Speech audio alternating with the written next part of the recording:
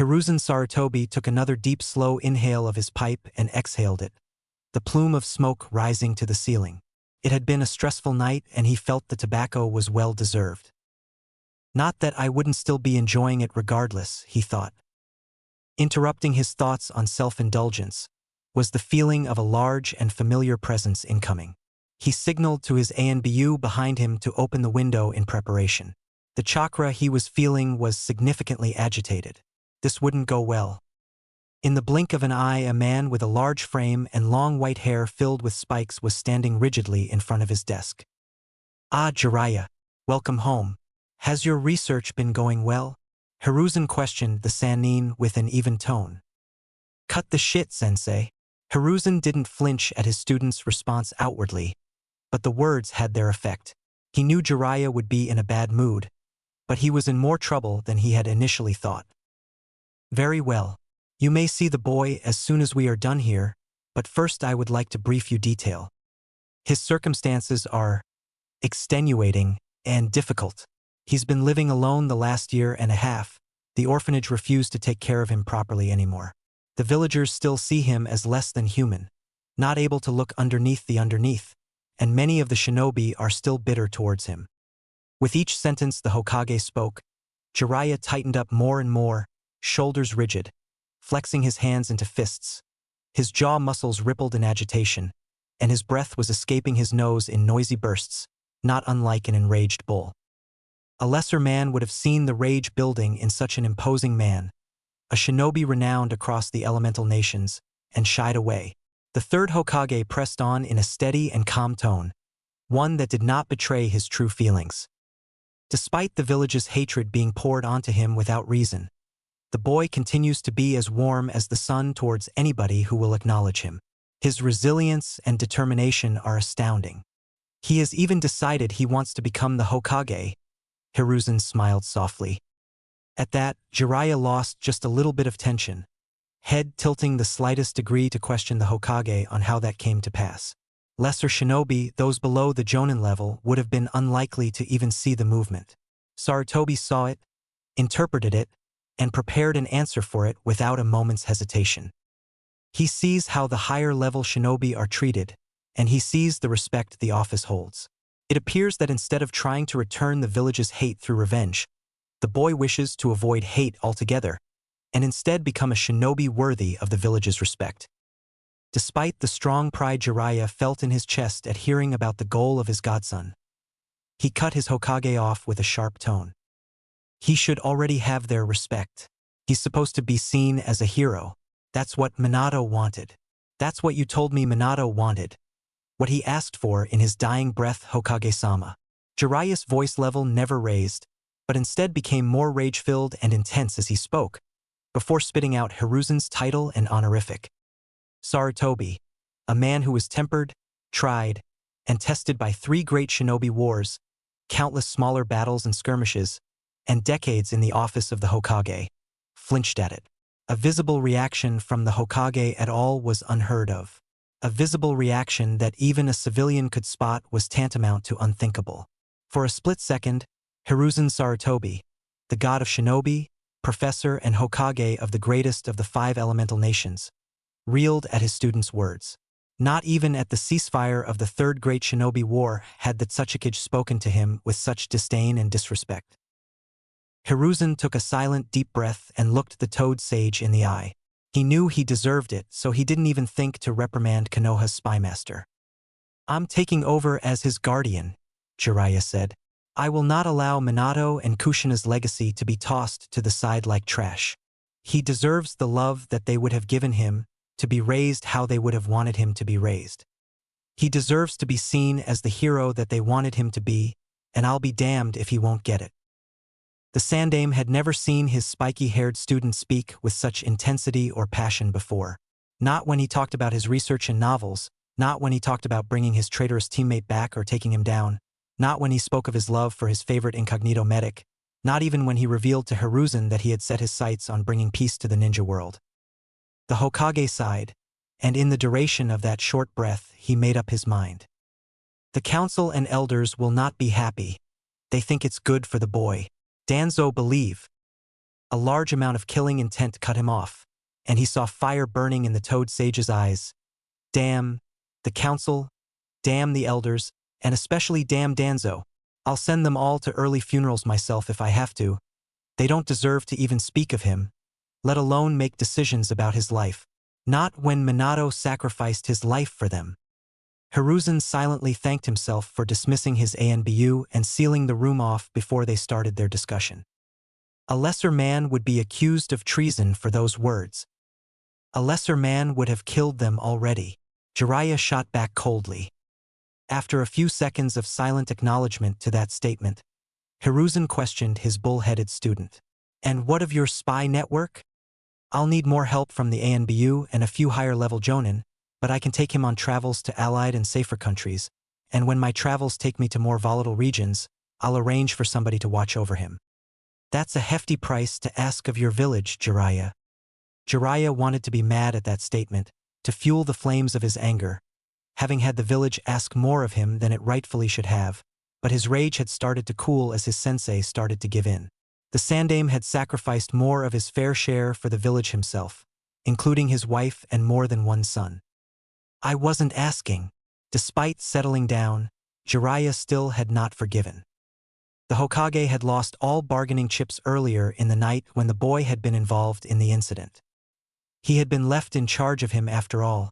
He had promised he'd take care of him. Promised Minato.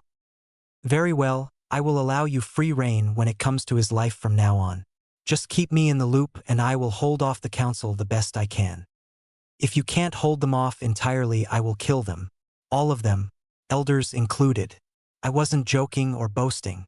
Jiraiya's statement was said with finality, and Hiruzen realized just how serious he was.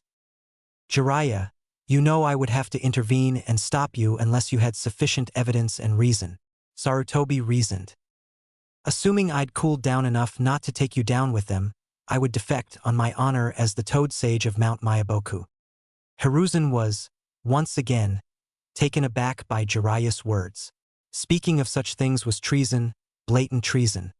Yet he couldn't find it in himself to even be upset at his student's words. In fact, if the roles were reversed, he could see himself uttering the same words.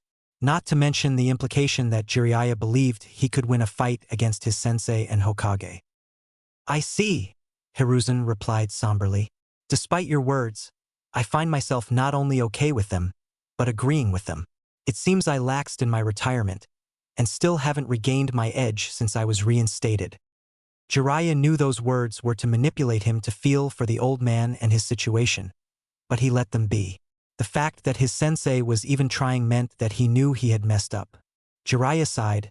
Sarutobi had tried to pass the hat off a little over 8 years ago, and had tasted retirement long enough to have grown accustomed to it. He knew he didn't want to take the hat back after the Kyuubi attack, but had to due to a lack of qualifying candidates. He knew that he felt as if he had failed by leading the village into the Third Great Shinobi War, failed by allowing Orochimaru turn traitor and escape the village, and now he felt he had failed his successor's legacy.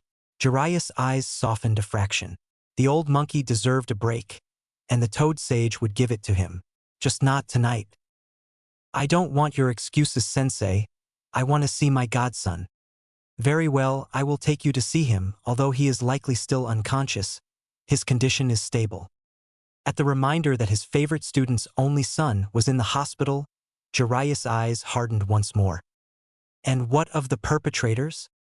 Their heads were rolling even as the message was en route to you. The ANBU who were assigned to his protection detail too. Both of them. Jiraiya relaxed a small amount at that. He might have been angrier than he could ever remember, but he didn't feel like ripping anybody's spine out tonight, and he was happy to hear the Hokage hadn't lost as much of his sharp edge as he had thought. Hiruzen rose to lead his student out of the office after deactivating the privacy seals. The two turned to head out of the office through the doors, another action that showed the seriousness of Jiraiya. He hadn't used the doors in over 30 years, preferring the window due to how badass it is. As they headed out, Sarutobi stole a look at the pictures of the Hokage on the wall by the door, specifically at Minato's. He had failed the village, his sensei, the previous Hokage, and the will of fire that he had inherited from him, failed his student and failed his successor. It was due time that he rectified that. All of it. Jiraiya, I am sorry. You have shown me how I have failed. I will make it up to you, that is a promise. Jiraiya's eyes softened, almost to their normal state. Thank you, sensei. He threw a punch at the elderly Hokage, just for old time's sake. Hiruzen leaned back, not even moving his hands from where they were clasped behind his back, and dodged the punch, more out of habit and instincts than anything. But I'm still angry, and you owe me one. Hiruzen smiled lightly for the first time that night. I expected nothing less from you, Jiraiya. You have the debt of the Hokage's office to call upon whenever you wish. Naruto awoke in the hospital to hushed whispers. In his experience, hushed whispers were never happy words. Not that it bothered him, he had learned not to be bothered by such boring things at a young age.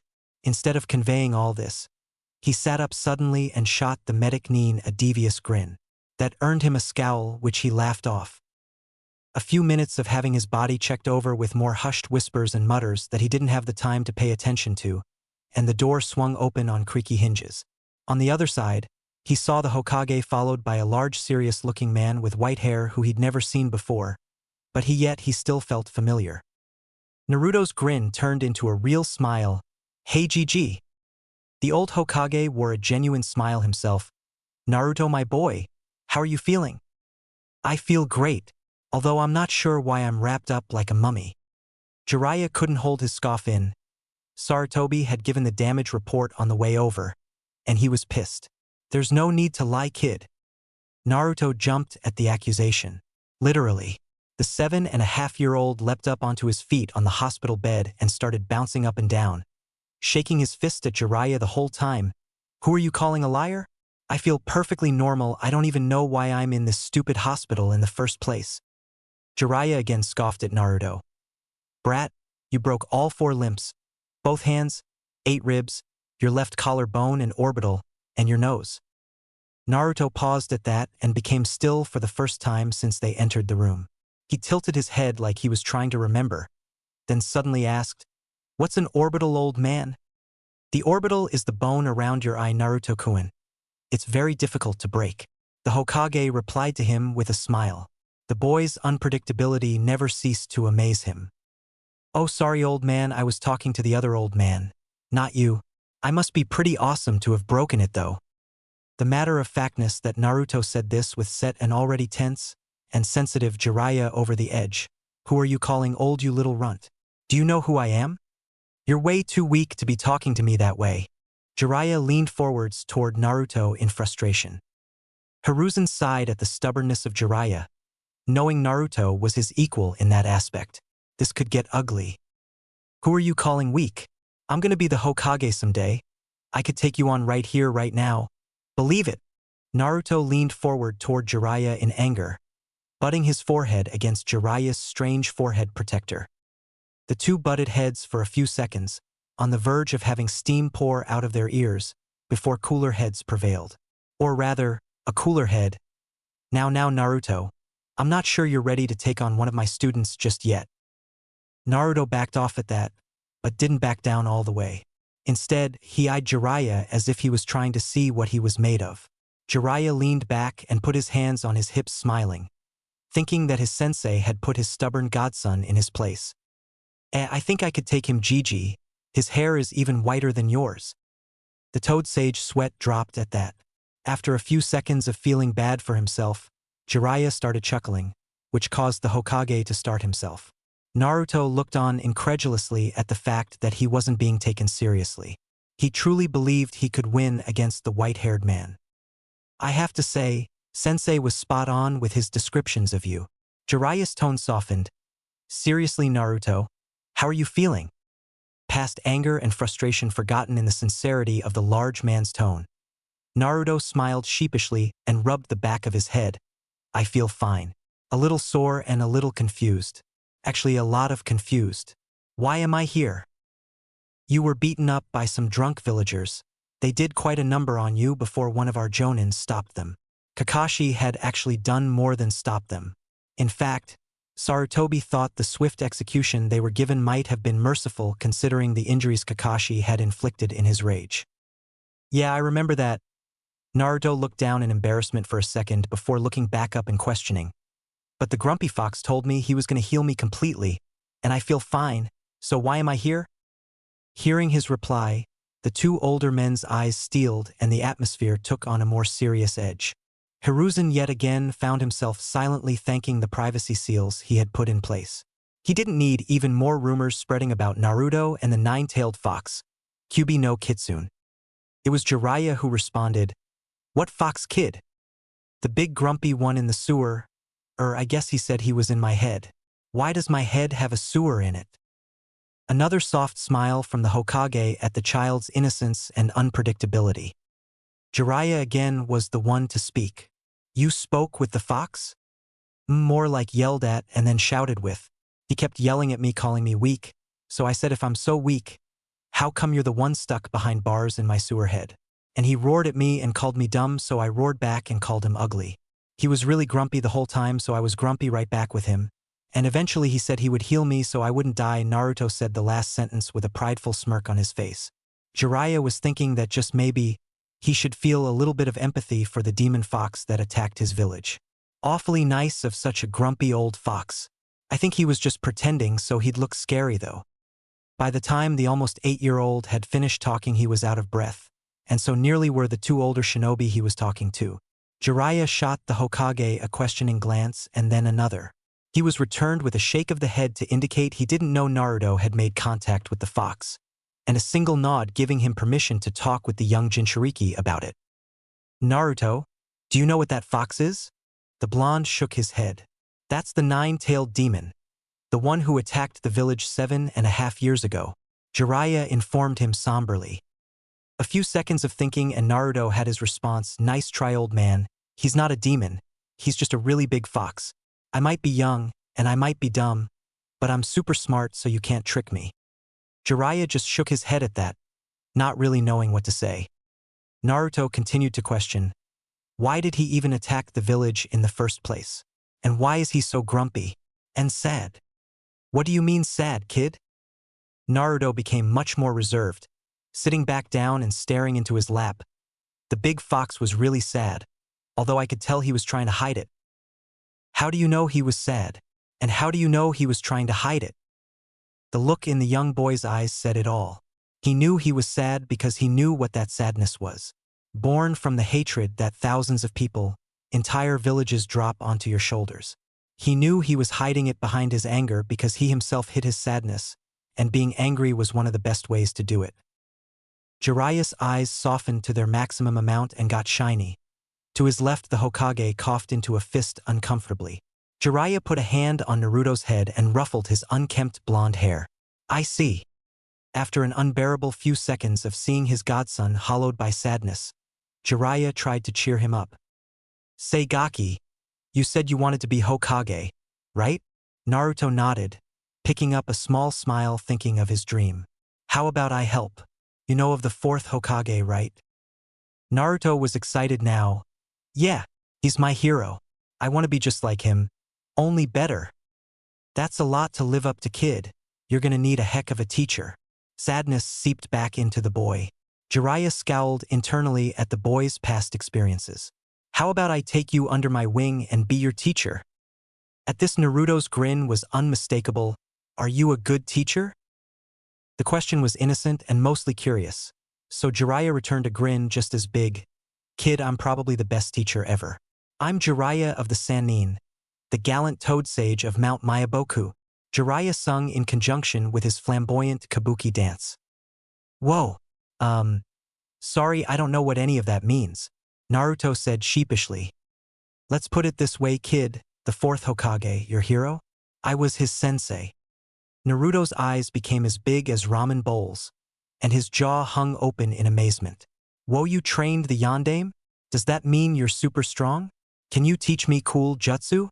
Can you breathe fire like Sasuke? Can you teach me how to? Can you make me strong enough to beat Jiji?" Both of the veteran shinobi were chuckling at the excitement of the young boy, possibly remembering a time when they were also wide-eyed youngsters. "I can't promise that last one, but if you promise to work hard, I can definitely make you into a great ninja that the Yondaime, fourth Hokage, would have been proud to have in his village." Hearing that, Naruto's eyes somehow got even bigger and much wetter. He rubbed them on the back of his arm and noticeably tried to keep them from leaking. Hey, it looks like you already know one of the shinobi rules. A shinobi never cries, because it won't get him anywhere, Jiraiya said, and Naruto nodded. Can I tell you a secret though? Just between you and me? Another nod. It's okay to cry when you're happy. I've even seen the Hokage, both third and fourth, do it before. Naruto looked up at him in awe and nodded again. The tears silently started spilling out of his eyes. Sarutobi looked on, seeing a boy who had known so much sadness and hate, and had shouldered such a large burden for the good of the village. Crying tears of happiness brought a warm feeling into his heart. Hope. He hadn't seen Jiraiya like this since Minato's death. He himself hadn't felt this light since before he reclaimed the hat. Maybe this little blonde ball of excitement would be the thing that will bring the village together and take them to new heights. Maybe, despite his failure, the child would turn out exactly how Minato would have wanted. It was clear as day that he had inherited the will of fire. Maybe, just maybe, he would achieve his dream and become Hokage. Jiraiya was thinking similar thoughts. He had vowed not to take another student, and this boy had convinced him, had him excited even, to become his teacher without even asking, with nothing more than his infectious attitude. He thought he would be filled with regret seeing Naruto after what happened, knowing that he could have prevented it. Instead, he too felt hope. Hope that this boy would inherit his will of fire too. Hope that this boy who claimed the Kyuubi Ninetales was hiding sadness and stood up to the demon at 7 and roared back would maybe, just maybe, be the one to end the cycle of hatred and bring peace to the shinobi world. Naruto stood at the main gate, feeling both excited and sad. He loved the Leaf Village. His village. He would miss his grandfatherly figure in the Hokage's office. He would miss the new sensei they got in the academy this year, the one who yelled at him a lot for not paying attention or for the few pranks he had played in class. He didn't have the feeling of hate directed at him, though, like the rest of the village did, just sadness and maybe a little frustration. And he would miss Ichiraku ramen, the best ramen in the whole wide world, which he was sure of despite never having left the village walls. More importantly, he would miss the people within the shop, Tucci and Ayam. They too looked at him with sadness in their eyes, but they always smiled at them and asked how he was. Naruto always gave them his biggest and best smile right back and told them he was doing great, and how could he not be when he was about to chow down on the greatest version of the best food ever invented? It wasn't like when he was in his apartment alone, and the sadness tried to overcome him. Sadness. There was so much sadness around him, and in him. Did he make people sad? Was he the reason that even the people who were nice to him looked so sad? He couldn't remember ever having done anything wrong. Maybe he was doing something that he didn't even notice. He would have to pay closer attention to himself and what he was doing. Naruto was brought out of his thoughts by the reason he was excited. Jiraiya, the old white-haired man, what had he called himself? Sannin? Toad Sage? Naruto still didn't know what either of those things meant. Obviously he knew what a toad was, but what was a sage? And he knew what Sannin meant, but what did it mean to be one of 3 ninja? Weren't there way more than 3 in the Leaf Village? Who were the other 2? Were they also old? He was interrupted by the tall man yet again, this time not by his presence, but by the question that came from behind him. Ready to go, Gaki? Naruto spun on his heel, instantly mad about being called a brat. He hadn't done anything to earn that name. At least not around Jiraiya he hadn't. Who are you calling a brat, old man?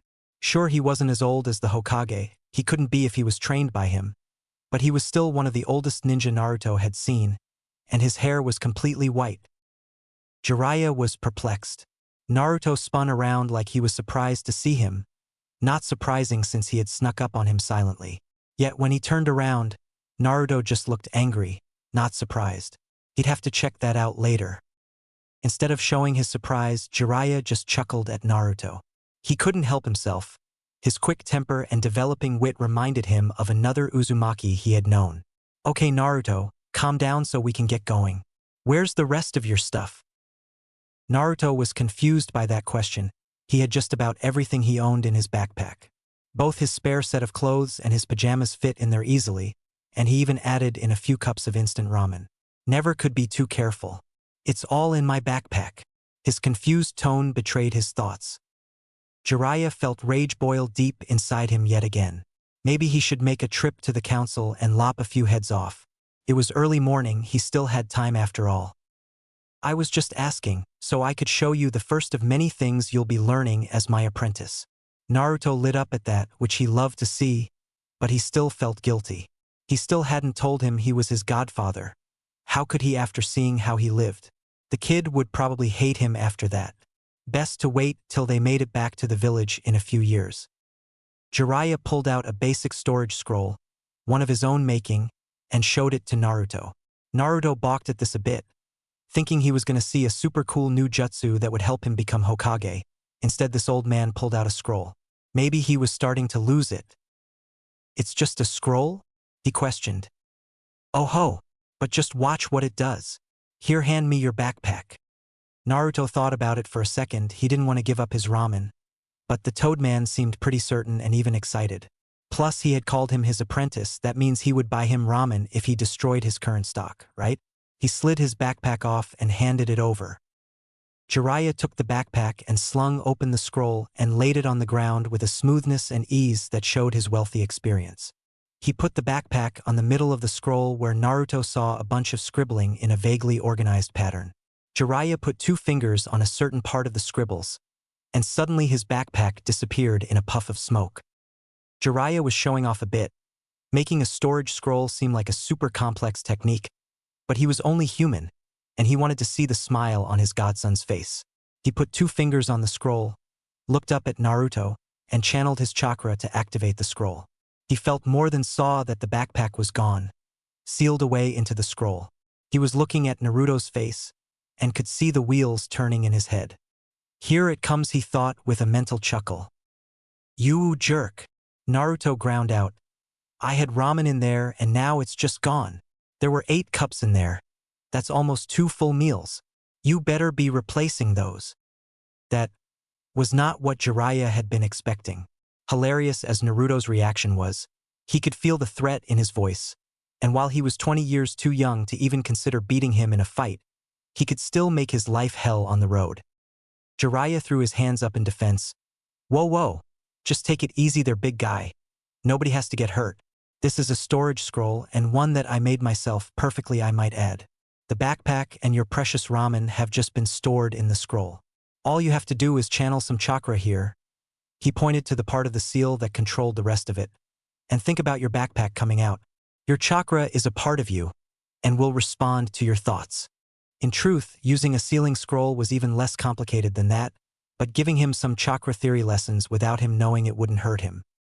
Naruto's eyebrows furrowed at the instructions, and his mouth scrunched to one side in concentration. Finally, he relented and asked, How do I channel chakra, Jiraiya-sensei?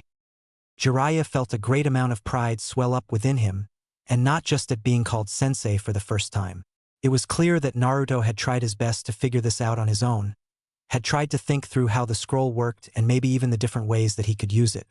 He was already looking underneath the underneath, even if it was just a little. Well, my precious student. That received a smile from Naruto, whose face had still been mostly contorted in concentration. Have you learned how to access your chakra? Naruto's eyes looked upward like he was trying to remember, and then he looked back at Jiraiya and nodded. Good. Then think about it like this. You want to start molding or accessing your chakra. Then you want to slowly feel it moving down your arm and pushing out of your fingertips. As I said before, chakra will respond to your will. It's not just a part of you, it is you, but since you're not experienced with it, it could take some time. Why don't you give it a shot? Naruto nodded and sat down cross-legged in front of the scroll. He brought his hands up in front of his chest in the ram seal and started to access his chakra. Jiraiya-sensei had called it molding. He liked that better, it just felt right. He didn't really feel any change, but he could feel his chakra swirling, so he let go of the seal and placed 2 fingers where Jiraiya had shown him and tried to push his chakra out through his fingers. The feeling was instant, like a wind rushing through an open window, and suddenly there was a loud pop. An apprentice and student were surrounded by a large cloud of smoke larger than an elephant. Coughing and waving his hand in front of his face as the smoke dissipated, Jiraiya informed his student, Little too much chakra there, Gaki, but we can work on your control later. Naruto was only half listening. He was more focused on the ramen in the backpack that he was currently hugging and protecting like his life depended on it. To be fair, in Naruto's mind, his life did depend on it. This was ramen. After a few seconds of his precious reunion with the lifeblood that fuels future Hokage, Naruto realized what happened. Whoa, Sensei, I did it. Can you store other things in the scrolls? You said you made this one. Can you teach me how to do that? Can you store people in the scrolls? What about chakra? What about buildings? A tree? Can I store my arm in one? Jiraiya was increasingly perplexed by Naruto's questions. Unpredictable was an understatement, but he was content with the curiosity the boy showed, and he learned to channel his chakra out of his fingers in no time flat for it being his first go at it. He would make a fine shinobi one day, of that Jiraiya was sure, maybe even a great Hokage too.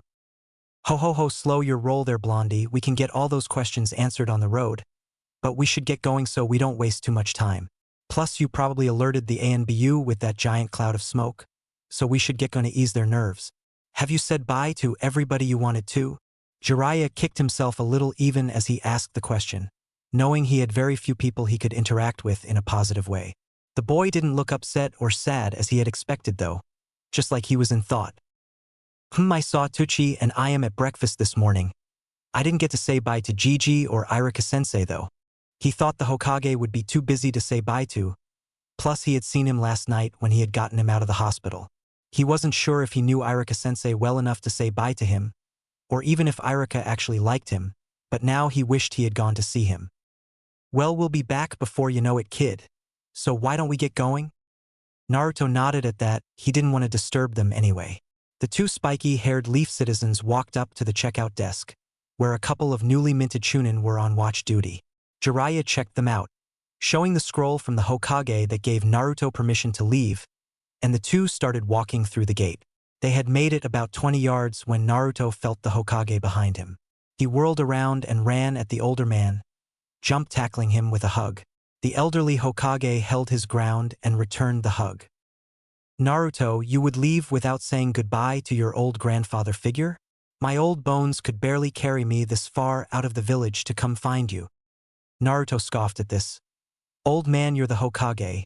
That means you're the strongest in the village. That old person act won't fool me. Naruto harumphed, crossing his arms in stubbornness. My Naruto. Not much gets by you, does it? Naruto nodded. Except maybe the presence of your favorite academy teacher? Sarutobi rotated to give Naruto a view of the man standing behind him. Irika-sensei, what are you doing here? Naruto was shocked, but beyond happy to see him. That meant that Irika really did care about him. One more person to add to his list. Now Naruto, you didn't think that I'd let one of my favorite students leave without saying goodbye, did you? Irika leaned in close to whisper in his ear. And just between you and me, I think you might be my favorite out of all the other students. You can't tell them I said that though.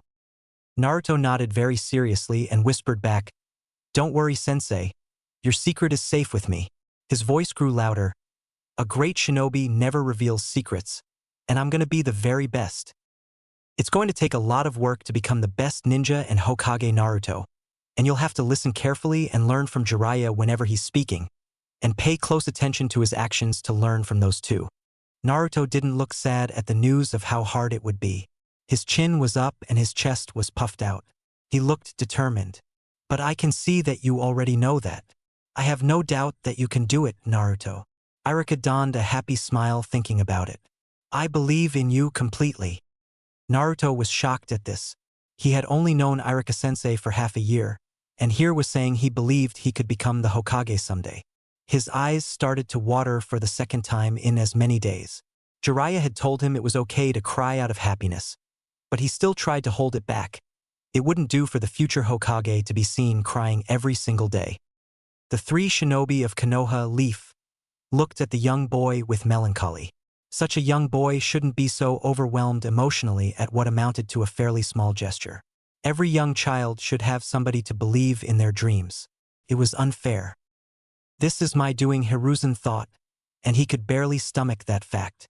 Never again will I allow my inattentiveness to harm this village or anybody in it.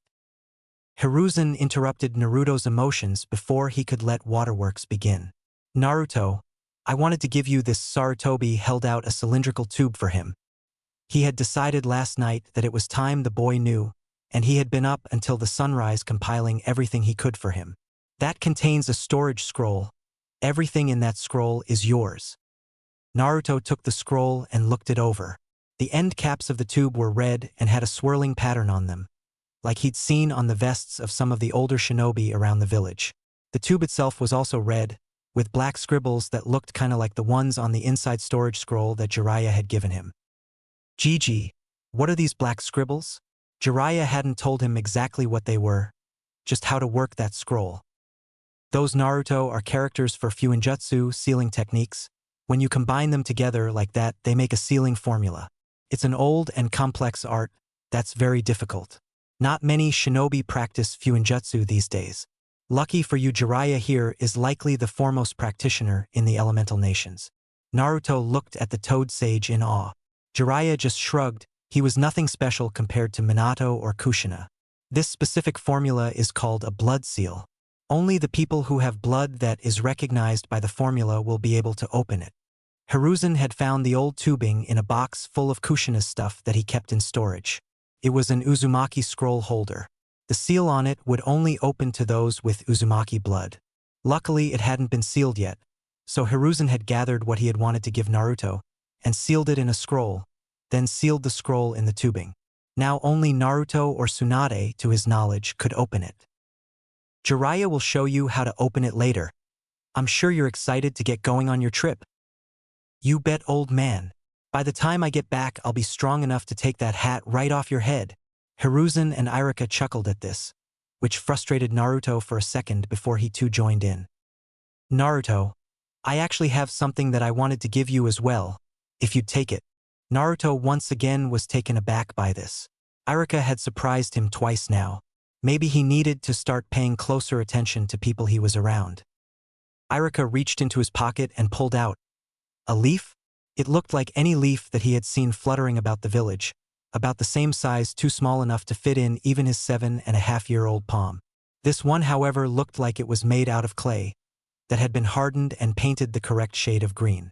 He didn't really need a paper weight, but he took it from Irika anyway and bowed as he thanked him. I know it's not as interesting as a storage scroll or as cool as a sword or anything like that, but I thought it would be a reminder of home for you. You could look at it after a long day of training and remember why you're doing it, remember what your goals are, and the people you're trying to get strong enough to protect, and the village that you will one day be the leader of. Irika said with a growing smile. He didn't know how or even why, but this little blonde student of his had wormed his way into his heart and taken root there, and he suspected there was no way of getting him out. It was all too much for Naruto. His eyes watered again, but this time he couldn't stop the tears from falling. Not that he was even trying anymore. The two people standing in front of him meant so much to him. They believed in him and were trying to help him. They gave him gifts. Nobody had ever given him a gift before, not even on his birthday. He would cherish both these gifts forever. He made up his mind right then and there. He would become Hokage, and yes, he would do it to gain acknowledgement from the people of the village, but that was secondary now. Now, he would gain the strength to protect the people that already acknowledged him, that believed in him, that he considered precious. That's why he would become Hokage, to protect his loved ones. Jiraiya put his hand on his shoulder. We should get going, Naruto. Naruto nodded and ran up to the Chunin and Hokage and did his best to hug both of them in his much too little arms. Thank you, both of you, so much. I promise I'll become the greatest ninja either of you have ever seen. He whispered to them. The determination in his voice was something that Sarutobi hadn't seen in most of his jonin. It was nearly impossible for an academy student. He could practically feel it. This boy was truly something else. Naruto stepped back away from them, his electric grin reappearing on his face in a more typical Naruto fashion. Gigi, Irika-sensei, I'll see you when I get back. Old man, you better have that hat fitted for my size by then. And sensei, we can fight when I get back. I promise I won't beat you up too bad. Something else indeed, Hiruzen thought. You know Naruto, Sarutobi finished with. I hear young Sasuke-kun also wants to be Hokage. You better work really hard if you're going to beat it. Naruto was distraught at hearing this and turned to his newly acquired teacher. Come on, Jiraiya-sensei, We gotta get going so you can start training me. I can't lose to Sasuke. He's a jerk. Naruto started tugging on Jiraiya's sleeve, trying to drag him along the road, much to the Sanin's amusement. He did turn over his shoulder and wave to the Hokage and his academy teacher one last time before turning back and marching away from the village in determination. Once he was out of earshot, Irika leaned towards the Hokage. Forgive me, Sandame-sama, Lord Third, but I haven't heard that Sasuke wants to be the Hokage. How did you find that out? Sarutobi sported a knowing smile and let loose a chuckle, something he'd been doing a lot while around Naruto. I didn't, but Naruto doesn't know that, and a rivalry amongst young boys is a tried and true method to motivate them. Irika didn't like keeping the truth from his students, but he supposed the third Hokage had a point. Toad Sage and Apprentice had made quite a headway to the southwest, and were setting up camp about 2 hours short of nightfall. Normally Jiraiya would keep moving until after sunset, but Naruto had a long and emotional day, not to mention an extremely rough night after being hospitalized. Still in the land of fire, they had plenty of trees for cover, and they made camp about a mile into the forest, far enough away from the road to avoid all but the very best sensors. They were in a small clearing, large enough to hold 2 tents and a small campfire while still leaving enough room for Naruto to train if he was up for it. Jiraiya made 4 shadow clones to go set up a perimeter of seals and barriers, never could be too careful. Upon seeing Jiraiya make the shadow clones, Naruto's eyes widened. Old man, you gotta teach me that jutsu. I bet I could kick Sasuke's butt with that. Well, Naruto, first, can you tell me the 3 man types of jutsu that shinobi use? Jiraiya asked. Well, there's ninjutsu, and taijutsu was one I think, and I can't remember the other. Naruto sheepishly rubbed the back of his head. He was sure that Irika had gone over it in class, but it had seemed unimportant at the time. Now he was embarrassed that he didn't know.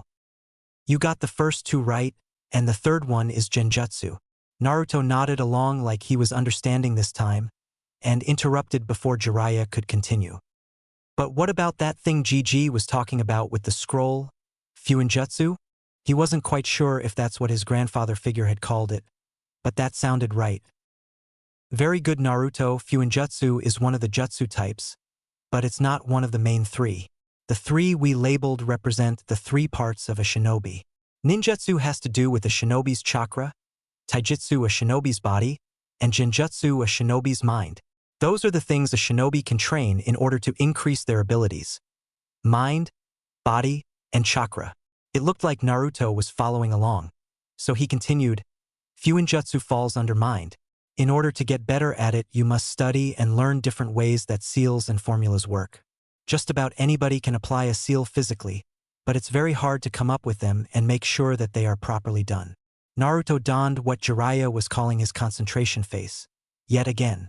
Eyebrows furrowed and lips scrunched off to one side, usually the left. It seemed to mean that he was thinking both deeply and carefully. Might as well pile it on, Jiraiya thought. It's not like we won't have plenty of time to go back over it later.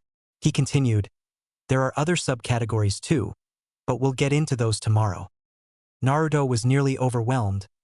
He never knew that being a shinobi was so complicated and had so many things to worry about.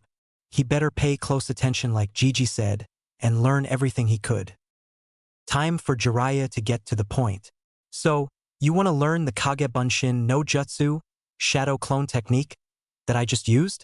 Bunshin, clones, are a form of ninjutsu, so you need to train your chakra before you can learn an advanced technique like that. As far as Naruto was concerned, training his chakra so that he could make more of himself was totally worth it. He wondered how many of himself he could make. Jiraiya cut off his train of thought. Now, there's 2 ways to train your chakra. You can either train your reserves, which I don't think will be a problem for you, or you can train your control, which, judging by your use of the scroll, is going to be the hardest aspect of your shinobi abilities. Jiraiya finished. Naruto was never one to be told he couldn't do something, so he instantly jumped on the defensive. What do you mean it's going to be the hardest? Sounds easy. You said chakra is just part of me like an arm or a leg, right? Then I should be able to control it easily. While this was an oversimplification, Jiraiya was impressed with his thought process and reasoning skills. They weren't nearly as bad as what the reports from his 1.5 years at the academy said. It's not quite so easy, Gaki. Many shinobi train their whole lives and never master their chakra. Granted, most shinobi didn't live past 20, but Naruto didn't need to know that just yet.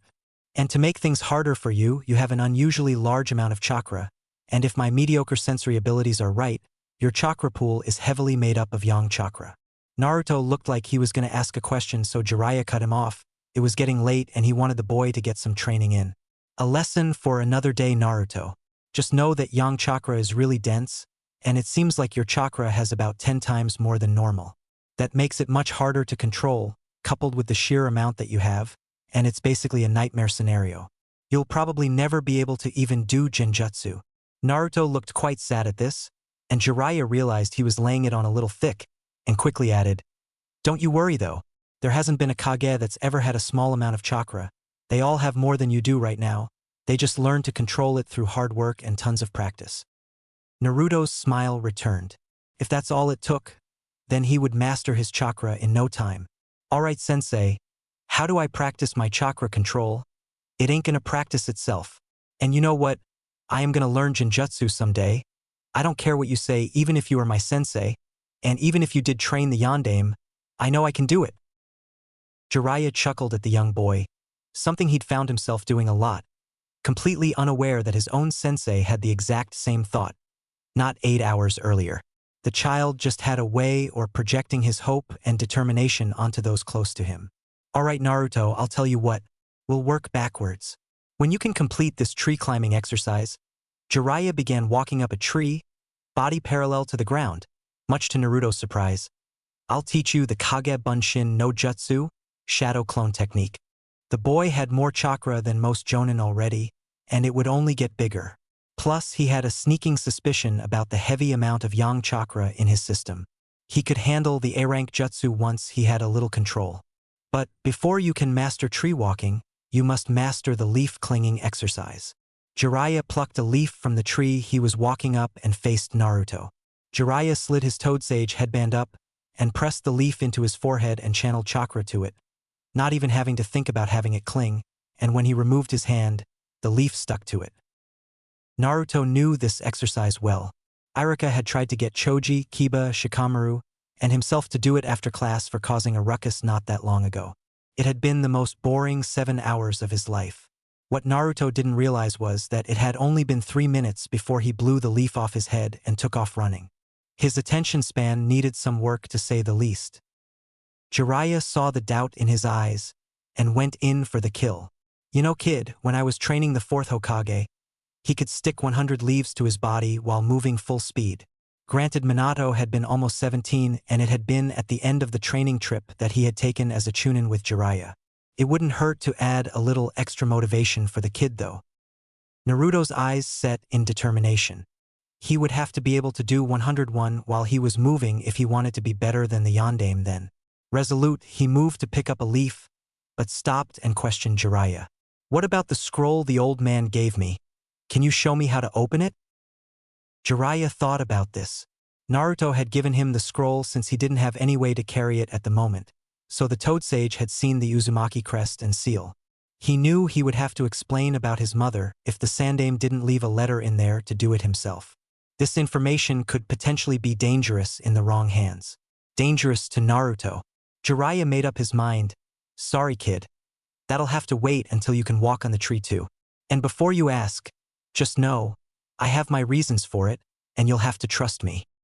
Considering that he had agreed to take Naruto on as his apprentice, Naruto thought trusting him on this seemed fair. Besides, he'd probably be running up and down the tree by nightfall tomorrow based off of how easily Jiraiya had done it. "Okay, sensei, I trust you." Naruto then grinned. "Just be ready to show me when I figure this out tomorrow."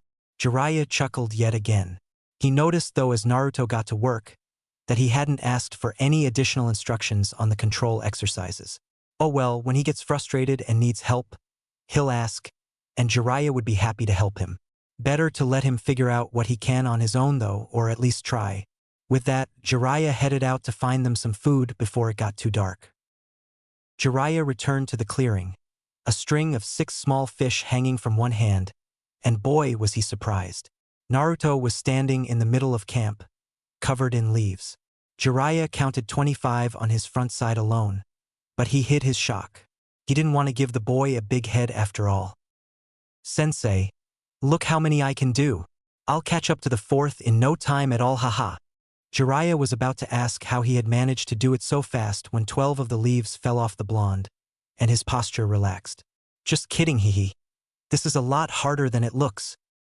13 or so of the leaves were still stuck to Naruto, which was confusing to Jiraiya. He questioned the boy. "If you were kidding, why are there still leaves stuck all over your body?" "Oh, these ones are clinging using the tried and true lick and stick method." Naruto demonstrated his words by picking up one of the fallen leaves, licking one side, and sticking it onto his skin. Now that Jiraiya looked, every leaf that was still attached was on exposed skin. "So what about those?" He pointed to the leaves that had fallen on the ground. "Well, those are the ones that I stuck with my chakra. That was the training exercise, right, sensei?" Jiraiya was once again surprised, but he still wasn't sure that Naruto had actually done it.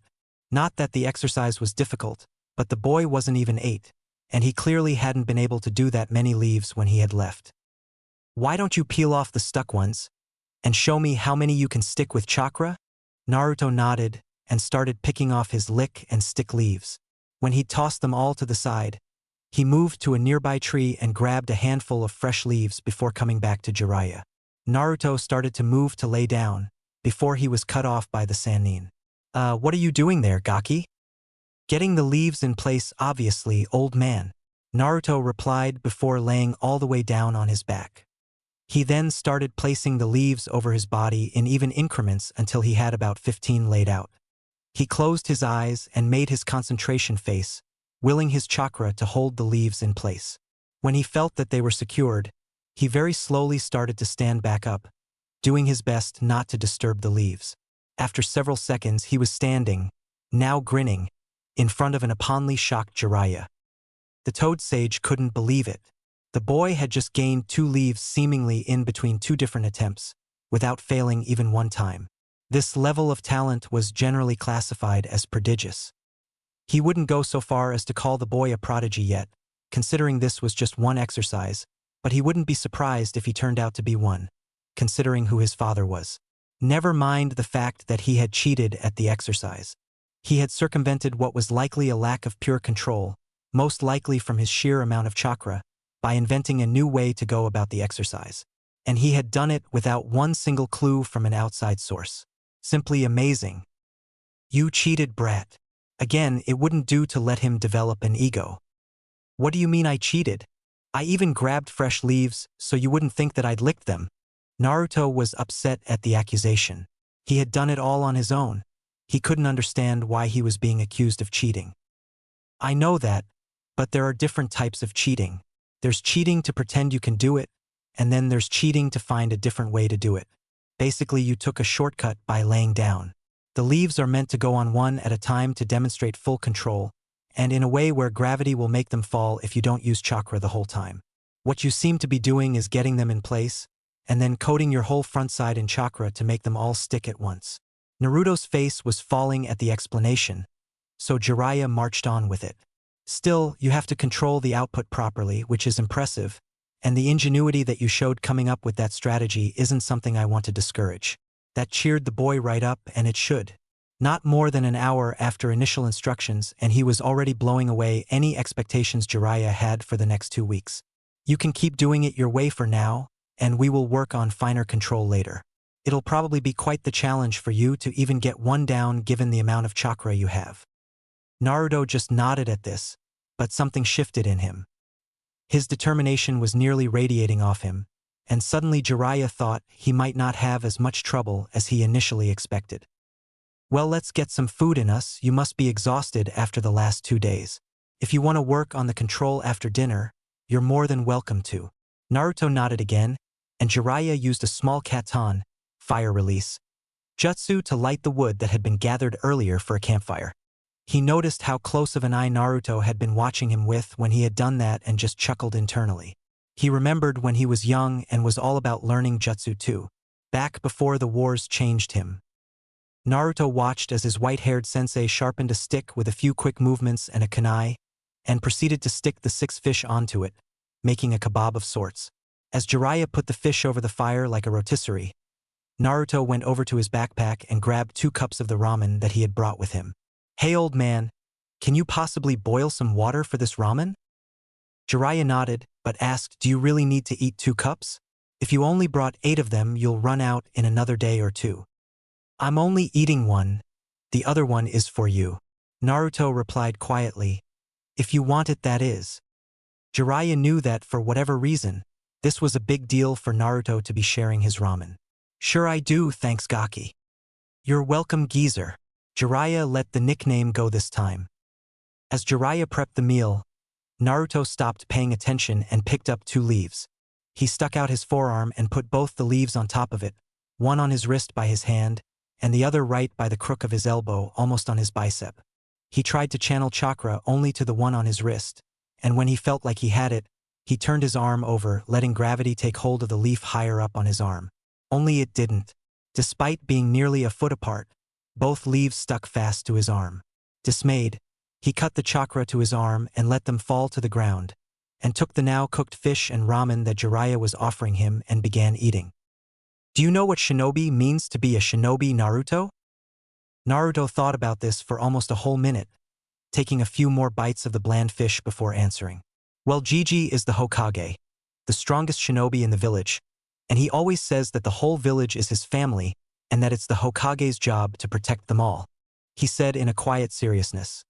"So I guess protecting your loved ones is what it means to be a shinobi," he finished. Soon Jiraiya would have to adapt to the constant unpredictability of the boy, or else his newest student would start to think of him as a fool with how often he was caught off guard. Not that Naruto was seasoned enough to tell when he was, but it was good practice regardless. "That's one hell of an answer, Gaki, but it's not quite right." Naruto donned his frustration face, a very similar look to his concentration face, but his brows furrowed a little more, and his eyes held a different kind of fire. Jiraiya marched on. "To be a shinobi means to endure. It's not about how many jutsu you have or how cool the ones you have are. It's not about killing or even fighting, and it's not even about protecting your loved ones or clients either. Being a shinobi is about enduring anything that is thrown at you. It's about having guts, the guts to give it your all, get knocked down, and give even more the next time. It's the guts to never give up." Jiraiya was speaking with more and more intensity and passion, but now calmed to a slow and serious drawl. "Our world is harsh and cruel. A lot of ninja don't make it past the rank of genin, because they can't handle the life of a ninja. They don't have what it takes to endure the pain. There hasn't been a Kage, alive or dead, who didn't have to endure hardships that would break most jonin. If your goal is to be Hokage, I just wanted you to know that. There are no shortcuts, it will be hard, and at times it will suck, but enduring it will make you that much tougher, that much stronger, and that much more capable." Jiraiya was finally finished.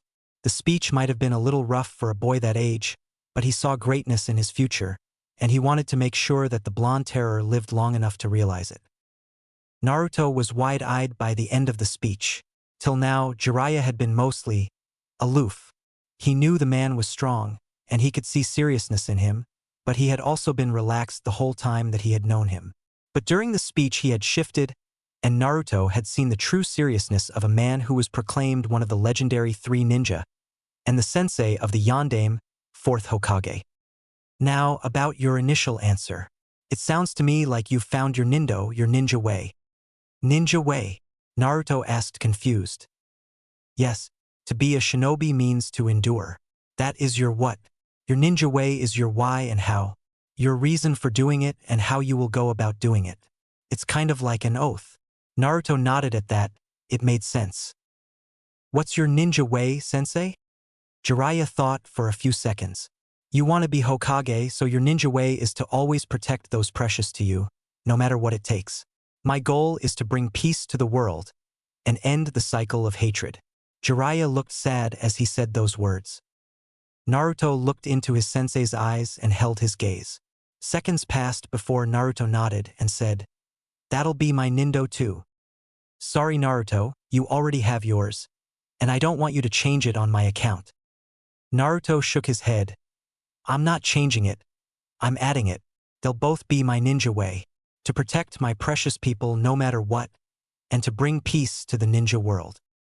What happens if your two ninja ways collide, and following one path goes against the other? What if protecting your loved ones is detrimental to bringing about peace? Jiraiya asked. The question wasn't theoretical to him. He had started the cycle of hatred fresh in many people by killing shinobi in order to protect his village. Then I'll get strong enough to make another path, one that follows both nindos, believe it. Determination radiated from him once again, and Jiraiya found himself believing the boy. You are something else, you know that? He turned around so the boy wouldn't see the single tear streaking down his face. Get some sleep, kid. We have another long day of travel tomorrow. Jiraiya ducked into his tent, and within 30 seconds, Naruto could hear him snoring away. Must be an elite shinobi trick to be able to fall asleep that quickly, Naruto thought before he silently picked up the 2 leaves he had been working with. If he was going to be strong enough to protect his new sensei, Sarutobi Jiji, Tuchi, Ayam and Irika sensei, he'd better get to work. Jiraiya awoke to sunlight streaming in through the opening in his simple tent. He stepped out of it and into the fresh morning air. Taking a deep breath, he moved to Naruto's tent to wake him, only to find it empty, and from the looks of it, completely unused. Forgoing basic means of search, Jiraiya closed his eyes while making the ram seal, reaching out with his senses. It didn't take long to find Naruto's massive reserves, although they did feel quite depleted. Moving to the east of the clearing, Jiraiya walked about 200 feet into the line of trees. There, he found his student passed out snoring, in perhaps the most uncomfortable position to sleep in possible. Laying at the base of the trunk of a large tree, there was drool coming out of the left side of his mouth, and a snot bubble moved in tune with his light snoring from his right nostril. Yep, that was the 4th Hokage's son, all right. Jiraiya examined the area a little closer.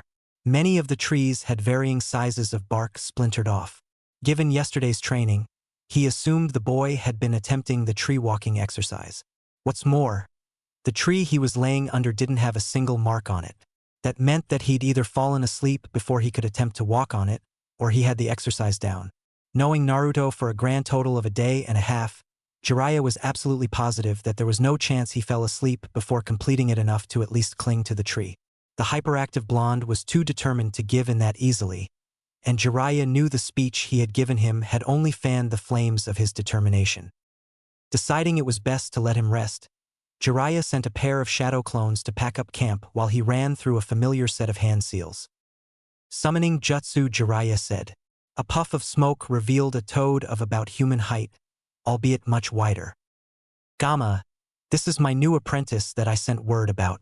He seems to have overworked himself training last night. Mind giving him a ride for a few hours so he can catch up on sleep? The toad croaked once, which Jiraiya knew meant yes. He picked Naruto up easily and secured him on his favorite summons head. He was appalled at the makeup of the boy. He was nearly all skin and bones. What little muscle he did have was strong, probably a side effect of having the QB sealed inside of him. That would have to be one of the first things he would rectify. He couldn't handle the type of training that Jiraiya knew he would soon be begging for if his body lacked proper nourishment. His charge secured, Jiraiya headed back to camp to grab the sealing scrolls his clones would leave, with Gamma and Naruto in tow. It was nearly noon when Naruto finally awoke with a groan, sunlight beating down on him. Welcome back to the land of the living, Jiraiya let out cheerily. What happened, Gigi? Where are we? Jiraiya did not miss what he knew was Naruto's affectionate nickname for the Sandaime. I thought Sarutobi-sensei was Gigi? Don't worry, I'm sure Gramps will like his new nickname just as much as the old one. Haha, well, as long as you call him Gramps, I'll be all right with old man, Jiraiya shouted out lightheartedly. As for what happened, I was hoping you could tell me. I found you outside of camp passed out under a tree. You had a sizable dent in your chakra reserves too. Jiraiya decided to let the boy brag a little bit, so he tossed him an easy question. How many leaves can you stick to your body now? Ugh, just 2. And even that was insanely hard. Naruto sounded exasperated, though 2 leaves in one day really wasn't that bad at all. Progress was progress after all. This wasn't the answer Jiraiya had been expecting, however. Only 2, huh? I thought you'd have been able to do more than that by now. Jiraiya decided to push a little bit. Well, it's really hard to keep them in spot without using chakra all over my body. Naruto said, clearly frustrated. Plus, it takes more focus to keep my feet stuck to the tree, and I kept dropping leaves and having to walk back down to pick them up and start over again. It was so slow going, Naruto complained. There was the surprise that Jiraiya was already beginning to expect each time he spoke with the boy. Going from 0 to 2 leaves in one night was something a fairly talented older academy student could do. For someone his age to get down tree walking in one night was bordering on prodigy. But he had seen Naruto struggle to narrow his chakra to even half his arm. With the amount of chakra he had, even Jiraiya was impressed. Well, why don't you walk me through how you got to where you did, and maybe I can help you increase that number. Naruto proceeded to clue in his sensei on his late-night training. Flashback. Naruto had been at it for about an hour when he finally turned over his arm, and one of the 2 leaves on it floated to the ground. Yes, he half-shouted, the word dying in his mouth when he remembered his new sensei was sleeping in the nearby tent. He wasn't sure he could contain his excitement the more he advanced, so he decided to move a little farther away from camp. Once he was far enough away, he proceeded to continue the same exercise. However, this time, he added another leaf between the 2. His goal was now to get the leaf in the middle to fall, and the 2 on the ends to stick when he turned his arm over. Took him about half an hour to get this down. The better feel he got for it, the quicker he seemed to pick up the next step. When he got to holding 5 leaves and dropping 5 about 6 hours after Jiraiya had gone to sleep, he decided it was time to give tree walking a shot. He didn't really know how many leaves he would need to be able to stick before he would be able to walk up a tree, but he was too excited not to try. He walked up to the nearest tree and put his foot on it as he had seen Jiraiya do, and tried to channel chakra into it to start walking and fell flat on his back. Dumb tree. He brushed himself off and gave it another shot. This time he tried a lot more chakra, and before he could even put his full weight on the tree, the bark exploded, leaving a large dent on the tree. He rested his hand on the tree as he thought. Channeling chakra for the leaves hadn't been too hard, only condensing it to a small area had been, and no matter how much he used, the leaves never exploded. He had even gotten to the point where he could easily stick a leaf on the end of each of his 10 fingers. He found channeling chakra there even easier than it was to channel to his arms. He guessed that made sense though. He was much more used to using his hands for finer control over things like chopsticks than he was his arms. And my feet, he thought. All he used those for were walking and running really, maybe even the occasional jump if he was excited. He looked at the tree in front of him and decided to try his hands first. Reaching up, he channeled chakra into his hands and stuck them onto the tree. He then flexed his core and bent his knees so that he was just hanging by his chakra-stuck hands. He made it a few seconds before his control slipped enough for him to lose his grip and he fell. The next time he tried it, he made it 30 seconds. The third time he had lost count at 2 minutes and let go because it became boring. This threw him into deep thought. It was obvious he could use chakra better in his hands than he could anywhere else. It also seemed obvious, to him at least, that this was because he was so used to using his hands for everything, that he not only used them for finer control, but he thought of them in terms of finer control. He pictured his hands and thought about 2 palms, which had a heel and a main flat part, and 5 fingers on each. Each finger had 3 sections except for the thumbs, which had 2. Then there were the tips of the fingers, which were different from the pads of them. He thought of them in small increments, each of which he could channel chakra to. He remembered the first lesson that Irika had taught them when he got to the academy. He had only been awake and paying attention because it was a new sensei, and because he hadn't received any dirty looks from said sensei yet. The lesson was about the chakra system. It didn't make much sense to him then, but now when he recalled his favorite academy teacher, he remembered him saying there were points on the body where the chakra could be released. There wasn't one huge gate that chakra came out of, but a bunch of tiny little ones. He couldn't remember how many or where they were, but if his newest sensei could walk on the tree, then there must be some in the foot. He tried to feel them in his feet, but felt nothing. He then tried to feel them in his hands, and thought he might have felt a vague something. It was less of feeling something, and more of just feeling that he could make chakra come out of certain areas like he'd done it before. That checked out as far as he was concerned, so he began to think of his feet more completely. There was a heel, an inside arch, and the outer part of the middle of the foot. There was the ball of the foot and the pad of it, as well as the pads of the 5 toes on each one. It didn't seem like there were as many parts to it as the hands, or at least parts that could come in contact with the tree. He guessed that was why ninjas used hand signs and not foot signs for jutsu. He figured his best shot was to try and focus on his heel and the ball of his foot as well as his toes. These were the spots that he was most familiar with because of walking and running. He put his foot on a different tree and focused on the spots, trying to channel chakra to them individually. This time when he tried to step, he managed to lift his whole body up half a step before he slid back down to the ground. He grinned with excitement. That old toad man was in for a surprise in the morning. From there, it was just trial and error trying to figure it out and get the feel for it. He found that if he tried to disperse his chakra into an area larger than his foot, that he had an easier time of staying securely in place. He'd mentally called this chakra leaking, as it felt like he was letting it leak from his control. It sounded counterintuitive, but it had felt right. Most importantly, it seemed to work. After another 3 hours, he could walk somewhat steadily up and down a tree, and had even started to try and stick leaves to his torso while doing it. Just as the beginnings of a sunrise began to creep over the horizon, he had passed out while staring up at his most recent tree. End flashback. Jiraiya had listened quietly with interest, only interrupting to ask questions when he wanted something explained with a little more detail, or to chuckle at something he said. "Well, kid, once again you've gotten the right answer using the wrong formula," Jiraiya chuckled at him. "You're technically wasting a ton of chakra doing the… what did you call it? Chakra leaking? By allowing it to leak out, you're using a large amount of chakra to do a small chakra task. You're probably expelling 4 or 5 times more than what's necessary, and the extra chakra is just being wasted so that the proper amount is actually going towards the technique." Jiraiya held up his hand to cut off his apprentice before he could become sad. "But, once again Naruto, what you've done is kind of genius. You'll need to work on your control so you can feel locked in without using your chakra leaking method, but anybody else I know wouldn't be able to walk on a tree even a little bit with the amount of control you have." "So, what does that mean exactly?" Naruto asked slowly. He was trying his best to understand, but some of the things Jiraiya said just didn't make much sense. "Frankly, you're really good at sucking." The young blonde deadpanned. "Well then you suck at teaching since you're my sensei," he said, sticking his tongue out at the older ninja. Jiraiya face-palmed at his student's statement. "I was just being sarcastic, Naruto. What I'm trying to say is that you're really good at doing things in ways they weren't designed to be done.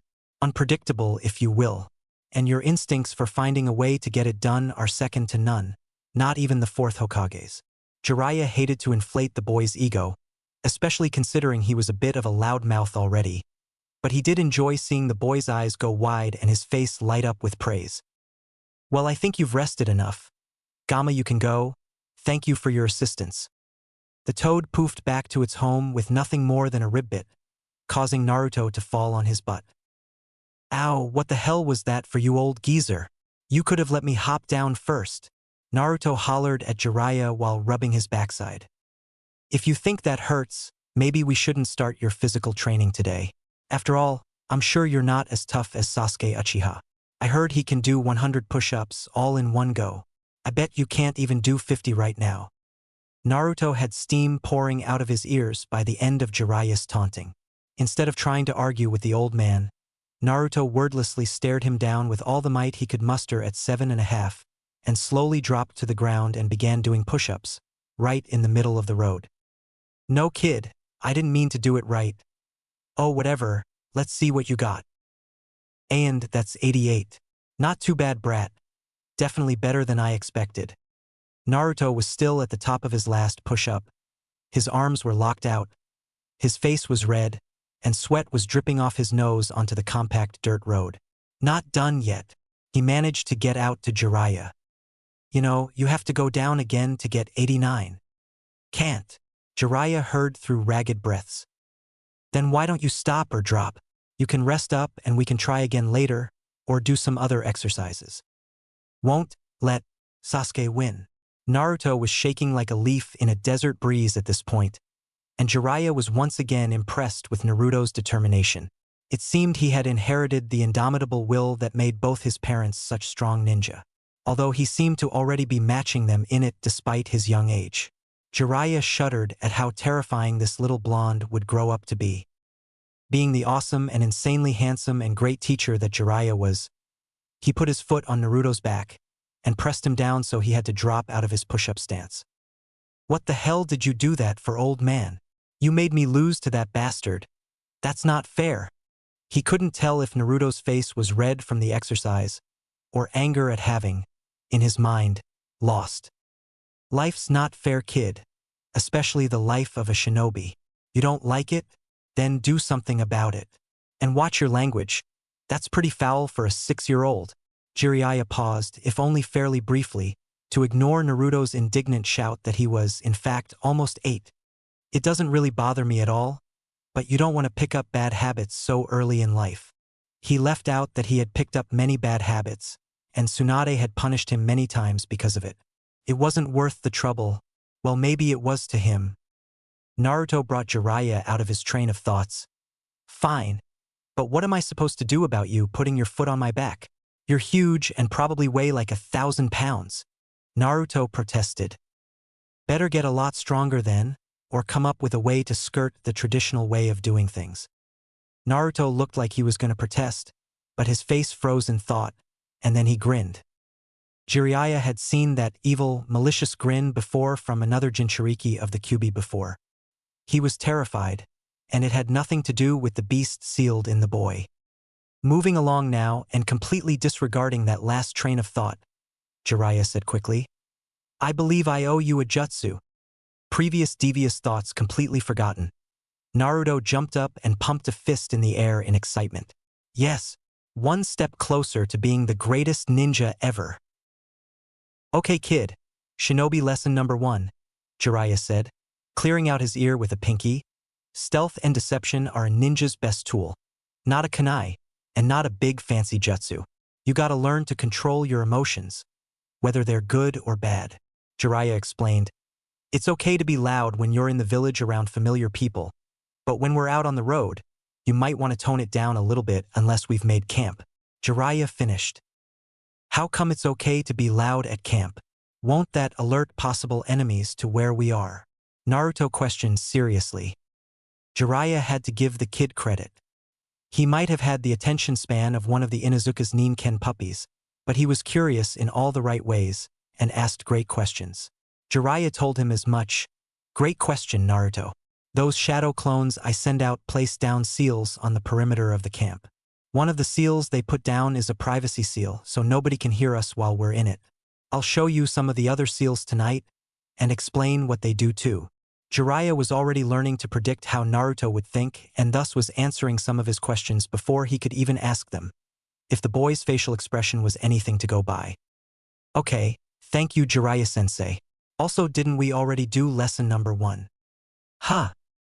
You said lesson number 1 yesterday." Jiraiya nodded at this, so Naruto continued. "How can they both be number 1? In this world, all these lessons, everything you learn as a ninja, are equally important. Whether it's how to stay quiet or how to throw a kunai or what jutsu is best for which situation, any one of them could save your life and forgetting them could cost you it, so they all are number 1. Jiraiya finished softly. "That doesn't make any sense, but I don't really care. Now teach me that jutsu so I can kick Sasuke's butt, you know?" Naruto exclaimed, although much quieter than the first time. Jiraiya nodded and motioned for Naruto to follow him, and led him away from the road. "Where are we going, Jiraiya-sensei?" the young blonde questioned. The Shadow Clone Jutsu is a technique of Konoha invented by the Nidaime Hokage Tobarama Senju himself. Jiraiya explained. While the jutsu isn't exactly a secret considering how often it's used, and taking into account missing Nin, it still wouldn't do to have any spies learning the technique in great detail, straight from the mouth of one of our elite ninja. Jiraiya, being an experienced spy himself, probably the most experienced in the elemental nations if he thought about it, knew nobody was following them. Going a little out of their way to drill a lesson into the kid wouldn't hurt them at all though. They were making good time anyway. "I don't see any of our elite ninja around here, sensei.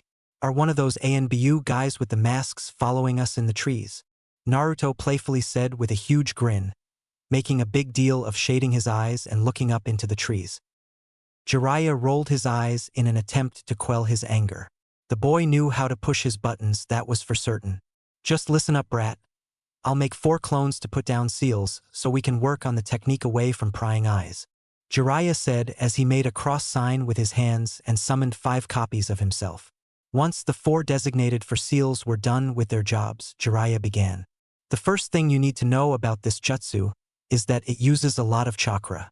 More than just about any genin should be able to use. Because of this, you are forbidden from ever teaching anybody this technique without permission from myself or the Hokage. Am I clear?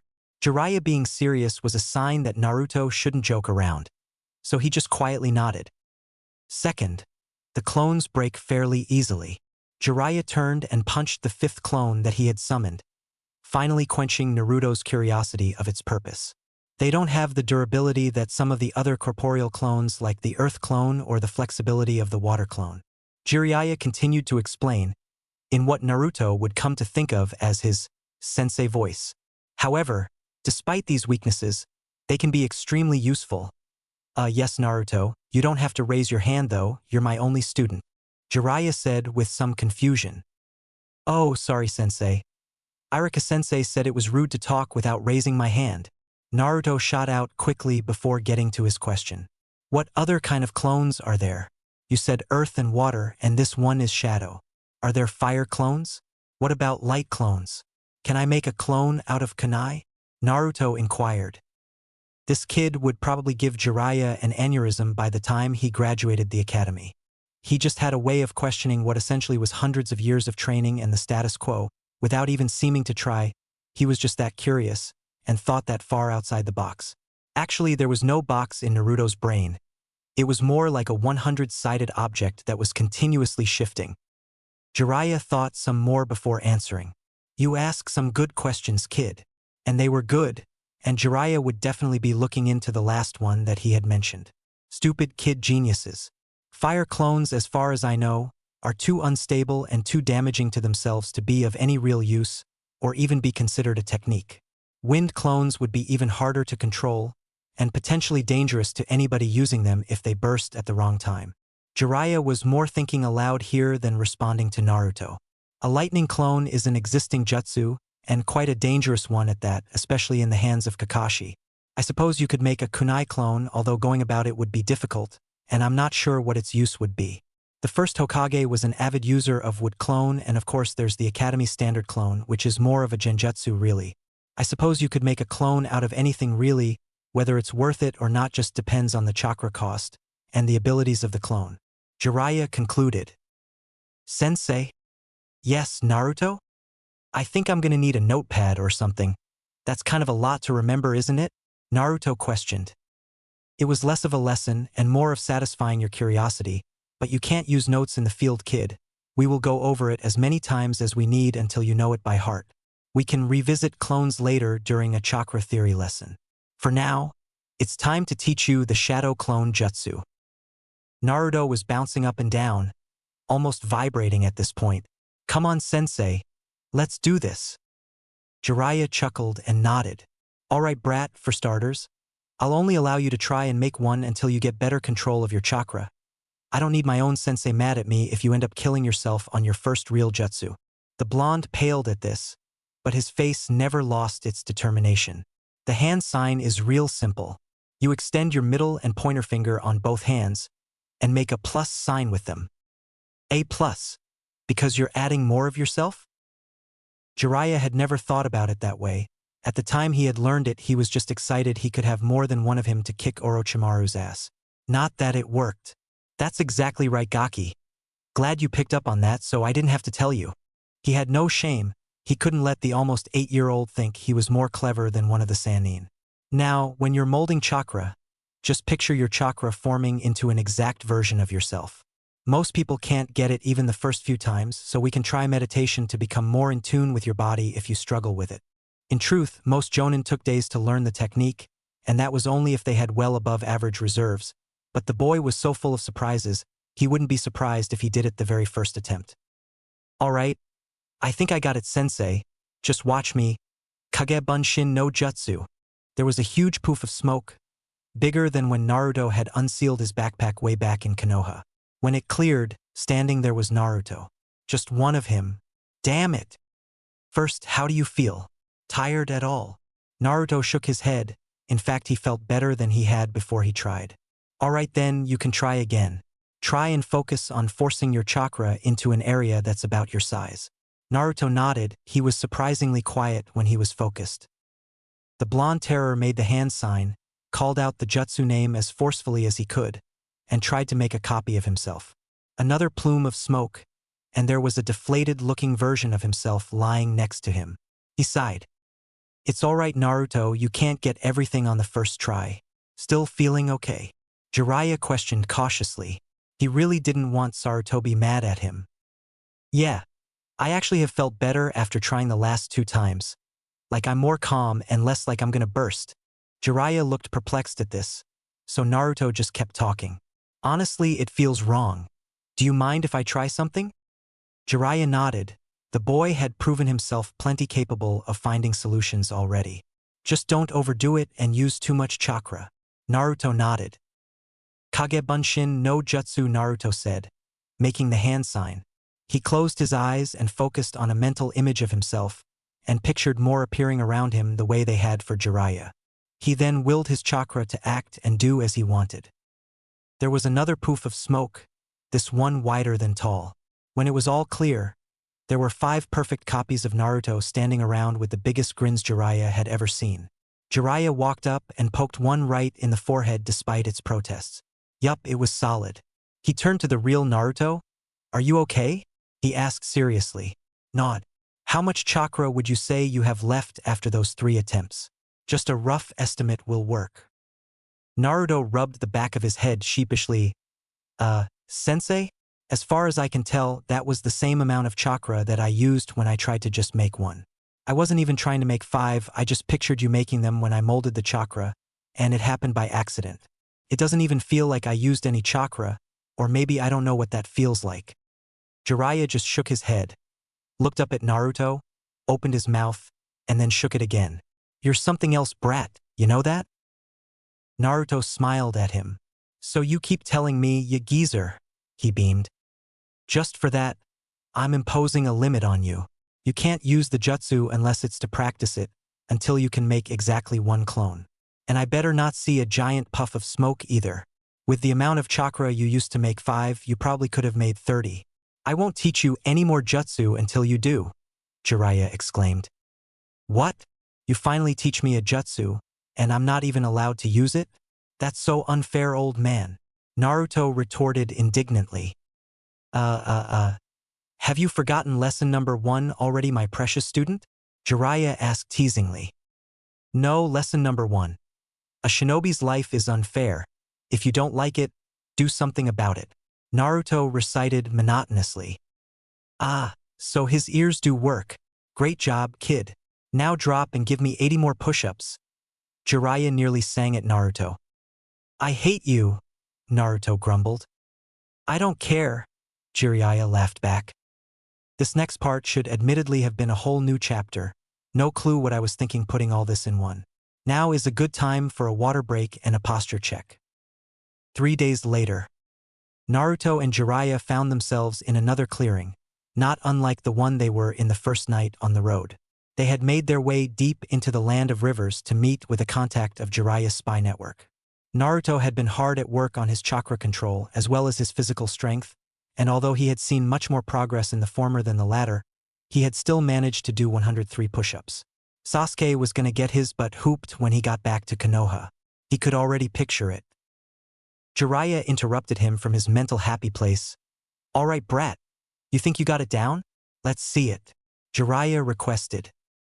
Naruto nodded, took a step back, closed his eyes, and took a deep inhale. He let it out calmly and made the necessary hand signs.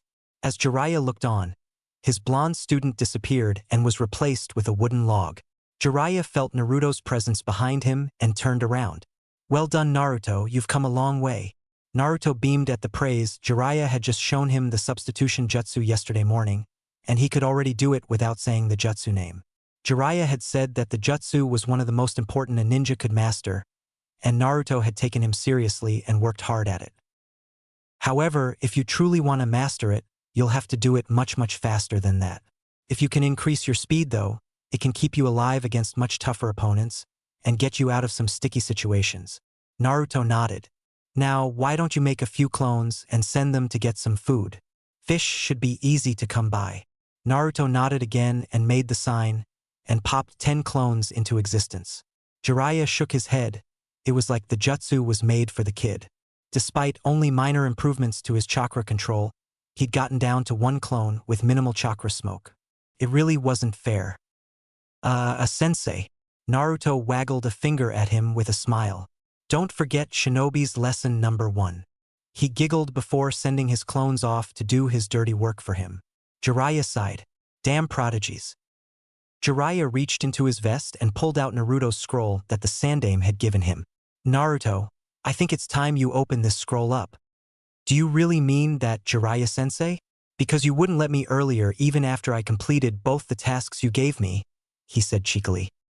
I wanted to wait much longer for this, but it seems you're determined to break that timetable by years, Jiraiya said. But there's some things you must know before I let you open it. First, this information was kept from you and the villagers because it's dangerous. Jiraiya was using his Sannin super powerful serious shinobi voice, so Naruto knew he was dead serious, but he was still confused. Knowing who his mother was is dangerous? Jiraiya seemed to catch onto his train of thought, and continued. Both of your parents were powerful ninja, and they both racked up quite a few enemies in their time as Leaf Nin. Not only did they have enemies, but your mother's clan feared across the elemental nations. That's why they were all but wiped out in the Second Great Shinobi War, Jiraiya said solemnly. I don't believe anybody in Konoha would try and harm you because of that, but they might try and take advantage of you because of your surname. Carries a lot of weight. When you become a Chunin or turn 16, you'll technically own a seat on the council. Technically, he would own 2, since any Hokage's family name legally becomes a clan name according to the law. He wasn't ready to hear that though. I have a clan? What is it? What's my real name? Naruto didn't know what to think, didn't know what to feel, and his face betrayed that. There was a swirling hurricane of emotions written all over it. Uzumaki. That hasn't changed. I know they told you that it was just a random name given to some orphans, but you're the one and only that's in Konoha. But they're all gone now? Naruto squeaked out. Jiraiya nodded and then elaborated. I'm sure there are others out there. Maybe even a few that carry the name, but the clan and village are gone, Jiraiya said sadly. Naruto nodded. I still down in sadness. Do you think I could rebuild it when I become Hokage? I think you can start even before then. After you open the scroll, you'll be considered a full-fledged Uzumaki. And when you return to Konoha, your status as an heir will be solidified. Naruto was pleased at that, but couldn't find it in him to feel excited. Jiraiya handed over the scroll. The swirls on the end caps are the Uzumaki clan symbol. They were from another hidden village called Yuzushiogakure, but they were such close allies with Konoha that the clan symbol is on the back of every single Chunin and Jonin vest that the village issues, Jiraiya informed him. According to Sensei, not making it in time to stop their destruction is one of his greatest failures and biggest regrets. Naruto nodded. How do I open it? It's a blood seal. Anybody with Uzumaki blood just needs to run some over the seal, and then channel chakra like I showed you on the storage scroll and it'll open. Jiraiya pointed to where he needed to channel chakra. Naruto bit his thumb like he had seen Jiraiya do when he summoned one of his awesome toads, and ran the bloody digit across the seal. He channeled chakra where he was shown, and instead of bursting in smoke, the black ink formula began to retract in on itself in a swirling motion, until it made its own little version of the Uzumaki crest. Naruto gripped the left cap and twisted. Came off fairly easily, and when he looked inside, he saw a large storage scroll with a much smaller one next to it. He pulled both of them out and opted to unroll the smaller one first. On the paper, he found his surrogate grandfather's writing. Naruto, I'm sorry that I'm not there to tell you about this in person, and that I wasn't able to tell you earlier in your life. In hindsight, keeping this from you seems like an unnecessary measure, and I apologize for that, for I only had your best interests at heart. Your mother was Kushina Uzumaki. She was a red-headed Jonin kunoichi, with a fiery temperament and an indomitable will. She was determined beyond what seemed possible and stubborn as an ox. She was also one of the kindest women I had the pleasure of knowing. Though you don't have her hair or her eyes, You seem to carry on that Uzumaki stubbornness that she was so well known for. Her nickname was the Red Hot Habanero, and she lived up to it every single day of her life. She was vicious yet graceful, stubborn yet loyal, terrifying yet beautiful. She was your mother, and she loved you more than anything in the world. More than life itself. I cannot go into detail about the situation. But the night the QB attacked, she saved you from its wrath. She loved you so much that she sacrificed her life so that you could live yours. You may have felt lonely all these years in the village by yourself, but just know, you've never truly been alone, because she's a part of you, and always will be. I have included a picture of her in the small seal at the bottom of this scroll, as well as her necklace that she wore every day on or off duty. Though the pendant that was on it broke, it is a piece of her that you can wear to remind you of where you come from. Perhaps we can find you a pendant to go with it. Inside the larger sealing scroll is every piece of Uzumaki history, artifacts, techniques, pictures, and anything else I could find within Konoha, as well as locations that you could potentially find more, though I wish that you let Jiraiya dictate when you go to those locations so that you are safe. I do hope you can forgive me for holding out on telling you this and giving you your inheritance for this long. I see you as my first grandson, Naruto, and just like your mother, I love you very much. Sincerely, the Sandaime Hokage, or Gigi, as you call me. Naruto was pouring tears before he even came close to finishing the note. He had a mother. She sounded so badass and amazing, and it made him so sad that he couldn't meet her, wouldn't ever get the chance to meet her until he too passed. But she had loved him so much that she had died for him. He couldn't believe it, but he was sobbing about it. He wished he knew how to set up those privacy seals so that Jiraiya wouldn't see him like this. It was embarrassing. Jiraiya laid a hand on his shoulder. It's okay to cry, kid. Remember the very first thing I taught you. It's okay to cry if you're happy. Shinobi lesson number 0. Naruto nodded, but didn't stop sobbing. Your mom was truly one of a kind, just like you. You remind me of her every day, and she would be so proud of you, it would be unbearable to be around. She would tell everyone in a 10-mile radius about how great you are, and she'd beat anybody who disagreed into the ground. Naruto laughed at this, but it came out as an awkward sob with a lot of snot thrown in. I'll go check how the clones are doing with food and give you some space. I won't be far, holler if you need me. You remember which part of the storage seal to open it. Naruto nodded, getting his sobs under control a little bit. Good. Don't open the big scroll until you call me back. Okay? Jiraiya got another nod. So he body flickered out of the clearing in the directions that Naruto's clones had gone. Naruto looked at the seal at the bottom of the page and channeled chakra where he was supposed to. He was ready to see his mother. With a poof larger than the scroll itself, Naruto unsealed the picture of his mom and her necklace. His breath was taken away. She was beautiful in every meaning of the word. He couldn't believe he was related to such an angel. His mom was so pretty and so cool that his dad must have been the coolest guy in the whole world to get to marry her. Probably cooler than the yondaime, he thought before thinking that it probably wasn't possible. I'll rebuild the clan, and any Uzumaki out there will be welcome to come and rejoin. The Uzumakis will be a name that's respected once again, and they'll live in a huge compound in Konoha. I promise. He said quietly to her picture as he put the peculiar necklace around his neck. It was just a blank leather cord, black and worn.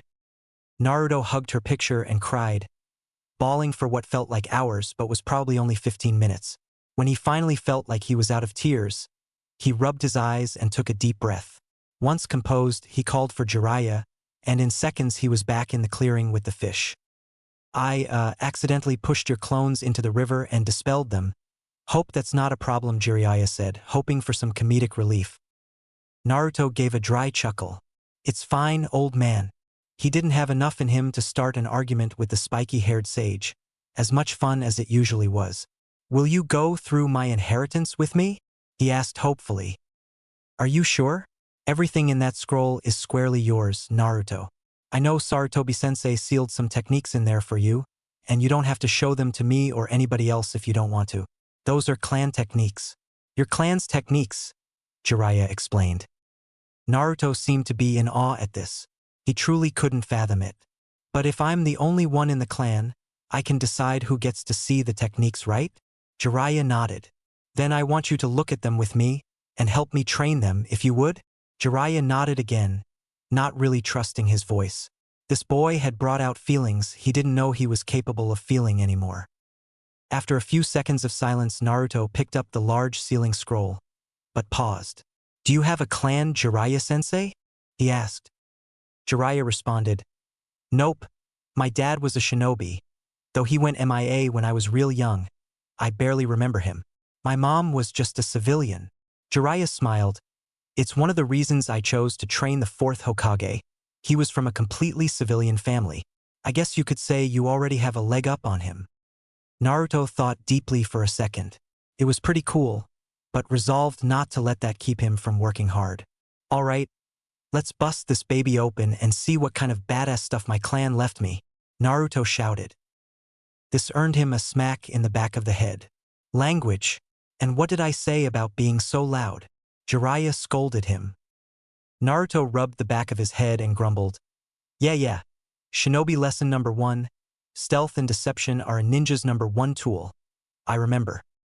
He slid the scroll in front of him and unrolled it horizontally, revealing a large sealing matrix that was different from the one Jiraiya had shown them back in the village. All right, brat, what we have here is a multi-point sealing scroll. Child's play for the Uzumaki of the past. See how it's divided into these sections. Jiraiya pointed to several different areas of the circular seal, all of which looked like slices of pie. Naruto nodded in what Jiraiya was calling his learning mode. Quiet, attentive, and focused. Each section is actually a storage seal, and therefore each has its own separate formula that can be used to open it. So that means you can store multiple types of things? Naruto finished in question.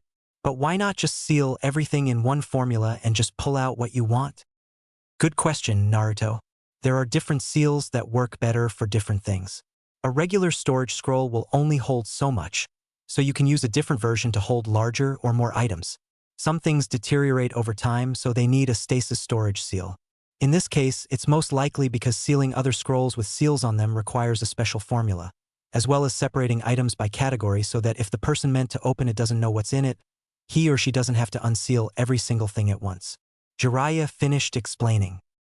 So basically for organization or specific needs, the young blonde tried to summarize. That's the gist of it. We can get into it deeper if you choose to learn more Fuinjutsu in the future. The Toad Sage told him.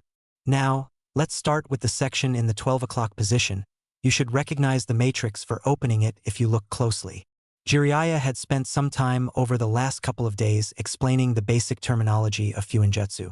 Seals were made up of sealing formulas. Formulas are made of matrices, which dictate what the seals do. Extremely basic, as there were more than a dozen more terms and exceptions to rules and whatnot, but the almost 8-year-old was nowhere near ready to handle all that. Naruto eyed the formula closely and found what he was looking for. Using a fraction of the chakra he had the very first time, he channeled some into the matrix and heard the telltale pop and poof of smoke and found books. Maybe being in a clan isn't all that it's cracked up to be, he thought. He immediately tried to move on to the next section of sealing formula, but Jiraiya stopped him. Whoa! Slow your roll there, Gaki. Aren't you going to even look at those books? Naruto grumbled back. I hate books. They're dumb. Listen, Naruto, I know they're not as exciting as jutsu, but those could be really important to your clan history.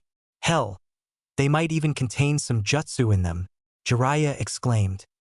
This time Naruto's grumbles couldn't even be picked up by Jiraiya's enhanced hearing. What was that, kid? Naruto turned on him and yelled, I can't read, okay? Nobody ever taught me. He hung his head in shame. He didn't like talking about it. The last time he had brought it up, his first academy teacher had ignored him, and the entire class had made fun of him non-stop for it. What do you mean you can't read? You read the Hokage's letter just now, didn't you? The Sannin questioned.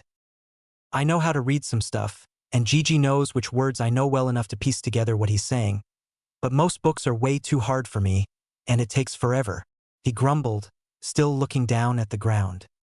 Jiraiya took a deep breath, trying to quell the thoughts of murder running through his head. Sensei knew he couldn't read properly, and still did nothing about it.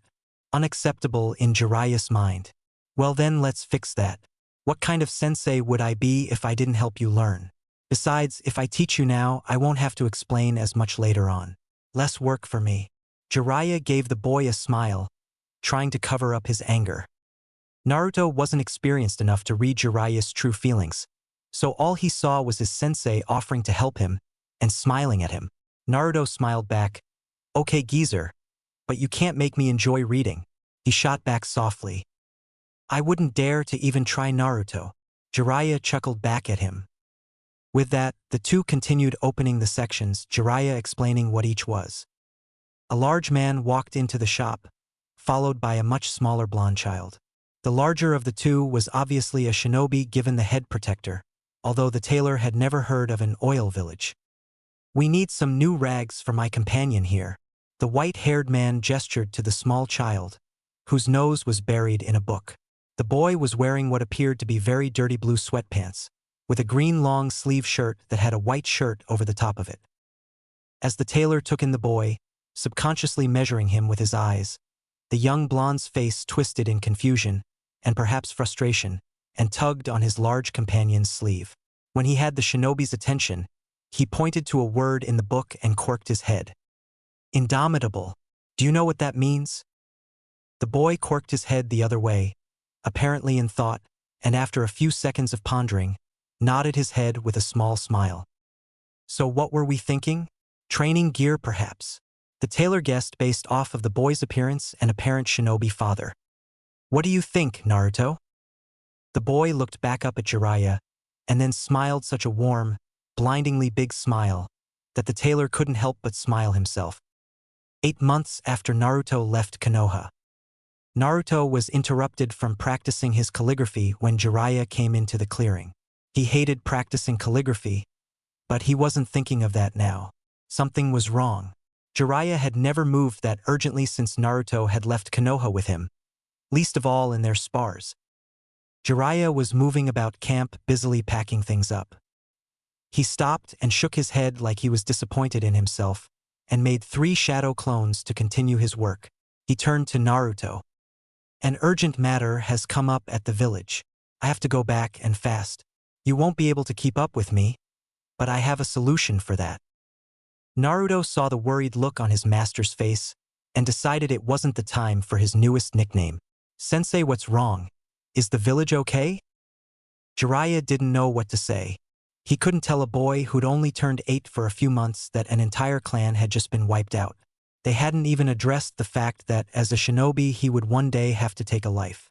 More than a couple if he ended up being any good. Just clan business. Nothing you need to worry about, kiddo." "I thought you didn't have a clan?" Naruto asked curiously. "I don't, it's not my clan business, but you know, as the Hokage's student, he sometimes recalls me to advise him on important matters," Jiraiya said with as much bravado as he could muster. He was trying to keep the boy innocent as long as possible. If you say so. Don't expect me to have you as an advisor when I'm Hokage just because you were my sensei, though. You'll have to earn that position fair and square," Naruto retorted. Jiraiya gave him a smile that didn't quite reach his eyes, a feeble attempt at hiding his emotional state. Naruto wasn't even a genin, and yet his eyes narrowed as he noticed yet again that something was wrong with his sensei. "So what am I going to do while you're gone? And how long will you be gone? And are you sure I'm not fast enough to keep up with you?" the young blonde questioned. "Yes, I'm positive. And it'll be another 30 years before you can catch me if you don't start working harder." A sensei was a sensei, and therefore Jiraiya was always trying to keep the boy motivated. He wanted to tell him about his father as soon as possible, but he had to get stronger and more mature first, something training hard would accomplish. "How would you like to become a toad summoner?" he asked before Naruto could argue that he was training harder than anybody, especially Sasuke, that jerk. "Whoa, you mean I'll be able to summon Gamma? Or Geratora?" Naruto asked in awe and wonderment. "Not just those two gaki, but any of the toads. Ones the size of small mountains, or ones strong enough lift a stone 50 times their size." Jiraiya's mood picked up momentarily. He couldn't help it, toads were awesome. "Whoa, how do I do it? How do I do it? Show me the hand signs again." Naruto was beyond excited, Jiraiya's odd mood completely forgotten. "All right, kiddo. Here, are the signs, but don't use them yet, you have to sign the contract first. Jiraiya bit his thumb and wet the end of each finger with the blood it produced. One of the conditions of the summoning jutsu is that it requires a small blood sacrifice each time it is used. He began going through the hand signs slowly, while saying them out loud for Naruto's benefit. Boar, dog, bird, monkey, ram, Kuchios no jutsu, summoning technique. A now familiar puff of smoke in the air, and soon Gamma was standing before Naruto, a green and red scroll wrapped up in its tongue. Jiraiya grabbed the scroll when Gamma unfurled it out to him, and he unrolled the scroll on the ground. There were names written on the scroll in typical vertical fashion, in what looked like blood. Below the names were fingerprints also in blood. Naruto, being the sharp kunai that he was, didn't even wait for Jiraiya to explain. He just bit down on his thumb and began writing his name in the blood he produced, in remarkably good handwriting for a child his age. When he was done, he bloodied all 5 fingers on his right hand and left a print, just like the others had. Congratulations, Gaki. You now have one more thing in common with the 4th Hokage, to go with your looks and sensei. Jiraiya had explained that he looked a bit like the 4th, and that's one of the main reasons that Jiraiya had taken an interest in him, so this made sense. Wait a minute, no it didn't. Wait! You're telling me, the Yondaime was a toad summoner too? And now I am. Why Naruto was shocked was beyond Jiraiya. The boy already knew he had trained him. It shouldn't have been that hard to put 2 and 2 together. He guessed Naruto still had a way to go intelligence-wise, despite his newfound interest in books. Yes, Gaki, I was his sensei, remember? I gave him the toad summoning contract, with the toad's permission of course. They have also given me permission to allow you to sign it, though we won't have time to train in it. I've got to get going. Jiraiya finished. Wait, what am I going to do then? Naruto had never had his question answered. Jiraiya had just offered him the contract. You are going to MT Mayaboku. It's the ancient and sacred home of the toads. Jiraiya explained, before turning to a large orange toad. Gamma, please report back to Fukasaku and Shima, and please tell them to reverse summon Naruto and I. Jiraiya asked. The toad croaked and vanished in a puff of smoke. If this MT Mayabarno. Mayaboku. That's what I said. Naruto growled back. If this MT Mayaboku place is so sacred and great, how come I've never heard of it? The blonde questioned petulantly. Sacred means that it's a place of great meaning to the toads. Therefore, very few people are ever allowed to visit their home, and that means very few people even know of its existence. I'm the only one alive that's been, and I can only think of 3 other people that even know of its existence. Jiraiya offered. Naruto nodded. So how do we get there? You said something about inverted summoning or something? Reverse summoning. Jiraiya corrected again. When you have a summoning contract signed in blood, if the summon is strong enough, they can reverse summon you to their home, just as you can summon them. Is it gonna hurt? What happens if they summon you when you're naked in the show? There was a puff of smoke and the curious blonde disappeared. Nobody was there to witness it though, as the Toad Sage was reverse summoned at the exact same time. MT Mayaboku, home of the Toad summons. What the hell was that old man?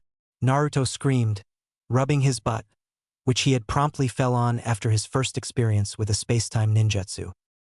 Yes, he does seem to have quite a bit of fire in him, just like his mother did. He sure does, Pa. He sure does. Jiraiya replied sadly. Naruto, come here. I want to introduce you to Ma and Pa Fukasaku-sama, Shima-sama. This is Naruto, my new student. Naruto looked down at the 2 tiny, wrinkled toads standing next to Jiraiya. Or were they sitting? He couldn't really tell because of how small they were, and the overcoats that they wore. Haya Fukasaku-sama, Shima-sama. Naruto waved awkwardly. Gaki, it's Fukasaku, not Fukasaku. They're both sages. Have some respect. Jiraiya corrected with a facepalm. Oh, who cares, Jiraiya boy? Naruto boy. It's so good to finally meet you.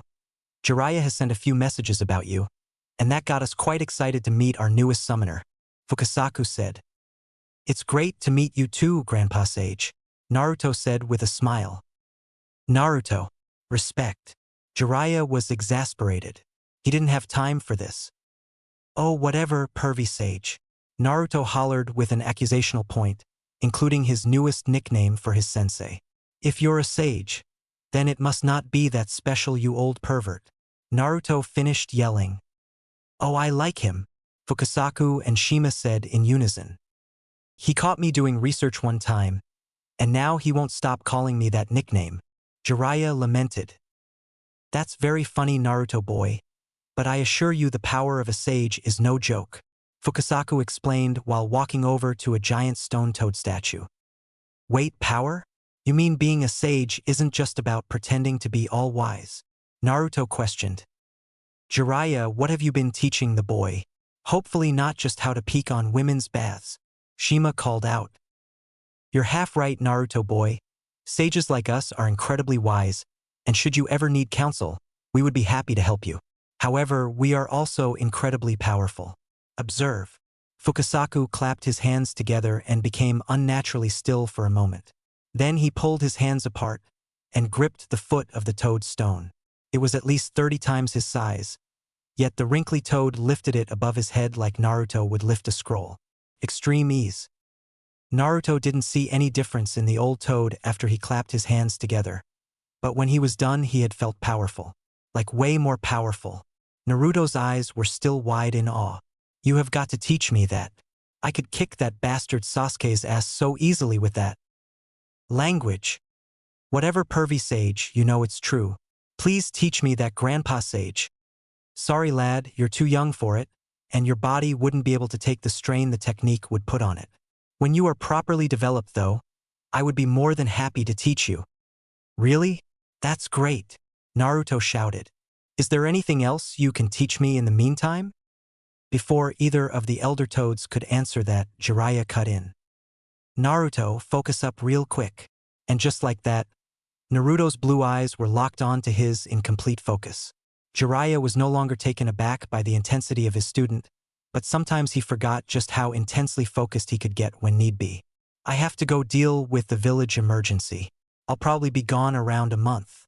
Ma and Pa will take care of you in the meantime, and I'm sure they'll help you continue your training if you're respectful of them and their home.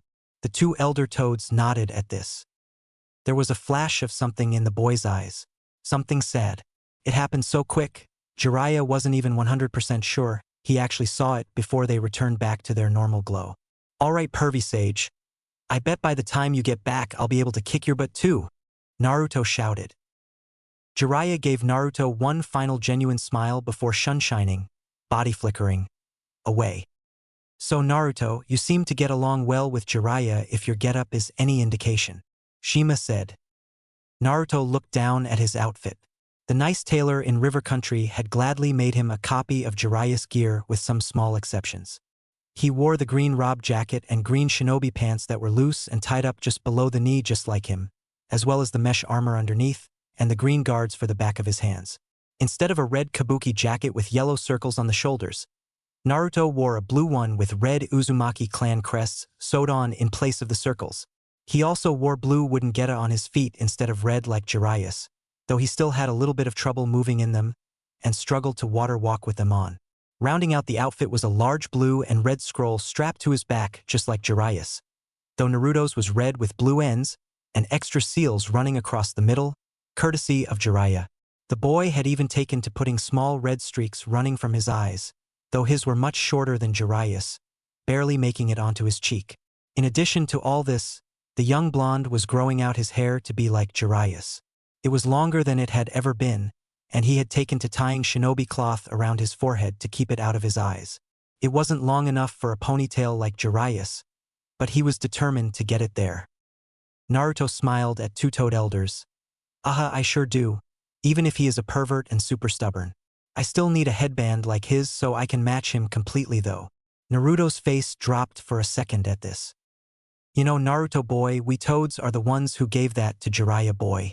The kanji on the front means oil, and is the symbol of our clan. Fukasaku informed him kindly. And being that you are our newest summoner, I'd say you deserve the opportunity to earn one yourself, don't you think? Naruto nodded his head vigorously. He really wanted that headband. What do I gotta go, grandpa sage? Walk on water? Beat you in a fight? Naruto thought for a second about other ways he could earn the headband before speaking excitedly. I can make a bunch of clones and do the dishes.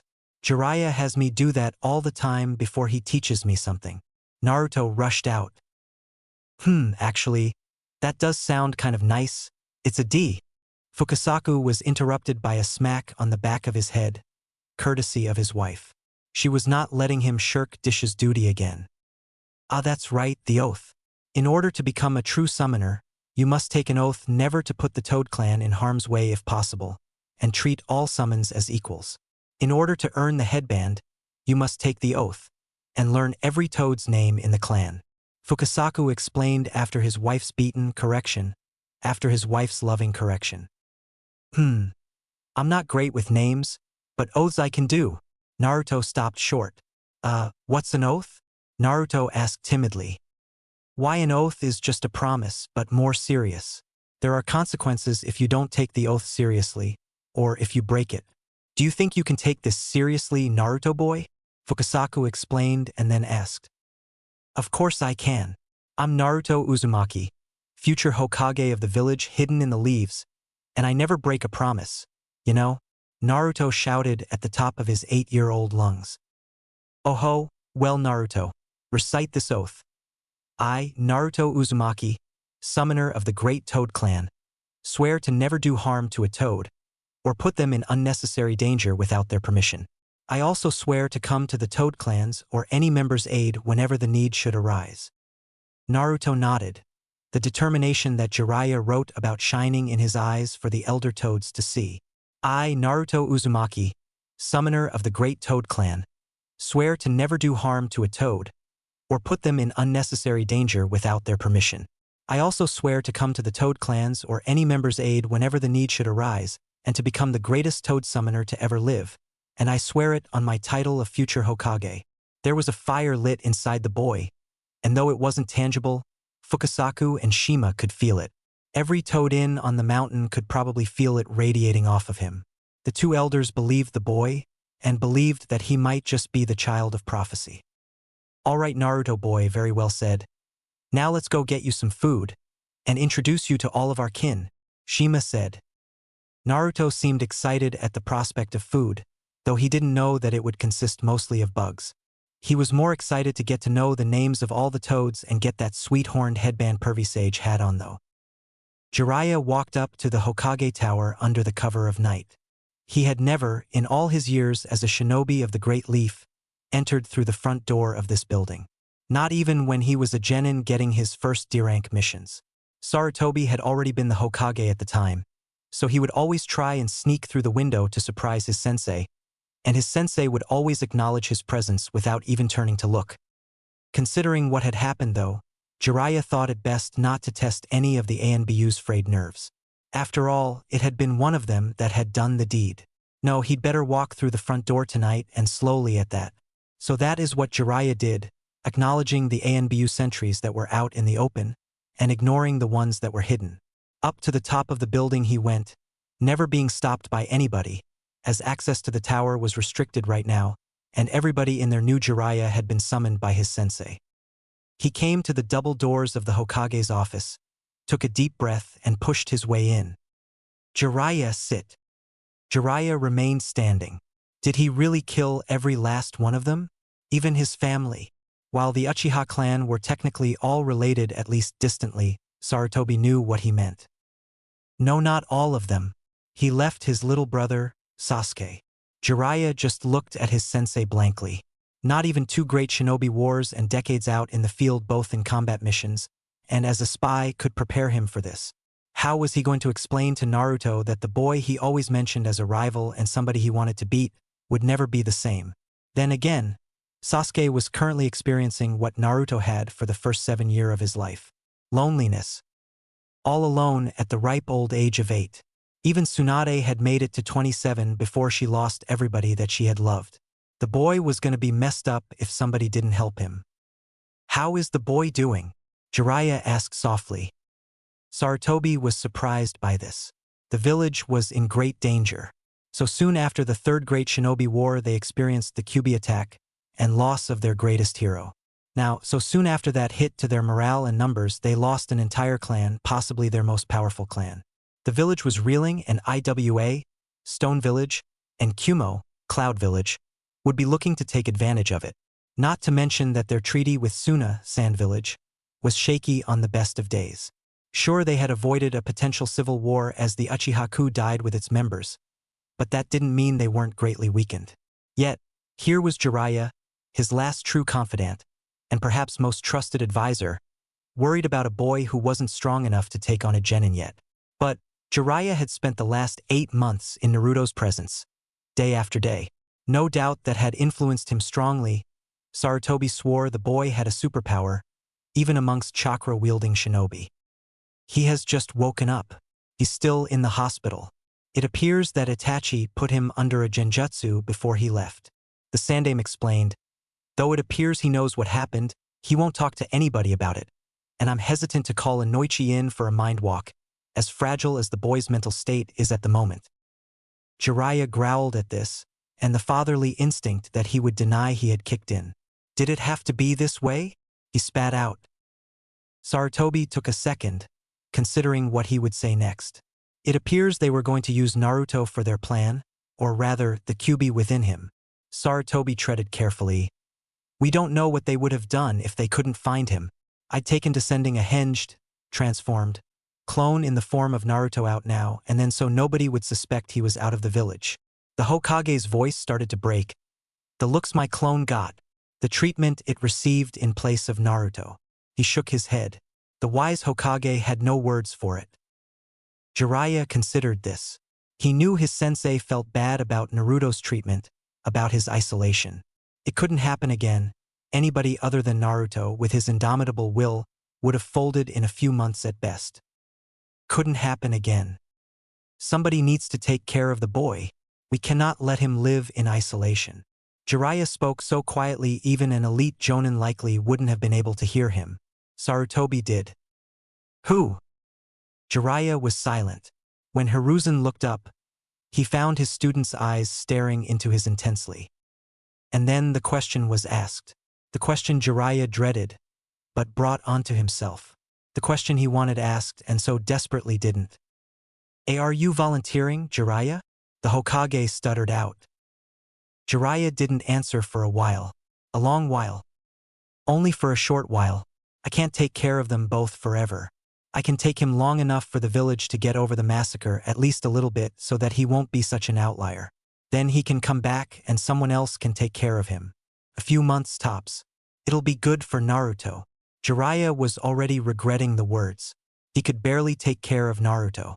The boy hadn't brushed his teeth for the first 2 weeks because Jiraiya hadn't told him to, and he forgot that young boys needed to be reminded. But he couldn't let it happen again. Not like it did to Naruto. He knew it would be the polar opposite. Naruto was hated for what he carried. Sasuke would be loved for the potential that he carried, or more likely, the potential that his eyes carried. They would both be ostracized for the power they carried within, and he could stop it, at least the worst of it. If he took on Sasuke for a little while, he wouldn't hear the whispers about the massacre every day for the next few months while it was still the talk of the village. He wouldn't be bombarded with questions and looks as he walked down the street. He wouldn't be treated differently just because something a family member of his did that affected him. Maybe Naruto would be good for the boy. Lord knows Sasuke will be good for Naruto. Jiraiya had made up his mind, whether he liked it or not. I promised Itachi that I would keep Sasuke safe, that he would have a chance to grow up here with an unblemished name. Sarutobi responded.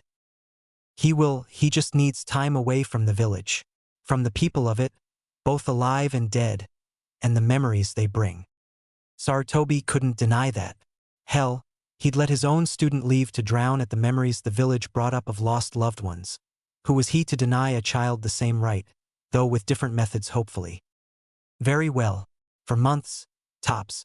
In that time I will arrange for another caretaker and place of living for him, the Hokage said. Kakashi, Jiraiya responded. You want Kakashi to take care of the boy? He can barely take care of himself at the moment. All he does is take missions and recklessly train until he drops. No, he would be a horrible caretaker. He needs to talk to the boy though. It'll be good for both of them. I believe Kakashi was Itachi's captain before he was promoted himself. Sasuke will need to talk about it with somebody who he can relate to, even just a little bit. Jiraiya explained. It was only during times like this that Hiruzen didn't question his student's title as a sage. Despite his childishness and antics, he could occasionally spout wisdom even better than the Hokage himself could. That plan is sound, Sarutobi said. There is an issue with you taking Sasuke-kun though. He explained. You know that we must present a strong front, so you will need to take on missions. Dangerous missions in dangerous places to show that we aren't hurting from our diminished forces. I'm well aware. I have a plan for that. Naruto is currently at MT Mayaboku with the Toads. I believe, given the extenuating circumstances, that the Toads will allow a non-summoner on their sacred grounds. I'll take Sasuke there to stay with Naruto. It will be good for both of them to be away from people for a while. The Toads can also summon and reverse summon me so I can visit sporadically to check up, without losing ground on my missions. Sarutobi nodded at this. It was a good plan, keeping Sasuke away from the rumors and gossip, however short it might be. All right, Jiraiya, I will put my faith in you, seeing as I have already failed this village more times than I can count. Take the boy, help him as best you can, and then return for your missions. Sarutobi said. It has already been a week since the massacre. I expect that in another week most other villages will know, so I expect you back and out on a mission before then. The Hokage finished. Jiraiya nodded, and then moved to leave through the window. Nobody would feel threatened by somebody leaving the Hokage tower after all. He opened the window, but before he could leap out of it, Hiruzen stopped him. Jiraiya, thank you. I know you have no wish to take my place, but you are doing a great job making decisions, hard decisions, selfless decisions, that only help others from Konoha, and not yourself. The way I see it, you are our Shadow Hokage. I rule in the light for all to see within the village, but ever since Minato died, you have taken care of the things that aren't seen by the villagers. Do the things that must be done to help in the long run, even if you're the only person who can truly see that at the time. Thank you for your service, the sensei of the Sannin said. Jiraiya didn't turn around, and he didn't need to. Sensei knew him better than anybody else at this point. He nodded ever so slightly, and then took off again. Sasuke didn't know where they were exactly. Jiraiya-sama had said that he was taking him somewhere safe to be with a friend. When he arrived at the colorful mountainside village, he didn't see any friends, just the annoying blonde dead last that had left his academy class a while ago. Pervy sage, what's he doing here? Naruto's tone was accusational. The old man knew he didn't like Sasuke, that he was his rival. You didn't let him sign the summoning contract, did you? No way I'm sharing with that bastard, Naruto shouted. Jiraiya sighed. It seemed one whole day with the Toads wasn't enough to teach him some respect. Oh well. Naruto language. And no, Sasuke won't be signing the Toad contract. He's just gonna stay here with you for a few months while I take care of some dangerous missions for the village. Too dangerous for a couple of 8-year-olds, sorry. Jiraiya cut off Naruto's train of thought before it could even get going. Naruto hated this, hated that stupid Sasuke with his stoic-looking face, though he had improved greatly in the last 8 months. Plus, he had his shadow clone jutsu so he could beat the jerk up 10 times at once. His internal evil laugh could almost be seen by Jiraiya as he worked out Naruto's thought procession, though Sasuke just looked confused, as well as he hid it from his face.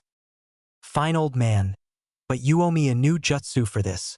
I want to learn the hair one, Naruto finally shouted at his sensei. Very well, Naruto, I'll teach you the hair one when I come back for good in a few months. I'll be stopping by every now and then to check up on you guys. Jiraiya turned to Sasuke. You're more than welcome to join Naruto in his training while you're here, or you can just laze around and do whatever pleases you. If you need anything, just ask one of the Toads. They'll all help you or find one that will for you. Jiraiya explained softly. He hated to leave the boy alone after such a tragic incident, but it was better than being alone in the village. In truth, he was hoping Naruto would spin some of that fiery magic within him and help Sasuke through this tough time. The boy had a way of giving people hope when all had felt lost. Jiraiya left with a call of "be good" over his shoulder that was directed at a certain blonde more than the black-haired child. Naruto stuck out his tongue and looked at Sasuke. Really looked at Sasuke. for the first time since he left the village, or maybe ever, he thought to himself. The small Uchiha wore a stoic expression like always, face perfectly masked, just as he'd been taught. Naruto saw the truth though, saw it in his eyes. Sadness. Naruto's own facial expression softened. What happened? He inquired. Sasuke felt betrayed by Jiraiya-sama, who assured him he wouldn't tell Naruto what was going on. He had seen their interaction though, unless they knew some sort of secret code, which he didn't think Naruto capable of learning. The Sannin hadn't said a word. HN. Sasuke grunted. He had been doing that for a week now, but it had worked to get the adults to leave him alone and stop asking him how he was doing. Well, what the hell does that mean? Did you forget how to talk? Or are you just shocked by my pure awesomeness? Naruto questioned brashly. Sasuke was surprised by this. The adults had all left him alone when he did that, as obvious as it was that he didn't want to talk. Maybe the blonde was too dumb to understand. It means I don't want to speak with you, Sasuke said shortly. Why not? Naruto asked back. The question was genuine, and to Sasuke it didn't just seem like it was out of curiosity. For some reason it felt like Naruto actually cared about him. I don't wish to talk about what happened, Sasuke said, then lowered his eyes and quickly finished. It's too hard. Naruto knew that look. He knew questioning wouldn't help anymore. Okay. Well, what do you want to do? He asked. Sasuke was surprised again. Nobody had asked him what he wanted. Sure, they had all wanted to help, but they wanted to do it their way. After a few seconds of thinking, he replied, I want to get stronger. Naruto smiled at that. He understood that. He didn't know Sasuke's reasoning, but he didn't have to. They had the same goal, and that was all that mattered. Alright, well, let's start training then. Come on. Grandpa Toad Sage will help us. He's super strong. Naruto grabbed Sasuke by the wrist and took off running towards Fukasaku, who was seated on a toad statue a couple 100 feet away. Sasuke didn't even have time to call Naruto a loser before his wrist was grabbed and he was yanked away. He didn't feel like fighting him either. It felt like too much work after all he had been through, so he just let the blonde drag him. He'd get him back for it later. Sasuke had decided that Naruto was the most annoying person ever. Without debate. No question. The most annoying trait Sasuke had learned about him was that he was good. The first time they had sparred, he had given Sasuke a run for his money and nearly beaten him. That had been a taijutsu-only spar, one of Sasuke's strongest abilities. When they sparred using chakra, Naruto had hooped him. The Uchiha were supposed to be the strongest of the clans in Konoha. Were repeated in his head, cutting off his train of thought. His father had always told him about the might of the Uchiha, about how strong his clan was, and how an average Uchiha was an elite ninja amongst the Leaf Forces. Not that it mattered anymore, there was only one other Uchiha now, and he was no longer part of the Leaf Forces.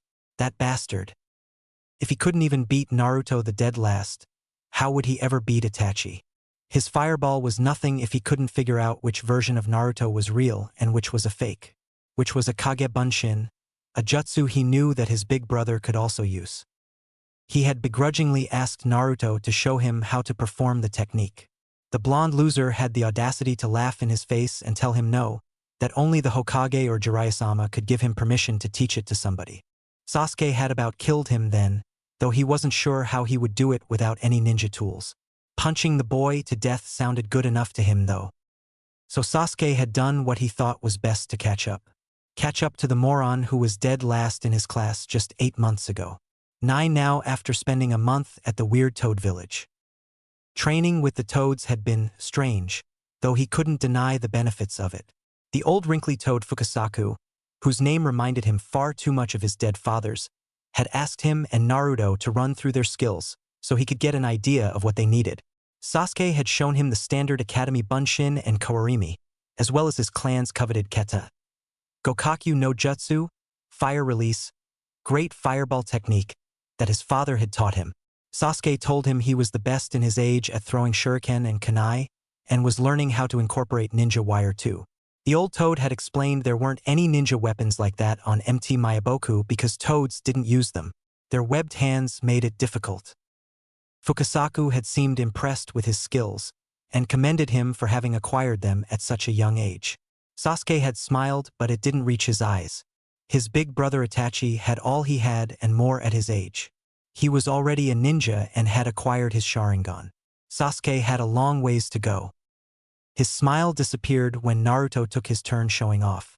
He showed off the Kawarimi, and though it was nothing special, it was almost faster than Sasuke's, which frustrated him that he was catching up so fast. The frustration turned to fury when Naruto made Tenkage Bunshin and they all high-fives each other like the morons that they were. It only grew when Naruto ran to the nearest tree and proceeded to walk right up it without any difficulty. He then ran to the nearest body of water and walked on it. He had only ever seen Itachi do that. Then he shouted, much too loudly, that he was learning the basics of Fuinjutsu too, something Sasuke knew nothing about. He almost couldn't contain his rage. How the hell did this loser catch up to him? Sasuke knew if they fought, it would be close. Even his Uchiha pride was telling him it wasn't a guaranteed win. He couldn't do those things that Naruto could, but in turn, Naruto couldn't shoot fireballs. Fukasaku had smiled at Naruto and told him he was doing an excellent job as well, and the dummy had grinned back like a loser. Then it was time to spar, and even the moron's taijutsu had gotten good. Not just better, but good. He could probably be Kiba and Choji at this point, who were the next best in their class. Then came the chakra spar. Sasuke had thought he had him, but when the fireball collided with the blonde, the 8-year-old just went poof. Up in smoke, and not the way Sasuke wanted him to. Next thing Sasuke knew, a short blade was being held to his neck. "Gotcha, Grumpy," Naruto had shouted. "Where the hell did you get that blade? I thought Fukasaku-sama said toads didn't use them." "You cheated," Sasuke spat out. "Language, Sasuke," the moron had said with a fake-looking stern face. "And shinobi rule number says that a shinobi's life isn't fair. If you don't like it, then you should do something about it," Naruto said gleefully.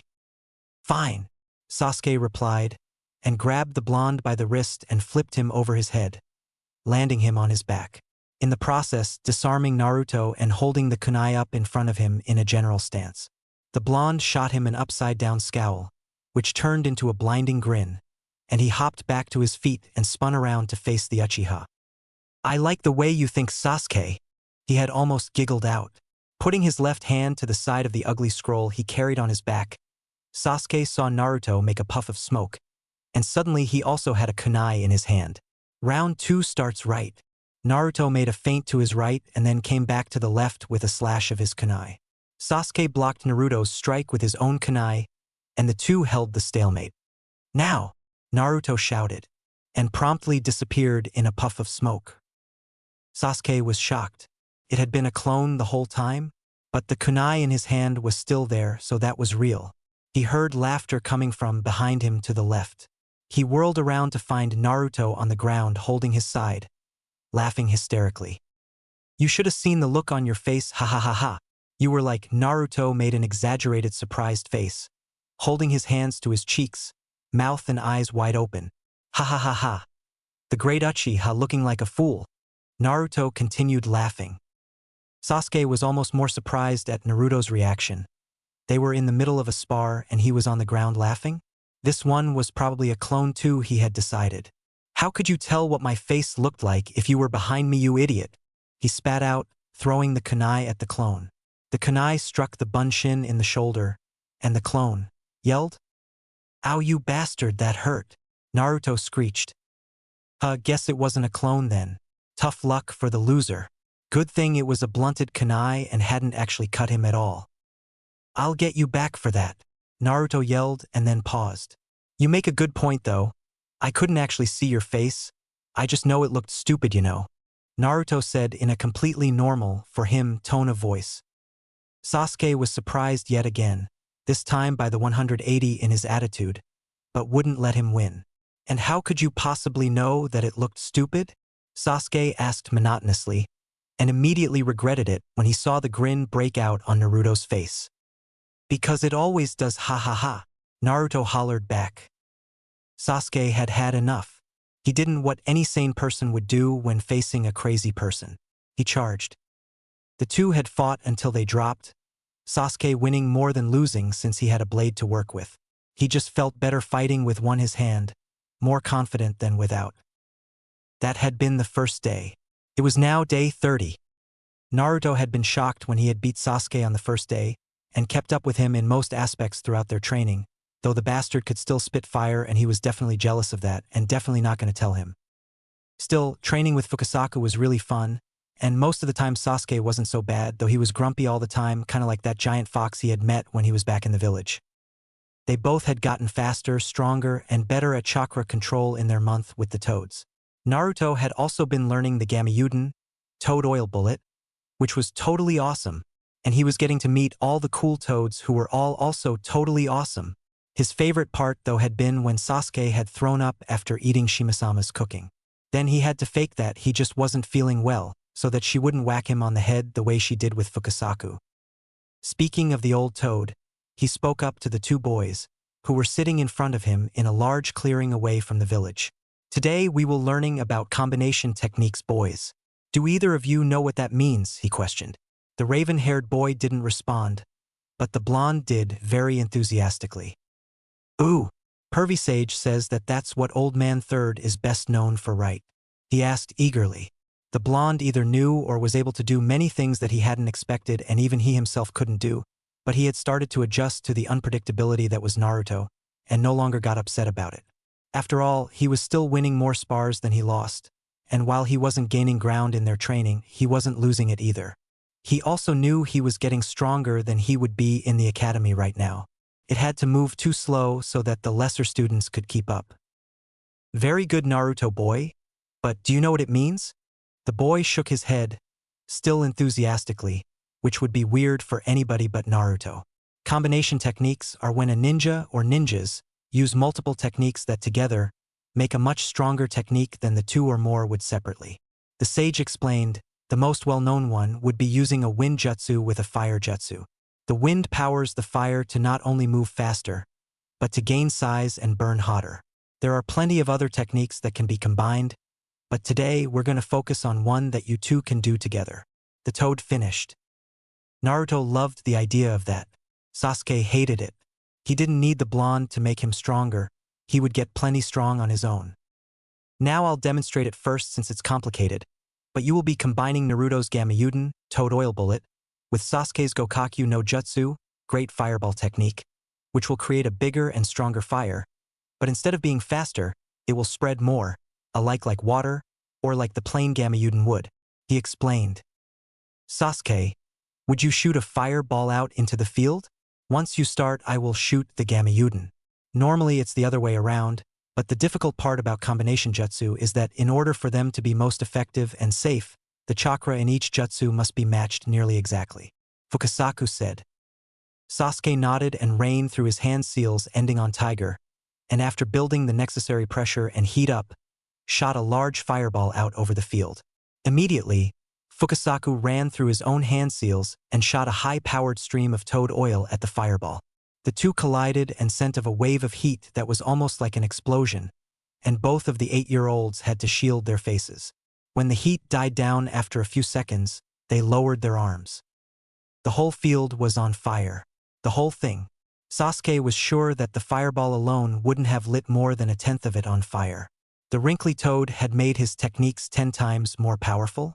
This didn't seem right, and he voiced as such. Well, it isn't technically 10 times more powerful, but it burned hotter and covered roughly 10 times more area than just your fireball would have. If it were a wind technique I had used, it would have been much hotter and more powerful, but it wouldn't have covered as much area as a liquid like toad oil does. Fukasaku explained after dousing the field in a Suiton water release jutsu. That was crazy to Sasuke. How did that even work? He didn't know enough about chakra to understand, but he wanted to. Techniques like that would help him defeat his brother, and that's all that mattered to him now. It had taken 3 days for the Uchiha and Uzumaki to get the combination technique down. 3 days. Most of that time was spent with Naruto trying to perfect the toad oil bullet. In reality, they had only tried the combination 7 times. The first 5 hadn't gone well, mostly Naruto shooting out too much oil, which overwhelmed the flames. Then Sasuke, never one to be outdone, had shot out an even bigger fireball to try and top the blonde, who had successfully lowered the amount of oil. And suddenly there was too much fire, and the oil couldn't properly fuel it. Finally, Naruto said he knew how much to use and told Sasuke to use a normal-sized Gokakyu, Great Fireball, and the two synced their chakra near perfectly, lighting the field ablaze. Fukasaku had been a little shocked. It had taken him and Jiraiya 2 months to be able to combine their toad oil and fire technique. Granted, it was a much more devastating scale, but they were both wielding nature energy, which gave them enhanced sensory abilities, which in turn made it easier for them to judge the chakra. The two children were special, of that he was certain. Seeing their innate ability at wielding chakra, and fighting in general, Fukasaku decided to train them differently, perhaps in a way that they couldn't receive in the outside world. "You want me to do what now?" the little blonde questioned stupidly. "The next portion of your training will be meditation, so you must sit as still as you can.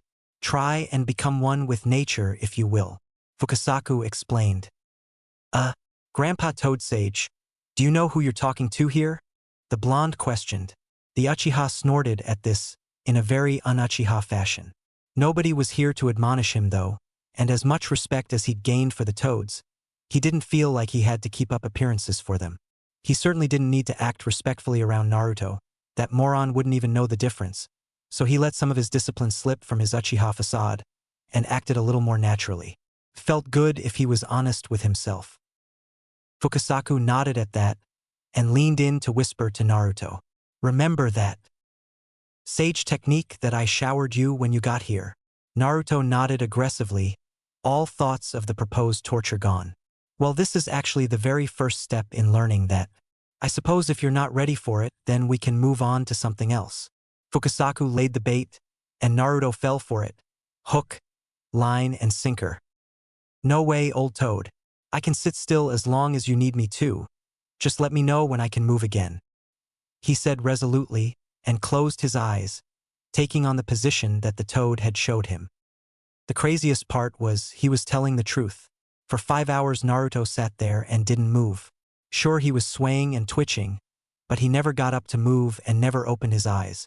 Sasuke, who made it an hour and a half before peeking over at Naruto, mostly to check to make sure he was alive, was shocked. Too shocked. After Fukasaku told Naruto he could move again, the boy calmly stood up, before Sasuke threw a rock at him. "Ow, you bastard, that hurt," the blonde screeched. Sasuke's lip curled up slightly, and very smugly if you asked Naruto. "Language, Naruto," he corrected. "And I had to make sure that you weren't a clone or something. I didn't think you could sit still for that long and be that quiet." Naruto nodded like this made sense, then smiled devilishly. "I'll be getting you back for that." Sasuke paled, which Naruto thought meant that he was nearly translucent. Mission accomplished. In truth, Naruto hadn't been quiet the whole time. In fact, he'd been yelling quite a bit at a giant grumpy old fox in a sewer, which was also his brain. But was a sewer? He still didn't understand how a whole sewer system fit in his brain, let alone a gigantic fox. "Well, I had some company that helped me pass the time," Naruto said. Then, before Sasuke could question what he meant, he added, "All right, Grandpa Toad Sage, I did all that, so I can burn off some energy with some real training, right?" he shouted, once again back to his normal Naruto self. It was at that moment that Jiraiya made his first appearance in a little over a month. "Oh ho, Naruto, what's rule number 6 again?" Jiraiya asked with a grin. "Pervy sage," Naruto yelled, giving him a flying hug. When he let him go and stepped back and proudly lifted his chin and said, "Shinobi rule number 6. Everything is training, but how is sitting around doing nothing training? You are never doing nothing, Naruto. If you must remain still, then you are training your patience. Meditating like you were is also useful for several other things, including chakra and body awareness, which will help you during fighting." Jiraiya responded. "Well, I don't know about patience. I just did it because Fukasakujiji told me it was the first step to being able to lift that stone toad above my head," Naruto explained. "It was actually kind of peaceful until that grumpy old fox started talking to me and calling me weak and stuff." Jiraiya saw Sasuke quirk his head at that, but the Uchiha didn't say anything. "Let's go talk about that then, Naruto. We wouldn't want your meditation to keep being interrupted, would we?" Jiraiya then turned to Sasuke. "I'll be back, Sasuke. Do you mind waiting with Pa? Maybe he can teach you a little more about meditation." "HN," was all Sasuke replied with, though Jiraiya noticed he was eager to learn, and just hiding it well. So, Jiraiya took Naruto over to an empty field and sat him down, and explained to him how the Kyuubi, Ninetales, ended up sealed inside of him. Naruto was a little shocked to learn that the demon fox that had nearly destroyed the village was sealed inside of him. He couldn't wrap his head around the fact that the Yondaime, his hero, had sealed the fox in him. He also couldn't wrap his head around having another living thing sealed inside of him. It was weird. The fox, while definitely grumpy, and full of hate too, hadn't seemed all that bad to him. Sure, he called him weak, but that didn't mean much considering the fact that he was the one that was locked up. There was that sadness in him too. The fox would never admit to as much, but Naruto could feel it in him, deep down. Jiraiya could see the emotions on Naruto's face as they came and went. What he didn't see a lot of was anger, which was what he had been expecting. He voiced his thoughts. "How come you don't seem very angry?" "Why would I be angry? I'm not the one that got sealed into a baby," Naruto replied simply. "Well, the fox is the reason the villagers treated you like they did." That's why they're all jerks? That makes so much sense now that I think about it. They think I'm the one who killed all those people and almost destroyed the village," Naruto asked incredulously. "Well, that doesn't give me a whole lot of faith in the people of the village. They'd have to be stupid to think a 7-year-old was the one that attacked the village, you know," Naruto quipped. "Well, yes, but they don't think you did it really. They know the fox did it, they just think that you're the fox. Or they know you're not, but are in denial and want something to take it out on. A young boy is an easy target." Naruto nodded, as that kind of made sense. Then the boy, ever pure as he was, smiled. "Well, I guess I'll just have to show them how awesome Naruto Uzumaki really is," Naruto shouted with a fist pump. "That still doesn't explain why the fox is sad though. Sure, I'd be sad if I got sealed away, but if I killed a bunch of people and destroyed a village, I'd probably feel like I deserved it," Naruto explained. "He's probably not sad, Naruto. He's most likely trying to manipulate you, so that he can find a way to escape or send you on a rampage," Jiraiya responded. Naruto frowned at this. If the fox was trying to manipulate him, then why was he trying to hide the sadness? Naruto didn't say anything, but this bothered him. After a minute of pondering, Naruto's attention span wandered. He perked up. "Pervy Sage, Sasuke, and I learned a combination technique and IT. Is awesome. You have to see IT come on," he shouted. Jiraiya was surprised by this, as combination techniques were really difficult to do between experienced jonin who had been teammates their whole lives. Nonetheless, he followed Naruto back over to where Sasuke was meditating. Naruto threw a pebble that pelted Sasuke in the shoulder, breaking him of his inner thoughts. "Come on, bastard." Naruto ignored Jiraiya's call for him to clean up his language. "I want to show Pervy Sage the combo jutsu." Sasuke was rubbing his shoulder and looking awfully grouchy, but he did enjoy doing the jutsu. It was pretty cool. The two boys started off towards one of the clearings that they were allowed to use the jutsu in, with the Toad Sage and Sage Toad following behind, talking in hushed whispers. They got to the grounds and got right to it. "Ready," Naruto said. Sasuke nodded. "All right, go for it then." Sasuke and Naruto both ran through their hand signs, Naruto finishing slightly before Sasuke and spewing out his Gamayuden, while Sasuke spat his Gokakyu. The two jutsu collided and nearly exploded, covering tenfold of what the normal fireball would have, and doing way more damage than the toad oil otherwise would have. Jiraiya was impressed. Very impressed. That technique could easily take out some Chunin, though it would need a little more speed or surprise to get a Jonin. He let the boys know that he was proud of them, but didn't let on to just how impressive it was.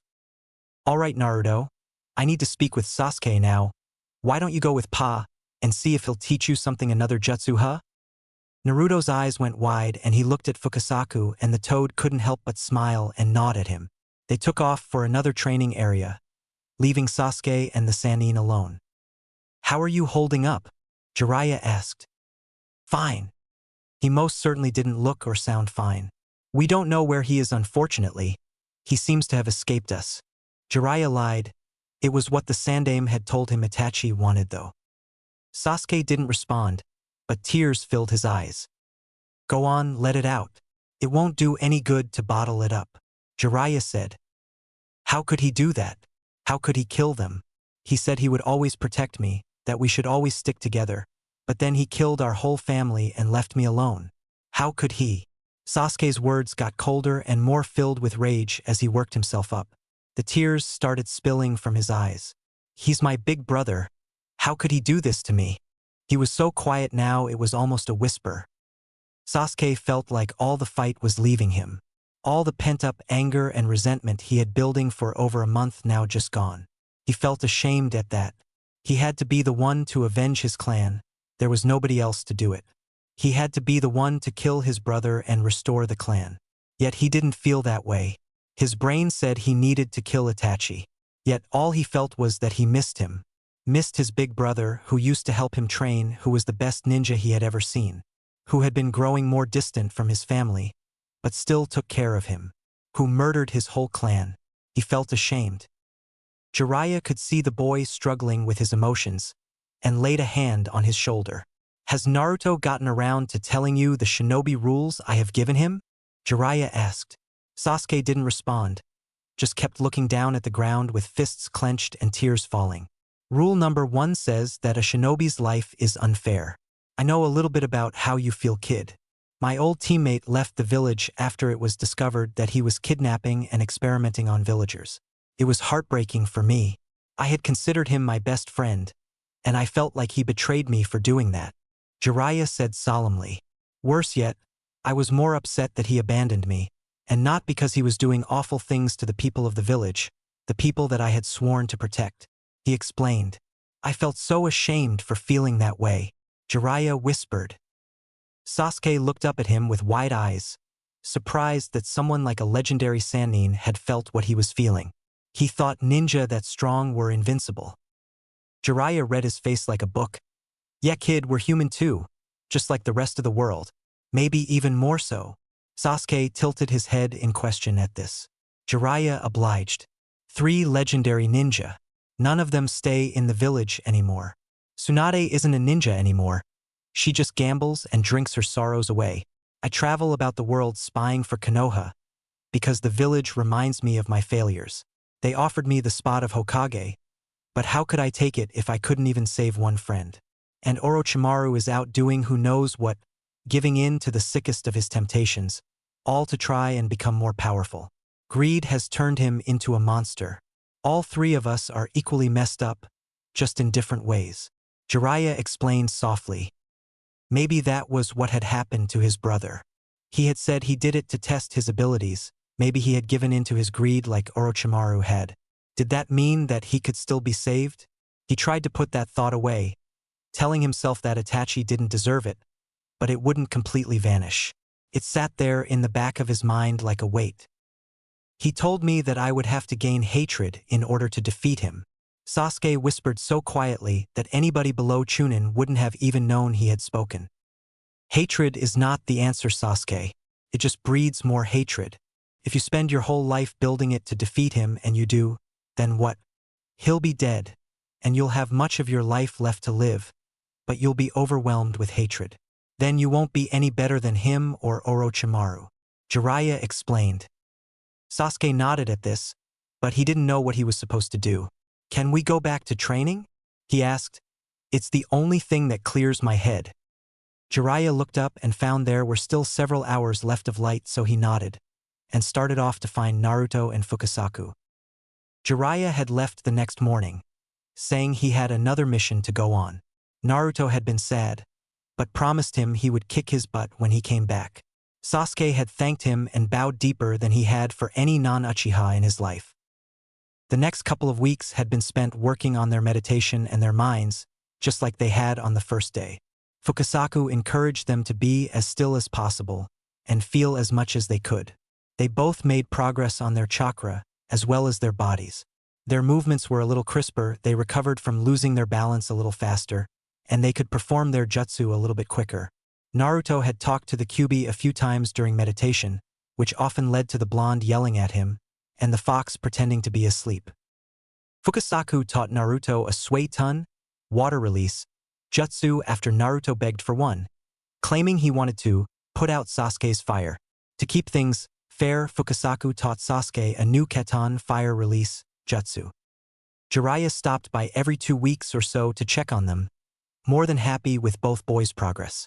Naruto was filling in the basics he had missed over the beginning stages of his life and time at the academy. Sasuke was learning to deal with his emotions and even express them when he wanted. The rivalry between them was enjoyable to watch. Sasuke still had the edge, but Jiraiya could tell Naruto would soon overtake him at the rate he was going. Sasuke would likely pass him once again if he unlocked his Sharingan, which he curiously hadn't done yet. When it came time for Jiraiya to take Sasuke back to the village, 9 weeks had passed. Neither boy had sufficiently mastered their new elemental jutsu, but both were getting close and working extremely hard at it. Naruto was determined to master Suetun, Tepidama, water release, gunshot, so that he could go head-to-head with Sasuke's fire and not have to dodge. Sasuke was determined to master Keton, Enden, fire release, flame bullet, so that he could quickly ascend as one of the strongest Uchiha and restore his clan. His thoughts of his brother were still there, but they were more confused than anything. Sadness and rage didn't mix well. One demanded he spill blood, the other demanded that he lay down and cry. He ignored them the best he could and focused on things that would actually help. When it came time for the boys to part, they stood apart from each other. Jiraiya at Sasuke's side, Fukasaku and Shima at Naruto's. There was an awkward silence as neither boy knew what to say. Naruto fixed that. "Next time I see you, I'm gonna kick your ass, you bastard," Naruto yelled, though his tone was light and playful. Jiraiya just face-bombed. The boy would never learn any manners. Sasuke smirked at the blonde.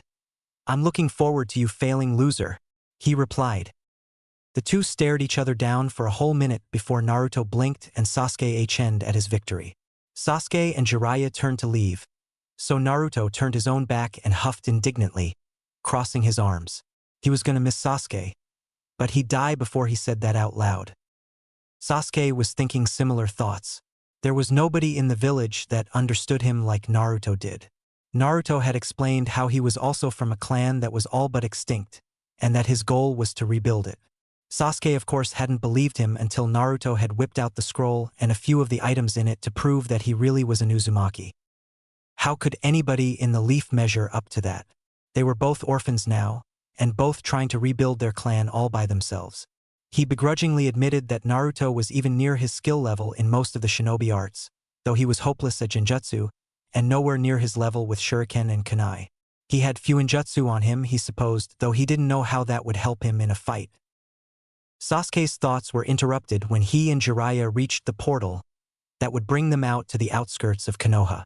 He didn't really understand how that worked, but it had worked on the way in, so it must work on the way out too. Naruto was already moving on. Fukajiji had promised him a sweet headband if he took the oath and memorized all the toad names, and he nearly had them all down. He wasn't positive he had them all down perfect, but that wasn't going to stop him from making a pass through the village with the elderly toad to try and name them all. Jiraiya was beyond happy that the two boys seemed to get along. Even if there was a rivalry between them already, it was going to be good for both of them to have another person in a similar situation. They could lean on each other when they needed it. Now he needed to focus on what Orochimaru was up to, and he supposed he had a new hair jutsu to teach Naruto. He was excited to get back to traveling with him again after all. 1 year 10 months after Sasuke left MT Mayaboku. 2 years 8 months after Naruto left Konoha, January. "Pervy Sage, where are we going?" the 10-year-old asked. Jiraiya looked at the boy, who had grown a considerable amount in the last 2 years. "We're headed back to the land of fire. I want to introduce you to someone, and you might just run into someone you already know." Naruto was excited by this, but Jiraiya cut him off before he could further question. You know the drill. What's shinobi rule number 8? Information is like ramen?" Naruto questioned, even though he already knew the answer. Jiraiya nodded. He had told Naruto that information was like gold, to which Naruto responded that gold wasn't all that important to him. He'd rather have a useful metal like more kunai or a sword. Most importantly, though, he'd rather have ramen. The young blonde missed ramen. Sure, he still had it when they came across a town, but that was not as often as he would have liked, and the ramen was never as good as Ichiraku's. Right, if you want information, you gotta work for it. Would you give away ramen for free? The boy paled and shook his head vigorously. Exactly. I want to see 5 perfect shunshin body flicker in a row. The body flicker technique was an invaluable one for all ninja, and performing one was not all that difficult. Performing several in a row, especially with a change of direction each time, was very difficult. Stop and starting so frequently threw off a ninja's balance and could easily result in motion sickness. Something Naruto was currently experiencing as he threw up this morning's breakfast. A rabbit that wasn't quite faster than the blonde. Ugh, sensei. Naruto had learned the slightest amount of respect as far as what to call him, and when, can't I do 5 gunshots instead? I never throw up after those. And they're way cooler, he complained. Alright, why don't you shoot 5 of them at me in rapid succession? And if you manage to hit me, I'll teach you a real flashy jutsu that the 4th Hokage invented. Jiraiya responded confidently. Naruto grinned bright as the sun. The yondaime was his hero, and now he would get to learn one of his jutsu. You got it, geezer. Just let me know when you're ready, Naruto shouted. Before Jiraiya could reply, Naruto formed the hand seals, holding the tiger seal at the end, yelled, water release, gunshot, and spat out a ball of water about half Jiraiya's height. The Toad Sage had to give it to him, at least he knew how to use the element of surprise. That didn't mean that Jiraiya had to let him win though. Jiraiya made his own hand seal and shunshined out of the way with a grin befitting the ease at which he did it. Naruto made a face at him and wound up another gunshot, a little bigger than the last, but once again Jiraiya evaded him. This happened 2 more times, and after his 4th attempt, Naruto molded the largest gunshot that he could, a little over Jiraiya's height, and fired it as fast as he could at his sensei. The Toad Sage flickered out of the way with a careless ease yet again. Naruto was pissed. You know, Naruto, I think you could improve your speed. A 6th water gunshot flew at the Toad Sage faster than the previous 5, though smaller than its predecessors. Yes, I got him, Naruto shouted. He immediately felt something cold and sharp up against his neck, and wouldn't even risk a gulp for fear of nicking him. Now do you see why the body flicker is so important to master, Naruto? Naruto didn't respond, instead he just chuckled and poofed into smoke. Up in the nearest tree, the real Naruto was beaming at how he had pulled one over on his sensei. He was committing to memory the face that Jiraiya had made, when he too poofed into smoke. Naruto didn't have time to feel shocked, as there was another kunai pressed to his neck. 40 years too young, kid. That was a nifty trick though. Probably would have had me if your shunshin was faster. Jiraiya laughed at him. Ugh, damn it. I really wanted to learn the 4th jutsu. You know? Naruto grumbled. He normally could sense where Jiraiya was. Something they had discovered came relatively easy to him. Jiraiya, however, was very adept at suppressing and masking his chakra, and Naruto couldn't feel even an iota of his presence if the Sannin put forth the effort to conceal himself. Well, Naruto, the 4th's original fighting style revolved around the shunshin and kawarimi. He used them to move about the battlefield with extreme speed. You read about his flying Raijin in one of the books that Sarutobi sent you, right? Naruto nodded excitedly. The flying Raijin was probably the coolest jutsu he had ever heard of, and he knew it was the yondaime's most signature move. He could teleport anywhere and end a fight in less than a second. He had even been issued as an SS rank shinobi and given flee on sight orders during the 3rd Great Shinobi War. Badass. Jiraiya interrupted his daydreaming of his hero. Good, well, step 1 to utilizing that jutsu was already having the fighting style down. If you want to learn the flying Raijin, you better master the body flicker and substitution to the point where it's completely natural and you have full control over them. Naruto nodded again. If he wanted to surpass the 4th, first he had to reach him, and learning what was considered the most dangerous jutsu in the elemental nations was a good start. The blonde flashed through hand signs with practiced ease, and in a split second his sensei was looking at a log. Don't worry, sensei. I'll surpass the 4th Hokage. Just you wait. You know, he shouted from the ground a good ways away. Jiraiya let a smirk show. The kid was good entertainment if nothing else. Jiraiya body flickered down to Naruto, and the two started walking southwest towards the Land of Fire. They had spent the last month in the Land of Hot Springs, Jiraiya meeting with a contact in his spy network, and getting in some extracurricular research while he was there. Sensei, Permission to use my clones to train with the Shunshin? Naruto asked. Jiraiya sighed, thinking back to the Gaki's breakthrough discovery. Naruto was trying to get down a new chakra control exercise. He was required to balance a kunai pointy end up using his chakra. Essentially, he would just be using the leaf-sticking exercise, just on a much more difficult object. He kept using too much chakra, and the kunai would almost bounce off of his arm, repelled by his dense chakra. Jiraiya had found him in their camp clearing with 10 clones doing the exercise. Jiraiya of course knew that shadow clones transferred their memories back to the user, but he distinctly remembered not making it to that part of the explanation, because said blonde terror had cut him off. What are you doing? Jiraiya inquired. I'm using my clones to train? Naruto asked like it was obvious. This made Jiraiya think that he had caught on to one of the more important intricacies of the jutsu. Why is that? Jiraiya prodded further. Well, if one of me can figure it out in a few hours, 10 of me's should be able to figure it out in like 30 minutes, right? Naruto asked. Jiraiya nodded at this.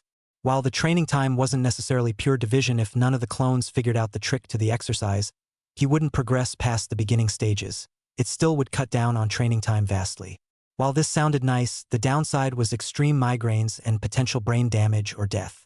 Knowing the Kyuubi and Uzumaki blood combination gave Naruto an unrivaled healing factor, he decided to watch and let the blonde work for a little bit. After about 10 minutes, one of the Narutos signaled the rest, and they all huddled up. After another minute, they broke apart and got back to work. What was that meeting all about? Jiraiya asked. Well, Naruto 7 figured out that if I treat it like the tree walking exercise and try and stick the kunai to me, it becomes easier to balance. Naruto explained. Jiraiya was really curious now, and then it dawned on him. Wait, are you just using the clones to come up with different ways to complete your training? Jiraiya questioned. Well, yeah, what else would they be for? Naruto replied. Jiraiya facepalmed. If he took care of the boy any longer, he was going to end up with a dented nose. Gaki, your shadow clones return their experiences to the user when they're dispelled. You don't have to have them stop to explain to you what they did that worked, you can just pop them, and their memories will become yours. Jiraiya drawled. Naruto didn't seem to comprehend this. But they have a different body from me, so they have a different brain, how could I have their memories? Do you remember the night you opened the Uzumaki scroll? Naruto nodded. Do you remember when I pushed you into that river? Naruto scowled and nodded again. The old pervert had pushed him in several times if he remembered correctly. Gaki, I didn't push the real you in, I only pushed your clones in. You stayed in the clearing reading the scroll. Naruto's mouth opened and closed like a fish at this. The memories felt real, but they weren't particularly important events, so he couldn't really remember what happened before or after. Maybe that was because his clone didn't exist for very long before, and ceased to exist after. Jiraiya saw that it still didn't quite line up properly in Naruto's brain, so Jiraiya took a different route. Show me how well you can balance the kunai, he said. Naruto nodded and gave it a shot. He made it about 3 seconds. Jiraiya nodded at this and signaled Naruto's 10 clones to move out of the clearing about 30 feet with him. After 5 minutes, Jiraiya came back with the clones and popped them one by one. He then asked Naruto to repeat the exercise. He managed 30 seconds this time. What's the secret to balancing the kunai? His sensei asked. Well, I just have to try and wrap my chakra around the ring and draw it in, just like you told me. Naruto explained. Right, but I didn't tell you, I told your clones in the clearing. Do you remember what you were looking at when I told you that? Naruto thought back to it, and could clearly picture several of his clones in his line of vision. Actually, he could remember Jiraiya telling him several times, with different angles of his clones. He could also remember Jiraiya stabbing him in the chest. He frowned and rubbed it. I see you've caught on. It's a peculiar feeling, isn't it? Jiraiya asked. What's that word mean? And don't stab my clones anymore. I can just dispel them, you know. Naruto replied. Peculiar means strange, and usually in a particular way. Like a type of strange you haven't experienced before. Jiraiya explained. And I know you can just dispel them, but it's more fun to stab them because they look like you and you annoy me. The Toad Sage explained. Naruto stuck his tongue out at him. He knew his sensei didn't mean anything malicious by his words, but he also knew that he was going to continue to stab his clones. Jiraiya laughed at his young charge. I don't want you using more than 10 at a time to train with them for now though, and I forbid you from using them without my permission, and for more than an hour for each clone before dispelling them. The jutsu passes on mental fatigue, so every clone you have will multiply your fatigue each time you pop one. You already have so few brain cells, I wouldn't want you losing any more. Jiraiya's grin was downright evil. Naruto threw a kunai at him knowing it wouldn't hit. He was insulted to see that the white-haired man caught it in his teeth. Salt in the wound. Fine. I'll follow your stupid rules, but you have to help me with my calligraphy skills, Naruto said. Jiraiya agreed. The boy had been having some trouble with his writing, and Jiraiya wouldn't let him advance to explosive tags without perfect handwriting. The two bonked forehead protectors, both of which said oil on them. It was an agreement Naruto had come up with when Jiraiya explained they were the only two people in the world with them. Shaking hands was too stale according to the blonde, and not unique enough for him. Jiraiya was brought out of his mental flashback by the Gaki's vibration. The boy was literally vibrating, waiting for permission. Jiraiya thought his new seal would drain some of his energy, but he still was just a ball of non-stop excitement. Very well, 10 clones. No more than an hour and a half for each one. You know how to stagger them so you don't get a headache. If you do get one, tell me right away, Jiraiya said sternly. Naruto rolled his eyes at him. He had never gotten a headache from using the shadow clone training technique. When he pushed his time limit and dispelled them all at once, he would be extremely disoriented for a few seconds, but that was the worst of it. Yes, pervy sage, I'll be very careful not to lose any of my precious brain power. The blonde grinned at him. It was Jiraiya's turn to roll his eyes as the blonde formed his favorite hand seal, multiplied by 10, and barked out orders to them. All 10 clones saluted seriously and started body flickering around at different speeds and distances. Naruto found it was best that the clones tried different ways of doing a jutsu in order to find the optimal way to do it. Once he found the optimal way, all the clones would focus on increasing speed, power, precision, or volume depending on the jutsu. The first couple of times he had tried it, it felt like he had only gotten better at being mediocre at what he was practicing. Like he had practiced at a slow pace a lot of times. Once he got the hang of the method, he could figure essentially have 10 people try a jutsu or exercise 10 different ways, and then hammer the optimal technique home nearly 10 times as fast. The initial stage took longer than one would expect, but once he had it figured out, he could improve faster than anybody. Sensei and student continued walking to intercept with Jiraiya's unknown colleague. Naruto either chatting away with Jiraiya himself or to a clone of himself, or Gamakichi, who had just transitioned from tadpole to toad. The small orange and purple toad was more than happy to sit on Naruto's head and chat with him, so long as he was provided snacks. Naruto was happy to have a friend to chat with, and summoned the fist-sized toad often while traveling. 1 hour out of Konoha. Kakashi, why are we walking at civilian pace? Ma. What's the rush, my cute little apprentice? The copy Nin asked. We could be using this time to train. I can't let that loser get ahead of me, Sasuke replied. You think he's that strong, huh? Kakashi asked. Strong enough to take out the mighty Uchiha? Kakashi elbowed him teasingly. He was well aware of the boy's superiority complex when it came to the academy students. Sasuke scowled at him. If you would teach me some of your jutsu, I wouldn't have to be so worried. He has Jiraiya of the Sannin teaching him. All I have are my clan scrolls, and you know I can't read any of the good ones until I unlock my Sharingan. Kakashi smiled at the raven-haired boy. He was happy to see the boy he had come to see as a little brother figure had somebody that could challenge him. It was unhealthy to believe that you were above everybody else. Well, I can't wait to watch you two spar. I'm sure you won't have any trouble keeping up with him, Kakashi chuckled. He had watched the academy spars. The only one who could keep up with him was Shino Aburame because of his tactics, but his insect jutsu were a bad match for Sasuke's fire jutsu. Every other student was outmatched in their best category. He was faster than Kiba, stronger than Choji, if only by a little, unlikely to be smarter than the Nara heir, but it was hard to tell because of Shikamaru's lack of effort, and even better at taijutsu than Hinata, though Kakashi suspected she was holding back. Sasuke knew he was better than them, and he acted like it, hardly paying attention to any of them, except Shino's occasional comment. When Kakashi told him he was going to get to see Naruto, Sasuke had sharpened up. He insisted he needed to go train immediately. The blonde had a profound effect on him. You don't understand, Kakashi, he beat me. Me. Humility and Uchiha didn't often end up in the same sentence, but Kakashi detected a little bit of it in Sasuke's voice. He was surprised.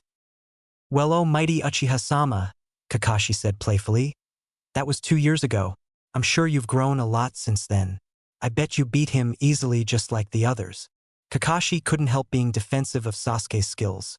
He had trained him after all. No new jutsu, just refining the skills he already had. He knew Jiraiya would be taking care of Minato-sensei's son, and that one day he would be a powerhouse, but he hadn't officially met the boy yet, so he was inclined to believe Sasuke was a lot stronger based on rumors. The Kopinin had no idea just how outdated those rumors were. Naruto sensed Sasuke before he saw him, along with another vaguely familiar chakra signature. He channeled some chakra to his ears and nose and smelled the two. One smelled like a campfire, probably Sasuke given how often he used fire jutsu and would be practicing with it. The other smelled like a storm and dogs. Naruto didn't have a lot of interaction with household pets in his travels, but it definitely smelled like dogs in addition to the ozone scent that accompanied lightning. He heard them next a crackle of a twig, the rustle of leaves, and the gentle thump of grass being displaced. Then he saw them and was outraged. No way, bastard! Naruto was shocked to see Sasuke, but not because he didn't know he was coming. I could have sworn I'd be taller than you by now, you know. Sasuke just smirked his Uchiha smirk, which just frustrated Naruto further. Damn it! I bet you have a bunch of cool new jutsu too, huh? Well, I got news for you. So do I. By the way, who's the dog guy? You didn't bring Kiba with you, did you? Sasuke ignored the question. Kakashi had taken to the trees, probably to test Naruto. He was weird like that. Huh, you think you've got cool new jutsu like your clone, huh? Newsflash, loser. 10 times 0 is still 0. Sasuke said coolly. Kakashi liked to talk trash like this when they sparred, and Sasuke had taken a liking to it. Ugh, I'll show you who the 0 is. Toad oil bullet. Naruto shouted as he ran through hand signs. He spat out the oil at Sasuke, but was rewarded with a slicked-up log for his troubles. TCH, is that all you got, Naruto?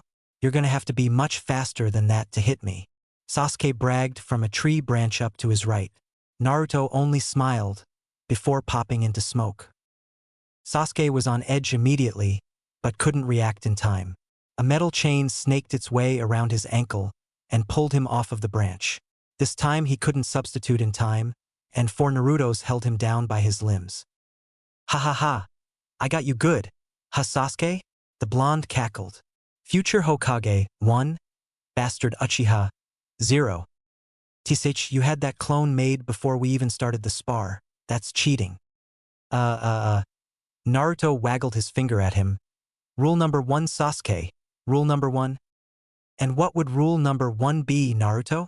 A voice asked from behind him. The real him. The one up on a branch a safe distance away from Sasuke. He was so shocked he fell out of the tree. He got up, rubbing his backside. Oi! Who the hell are you? I recognize your chakra from somewhere. Kakashi seemed interested in this, but didn't question. Why, I'm Kakashi Hatake, Sasuke's big brother figure. Kakashi said. Best not to introduce himself as his big brother. Wouldn't want to be confused with somebody who was a domestic terrorist. I told you I'm not calling you big bro. A muffled yell came from where Naruto's clones were pushing Sasuke's face into the grass. Now get the loser to release me. His anger was palpable. Naruto, could you be so kind as to release Sasuke? I believe you won the first round. Kakashi had been thoroughly impressed. Naruto had fought and defeated Sasuke like a shinobi, without following the rules or putting himself in danger. Naruto nodded, but didn't relax. He could still smell the dog and ozone, but it was coming from where Sasuke had appeared from. He couldn't smell the man in front of him at all despite channeling chakra to his nose. How come I can't smell you anymore? And why do you smell like dog anyway? Naruto asked. This confused both Sasuke and Kakashi, though for different reasons. I suppose you smell my summons? Would you like to meet them?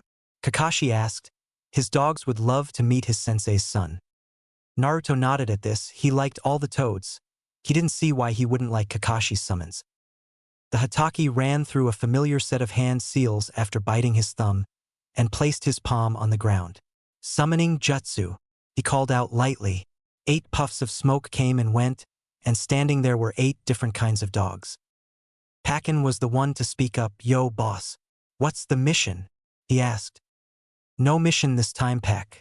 Just wanted to introduce you to my new friend, Naruto, Kakashi said with an eye smile. Naruto had not missed the words he used. Friend? He asked. The one-eyed Jonin tilted his head and eye-smiled at Naruto. That is, if it's okay with you, Naruto? Never one to pass up an opportunity to have a friend. Naruto nodded his head vigorously. Kakashi chuckled. Good.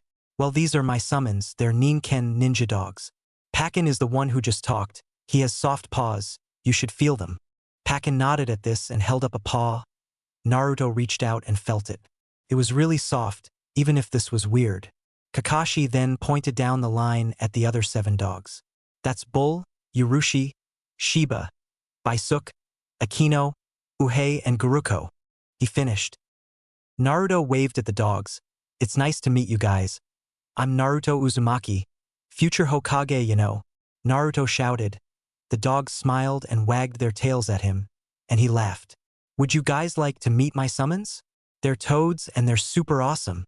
Naruto didn't hear a no, so he ran through the hand signs and summoned Gamakichi.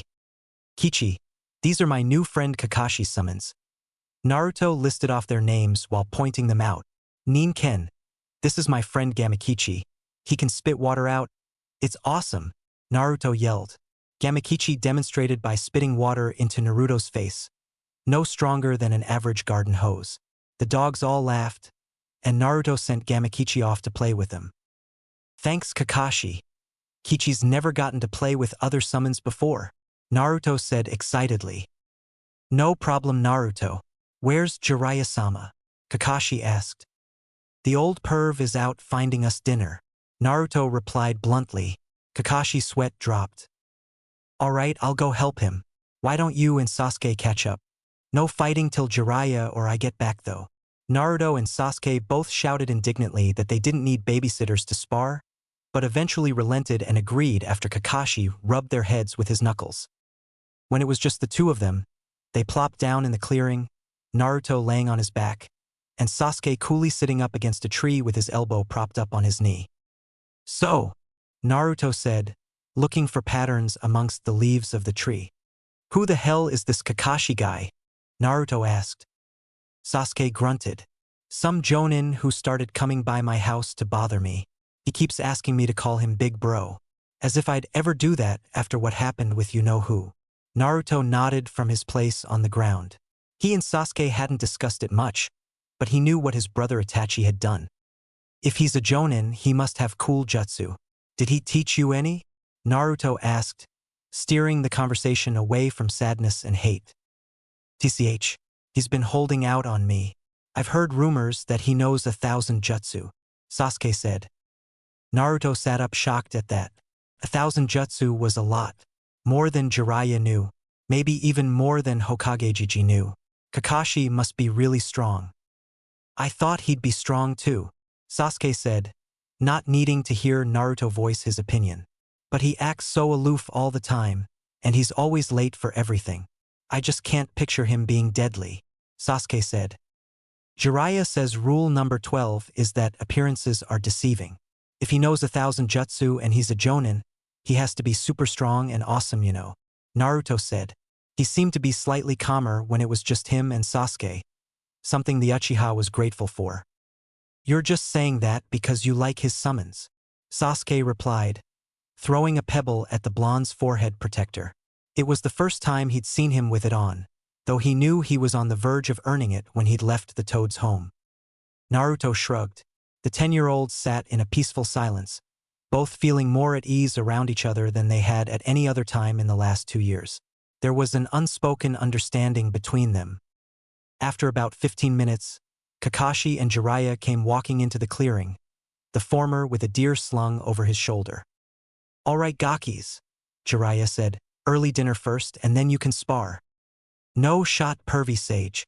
If we're only gonna be here for a few days, I gotta beat the bastard as many times as I can, you know. Naruto shouted, once again full of energy.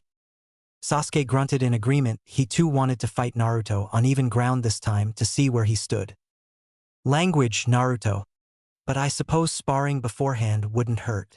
Jiraiya relented, and they moved about 30 feet about in the clearing, and made the hand sign for a friendly spar.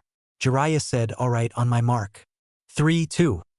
Alright, I guess you guys were eager," he said. Both Naruto and Sasuke had taken off at 2, trying to get the upper hand.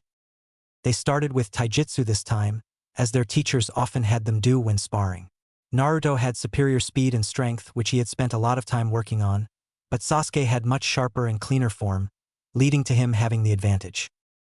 Naruto realized this after several exchanges, and leapt back, running and throwing shuriken that he pulled from the seal on the side of his scroll. Sasuke pulled a kunai from his pouch and blocked all 6 of them, before throwing it at Naruto. The blonde rolled behind a tree and ran off in 5 different directions when he emerged. Sasuke noticed 4 of them were just running, while the 5th one was watching Sasuke while he moved. That must be the real one, he thought, and gave chase. Pulling another kunai from his pouch, he lunged at Naruto, who just stopped and smiled. The kunai plunged into the boy's shoulder, and he poofed into smoke. Sasuke didn't have a chance to get angry, as he was tackled from behind. Stupid loser blonde, always pulling tricks. Naruto stood with his foot planted on Sasuke's chest, a huge grin on his face. "Gotcha again, Sasuke. That's 2 for me." Sasuke smirked back at him though, and quickly ran through 3 hand signs. "You should have restrained my hands, loser." Lightning release. Paralyzing palm.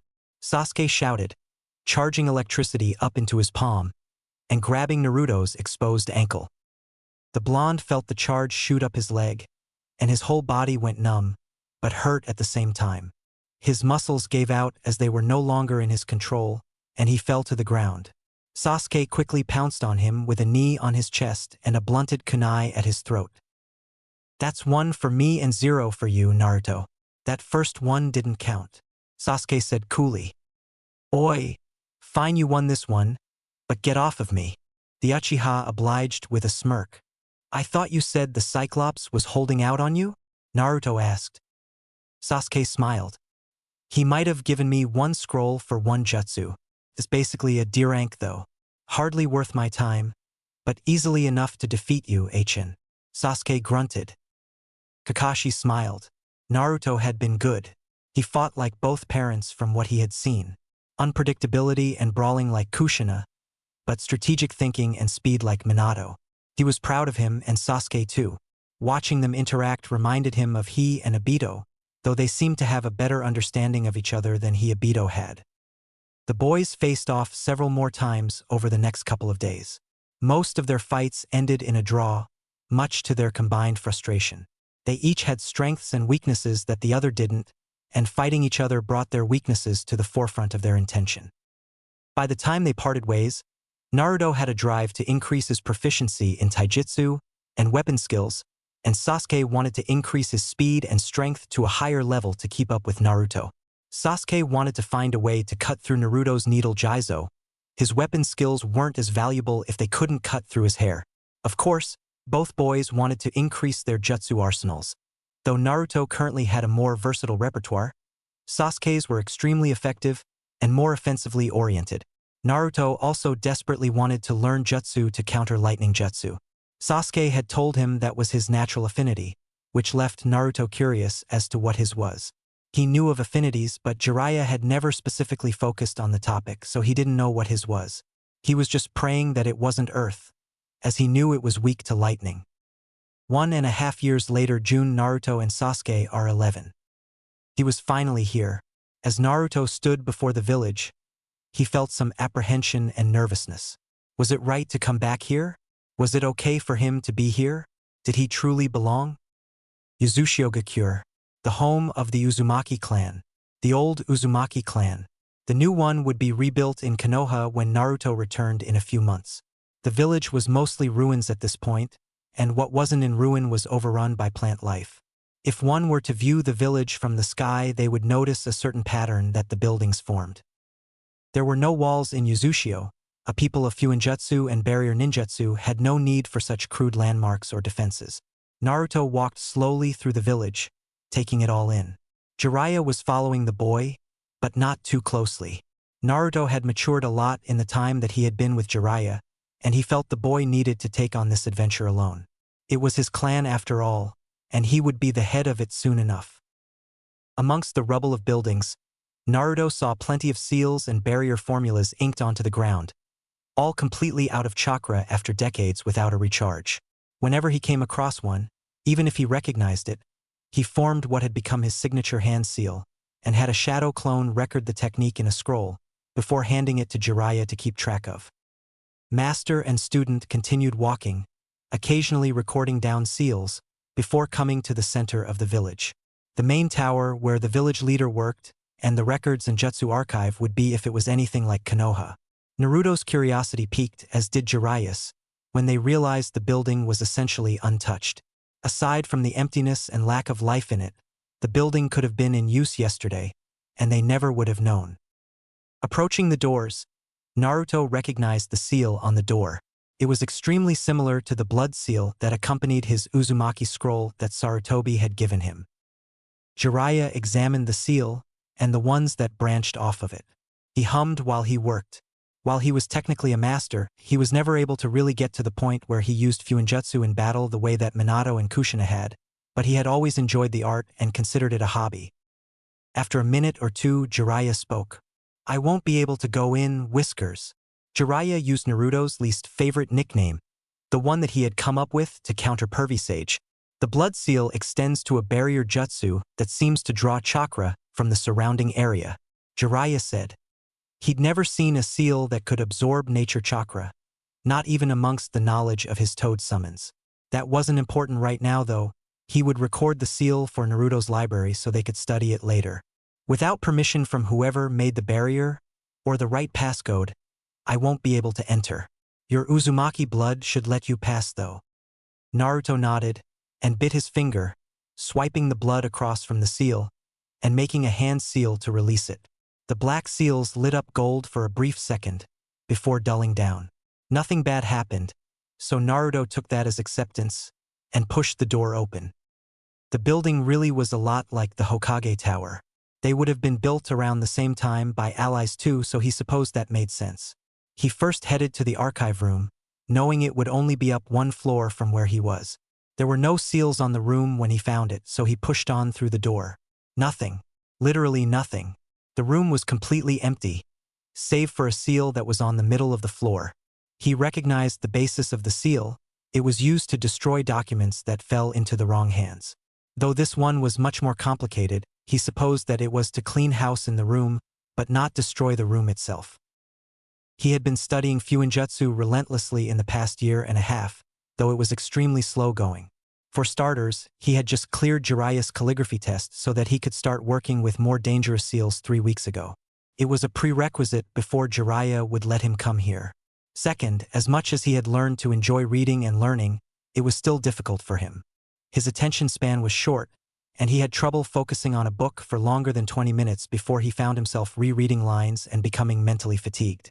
He had improved this to 45 minutes over the last couple of months, but that still wasn't enough. He had tried using clones, but they had the same attention span as him, so while he could take in more information, it was still slow going. He also had to read a book or scroll several times before he properly learned the information, which was frustrating because a shadow clone would only clone the cover of the book, and any page that it was open to or that he had memorized. This made memorizing a book slow going because it would still take him 2 or 3 days to get through once, and 2 or 3 more to actually absorb the info. Reading really just wasn't his thing, as important as he knew it was. He learned much better through trial and error and feeling things out. Jiraiya had assured him that the more advanced stages of Fuinjutsu were all trial and error, but not before he suggested he give it up. Naruto had been furious at this, and doubled his efforts. He was an Uzumaki, and he would be feared for his Fuinjutsu prowess or he'd die trying. He'd told Jiraiya that he'd give up ramen before he'd give up Fuinjutsu.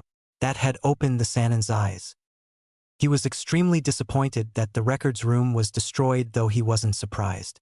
Jiraiya had prepared him for this possibility, but he had been hoping it wouldn't be true. He moved on.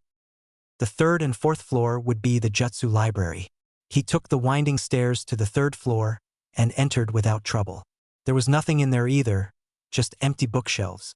In his anger, he kicked a bookshelf over in his anger. What he saw, or rather didn't see, was quite surprising. No dust anywhere in the room, the very abandoned room. Naruto made the hand seal to create shadow clones, but nothing happened. He tried again and nothing happened. Then he saw the big sign that read, "No Jutsu," and frowned. It apparently wasn't a suggestion. Naruto exited the room and stood right outside the door. He tried to make a shadow clone, and this time it worked. He made 20 more, and had them fan out through the third floor and the rest of the building, checking everywhere they could for seals. If there was no dust and nobody here to clean it, then there must be Jutsu keeping the building clean, just as there was keeping it protected. When he made it to the fourth floor, he couldn't get into the room. This room would be for Jonin Ninja and above. There was a guard station right next to it, so he guessed Jonin were either expected to get cleared to enter, have the Jutsu password, or be able to hack the seal. Looking at it, he could guess that if he tampered with it too much, it would destroy the contents of the room. If it hadn't already. He sighed. He wouldn't be able to get in this room for a while, it seemed. He decided to head to the top floor. The office of the Kage. The history books had said that only the leaders of the 5 great nations could name their leader a Kage. Yuzushiogakure, while small, was dangerous enough to name their leader a Kage. The Yuzukichi. Jiraiya said their refusal to remove Kage from their village leader's title was likely one of the reasons that they were destroyed. The large wooden double doors were so elegantly carved it looked as if they hadn't been carved at all, but rather formed that way. These doors, too, had a complex seal, though it didn't appear that anything would be destroyed if it was tampered with. It was strange that this door had less security than the Jonin-level Jutsu library, but then again the most powerful person in the village was usually within this room. He supposed that while the village was still operational, it would have been foolish to try and break in, and likely akin to suicide. Naruto decided it was time to test his newest Fuinjutsu theory, centered around his 9-tailed tenant. He closed his eyes and made the rat seal, focusing on entering his mindscape. After a few seconds, he felt the somewhat familiar pull in the back of his mind, and let it overtake him. Naruto found himself in his mindscape, which was built a lot like an underground facility. It had one long hallway and a giant cavernous room, like a warehouse, that held the caged beast. The remnants that reminded him of a sewer, the pipes that ran along the roof, and the rotten smell were gone. Now it was a more neutral place and not quite so dark. The water on the floor of the cage room was still there, and Naruto had begun to suspect that this represented the fox's chakra that was constantly being pushed into his system. The deep rumble of the fox's breath told Naruto that he was asleep.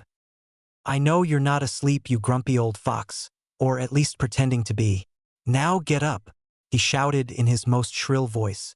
The fox's ears twitched back at it, and he slowly opened an eye. "What do you want, brat?" the massive chakra grumbled.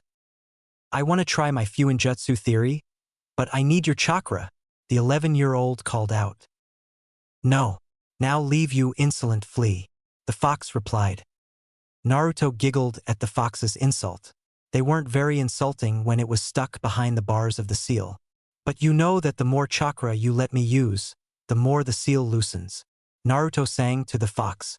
He knew it wasn't a joking matter, but he also knew that it was the best motivation to get the fox to let him use his chakra. The 9 tails grumbled. What the boy said was true, though he hated that it was. He didn't want the brat to use the chakra for something so trivial. It should be used to inspire fear in others. He was the most powerful being in the world. His chakra shouldn't be used for cat burglary. "No," was his short response. He closed his open eye, signifying the end of this conversation. "Oh, come on. Why do you have to be so grumpy? Is it because you have all those pointy teeth, but no toothbrush? I can get you a toothbrush." Apparently a certain child didn't understand the giant fox's body language. Naruto knew what he was doing, though. He didn't get a response, so he carried on. "Now, Mr. Fox," Naruto said, knowing it would enrage Kyubi. He wouldn't have to call him that if he would just tell him his name, though the fox insisted he didn't have a name.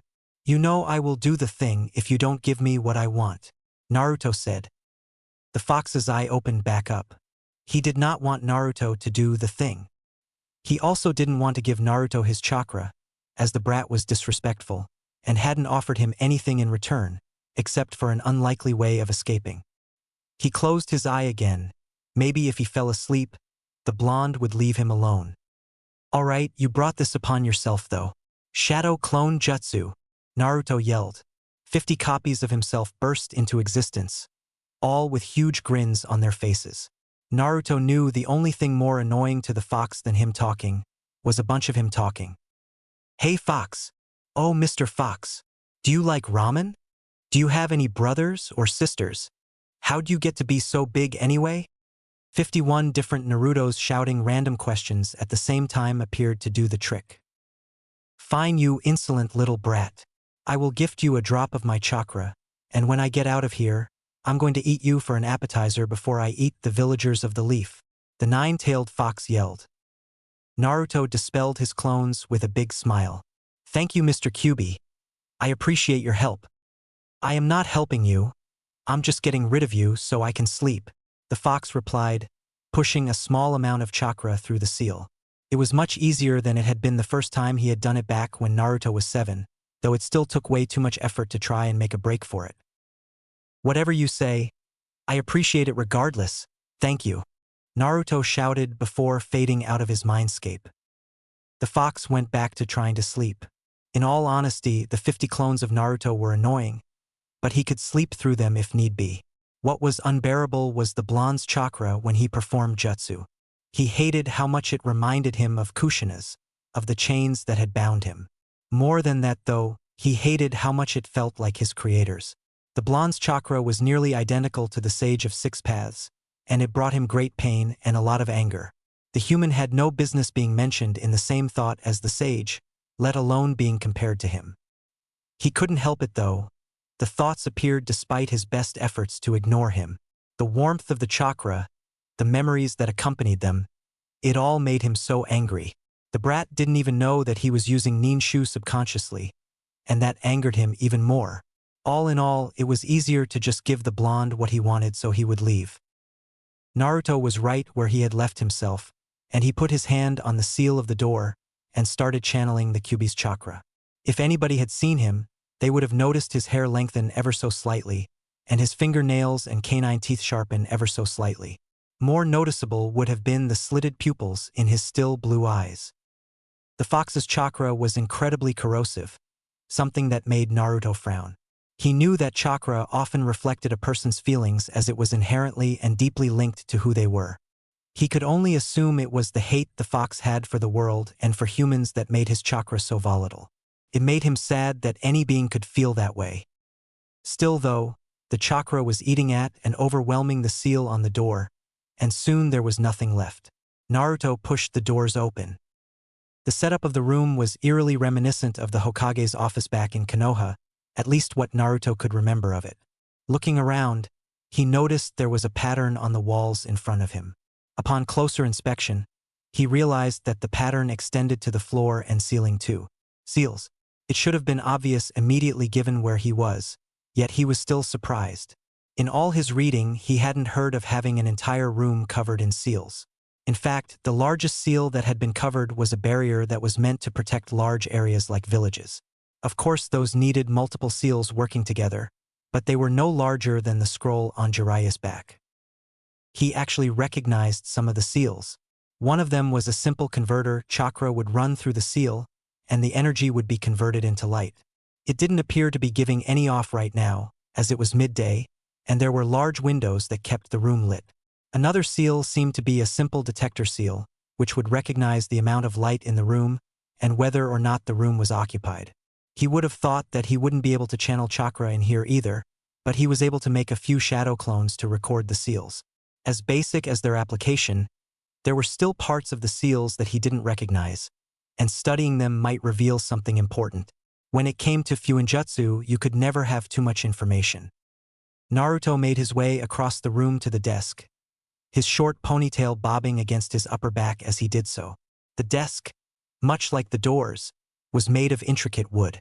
In fact, it seemed to be an exact replica of the one in the Hokage's office, save for the Uzumaki symbol carved into the front of it. He ran his hand across the smooth face of the desk as he worked his way around it, not finding a speck of dust. When he made his way behind it, he pushed the chair out of the way. He wouldn't sit in it yet. It was reserved for a shinobi with much more power than what he had. The desk seemed simple enough. A few drawers on either side, and they didn't even seem to be sealed shut. Just to get in the room, you'd have to get through several layers of security, and probably whatever Yuzushio had that was equivalent to ANBU. Naruto opened the first drawer on the left. An ink jar, brush, and a few blank scrolls. Naruto had plenty of those things himself, so he let them be. The next drawer down had a few kunai and shuriken, though he wasn't sure why they were just sitting there given the village's few ninjutsu abilities. The final drawer on the left side was completely empty, so he moved on to the other side. More of the same in the first two drawers on the right side, disappointingly enough. The last drawer, however, was different. He found familiar storage seal in this one, exactly like the one on his Uzumaki scroll that the Sandaime had given him. Reopening the already closed wound that he used to unseal the doors into the building, Naruto let the blood seep for a second before swiping it across the seal while channeling chakra. This time around, it seemed to take an extra few seconds before accepting him with a flash of deep red. A flash of smoke revealed one large scroll, with many more seals running all over it. Naruto knew from one look that he wouldn't be able to open it, so he sealed it within his own storage seal and stood up.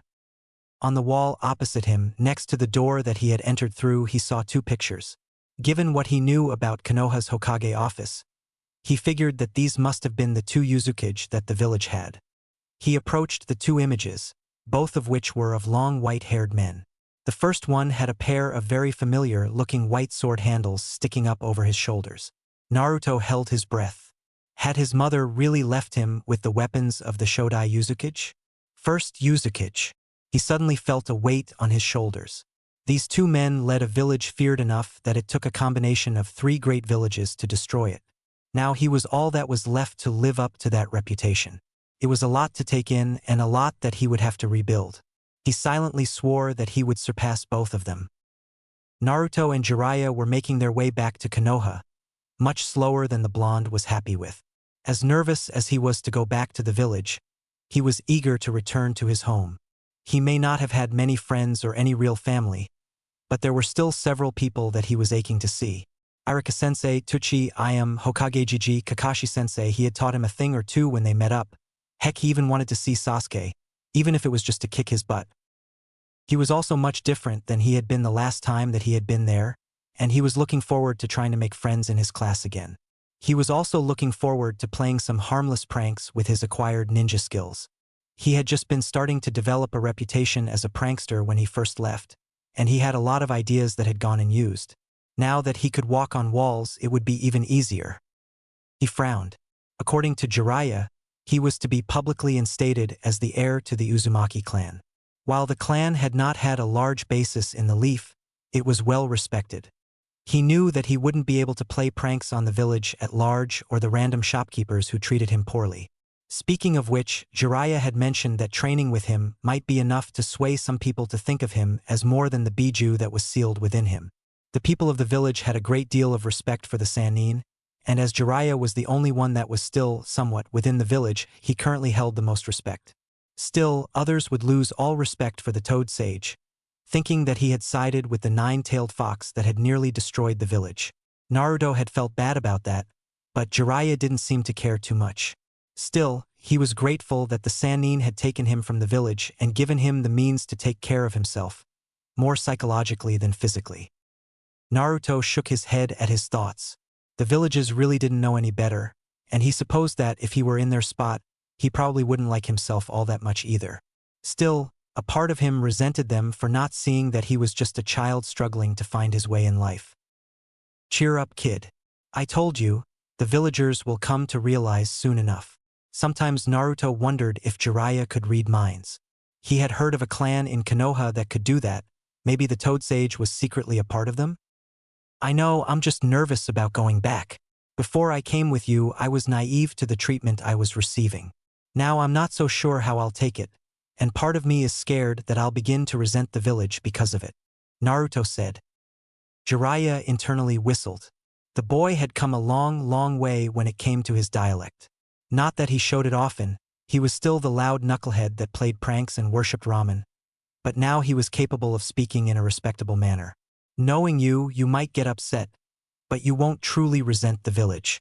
You have too much kindness in your heart, just like your parents. Jiraiya's eyes glazed for a split second while he thought of the two, and he came to a decision. Sarutobi hadn't explicitly given him permission to tell Naruto this information, so technically he was to be sentenced to death for revealing it. His sensei wouldn't have him killed for it though, he was too valuable to the village. At least he thought he was.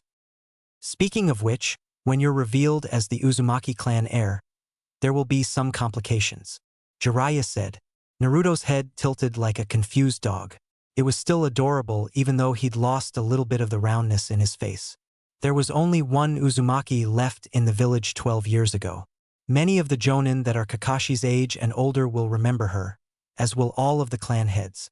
Many of these people were aware of her relationship with your father, though it was technically in secret. Jiraiya explained. Naruto's deductive skills had grown greatly as Jiraiya challenged them throughout their time together, so it only took him a few seconds to reach his conclusion. They'll know who my dad was? He questioned. He had often questioned Jiraiya, but he always got the same response. That it was too dangerous for him to know. Correct.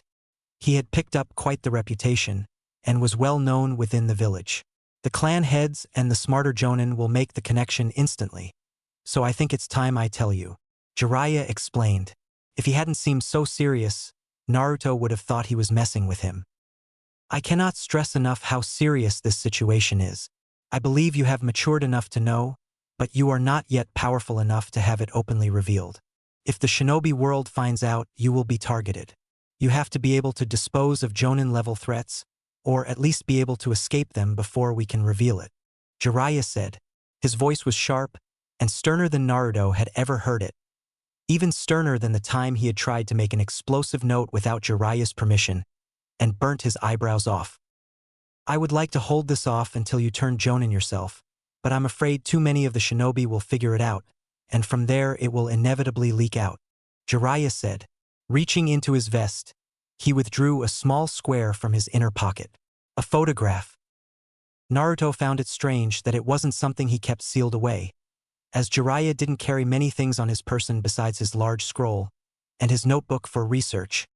Jiraiya looked at the photo, tears forming in his eyes. It had been years since he'd looked at the photo, but he always kept it in his pocket over his heart. He had considered the man in it a son, though he was technically only his sensei. He slowly handed the photo over to Naruto, as a lone tear slid slowly down his left cheek. He was one of a kind, kid. He was like the son I never had. Jiraiya said so quietly that Naruto had to channel chakra to his ears to hear. Naruto took the photo and looked at it. His heart was pounding in his ears, and his hands were shaking. The first thing that he noticed was the vibrant red hair of his mother, his pregnant mother, and standing next to her, huge grin on his face, and hand on her belly was, "This is the Yondaime," Naruto said in shock. Jiraiya nodded. "My father was the fourth Hokage?" Jiraiya nodded again, not knowing what to say. This no," Naruto said. He bit his lip, drawing blood, but the photograph didn't change. He built up his chakra as much as he could, and released it violently, the grass around him shifting slightly. No change.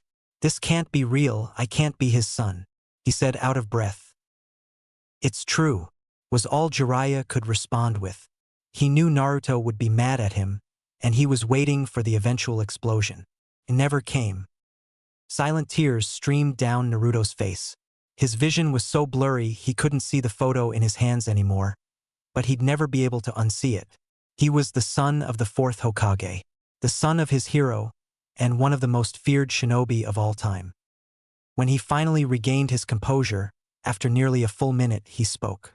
"You gotta be fucking kidding me, pervy sage," he choked out, snot streaming out of his nose as he did so. Jiraiya didn't know what to say. Naruto was as unpredictable as ever. Seeing that he wasn't going to say anything, Naruto elaborated. "I'm the son of two of the most badass ninja ever?" Naruto half-asked, half-stated. "They died because of me," he said after a moment of realization. Jiraiya had told him that his mother was the previous Jinchuriki, and that she had died helping the fourth seal the fox away. No Gaki, they died for you. It wasn't your fault the fox escaped the seal, and it wasn't your fault that you were suited to be a host, better than anybody else in the village. Jiraiya said firmly. He didn't want to leave any doubt in Naruto's mind. They loved you more than anything, even before you were born. You should have seen how excited the two of them were when they found out. Jiraiya explained. I had parents who loved me? Naruto asked rhetorically. He couldn't wrap his mind around it. First he thought that he had been abandoned. Then he found out he had a mother who loved him.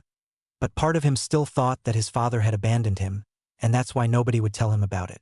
But they had both loved him, both sacrificed their lives so that he and the village could live on. In that moment he gained another burden. For some reason though, this one didn't add to the weight on his shoulders, it lifted it a little bit. He had lofty goals, and his parents had done everything they could to help him achieve it. Now it was up to him. Did my father leave me anything? Naruto asked, wanting to have a piece of his father just as he did of his mother. Jiraiya nodded. Back in the village there's some things. His notes on jutsu and seals, including his most signature one. A few of his kunai are there, and if my memory is correct, one of his cloaks, though it's probably too big for you, he said. Naruto nodded back. That was more than he was expecting. Much more. The Yondaime, his father, was most known for his use of the flying Raijin, the jutsu that gave him the flee on sight order. He assumed it would be impossibly difficult for him to learn, as there were only two known wielders of it in Konoha's history, both of them being Hokage. If there was one thing he enjoyed though, it was the thought of doing something impossible. All right, Naruto said, face determined and stoic. Let's get to work then. Jiraiya just shook his head. Whiskers. Don't you think you should take some time to process this? Jiraiya asked. It's kind of a big deal, and you were in shock at least for a second. Maybe you should just rest for the rest of the night? Pervy Sage. Both my parents died to save the village. Now you're telling me that I'll have Jonin-level threats after me because of who they were. It would be a disservice to them to die from one of their enemies after all that they sacrificed for me. I have to get strong enough to survive, and I have to do it fast if what you said about Leaf Shinobi figuring it out is true. Naruto explained seriously. Plus, Kage don't just grow on trees, and Old Man Third ain't getting any younger. He finished. Jiraiya was once again given a warm feeling by his student's almost palpable determination. Jiraiya pondered the blonde's words. He was honestly above beginner genin levels already, and was seriously approaching Chunin level with his ninjutsu. His knowledge was expanding rapidly with clones, and he was even getting some experience as Jiraiya had been giving him mock missions as a part of his training. The blonde's Fuinjutsu was higher than 90% of the village so far, only being topped by the Sealing Corps, some of the Yondaime's closest allies, and perhaps the Hyuga clan elders, who needed a baseline knowledge to be able to perform the caged bird seal. Still, while fast enough to outdo most genin, he would likely be taken care of fairly easily by any Chunin that had already reached maturity. His strength was good, really good for someone so young, but still not enough to overtake most Chunin. His body just wasn't developed enough to take on older opponents physically yet. His chakra control was basically to the point where he could start channeling it internally to enchanted movements though, and that could make up a lot of ground. Alright Gaki, we can start taking your training seriously. Naruto smiled at Jiraiya's response. But you have to understand how hard it'll be. If we're gonna do this, it'll be painful, you will break bones. If you're not on your game, you could potentially take a fatal wound if a kunai slips by your guard. It won't be a game anymore. You have to be sure that you're ready. Jiraiya explained sharply. He preferred his carefully crafted aloof attitude, but sometimes it was necessary to get serious. Naruto gulped at his sensei's declaration. His eyes never softened though, and his face never lost its steel. I have to be ready. There is no other option, Jiraiya-sensei. There are too many people counting on me. Jiraiya knew he didn't just mean the people he loved. The dumb blonde truly believed with all his heart that he needed to protect the village that shunned him. Jiraiya had never been more proud. Alright Naruto, we have about 3 months until you start the academy. I will devote my full attention to you until then. No meeting with contacts, no spying, no research, just you. Jiraiya said, slightly shocking Naruto. Once we get to the village and you enroll in the academy, I'll have to pass a majority of your training off because I'll have to get back on the road, but until then I'm only focused on you. I doubt you'll still like me when we're done though." Naruto grinned like the knucklehead he was. "Who says I even like you now, old man?" he said cheekily. The Toad Sage cracked his knuckles with a smile, and Naruto knew enough to know that he needed to run, and fast. 3 months later, end of August, Naruto is 11, Sasuke just turned 12. If there was one thing that Naruto knew for sure, it was that school was boring. 3 days into the academy and he already wanted to get back on the road. No amount of ramen was worth enduring this torture. All Irika-sensei talked about was village rules, this history that blah blah blah. He had promised Jiraiya he would try his best, but he wasn't sure he would survive. Why did Pervy Sage have to go back on the road anyway? It's not like he actually does anything besides peep on women and drink too much sake. Naruto laid his head down on the desk and drifted off to sleep. "Naruto, wake up!" Irika shouted. Naruto startled awake, looking surprised, made the cross seal, and smacked his head back down on the desk as a shadow clone sprung to life in the empty seat next to him. Only to smack his head down to fall asleep too, though the force popped him. Irika put his hand to his face. The blonde may be his favorite, and he seems to have learned quite a bit with Jiraiya, but he was the worst student he'd ever had. By far. Irika lazily flung a piece of chalk at the boy, aiming to hit the crown of his head and wake him up. Naruto had other ideas, and snapped up out of his fake sleep, sped through hand signs, and suddenly his hair hardened and wrapped around him. The chalk shattered against the newly erected shield. Irika sighed, at least he had good reactions. Naruto, on the other hand, was smirking very smugly at his sensei, well aware of the effect he had. He didn't lay back down though, knowing that he'd just get in trouble again. Instead, he got out a scroll to work on some fuinjutsu. He was currently trying to separate the Hiraishin formula down to individual pieces so he could learn them, and then put them back together to make his own, albeit different, formula. His father's notes were very clear that using pre-existing markers was more difficult than coming up with your own. While Irika-sensei droned on about proper customs while visiting a foreign village, Naruto was working on making a mark that he could sense. He'd already succeeded in this, but the range was limited to his sensing abilities, which weren't that far.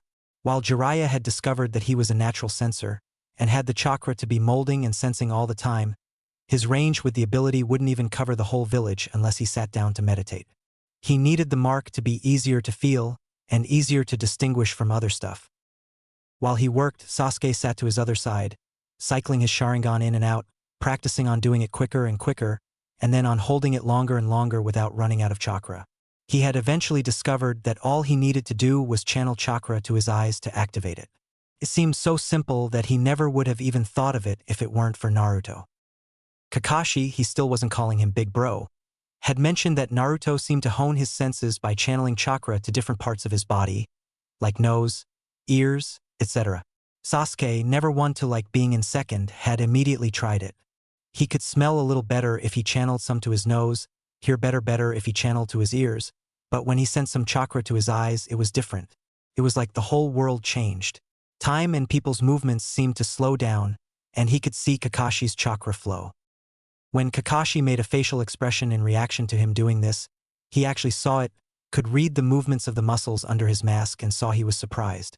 He had never seen Kakashi surprised before.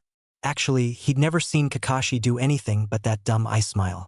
Sasuke knew from clan scrolls and from what he'd heard from his relatives that this is what the Sharingan was supposedly like, so he ran to the nearest mirror to confirm if it was true. Red eyes stared back at him, spinning lazily, and suddenly he wasn't in Kakashi's apartment anymore. He was in the street outside the Uchiha district, tears streaming down his face, staring at his brother, pleading with him to tell him that it was all a lie, a nightmare, just a bad dream. He'd even take a genjutsu, he just didn't want it to be real. He wanted Itachi to tell him that his family wasn't dead, and that his brother hadn't killed them all. As fast as it started, it was over, and he felt Kakashi's hand on his shoulder, steadying him. In the almost 2 years since that time, he had developed a second tomo in his left eye, giving him 2 in both. He wanted to undergo the grueling training to develop a third in each, but Kakashi told him he wouldn't help until he was at least a genin.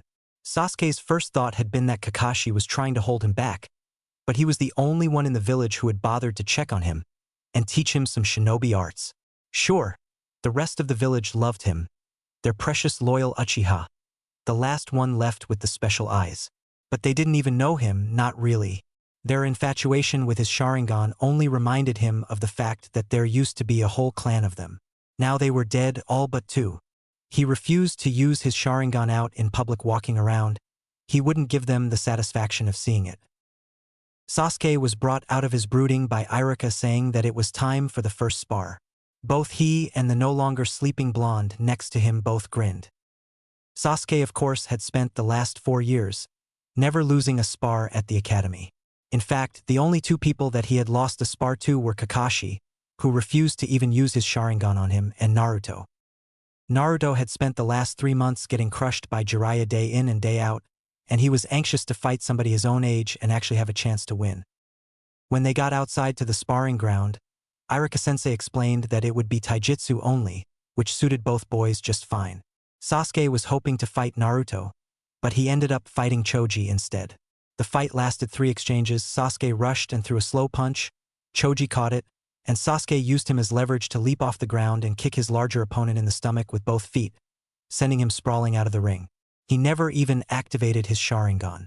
All the girls cheered when Sasuke was declared the winner. He ignored them and returned to his spot next to Naruto. A few fights later, and it was Naruto's turn, and he would be fighting Kiba. Unlike when Sasuke had fought, everybody was extremely quiet when Naruto stepped into the ring. The other students so far had been cordial to the blonde, though he hadn't really made any other friends besides Sasuke, or the occasional quip with Shikamaru and Kiba.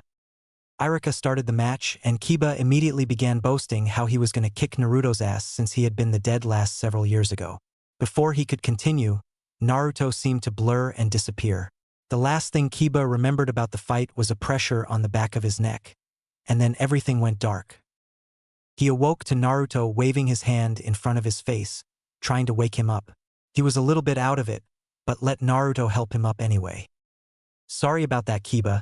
I thought you would be able to keep up with my speed.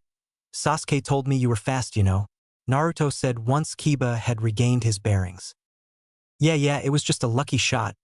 I'll get you next time," Kiba replied, though he was upset that somebody wearing wooden sandals had beaten him. Akamaru yipped his agreement from the sidelines where Kiba had left him. Sasuke knew Naruto was fast. They'd been training together the last couple of days, but they hadn't outright sparred, so he didn't know exactly how fast he was. If it hadn't been for the Sharingan, he suspected that he would have had trouble keeping up with the blonde's movements. Those that had been paying close attention in the class, mostly the boys and a certain Hyuga heiress, had seen little more than a yellow blur, and then Kiba had dropped with Naruto standing right behind him. They were all shocked. They had never seen anybody their age move that fast. Not even Sasuke. The year went on like this. Naruto would surprise everybody with just how good he was at the shinobi arts. He even demonstrated a clone jutsu that he claimed he had invented, though the kunai didn't really do anything when the clone stopped working, they just dropped. This was all compounded by the fact that he rarely paid attention to anything in the classroom, except the one unit on Fuinjutsu, where he had made several corrections to Irika's boring lecture. He also had a tendency to start fires within the classroom, and they always happened to be on test day. These fires always somehow managed to light his test on fire and burn it to ashes before anybody knew what was going on. Irika didn't know if he was using a fire jutsu or just some matches, but it was impressive that he hadn't been caught yet. About 1 month into the academy year, it was officially made public that Naruto was the heir to the Uzumaki clan. The clan had never had a large presence within Konoha to begin with. There were never more than 10 or 11 members within the village at once, most permanent, some temporary. Their relationship with the Senju, however, had given them a good amount of prestige within the village, especially to the older generation who could remember their fighting prowess. Because of the lack of members in the village, and how long it had been since the last one, there wasn't a lot left for Naruto to take over. There was a decent amount of money, nothing like the Hyuga clan, or any of the other prominent clans in the village had, but enough that Naruto wouldn't ever have to take a mission if he didn't want to. He had the rights to a Fuinjutsu shop that was closed, and without anybody to run it had lost their physical shop. There was, however, a stockpile of merchandise. Brushes, inkwells, blank scrolls, beginner guides, everything a ninja would need to get the basics of Fuinjutsu down. There were also more expensive items like a few weapons and pieces of armor with seals on them. There was even a stockpile of basic kunai and shuriken that were sold alongside the more prominent fuinjutsu stuff items so shoppers wouldn't have to go to 2 stores for the basics. Most of this stuff wouldn't last Naruto more than a year, but it was a good start and made it so that he didn't have to go to the shops very often, which he was grateful for. Everything else that had been left to him had already been sent to him in the scroll the Hokage gave him. The most important part of Naruto becoming the heir to a clan was the status the being a member gave him. Konoha loved its clan and special abilities, hence why they loved Sasuke so much. The council was also made up almost entirely of clan heads, save for Sarutobi's advisors and a few civilians. Now Naruto would join them shortly when he earned a promotion to Chunin. The council didn't decide a whole lot within the village, but they were allowed to input their advice to the Hokage on important decisions. They were also allowed to rule on smaller things that didn't affect Konoha's military aspects, such as shop regulation, taxes, zoning issues, and a few minor things. Because of this, the clans tended to favor themselves. This meant that Naruto now got a discount on anything he tried to purchase for his clan, and was given access to purchase certain lands that could only be bought by clans. He could also barter and trade with other villages as a separate entity from Konoha, which could gain him special deals on trade. The political influence the boy would be able to wield would be astounding and extremely important for becoming Hokage. While Naruto's new status wasn't announced, anybody could find out in the archives, and many shinobi would see the order as it made its way through the proper channels. Because of this, word had found its way to Ino Yamanaka. That was essentially as good as announcing it to the whole village. All of the sudden, the girls in class were starting to treat Naruto the way that they were treating Sasuke. Of course, some of the civilian children still seemed to be afraid of Naruto and would ignore him at all costs, but it was about 50-50ths now. Having not been in the village the last 4 years meant that many parents hadn't bothered to tell their children to avoid him. Naruto wasn't really a fan of the fangirls and their ridiculous actions. Jiraiya had successfully impressed upon him how dangerous the life of a ninja was. While he still liked to have fun, he had taken him seriously. These soon-to-be kunoichi, however, didn't seem to understand that. It was time to change that. Naruto was living in an apartment, as he wasn't allowed to move into his parents' house until his father was declassified. Because of this, he invited his class to a training ground that he had the Hokage reserve for him. It was one of the hospital's training grounds, and because of that it was safe. It was away from the more dangerous ones, and no traps were allowed. It was meant for newly minted genin to meet with their jonin instructors, and also for ninja that were rehabilitating injuries. There was no way that an outside influence could harm any of the students, which was good, because a decent amount of them were pitiful at best. 25 students showed up, and Naruto was sure that was because he had told them all Sasuke was going to be there, and wanted them there. That was only stretching the truth slightly. Sasuke didn't really like most people, but if it would make them stronger, and possibly get the fangirls to leave him alone, then he wouldn't mind it too much. Naruto had seen the fear in the eyes of the 2 classmates that didn't come show up. Despite his best effort to smile warmly and sound kind, he could tell that they weren't going to come. He guessed that their parents had been affected greatly by the Ninetales attack. Though he knew that it couldn't be helped, it still frustrated him. Why couldn't they see past what they'd been told? Surely his actions, besides the occasional test catching on fire, didn't warrant being terrified of him. When everybody had gathered, Naruto suggested they play some games. They started with tag, which of course the boys dominated. They moved on to cops and robbers and a few other games that didn't last long. They were still young enough to play and have fun, but they were getting to the point where they thought that they were too grown up for games. Luckily, the catered lunch arrived just as people seemed to be losing interest. Coming around the corner carrying stacks of ramen bowls were Tuchi, Ayam, and foreshadow clones of Naruto. Everybody seemed very happy to be getting free lunch, though not as excited as Naruto to be getting ramen. They all sat around in the grass and chowed down on the ramen. It was Ino who asked the question that he had been waiting for. "Naruto, why don't we play ninja next?" she asked expectantly. She was hoping to score some points with him. The blonde set his finished bowl in a stack with the other 3. His face became serious, and his presence became known.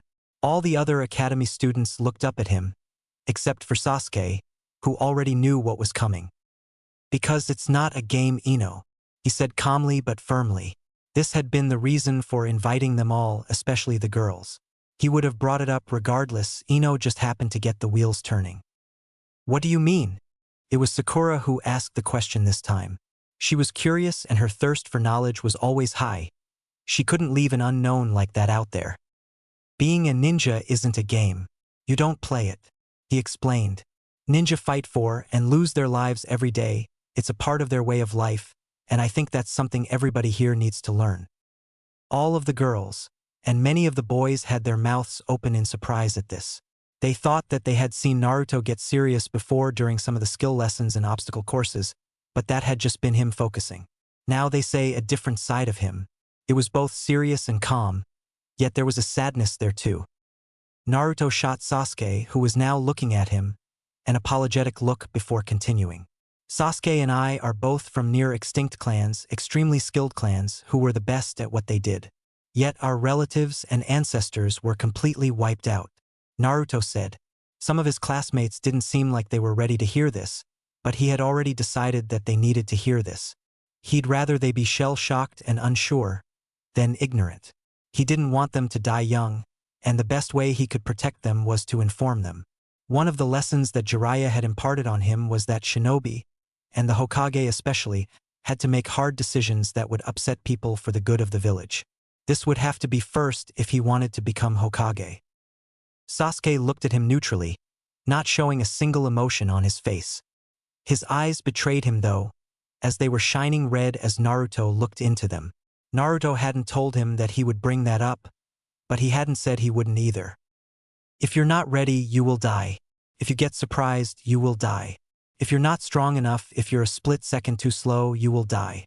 Worse than anything that I just said, if you're not good enough, your comrades could die. You could be the reason that anybody here dies if you don't take it seriously. Look around and see if you're okay with being the reason somebody here loses their life. We in the Leaf value our comrades above the mission. You can complete a mission and lose a comrade, so you have to be good enough to complete the mission and protect your comrades, protect each other. He made eye contact with every classmate as he spoke, trying to impart his urgency on them. Each of his classmates felt it. They didn't know what it was, but they felt it. They could feel that Naruto was telling the truth, and that he was right. Some of them didn't like it, some of them didn't understand it. A few looked like they were going to cry. He marched on. Sasuke and I couldn't save our clans. He was too young, and I wasn't even alive when the last of mine died. He paused, thinking about his next words carefully. They were the most important. We are strong though because we understand that loss. It's not his eyes that make him special. He was kicking everybody's but before he unlocked them. And it's not my clan that makes me special. I was the dead last not even a few years ago. We have become strong, at least for academy students, because we understand. We know that you can lose your loved ones in a second, and we're determined to never let that happen. Both of us would protect any of you with our lives out on a mission. It's the reason I fight, Naruto said. There was a long pause, 1 minute, 2 minutes. Surprisingly enough, it was Sasuke who spoke first. He's right. Most of you don't understand what it's like, Sasuke said quietly. The hidden words in the sentence made it through though. They didn't understand what it was like to lose everybody, and to not be strong enough to do anything about it. Sasuke. Perhaps a demonstration would help the words sink in? The blonde asked. The raven-haired Uchiha just nodded. When everybody was off to one side of the training ground, a safe distance away from the spar, they began. They were a complete blur to most of the students, Naruto having the speed advantage, through the first punch, using the Uzumaki style that he had painfully learned the forms for. It was generally designed to get opponents off balance so a seal or chain could be applied easier in order to immobilize them. The style was generally balanced and let opponents make mistakes, but Naruto knew Sasuke was unlikely to make one, and he preferred to be the aggressor anyway.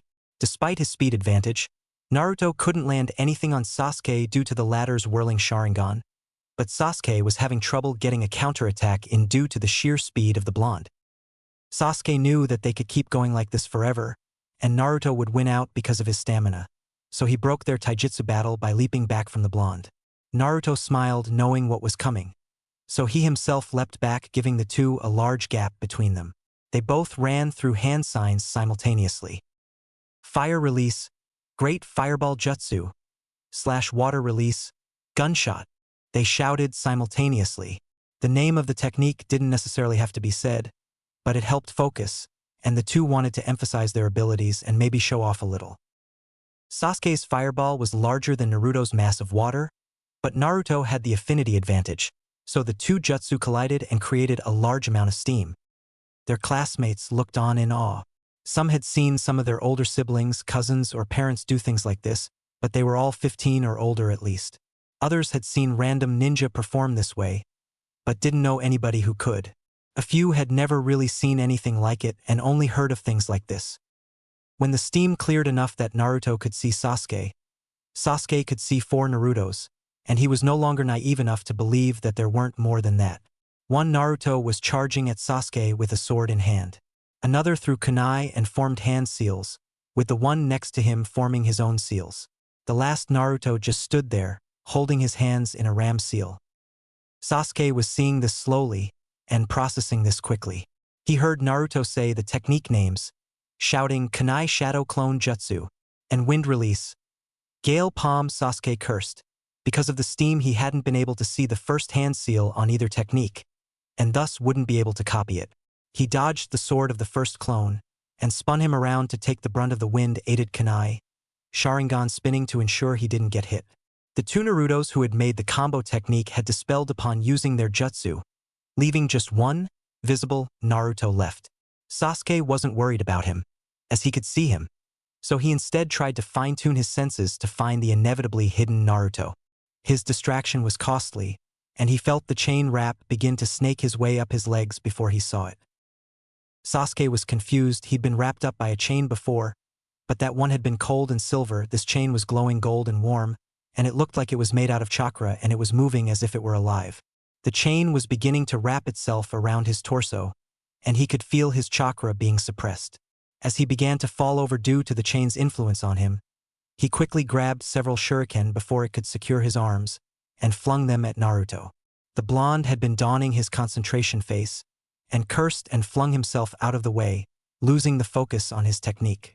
The chain disappeared from Sasuke, but his red eyes had spotted the same gold glow coming out of Naruto's foot when he dove out of the way. Did the chain come from his body? The two reset themselves, eyeing each other up. This time it was Sasuke who attacked first, beginning a taijutsu bout. This time, though, Naruto began to use a different style that appeared to focus on speed and evasion. The Uchiha grew angry as he couldn't land a blow on his friend, and pressed harder.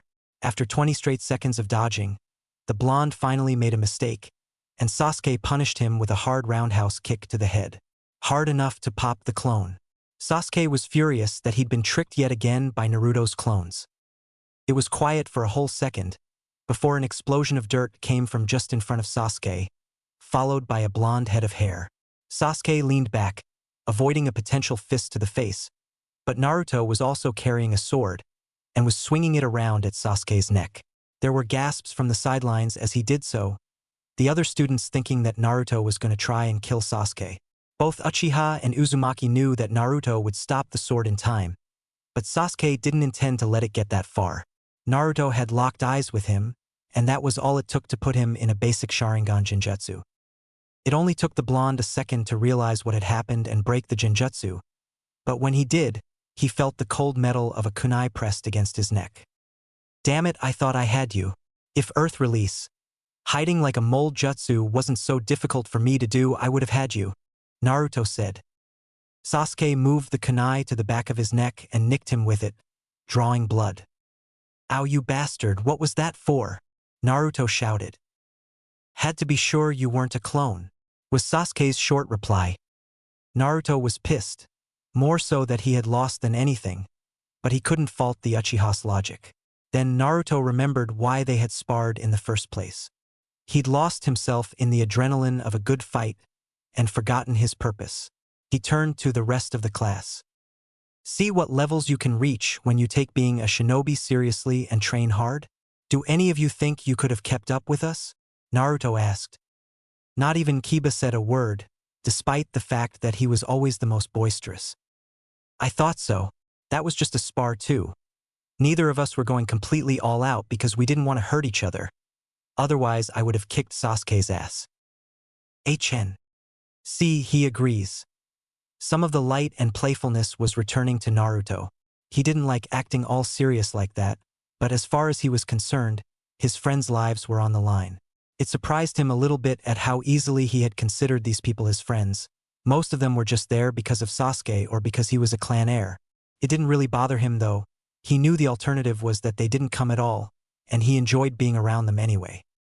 I know some of you have clan techniques and training that you do, but if any of you want help taking this more seriously, come to Sasuke or I.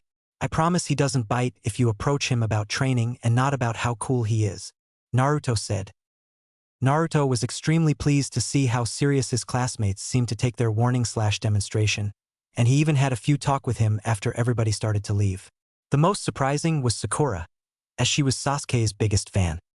Naruto, do you think that maybe you could help me? Sakura asked. Sure, Sakura, but why aren't you asking Sasuke? I know he's your favorite. He replied. I don't want him to see. I can't do any of that stuff you guys were doing. I could barely even see you guys. I never knew that ninja could do all that, but I don't want Sasuke to think I'm weak because I can't, she said, eyes planted firmly on her feet. Naruto put a hand on her shoulder. Of course I can, Sakura, Naruto said reassuringly, but it's going to take a lot of work, and you'll probably have to quit that diet you keep saying you're on or you'll never survive, you know. Whatever it takes. I don't want to look weak to Sasuke-kun, Sakura said firmly. She had raised her head to say it, and Naruto could see the determination in her eyes. She probably still didn't understand. He'd never seen her do any more than the basic academy fitness test exercises, and those were easier than her warm-up. Still, he wouldn't turn her down for being from a civilian family and not knowing any better. Alrighty, Naruto cheered. I'll see you tomorrow morning at 6 a.m. We can meet in front of the academy. Sakura blanched at that. She was really hoping a different Naruto would jump out of the ground and yell, CK, but it never happened. What had she gotten herself into? Sarutobi looked into the crystal ball in the Hokage office, absolutely beaming with pride at Naruto. It might have been a little harsher than some of them were ready for, but it would soften the blow coming from somebody their age. He truly was an inheritor of the will of fire, perhaps the strongest since Hashirama himself. By the time graduation rolled around, almost everybody in the class had grown immensely. All 24 students passed easily, and Irika was sure that this was the best class the academy had had in a long time. He had a sneaking suspicion that a certain blonde had something to do with it, as he'd seen him working with some of the other students on their shinobi arts. Every single student had improved more than he had ever seen from graduation year students, at least on average.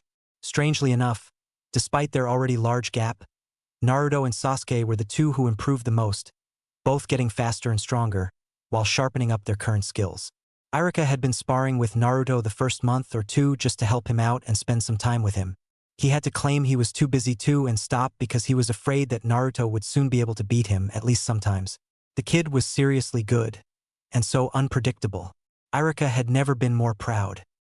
Naruto was extremely happy with his comrades' progress, even if 3 of them had quit before graduation. It was better that they face the music now and not make it through, than die as a genin on their first real mission later because they couldn't handle it.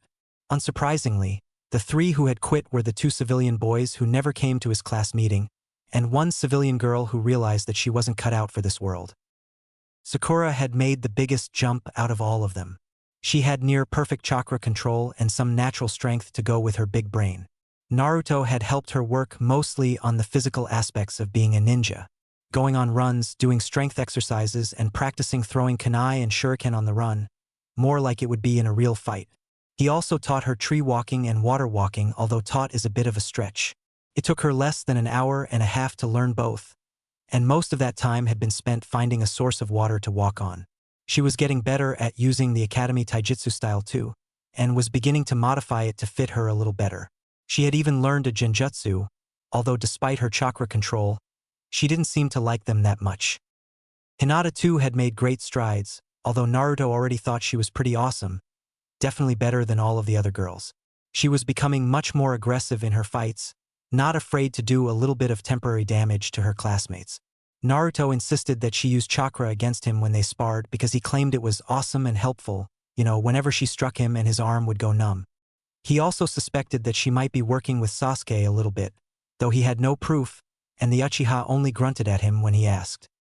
The biggest surprise was probably Shikamaru. Nobody really knew if he actually was getting better because he never actually did anything before Naruto's speech, but he was actively participating, and he was actually quite good. His physical side of things needed work, but when he tried in a spar with ninjutsu, he was extremely hard to beat.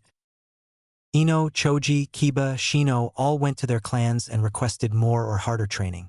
Ino making the greatest leap of the four, learning her clan's taijutsu style, and Shino making the smallest, as he had already been taking it seriously as it was just logical to do so. Naruto elected to put his black headband around his waist as he had seen other shinobi of the village do it, and he thought the toads might be upset if he didn't wear their forehead on his head. Plus they had accepted him first, and Naruto was nothing if not loyal. He was extremely excited to find out what team he would be placed on, and who his sensei and teammates would be. He knew Hokage Jiji's son and Kakashi were supposed to be Jonin sensei this time around, and he was hoping to get either of them since he didn't know any others and they were both strong. Kakashi Hatake reached the Hokage Tower 1 minute before his scheduled meeting with Hiruzen Sarutobi. Anybody who knows Kakashi knows that this is uncommon. The elite Jonin was only ever on time if specifically ordered by the Hokage to be, otherwise, he was at least an hour and a half late. This being one of the times he was ordered, Kakashi made sure he arrived promptly. Don't want to be too on time, the masked shinobi thought, as he leaned against a wall for a few minutes. Orders or not, he had a reputation to uphold. When he was sufficiently late, but not late enough to be reprimanded, he strode lazily into the building. As he walked through the building, some stared, some glanced, and some didn't pay him any attention at all. That was about the level of notoriety that he was comfortable with. Perfect. When he reached the Hokage's floor, the secretary never even bothered to address him. She just motioned him on in. The Hokage was sitting back in his chair, puffing on his pipe when Kakashi walked in. 7:04, he said without checking any clocks. Perfectly timed, Kakashi. Kakashi was pleased that somebody appreciated what he considered his best skill. Despite this, though, the Hokage didn't summon him like this all that often. It was likely to be an S-ranked mission, and that required him to be serious. Thank you, Hokage-sama. I am at your service, the Kapinin replied. Relax, Kakashi. There are no S-ranks for you today, though what I am about to ask of you is equally as important. Sarutobi said, his demeanor somewhere between kind old man and military dictator. As you know, the academy just graduated our next crop of potential genin earlier today. Kakashi knew. He had taken Sasuke out to celebrate, despite the boy's reluctance. He nodded to indicate his understanding. I understand that you have taken a liking to young Sasuke, and have even been training him a little bit. Kakashi didn't respond, so the Sandaime continued. You also have a strong connection with Naruto, despite not having that much interaction with him. Kakashi nodded at this. He wanted to spend more time with him, but he was reminded of Minato-sensei and Kushina every time he looked at him, and quite frankly it hurt. My intention is to put them on the same team. Normally we tend to pair the last place student with the top student to keep teams balanced. While Naruto is last place on the book side of things, nobody is under the impression that he's not just as good as Sasuke, if not better. Kakashi smiled. He was happy his two favorite kids were the strongest. However, Sarutobi continued, the two seem to get along best together. Sasuke tends to break out of his shell more around Naruto, and it seems that he keeps Naruto slightly calmer. They also appear to push each other past limits that nobody would be able to expect otherwise. The two of them end up reaching the levels that my own students did, and I believe that they would also bring up the level of whichever kunoichi we decide to place with them, he said. Kakashi was about to speak. It was his intention to request to be the Jonin sensei of the two regardless, but the Hokage put his hand up, silencing him before he ever spoke. I'm sorry, Kakashi, but I will not be making you their Jonin sensei. Your job will be even more difficult. Kakashi's head tilted, not unlike his summons. We haven't had a shinobi with an analytical eye like yours in quite a while, Kakashi. Sarutobi explained slowly. Sometimes I believe you see more than I do, even without your Sharingan. Kakashi didn't like where this was going. After a long pause, The Hokage leaned forward on his desk and continued. Kakashi, I'm not getting any younger, and currently there is nobody to take my place. Tsunade or Jiraiya would be great, but one won't take the job, and the other won't come back to the village. I need to have somebody prepared in case of an untimely demise, and neither of my students will take the job. I wish for that to be you, Kakashi. Sandaime-sama, I am honored that you would think that highly of me, but I am not strong enough to be the Hokage. I'm nowhere near the level that my sensei was. Kakashi explained. No, I don't suppose you are. Then again, Minato was the greatest of us, and not many people will ever reach his level of competence, even with his life cut short as it was. The Hokage looked old. Older than Kakashi had ever seen him. But I also understand that you've been slacking on your training. Your 18-year-old self would likely defeat you, and fairly soundly at that if I had to guess. The Hokage held up his hand again, once again silencing Kakashi before he could speak. Do not worry about it, Kakashi-kun. I allowed it because you were grieving, and you were still completing missions for us well enough, he said. But now it is time for you to move past all that.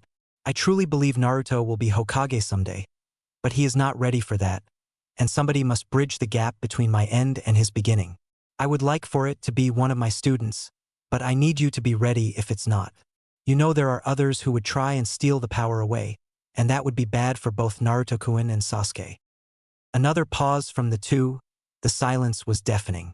Kakashi was too shocked to speak, and the Sandaime was too exhausted. Finally, the latter spoke again.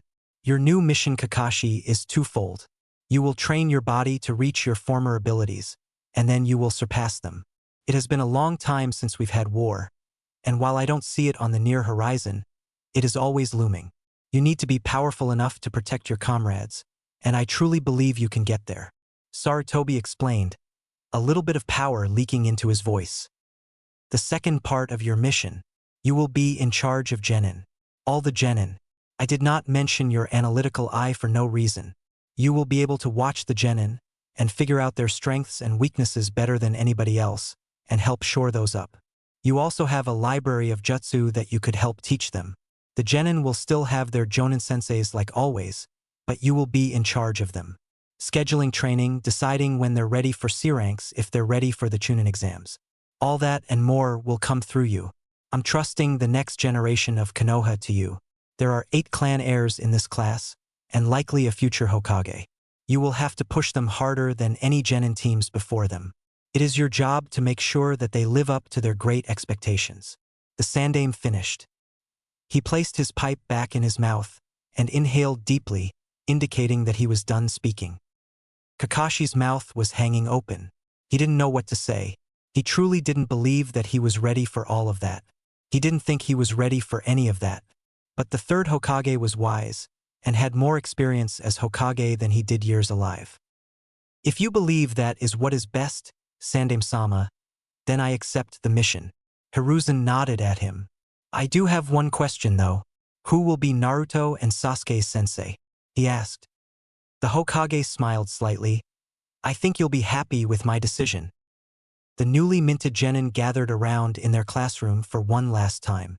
Irika smiled at them all proudly. They truly were excellent students, even the pyromaniac in the back. The only reason Naruto had passed the written test was because Irika had gotten permission from the Hokage to threaten him not to light it on fire. Even then, the blonde had filled out exactly 60% of the test and gotten every question right, just barely enough to pass. Irika shook his head at the thought. The blonde had been the first to finish, and then he had laid his head down on the desk to sleep. Naruto and Sasuke had easily finished ahead of everybody on the physical aspects of the test, alternating between first and second. Sasuke had the highest score of the boys, getting all but the one question that was meant to be Chunin level right, making him the Rookie of the Year. Sakura aced the test, surprisingly enough, and did better than expected on the physical aspects.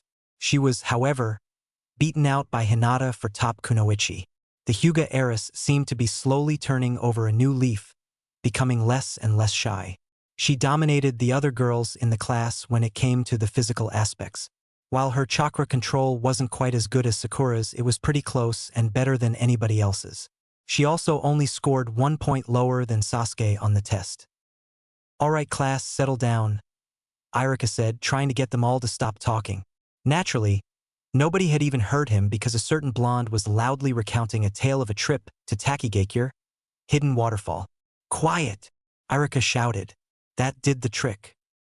It's time to announce your teams, Irika said. And I'll only be focusing on the rookie 9.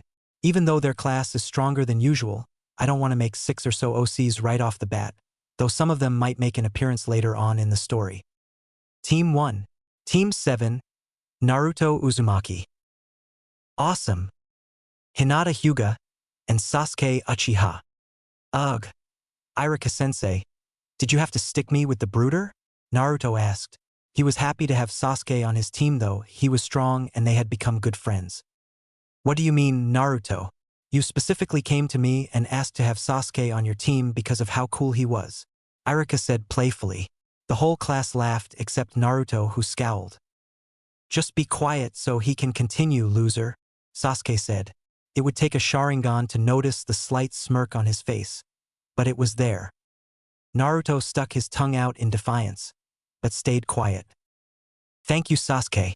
Team 8 will be Sakura Haruno, Kiba Inuzuka, and Shino Aburame. Sakura was pissed. She didn't really mind Kiba, boisterous as he was, and Shino was alright even though he had those bugs. She wasn't on Sasuke's team though, and that angered her. Why had she been working so hard if not to end up on his team and impress him? Like Team 5, Team 9 is still in circulation. So Team 10 will be Ino Yamanaka, Shikamaru Nara, and Choji Akimichi. All three had basically come to terms with the fact that they would be on a team because of how well their clans got along. They were neither unhappy nor happy about the team as a whole, though Shikamaru and Choji were content to be together. Alright, that's all the teams. You guys can break for lunch, and then meet back here in an hour to find out who your senseis will be. Naruto and Sasuke wordlessly began to leave the room side by side. Hinata was sad. She was hoping that they would invite her to lunch. There would be more time to spend with them in the future though. Her thoughts were interrupted when her favorite blonde spoke. Hinata, are you coming? He asked. Oh, I didn't know I was invited, she replied. What do you mean? Naruto asked confused. We're a team now, we should do everything together, you know. Come on, he said as if it were the most obvious thing in the world. Okay, and Naruto, Hinata replied, cheeks turning pink. She was embarrassed that she had stuttered. She had been working really hard on her nervous stutter and being more confident, but it seemed she still had work to do, especially where Naruto was concerned. As they were walking out of the room, Naruto and Sasuke wordlessly played rock, paper, scissors. The blonde made a loud exclamation having won, and then the three continued on their way. Hinata was confused by this, as she had no idea what they had done that for. She soon found out when they came to a ramen stand in the village. Haha, thank God I won. Ramen is the best, Naruto shouted as they all sat down at the bar. Hey old man, better get that oil fired up because there's 3 of us today. Naruto, Sasuke, how are my 2 favorite customers? And who's your friend? Tucci said, pointing to Hinata. 2 favorite customers? Does that mean we're tied? Old man, you wound me. How could you ever consider Sasuke and I equals when it comes to ramen? Naruto said, deadly serious. Tucci thought he might be joking, but ramen was involved, so he couldn't say for sure. Oh Naruto, you know you'll always be our favorite, Ayam said, coming from the back. No offense of course, Sasuke, she smiled at the 2 most frequent visitors. Sasuke replied. He didn't really care much for ramen. It was good, but not great, and he didn't understand Naruto's obsession with it. Ha! Eat it, bastard! Naruto shouted, pointing dramatically at the Uchiha, who ignored him. Oh, this is Hinata by the way. Naruto gestured to the shy Hyuga, causing her to blush slightly. She's our newest team member. We're officially Team 7, you know?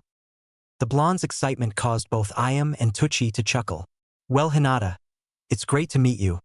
I'm glad Naruto got such a cutie as a teammate, Ayam exclaimed. This caused both Naruto and Hinata to blush from embarrassment. You know Sasuke and I don't care about that big sis. We just want to be awesome shinobi, right? Bastard? Naruto didn't wait for the response. as he knew he wouldn't get one. We're gonna be the best team since the Sannin. Actually, we're gonna be even better than them, you know. Naruto shouted, chest puffed out. Well, I'm glad I'm feeding future legendary ninja. Here's the first round, Naruto. Irika stopped by and mentioned you'd probably be here around this time, so we started cooking before you got here, Tucci explained. All 3 new genin broke apart their chopsticks and dug in. After 20 minutes, Naruto leaned over to Sasuke. Sasuke, how do you know if you're in love? Naruto whispered to him. Sasuke stopped eating, looked Naruto in the eye for a second, leaned forward and looked at Hinata, who had eaten 8 bowls already, looked back at Naruto, and exhaled a short breath.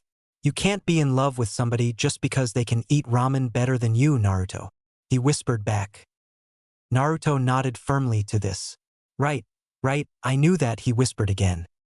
Hey wait, Hinata can't eat ramen better than me. Naruto got increasingly louder. Old man, get us 3 more bowls each and we'll have a contest, he proclaimed. Everybody was staring at Naruto, trying to figure out when he'd stood up on the counter. Then everybody started laughing at him. Naruto swore he even saw Sasuke breathe through nose a little bit sharper than normal. Team 7 made their way back to the academy to learn who their sensei would be, but something was wrong. They were quiet, much too quiet considering a certain Uzumaki was a part of the group. Said Genin was walking between his 2 teammates, head hung, face sad, and an invisible rain cloud chasing him. After minutes of silence, a record around Naruto, Hinata couldn't take it anymore. Naruto-kun, I'm sorry I ate the bowls faster than you. I knew you loved ramen, but I didn't know you loved it that much, she said, stifling a giggle at the end. It's fine, Hinata. You did your best, I can't be mad about that. I'm just sad I lost, Naruto said glumly. Sasuke had seen Naruto like this a few times and had learned how to deal with him. Distraction. Don't worry about it, Hinata. Naruto is just being a big baby. He's probably just worried that we'll get Kakashi as a sensei and he'll get stuck in a genjutsu again, Sasuke said. Oi! Naruto shot up, shaking his fist at Sasuke. I wanted to get stuck in that genjutsu. I could have gotten out of it easily if I wanted to, Naruto responded, referencing the time Kakashi used an A-rank genjutsu on him that Naruto definitely couldn't have gotten out of. I'm sure you could have, loser. Do you think we'll get Kakashi? Sasuke questioned. He was silently hoping that they would. He would never admit it, but along with Naruto, Kakashi was one of the few other people in the village that he liked. Perhaps the only other person. After plenty of hours with Hinata helping her train, Sasuke had learned to like her too, he supposed, or at the very least tolerate her. I dunno, Naruto said flatly. Sure, he's got a lot of jutsu, but I bet that I could take him if I went all out. Hinata giggled at Naruto claiming he could beat one of Konoha's strongest and most famous jonin. I guess there's only one way to find out, Naruto-kun. She wasn't so intimidated by the blonde after spending lunch with him and seeing his goofiness up close and personal. He was so much fun to be around, she forgot about her shyness a little bit. All right, Team 7, let's do it, Naruto shouted, pushing through the doors. Naruto's hands were sweating, and his heart was pounding. He was so excited to find out who his sensei was that he was actually nervous. He hadn't been nervous since his first day of real training with Jiraiya almost 1 year ago. And Team 7, your Jonin sensei will be Yamato. None of the 3 genin had ever heard of a Yamato before. Their heads snapped to the door when it slid open. A tall man walked stiffly through the doorway, short, brown hair bobbing ever so slightly. His stern face was framed by a Hapuri-style leaf forehead protector, the kind the second Hokage wore, and betrayed none of his emotions. He wore the standard Konoha Jonin attire with the exception of his shirt, which was tighter, and the neck of it ran up to make a sort of skin-tight chin guard. Despite his bland appearance, Naruto thought he was pretty cool. He had noticed the large katana strapped to the man's back, and was instantly excited. Team 7, I am your Jonin sensei. You may call me Yamato. Please meet me at Training Ground 7 as soon as possible. As quickly as he had entered and spoke, Yamato shunshined out of the room. On second thought, he's kind of boring, Naruto thought at hearing Yamato's plain voice and lack of enthusiasm. It only took a few minutes for the trio to make it to the training ground. though Hinata couldn't help but feel like she was slowing them down. Yamato was fairly impressed at how quickly his 3 students got to the training ground. They were fast for genin, or potential genin. I believe now would be a good time to get to know each other a little bit about each other. Why don't you all tell me your name, best shinobi art, weakest shinobi art, and goals as a ninja? Yamato asked. Kakashi-senpai had suggested he ask about hobbies and other miscellaneous things, but Yamato didn't find that prudent at the moment. S-sensei, could you go first to give us an idea? Hinata asked nervously. Nonsense, Hinata. I'll go first, Naruto yelled, not allowing Yamato to respond. My name is Naruto Uzumaki. I don't have a best shinobi art because I'm the best at all of them, you know. His chest puffed out in pride. Though I guess if I had to pick one it'd be ninjutsu or maybe fuinjutsu. That's starting to get fun. He seemed to be talking more to himself than his team at this point. My weakest is probably genjutsu, he said sheepishly, returning back to earth. I can detect and break them all right, but I can't do one yet. But I'll learn, just you wait. When he realized he'd gotten on another tangent, he corrected his course. I just have 2 goals for my life. Restore my clan to its former awesome glory, and become the Hokage and protect all the people I care about, you know. Very well, Yamato responded dryly. Naruto's sweat dropped, but at least he hadn't told him it wasn't possible.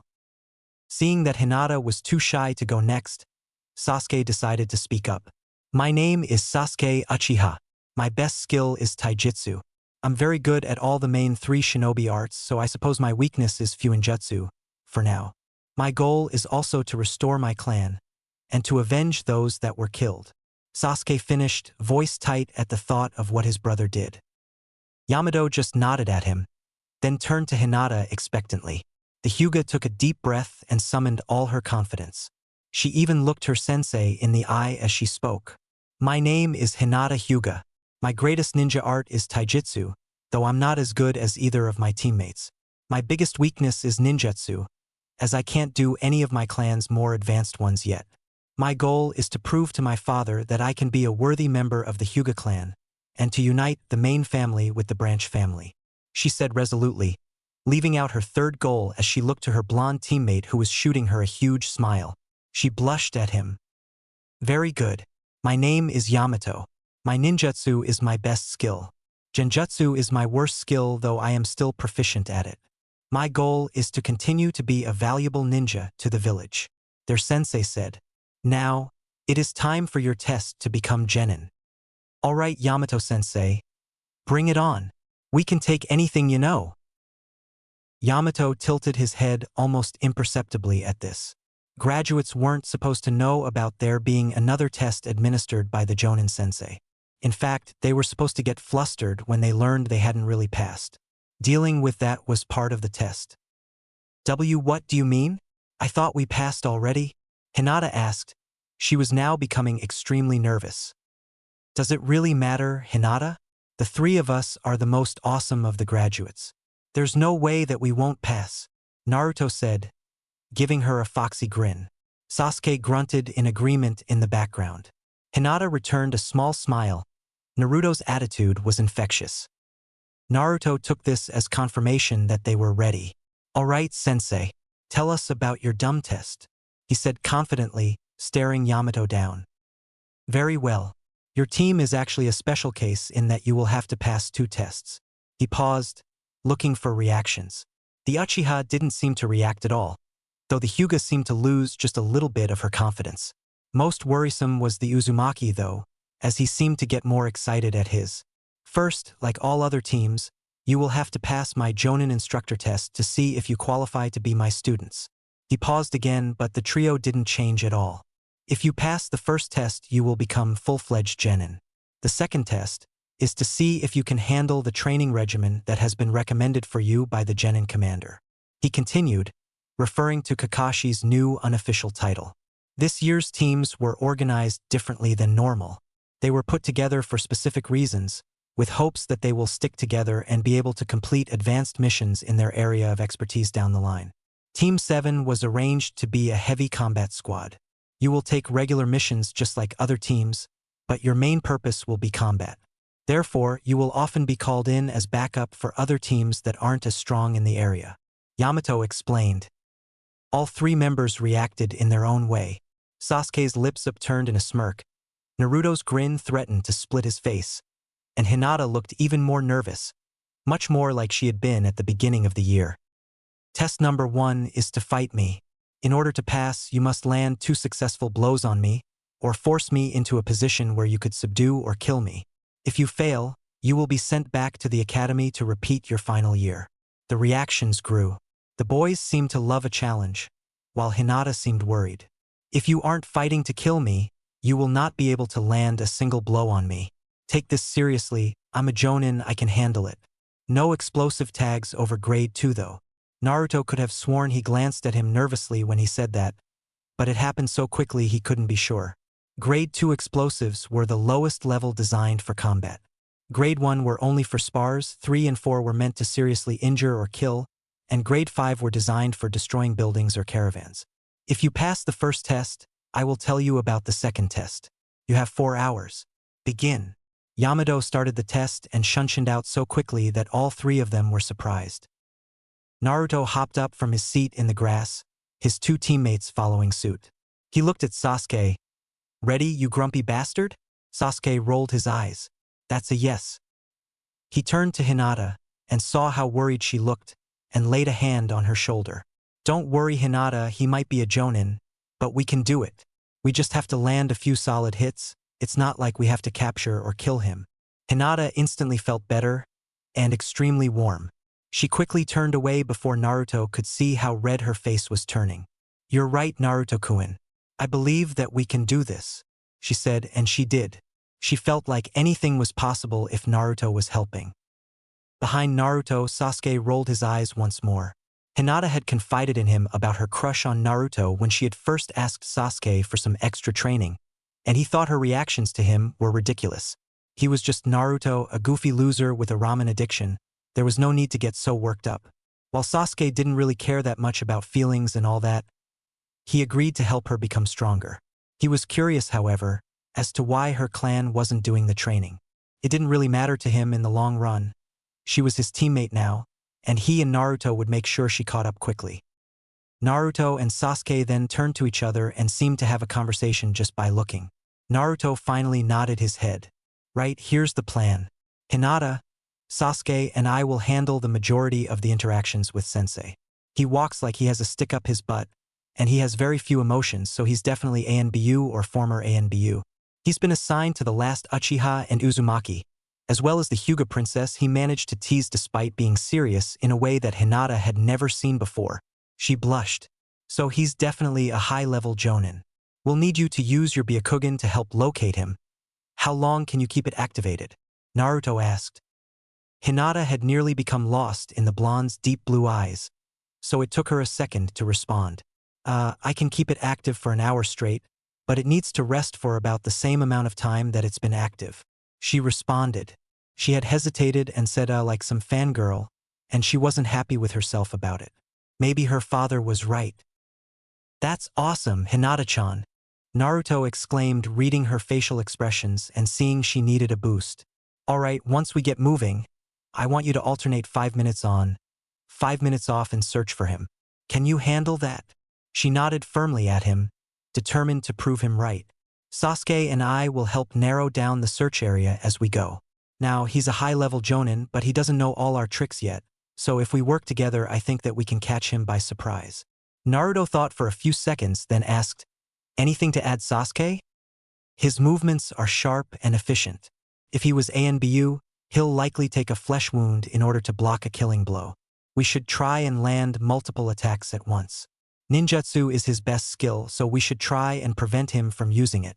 Naruto, how long do you think you could hold him? Sasuke asked, referencing Naruto's ability to suppress chakra using his chakra chains. If he's as high level as I think he is, probably only a few seconds. Naruto said, jaw clenched. He hated not being able to completely subdue someone. Okay, then I think our best bet is for you to catch him, and Hinata to deliver the blow. Her clan's taijutsu style will do damage no matter the level of the opponent. We just have to get her an opening. Sasuke said. Hinata nodded at this. She didn't get the same warm feeling as when Naruto complimented her. But it felt good in a different way that Sasuke thought she was capable. He wasn't the type to lie to make others feel better. With that, the 3 academy graduates headed off into the forest to find their sensei. Kakashi was impressed. He had made 7 shadow clones, which was basically his current limit while fresh, and sent them out to the 7 teams that had graduated. He himself watched Team 7's test, curious to see how his 2 favorite graduates were doing. 3 of the 8 teams had passed, slightly more than the average 33%. Teams 8 and 10 had been impressive. Kurenai had tested Team 8 by making them track her down through several genjutsu that were expertly woven. Both the Aburame and Inuzuka had handled it well, using their clan techniques to hunt her down. The big surprise was the civilian, Sakura Haruno. She had excellent chakra control, and had been able to detect and dispel all the lower-level genjutsu the Kurenai cast near instantly. Kakashi was pretty sure she had even seen her use a sensing technique to try and help her teammates find their sensei. Team 10 had acted as expected from an Ino Shikacho trio. The Nara had come up with the plan, and the Akimichi and Yamanaka had both helped herd their sensei. When Asuma was in place, Shikamaru had sprung the trap, a double bluff, that led to him using his shadow possession to catch his sensei. Shikamaru was under no impression that his shadow possession could hold his sensei if it couldn't even hold Naruto though. Flashback 1 month into the academy. When it came to their first full ninjutsu spar, Naruto was meant to fight Shikamaru. Shikamaru generally wasn't one to participate, and would often forfeit before even starting. Naruto had piqued his curiosity however, so he elected to fight. Figuring that Naruto wouldn't know anything about the Nara clan techniques, Shikamaru immediately made the signs for shadow possession jutsu and his shadow extended to Naruto. Naruto himself was curious as to what was going on, but when the shadow touched his, he panicked just a little bit. He couldn't move his body. "What kind of genjutsu is this?" Naruto shouted, unaware of what was really going on. Shikamaru just raised an eyebrow at his reaction. "Genjutsu like this won't work on me," Naruto shouted, building up his chakra. "Release!" The shadow connecting the 2 shattered, and everybody felt a small wave of wind pressure. Everybody's mouth was hanging open, including Irika's. "So troublesome. Sensei, I forfeit," Shikamaru said. He knew that the shadow possession could be disrupted by chakra, but he also knew the opponent had to be much stronger than the user. He kept his lazy demeanor, even as he heard Sasuke tell Naruto that, "It's not a genjutsu, loser," but inwardly Shikamaru was shaken. He knew he was pretty much last in class, but that was supposed to be from a lack of effort, not ability. Now, not only was Sasuke obviously better than him, but Naruto was apparently leagues ahead of him. He would have to ask his father for some additional training if he was this far behind. So troublesome. He had been going through the extra training with his father, as much as the main had complained about it. It had been helping too, but he didn't think he could hold a high-level jonin in place if they knew how to break it. Kakashi knew that the team would be skilled in tactics, given the previous renditions of the team. They would need work physically though. The Nara just wasn't strong enough or fast enough. Same with the Yamanaka. Choji, being an Akimichi, packed quite a punch already, but he needed to get faster, or he'd never be able to land a blow. Team 7 had been the most impressive however, despite his high expectations for them. They found Yamato after 25 minutes, a feat in its own right given the size of the training ground. The former ANBU was under orders not to go all out, but to push them as hard as he could. That meant he was not to dip below Jonin level for any of his skills. He had handled them easily enough when they first found him. Naruto had thrown several kunai with explosive tags to steer him towards Sasuke's thrown shuriken. Yamato simply pulled out his own kunai and deflected them.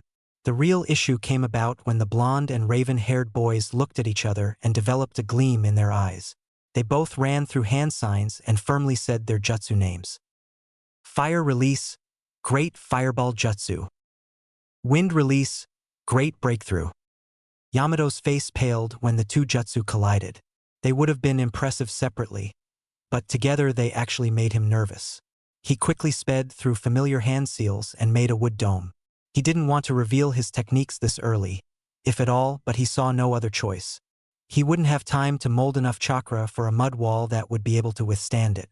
Similarly, he couldn't make a water technique that would be able to handle a combo technique this strong. When he had felt the force of the technique dissipate, he released the snake seal that his hands were in, canceling the technique. He immediately had to counter shuriken and kunai that were thrown at him. He flung his kunai back at his attacker, and it hit its mark. The blonde it hit smirked before popping into smoke.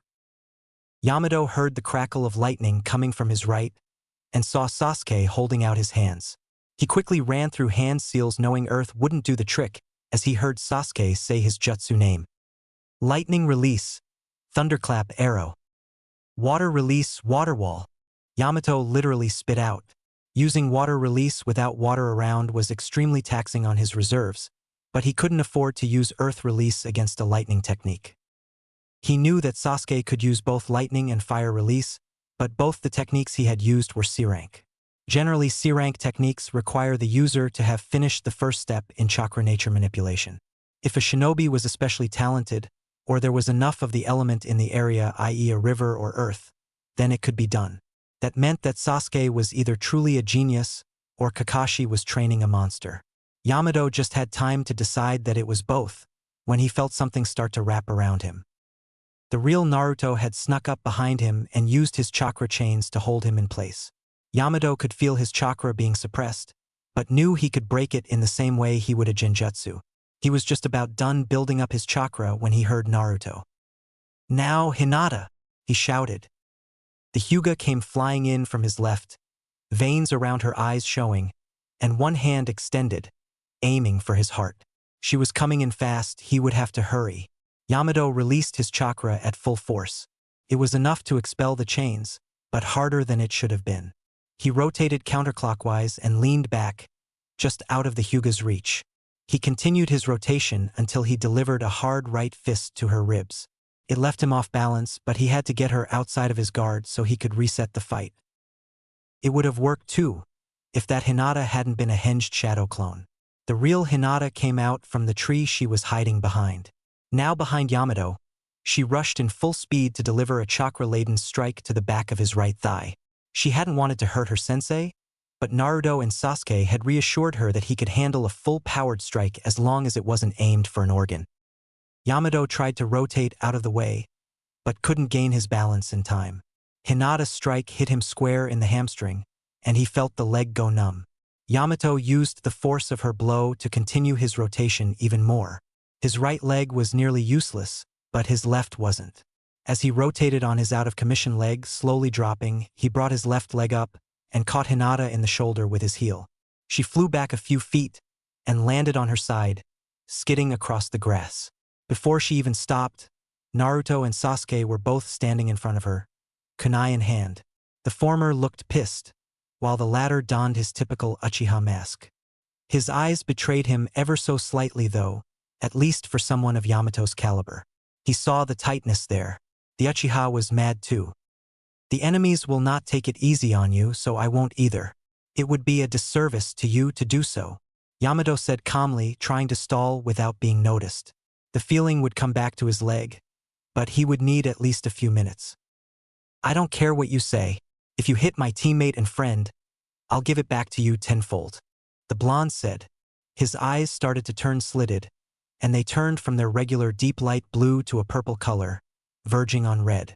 His voice had gained an edge that one often didn't hear from someone so inexperienced. If Yamato didn't know his opponent's skill level, he might have been scared.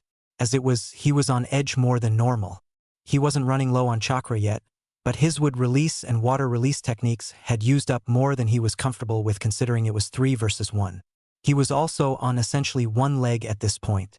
Granted, he could defeat them soundly if he really went all out, but he wasn't supposed to maim them, and they only had to land a single blow on him to pass. Plus, he had to make sure to monitor Naruto as it appeared he was beginning to tap into the Kyuubi's power. He would need chakra to spare if he had to suppress a Biju. "Naruto-kun, it's fine. I'm okay," Hinata said. She was holding her left shoulder as she stood up. "I let my guard down after landing the blow. It was a good lesson that I wouldn't have learned if he took it easy on me." There was disappointment in her voice, but also determination. She dropped into the gentle fist stance. Let us land the second blow before he recovers from his injury. Naruto's breathing evened, but the influence of the Kyuubi didn't leave his eyes. He grinned. All right, Hinata. He held up his signature hand seal. Let's do this. 10 clones popped into existence, surrounding Yamato and Team 7. Each clone held a ram seal, and 3 chains extended from their torso, 1 to each side and 1 upwards.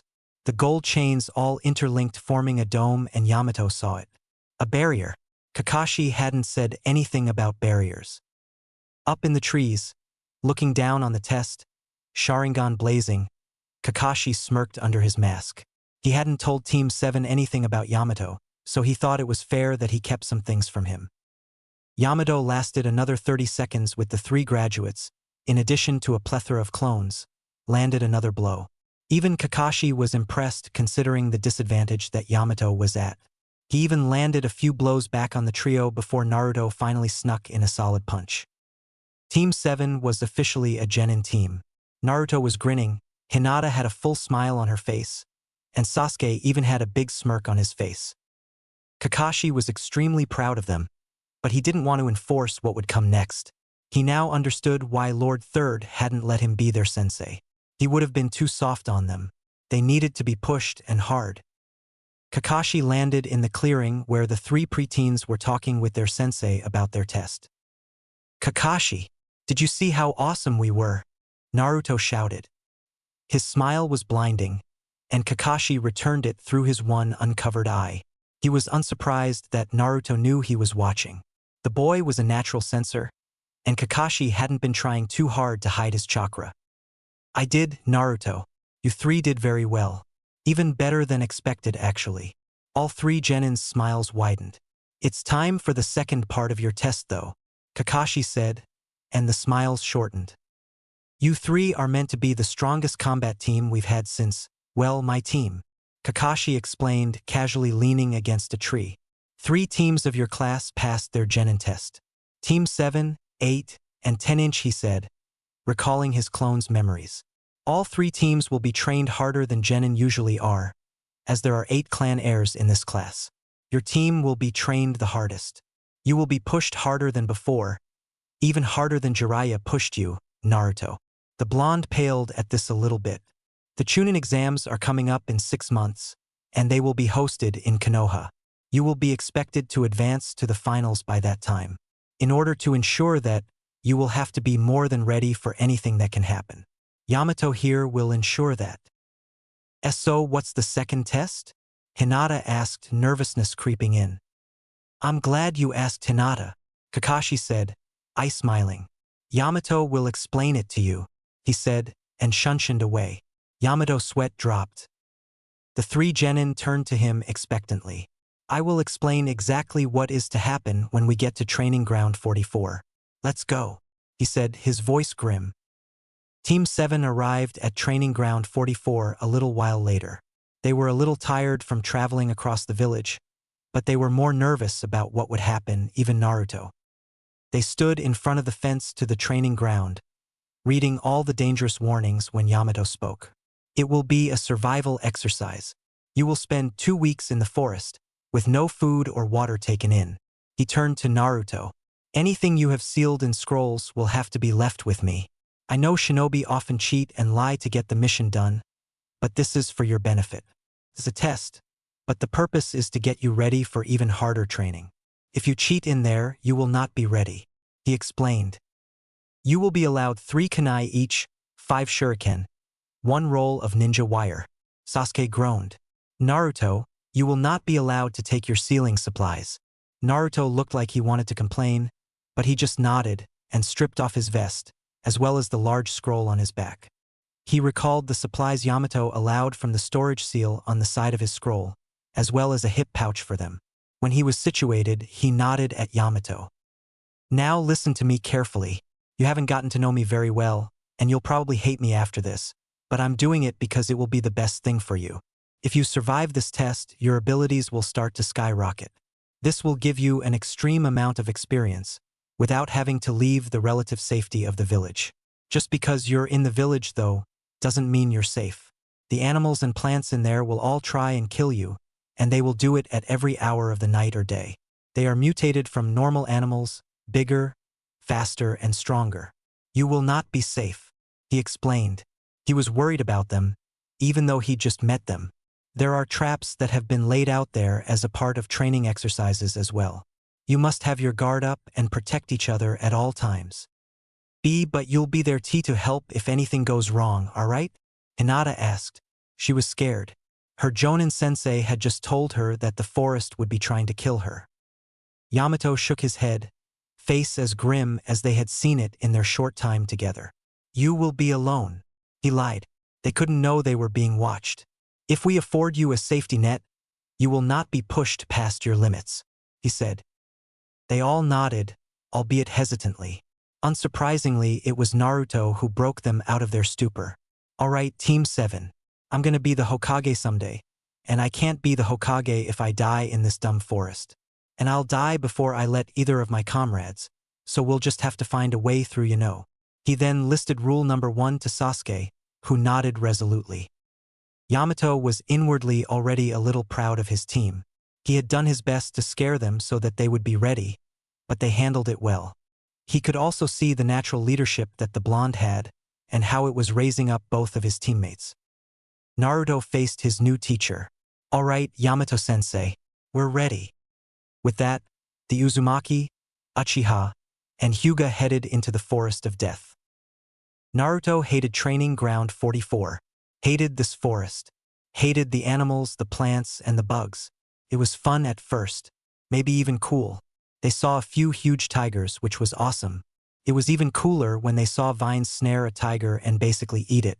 Could plants eat a giant tiger? He was starting to think anything was possible in this dark section of hell. Things had turned from awesome to awful in the span of 20 minutes. They were starting to get hungry on the second day, and decided to hunt something larger than fish to feed all 3 of them. Sasuke was able to take down a deer with a kunai. Simple, until everything went downhill. They were preparing the deer for cooking, but hadn't even gotten the fire started when it attacked. Naruto sensed something was wrong at the last second, but it was too late to warn the others. He leapt in front of Sasuke, who was down on a knee skinning the deer, fast enough to save his friend, but not fast enough to defend himself. One swipe had taken him down, and the animal was back in the shadows before they could even see it. 4 large slashes across Naruto's chest, from left shoulder to right hip. Hinata panicked. There was so much blood. She'd never seen that much blood before. Sasuke called upon his Sharingan, putting distance between himself and the dead deer. Then it came out of the bushes. Slowly creeping, deadly silent, coiled and ready to strike. The jaguar in front of them felt deadly, deadlier than any person or animal they had faced before. Could kill them if it wanted to, at least right now. They weren't prepared to face something like this. Not with Naruto out of commission.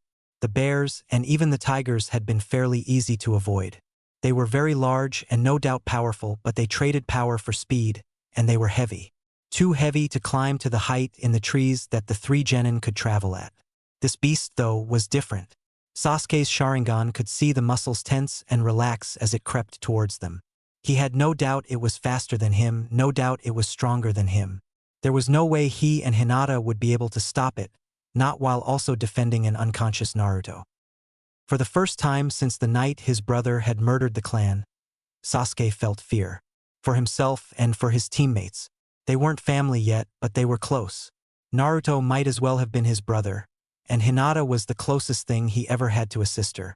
He wouldn't call them family, they weren't close enough for that yet, and he wasn't ready to let somebody be that close to him. But at the same time he couldn't watch them die. Not the way he'd been made to watch his family die. Hinata, find a clear path for us away from here. Take Naruto and get out. I'll be right behind you. Sasuke couldn't afford to take his eyes off of the predator in front of them. So he just had to trust that Hinata would follow his directions. He knew she was too scared to respond, and too worried about Naruto. He knew because he was too, but he had forced himself to speak, or lose the person who understood him the best. That thought made him eerily calm. It had only been about a year with Naruto in the village, but they had spent nearly every day together. It hadn't been planned, one of them just showed up, and the other would come along without argument or question. They had a bond that Sasuke was starting to feel like ran deeper than blood. They shared in their loneliness and misery of missing their families, yet kept one another distracted from those thoughts. He knew it was in there, but seeing Naruto lying there unconscious, blood seeping from his chest, and it made him come to terms with his own feelings. They were brothers. His eyes felt a pressure build in them, but he wouldn't cry. He couldn't afford to. His brother wouldn't die from the wounds. Naruto had explained that the Kyuubi could heal just about anything short of death. The wounds were deep, but not immediately fatal. He wouldn't be able to heal if this jaguar got him though, and he had a sneaking suspicion that this animal would be able to give chase in the trees. Sasuke pulled out his 5 kunai and 8 shuriken, as well as his 2 rolls of ninja wire. Naruto had wordlessly handed him all but 1 kunai and 2 shuriken when they entered the forest. He wanted to argue, but he knew the blonde would just claim that he wasn't as good with them as Sasuke was, and that he probably wouldn't use them anyway. Dumb idiot. Sasuke's eyes never left the creeping jungle cat. It had turned, and was beginning to pace back and forth. He didn't know why it didn't just rush them. Maybe it was trying to scare them, or maybe it was waiting for him to slip up and look away. Whatever it was, he was grateful for it, and wouldn't let the opportunity go to waste. Even as his eyes watched the predator's muscles ripple, his hands worked. With practiced ease, he tied the ninja wire onto the tools that he'd gathered, faster than most ninja could write their own name. In seconds he was done, and he hoped this worked. It would have been much better with explosive tags, but they weren't allowed. Bastard sensei. The raven-haired boy didn't wait for the jaguar to pounce. As soon as he was ready, he let Hinata know. "On my go," he said. Time felt like it was slowing down, and he could almost feel the air pressure shift as Hinata exhaled and nodded her head. He hoped that feeling wasn't misplaced.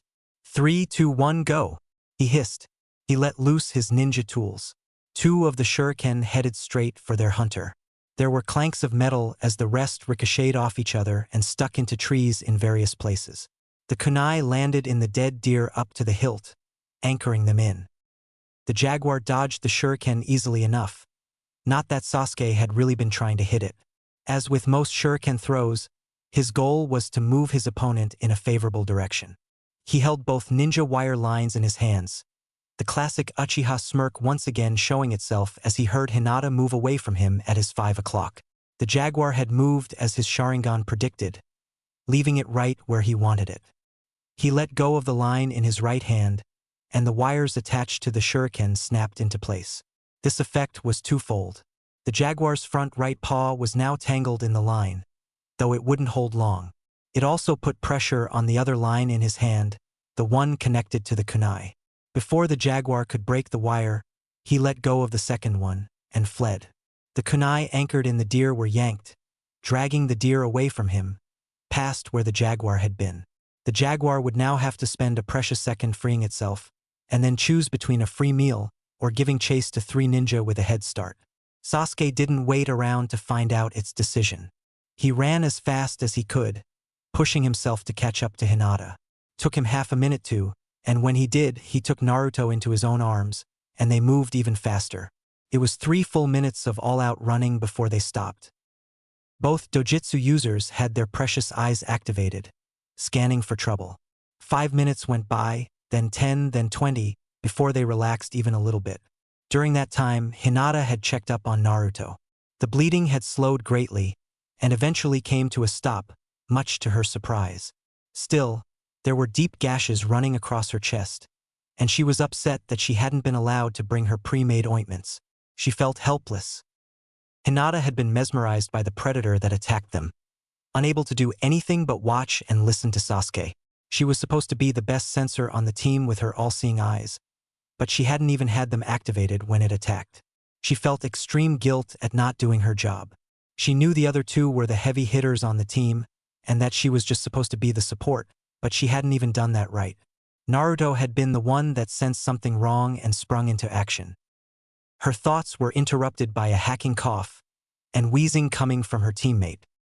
Holy hell, that cat packed a punch. He wheezed out, trying to sit up. "Is everybody okay?" he asked a little bit frantically. He trusted his team, but he had also left everything up to them, and didn't want them to get hurt. Yes, you moron. You could be dead right now though. Sasuke spat out. He was pissed. Naruto-kun, I'm so glad you're okay, Hinata said, uncharacteristically loud. She threw her arms around the blonde, hugging him. When she realized what she was doing, she let go, face red. You shouldn't be sitting up though. Your wounds are deep. Even as she said it though, the wounds had closed up even more. She frowned. I guess I owe you an explanation on the whole super healing, huh? Naruto asked, mostly rhetorically. Well, Sasuke already knows this. He paused and took a deep breath. Not many of his friends knew his secret. Jiraiya and the Sandaime knew, of course, and he suspected Kakashi did too. He himself had told Sasuke, and he doubted that Yamato-sensei didn't know, especially considering he was a wood-release user.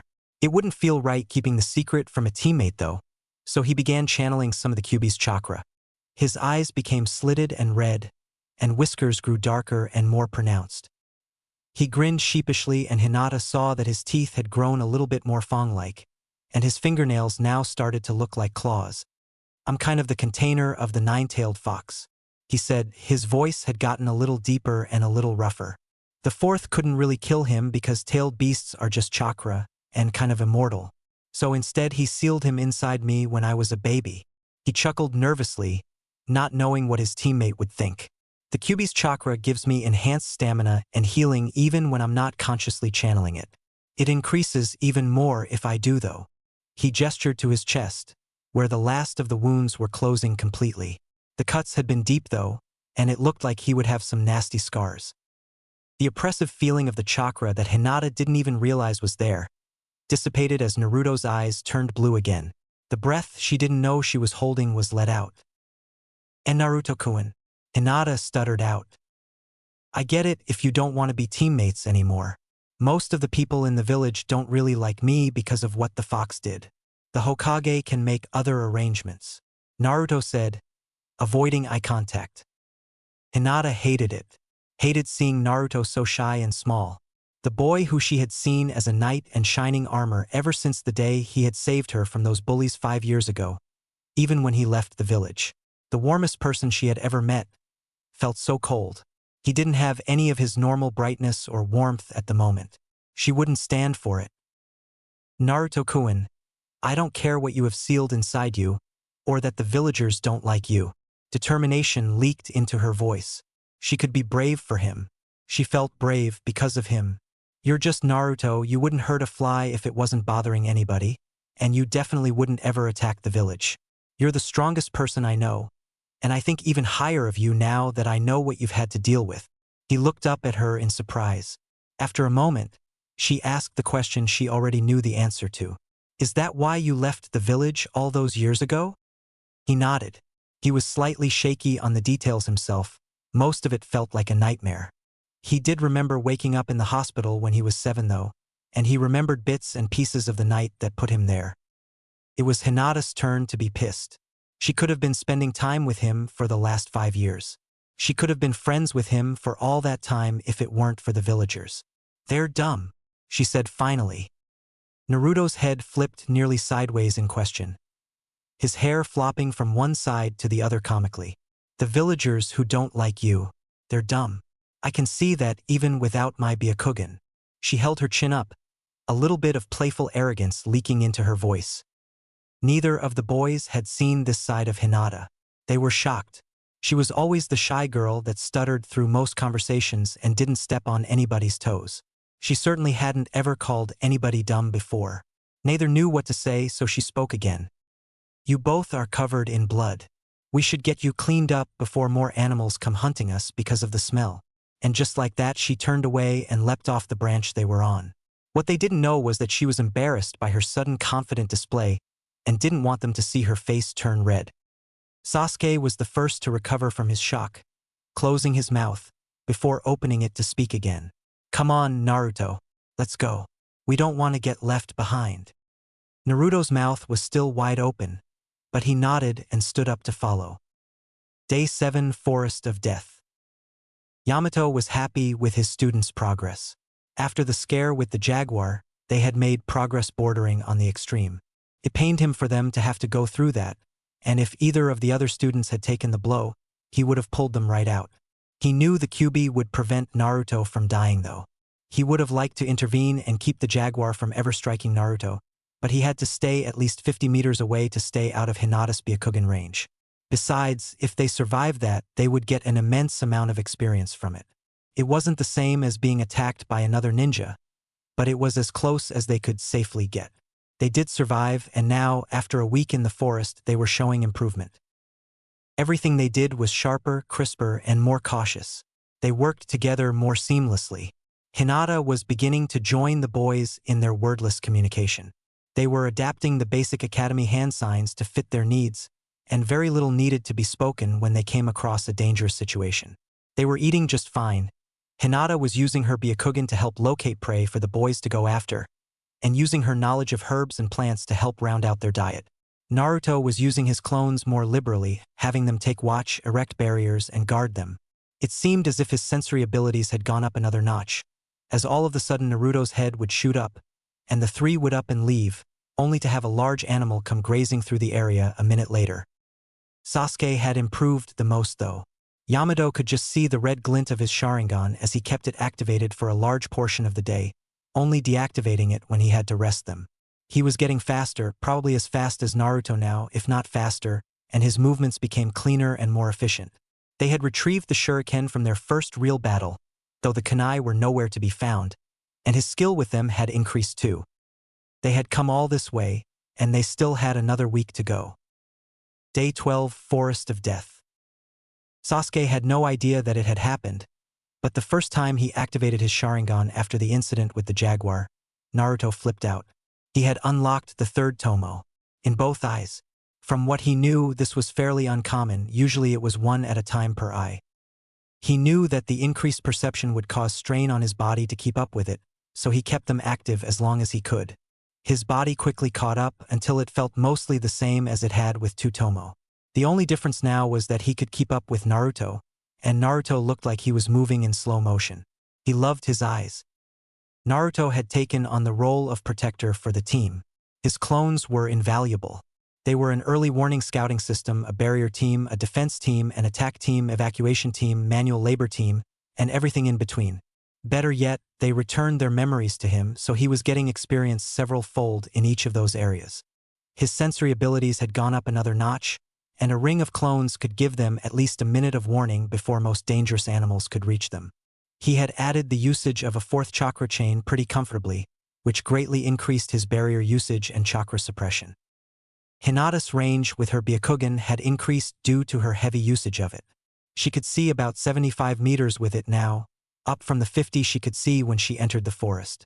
She could also spot their sensei watching, just on the edge of her range, and was silently furious that he hadn't intervened to help Naruto.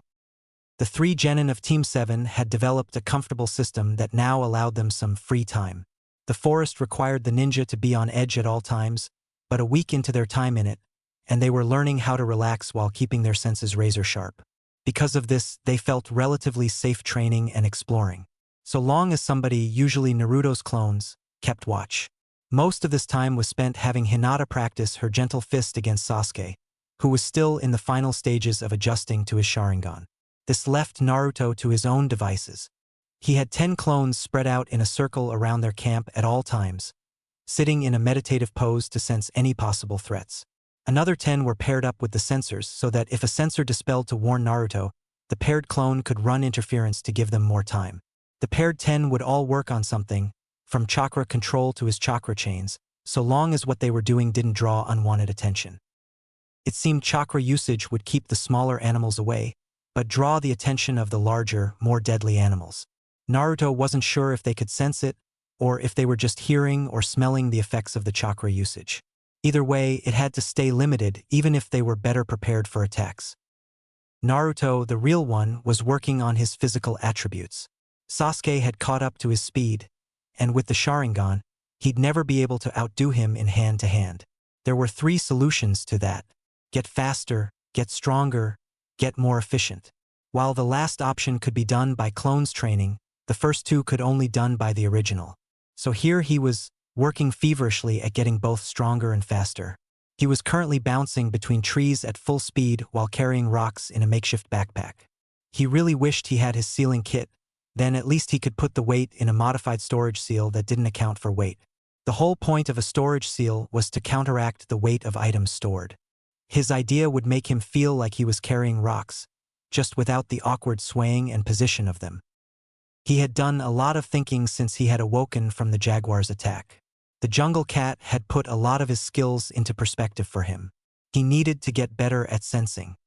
His clones were improving with the skill, but he was unable to do it well without thinking about it, and that was the reason the jaguar struck without any real notice. The whole team had learned the lesson that they needed to be on guard more often, and had quickly rectified that individually without even discussing it. They would not be ambushed like that again. He also was thinking about his fuinjutsu. It didn't do him a lot of good if he didn't have his kit with him. Sure, he kept the stuff sealed on him at all times, but storage scrolls could be broken, no matter how strong they were made. He knew in theory that sealing could be done without a brush or inkwell. His father had been able to leave his Hiration mark without it. He hadn't figured out how yet. Thus, he had clones pondering it as he trained. But the thought hadn't left his head either. He had a theory that if he could convert his chakra into ink, that he could control where it went, and theoretically make seals with sheer chakra control and manipulation. This was easier said than done. His trial run with water chakra had gone poorly to say the least. He could hardly separate a blob of water on the ground into 2 or 3 separate blobs without breaking into a full sweat. Arranging the chakra into the fine intricacies of even a basic storage seal would require much more precise chakra control. He still hadn't even tried to convert his chakra into usable ink, but he was sure that would be the easier of the 2 parts. As he wound down his sprint training by dumping the load of rocks off his back, he began to contemplate. Necessity and survival had demanded that he up his shadow clone count. Jiraiya had severely limited his clone training, as there really wasn't any precedent for the sheer numbers Naruto would be able to put up. The most Jiraiya had ever used it for training-wise was studying up on fuinjutsu, and he always limited the number of clones and the time they were in existence. He claimed he would still come away with a headache. The forest had demanded that Naruto use more than the clones Jiraiya had allotted him, and for longer too. He kept increasing the number and time, expecting some sort of backlash, but it never came. Sure, he'd get a minor headache at the moment they dispelled, but he was running 30 clones for several hours in a row at this point, and hardly noticing any downside. He'd have to report this to Jiraiya through toad summoning at some point. First though, he wanted to push his limits a little bit. Naruto sat down just inside the encirclement of his clones that defined Team 7's current camp. He had 30 clones in existence right now, and he decided he could definitely handle 30 more. With a cross-hand seal and a little bit of chakra, far less than it used to take for him, they popped into existence. The clones had their orders already, so Naruto didn't need to tell them what to do. 20 clones found their own clear patch of dirt or rock to work on, and began attempting to make a basic storage seal design out of chakra-laced water. They couldn't come close yet, but he was hoping to change that quickly. The other 10 just found an open space, and began trying to convert some of their chakra into an ink substance that could be used for seals. None of them could do their task yet either, but he stayed confident. He made one more clone and popped it right away so that it could send orders to the others. Any clone not on sensing duty, about 20 of them, were to work on chakra control.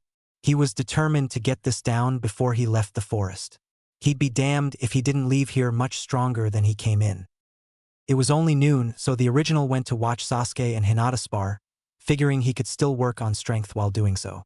3 hours of push-ups, sit-ups, pull-ups, and other bodyweight exercises, and Naruto was drenched in sweat. He had long since pulled off his clawed-up mesh armor. His wooden geta were off too. They had gotten annoying to put up with in a survival situation. As he watched Sasuke and Hinata resume their sparring, Naruto contemplated his uniform.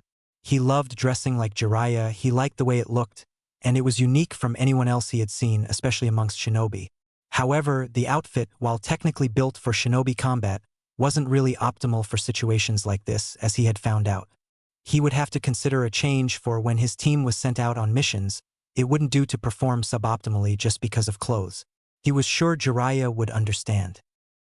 Naruto's thoughts shifted to his 2 teammates. They appeared to be making strides just as great as he was, though not if his clones would have anything to say about it. Sasuke was making easy work of Hinata, but still pushing her to improve. He was a good sparring partner for her in that he had eventually coaxed her to go harder and not pull her chakra-enhanced blows. Naruto didn't blame her. He would want to hit the grumpy bastard full force too if he had the chance. Thinking of Hinata holding back made him frown internally. She had a kind heart, maybe the kindest Naruto had ever seen. He didn't want this to be a pitfall for her, so he decided that he should do something about it. "Oi, Sasuke!" The raven-haired Genin's head snapped to him, expecting a sensory alert. "Mind if I jump in a little bit? Fighting my own clones has gotten boring. I always win, you know," he said with a grin. Hinata stifled a giggle while Sasuke rolled his eyes. "Sure, Naruto. Just try not to lose too badly." Naruto stuck his tongue out at the Uchiha. Knowing he wouldn't be able to say anything to rile him up, it hadn't been lost on him that he had hardly called him loser since the attack. Naruto made his way in front of Hinata and nodded at her when he adopted his special Uzumaki taijutsu stance. He waited for her to make the first move, determined to bring out a little bit of her aggression. 10 seconds went by before she finally lunged at him. He didn't move. There was no need to. Hinata's eyes widened when she saw he wasn't dodging or blocking. She pulled up on her palm strike as much as she could and held back her chakra. Her open palm struck Naruto's very firm and very bare chest right above his heart and stayed there. The blonde didn't even sway an inch. He looked at Hinata, down at her hand laying on his chest, then back up at Hinata. She blushed. "Hinata, why aren't I dead?" he asked bluntly. There was a small goofy smile on his face, as if this were the most casual thing in the world. "The gentle fist is supposed to attack the organs inside the body, is it not? You just struck my heart, yet I felt nothing. I didn't want to hurt you, so I pulled back, Naruto-kun," she replied, blush growing from pink to a more solid red. She could feel his strong heartbeat. "If you were going to hurt me, I would have dodged, but you were holding back right from the start," he said, a little more serious, but not enough to really put her down. "How will Sasuke, the great Uchiha, or I, the strongest genin," Sasuke grunted from the sidelines, "ever get any stronger if our sparring partner is holding back, you know?" he asked, as if he was hurt that she wouldn't help them. She heard the sarcasm in his voice, but her blush still grew. "I'm sorry, Naruto-kun. I'm just scared of hurting a comrade. I don't like to see the people that I care about in pain," she answered shyly. "Hinata, you've seen Sasuke and I spar. We go hard against each other and we come away with injuries, but that's how we learn. Sasuke almost cut my ear off last week with a sword strike, and I learned to move my head out of the way of fast-moving sharp blades." She giggled at him. She couldn't help it. He could make her feel so at ease while discussing serious topics. That's the way sparring works. Pain is one of the greatest teachers. If you feel it, that means you're still alive. If you never experience the pain of the mistakes, there won't be proper motivation to improve. Plus, if you hit me right, I might just shut up for more than 5 minutes. He smiled big, and this time she laughed. "You are right, Naruto-kun. I promise not to hold back anymore," she replied, much more confident in herself after the blonde's mini-speech. Naruto nodded, but stayed there for a second. He looked at Hinata. Hinata-chan? You can take your hand off my chest now." He rubbed the back of his head sheepishly, cheeks slightly pink. Hinata's whole face and neck had gone completely red, and she jerked away from her teammate. "I'm sorry, Naruto-kun," she squeaked out. Naruto chuckled at her shy antics. He thought it was kinda cute. "It's okay, Hinata. Let's get back to the spar. I'm itching for some competition, you know." He grinned. When the flush left her face, she turned around. Sliding into the gentle fist stance her clan was famous for, she let a small smile grace her face. She would become strong enough to keep up with the boys and stand beside them. Naruto was starting to regret making Hinata go all out. He was holding back and still no doubt winning the spar, but he was hurting. The gentle fist was no joke. It had started as a blow to the shoulder, and it went numb. It was hard to move your arm if you couldn't feel your shoulder. Blows to the other arm and both legs soon made it hard for him to move at all. It was all healing, nearly faster than Hinata could hit him, thanks to the QB. He also could have switched to his father's style, which was more based on speed and avoiding blows, whereas the Uzumaki style would intentionally take blows to land harder ones, but he wanted to build her confidence. Hinata was a key part of the team. Naruto and Sasuke would be the main combatants, but she was the one who had the power to put down larger and stronger opponents with a tough exterior. He hobbled over to where Sasuke was sitting, putting on a bit of a show for Hinata's sake. Sasuke rolled his eyes at him. He stuck out his tongue in return. "You got beat just bad enough, huh?" Sasuke questioned. Naruto locked eyes with Sasuke's Sharingan, and an understanding passed between them. There was a deeper meaning in those words, one that conveyed approval at boosting Hinata's confidence. "You'd get beat just as bad if she'd go all out." He grunted back. That one hadn't been exaggerated. She had caught him in the ribs pretty good, and he was pretty sure she lacerated one of his lungs. Oh well, it'd be healed in a little bit. "HN. I hate when you do that." "HN." Sasuke grunted with a grin. It was Naruto's turn to roll his eyes. He continued walking to the part of the clearing that his clones had taken over. It had been several hours since he left them to their own devices, and he was eager to see the results. Before he did though, bit his thumb, and rolled familiar seals to summon his favorite toad. A small poof of smoke revealed Gamakichi, who had grown to a size that he would hardly fit on Naruto's head anymore. "Sup, Kichi. Sorry I don't have any treats for you. We're still in the forest, but I'll give you double next time," he promised. "That's what you said last time you summoned me, Naruto." "Oh, that's right. Well then I'll bring triple, or would it be quadruple?" he asked rhetorically. "Doesn't matter, I'll bring a lot. For now, I got something new I've been working on that I want you to see." Gamakichi nodded. He and Naruto had struck up a bond, and Naruto often summoned him when he was working on a technique. Gamakichi was never all that much help, aside from the regular oohs and ahs, but Naruto just seemed to enjoy the company. The blonde silently dispelled all but the sentry clones and their backups. The influx of memories made him flinch, but all in all the feedback wasn't so bad. He recalled the memories of the 40 or so clones that had been training for the last 4 hours and smiled. Sitting down on the ground, he leaned toward the bare section of ground in front of him.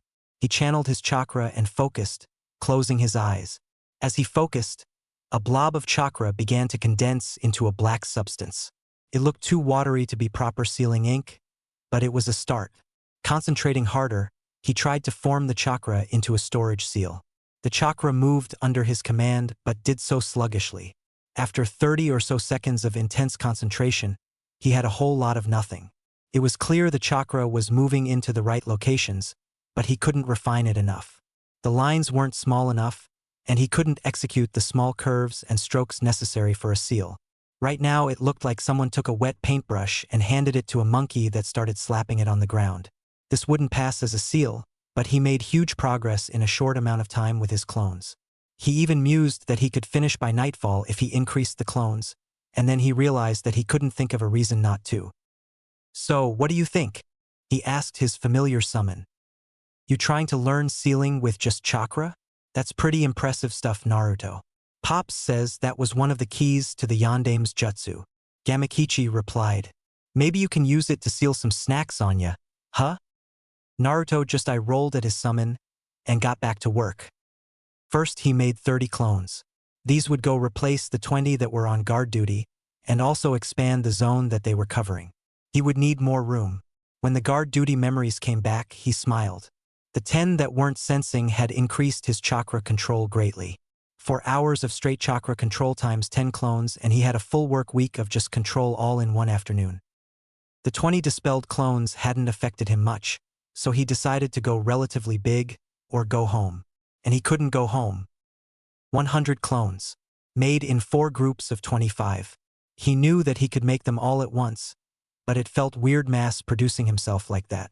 25 felt more manageable, and he could give the orders to each group soundlessly.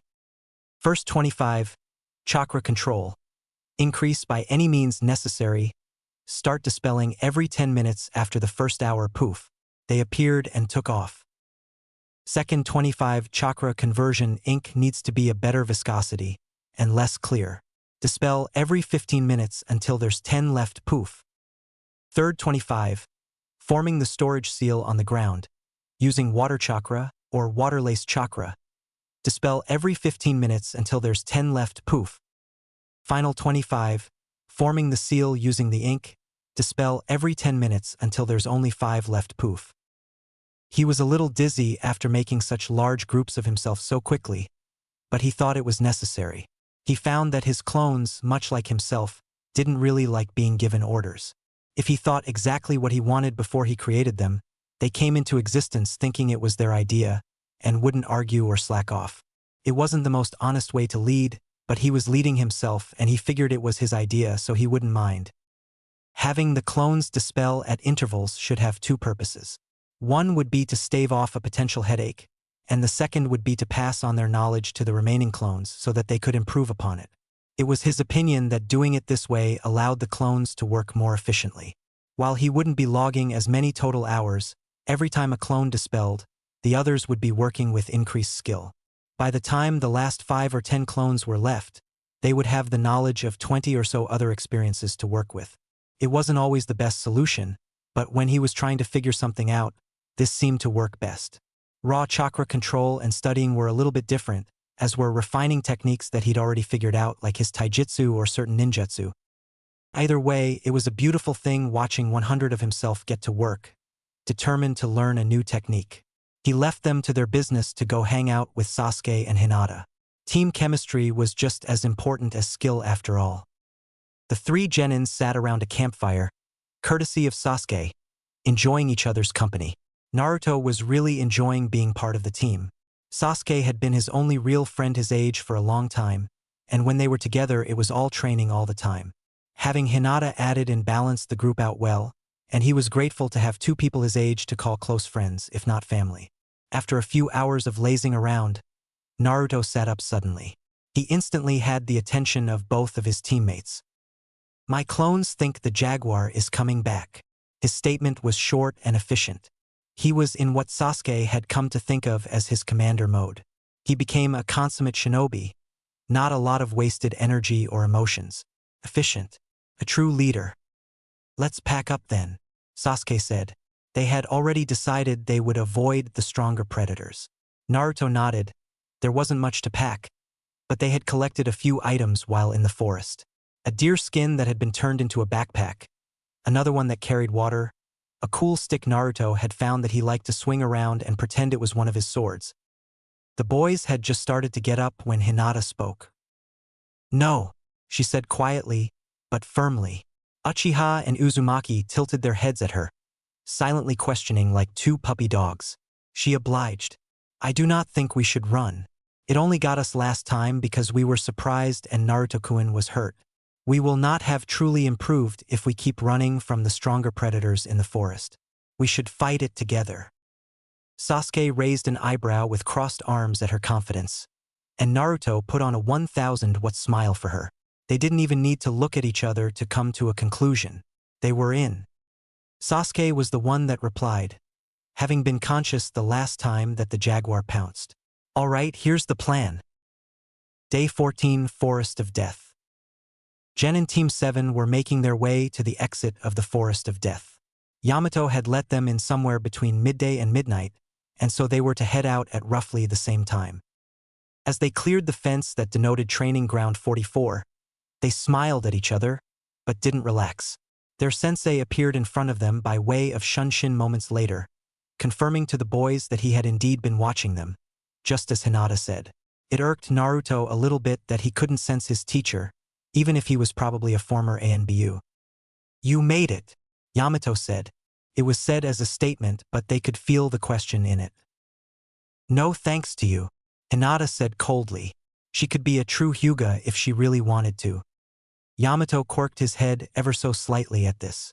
She had grown more than he thought. Perhaps Naruto and Sasuke had too. The latter confirmed his response when looked at his eyes, and saw 3 tomo in each. Grown immensely apparently. He could feel the change in their chakra. It was denser and sharper, on edge the whole time. He could see the change in the way they carried themselves, like they were not just ready for an attack, but expecting one. He had kept watch over them, but 50 meters was far, and he couldn't see details such as the tomo in eyes, or exactly what Naruto had his clones doing. He was curious as to the nature of the blonde's training. It made sense logically in that shadow clones returned their experiences, but they didn't seem to be doing much besides chakra control and playing in the dirt. Relax guys, Yamato-sensei would have stepped in if things got too rough. It's just as I said, Hinata, your training has to have a certain amount of pain in order to be truly helpful. Naruto said.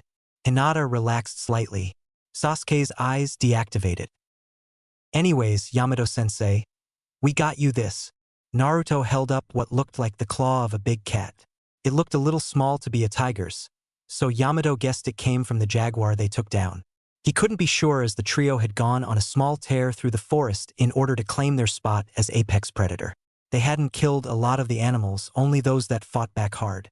The jaguar, a few tigers, and a large bear. The claw had a hole through it on the top, with a small strip of leather weaved through it. A necklace.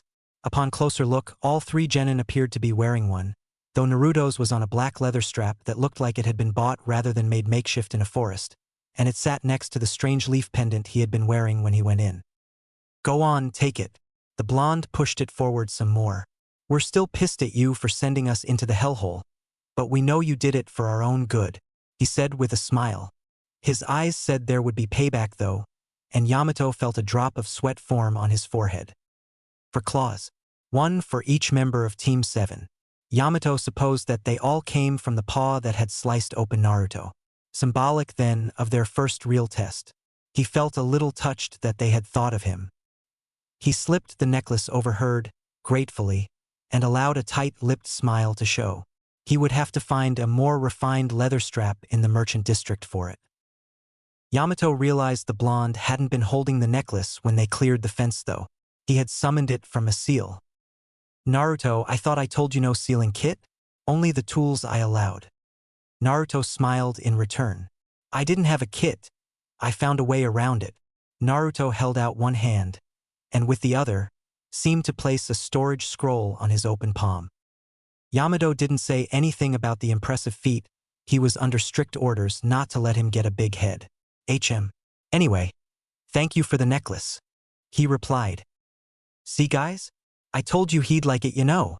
Naruto said, excited to truly be together with his team. I do apologize for putting you through that. It wasn't something I wanted to do, and it wasn't something any newly minted genin team should have to do, but it was necessary. Yamato said to his team. Why's that? Naruto asked dumbly. Before Yamato could answer, Naruto suddenly sharpened up. His teammates followed suit, and they leapt back from a kunai with an attached explosive note. Hinata and Sasuke's dojutsu sprung to life, and Naruto threw up a hand seal but didn't stop there. 3 clones popped into existence, using their chains to surround and barrier off the explosive tag. The original flung a kunai that appeared out of nowhere into the trees up and to his left. The hand seals that he had formed turned one kunai into 20, peppering the area that the explosive-tagged kunai had come from.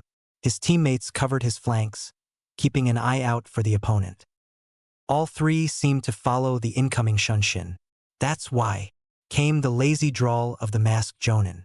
The explosive tag exploded, completely contained by Naruto's barrier. Sasuke joined the blonde in groaning. That so wasn't cool, Kakashi-sensei, Naruto said. Mama.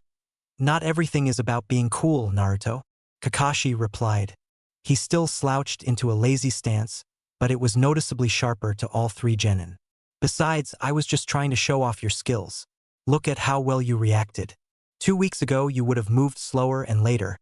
Sasuke would have fired off a flashy fire jutsu, leaving you unguarded in your return fire, and Hinata would have been too scared to move in time.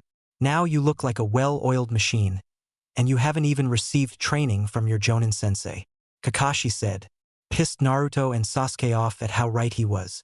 They wanted to argue, but there wasn't anything to be said. Hinata blushed ever so slightly at the praise from the man in charge of this year's genin. See? Even you know it, Naruto, and you're the dumbest one, Kakashi said, with no real venom in his tone. Naruto resented that. Well, we didn't get a cool jaguar claw necklace for you. It's only for members of Team 7, so suck on that, Kakashi. The blonde yelled childishly. Kakashi just gave them his trademark eye smile, and laced his finger around the cord on his neck and showed off his newest accessory. Don't worry. I managed to get one, so I could be a part of the team too, he taunted. Kakashi didn't wait for a response and left very leaf Shunshin. I hate him. Me too, the Uchiha echoed. I think he's funny, Hinata said, still stifling her giggles. Traitor, the two boys said simultaneously, turning her giggles into laughs. Yamato smiled again, this time at the camaraderie of the team. 2 weeks together and you would never know that they hadn't been together for 2 years. He was excited to get to work. Okay. Test number 2 has been passed. We begin real training tomorrow morning at 6 a.m. Be prepared, it will be difficult. We also have D-ranked missions to make up from your 2 weeks in the Forest of Death. I look forward to our time together, Yamato said, before he too left via Shunshin. What the hell? Did he just say Forest of Death? Naruto asked. Nobody had said the place was named after death. He probably wouldn't have been so eager to go in if he knew that. Come on, moron. Let's go get some food. It was a testament to her growth that Hinata tagged along without even being specifically asked. The 2 weeks in the Forest of Death had been the glue that solidified the chemistry of the team. Ramen? Naruto asked. It wasn't a question, though. He hadn't had ramen in 2 weeks. They were going to Ichiraku's no matter what. Sasuke sighed, and Hinata giggled. Team 7 was given 3 days off in reward for their 2 weeks in the Forest of Death. Naturally, a day off for them, the boys in particular, wasn't really a day off. Naruto was busy abusing his clones in exchange for sealing practice and knowledge. He had sent word through Toad Summon to Jiraiya, and was waiting to hear back to see if he would be allowed to up his training regimen even more. Currently, he wasn't going over the roughly 100 clone training limit he had used in the forest, though they were going for several hours at a time. The unfortunate part of his newly discovered sealing technique, which he was dubbing ink release, was that he had to practice each seal he had in his current repertoire. Just because he could make a basic storage seal with his jutsu, didn't mean he could make an explosive tag. The fortunate part was that once he had the technique down and he had it down, it only took his 100 clones a few hours tops to master a new seal design. In the 3 days since they left the forest, Naruto had been able to master 8 of his seals, as well as 2 new ones that his clones had learned through reading. The rest of his training wasn't exactly neglected either. While he wasn't physically developed enough to use resistance seals, they could stunt the growth of chakra coils if used too early in life. That didn't mean he couldn't resistance train. He was using his ink release sealing jutsu to put modified storage seals on his body, and then, with the help of his clones, sealing weights into them. The modifications allowed the user to feel the weight of what was sealed, and spread the weight across the entire body. This removed several negative aspects of typical weight training. He wouldn't be encumbered by the bulkiness of the weights. The distribution of the weight was even, so it wouldn't affect his taijutsu or running forms when they were removed. The weight could also be added upon with ease. Instead of buying a new, heavier set of weights, he could simply buy another light set to add, or just grab a few rocks. The only real downsides that he could see was that the weight couldn't be ditched as easily, and it put more stress on his spine than strictly necessary, meaning he had to limit the time per day he could use it. Still, he was making great strides with his speed and strength. Sasuke was training separately from Naruto, though they were never far from each other while doing so. He had dug into the old Uchiha scrolls that were in the clan head's personal library. He had essentially resigned that Naruto would be faster than him. The Kyuubi healed his muscles from training much too fast and efficiently for Sasuke to be able to keep up, not to mention Naruto was already naturally fast to begin with. Speed wasn't everything though, and while Naruto had his Biju, Sasuke had his eyes. Efficiency would be how he counteracted pure speed, but there wasn't a different aspect that the Uchiha was currently focusing on. Genjutsu. That was Naruto's biggest weakness. He was no slouch compared to other genin. He could detect and dispel just about anything C rank and lower with ease. Some B ranks and most A ranks could ensnare him though. He had plenty of chakra output to break them, but his senses could be tricked into thinking he was dispelling with chakra when he actually wasn't. Sasuke was sure that was how Kakashi had gotten him. Sharingan Genjutsu could also be notoriously subtle, and he could use it to steer Naruto into decisions that favored him. The clan scrolls were only accessible with a 3-tomo Sharingan, a special clan Genjutsu that was used on nearly all the clan scrolls to limit who could access them. Sasuke's upgraded hardware opened up many avenues. The Sharingan itself was feared for the help it provided its users, but it was the 3-tomo version that made the clan so feared. The insight it granted users was unbeatable. The user could weave genjutsu nearly instantaneously through eye contact. Something as subtle as causing the victim to want to use water style, or as bullish as requiring them to try and stab their own teammate. The genjutsu options were nearly limitless, and Sasuke was intent on learning them. Hinata was also training, though she didn't have much say in the matter. Her father had been happy that she had passed both of her tests, and with the report her Jonin-sensei, a man he respected, had turned in. He did, however, think that she required more training. Given the status of her two teammates, and the reason the team was put together, it was safe to say that Team 7 would be in the village, and the rest of the world's spotlight. It wouldn't do for her to embarrass the Hyuga in such a capacity. For that reason, Hayashi Hyuga had once again taken his eldest daughter's training into account. She was still weak, especially compared to her younger sister, who was a Hyuga heiress through and through. Hayashi did note, however, that she wasn't holding back quite so much. It was at the Hyuga clan compound that Naruto met up with Hinata. The blonde had managed to sneak into the dojo reserved for the main house via shadow clone. His clone didn't like what he saw, and ended up sparring with Hinata until the real him could get there. They continued the spar once the flesh and blood version of Naruto arrived. It was clearly written on the clan head's face that he had never seen Hinata fight like that. Naruto was glad that he and Sasuke could bring out that side of her, but he wished she would do it all the time. He wasn't a fan of the way her clan viewed her. They thought her weak when he knew she was strong. It was frustrating. He was brought out of his thoughts by the scuffling of Hinata's sandals.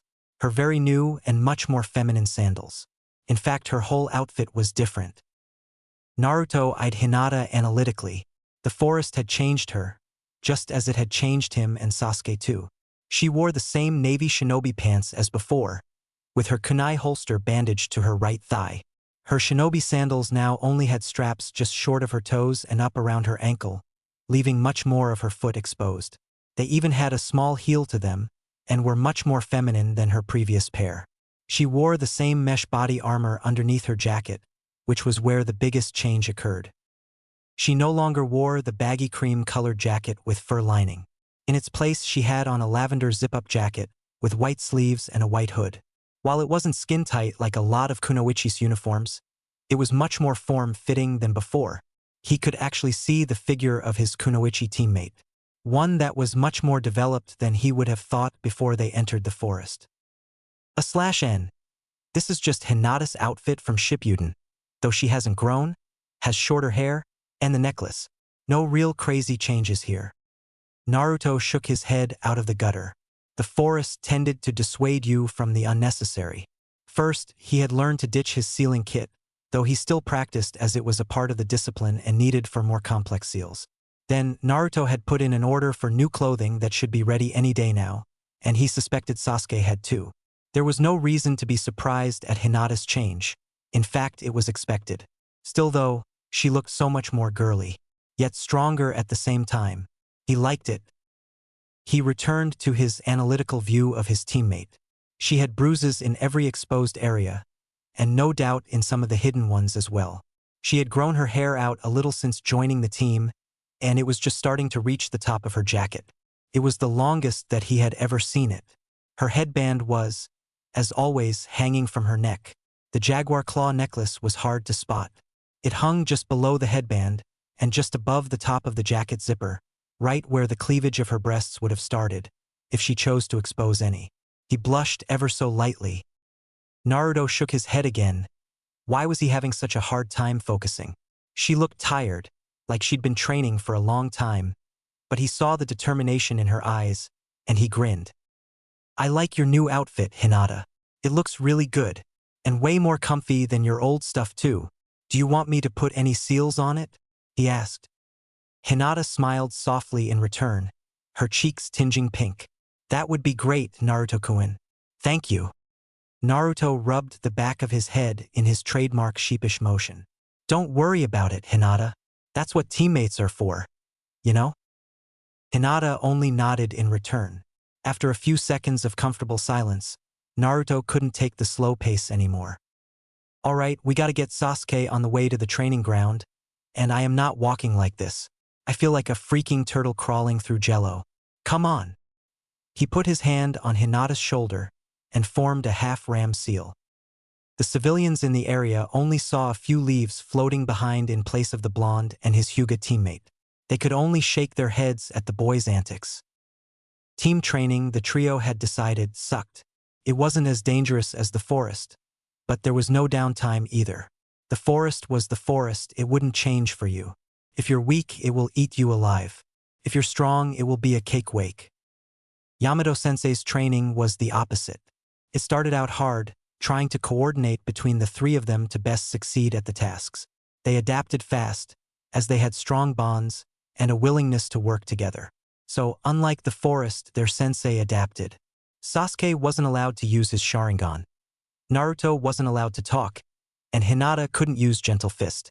The handicaps grew the better they got, and varied depending on the task.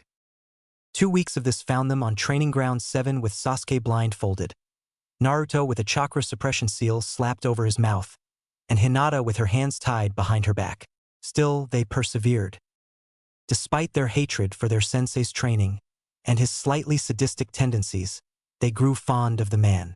He was honest with them, encouraging positive actions and punishing negative ones. It was quite literally textbook training methods, but after getting to know him, they knew there was no higher compliment than Yamato doing something textbook for you. The man loved his procedures and rules. The training tasks varied. Sometimes they had to land blows on him just like with their first genin test. Sometimes they had to reach an objective, sometimes they had to prevent him from reaching one. Yamato told them it was a simulation for real missions. Often they had to protect cargo while they did them. The cargo was usually Naruto's shadow clone, who popped at the slightest hit from their sensei. Therefore, they accurately impersonated most civilian merchants, who were the main procurers of missions. Today, they were trying to steal important intel from an enemy shinobi. Their communication was mixed. Naruto couldn't speak, so he had to find non-verbal ways of communicating. The easy fix was to use hand signs. The team's vocabulary and capability with them had grown immensely since they trekked into Training Ground 44. The only problem was Sasuke had a blindfold on. They found quickly that the translation of Hinata reading Naruto's hand signs and speaking them out loud for Sasuke was just too slow in battle. Because of this, Hinata was forced into a leadership role, at least for this exercise. She was the only one who could both see and speak, so she had to be the one to make the calls. Plus, with her hands tied up, she wasn't much help in the fight anyway. Yamato had attempted to take away their greatest strengths as a team, so they could better train their weaknesses. Sasuke lost sight because even without his Sharingan, he had sharp eyes that he relied on too much. His other senses were underdeveloped, at least in comparison to his eyesight and other shinobi skills. He wasn't a natural sensor like Naruto, but that didn't mean that he couldn't sense. He was forced to combine chakra sensing with his other 3 senses that came in handy while fighting. He couldn't waste jutsu either, which was a habit of his from sparring with Naruto for so long.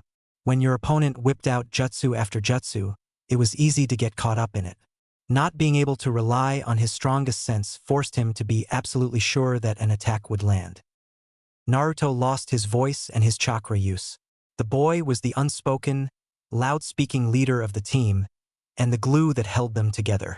He was also a chakra powerhouse and needed some more finesse. He needed to understand what it was like for his teammates to fight, given they didn't have his chakra reserves. If he was to be an effective leader and someday Hokage, he needed to feel what the average ninja felt. He couldn't properly command them if he thought they could all go nonstop like him. Hinata was handicapped by her clan styles, and although Jonin-sensei weren't to meddle in clan techniques, nothing was stopping him from showing her its weaknesses or teaching her other things. Because of her teammates' handicaps, she was forced to lead. It didn't suit her one bit, but there were times when she would have to make decisions on her own when Naruto or Sasuke didn't have time to, or weren't there. She would be making Chunin in no time too, and would need to be able to lead a team effectively if called upon. Of course, being Team 7, they found a way to make do. Yamato was beginning to become scared of them. They were all Chunin level, in his opinion. The boys were quite a bit higher than entry level, but he hadn't seen them go all out, so the sky was the limit for them. The ANBU training that he was giving them had solidified that their weaknesses wouldn't keep them from the level though. Hinata was the weakest of course, though her taijutsu skills were the best. Even if she couldn't defeat the boys yet, The personal training with Hayashi, combined with Hinata's renewed effort, had seen to that.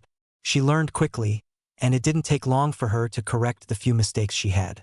Of course, having Naruto at just about every individual training session was great motivation for her, even if Hayashi had to bribe the blonde with ramen to get him there.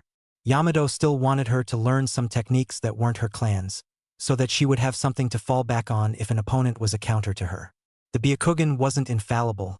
Nothing was in the shinobi world.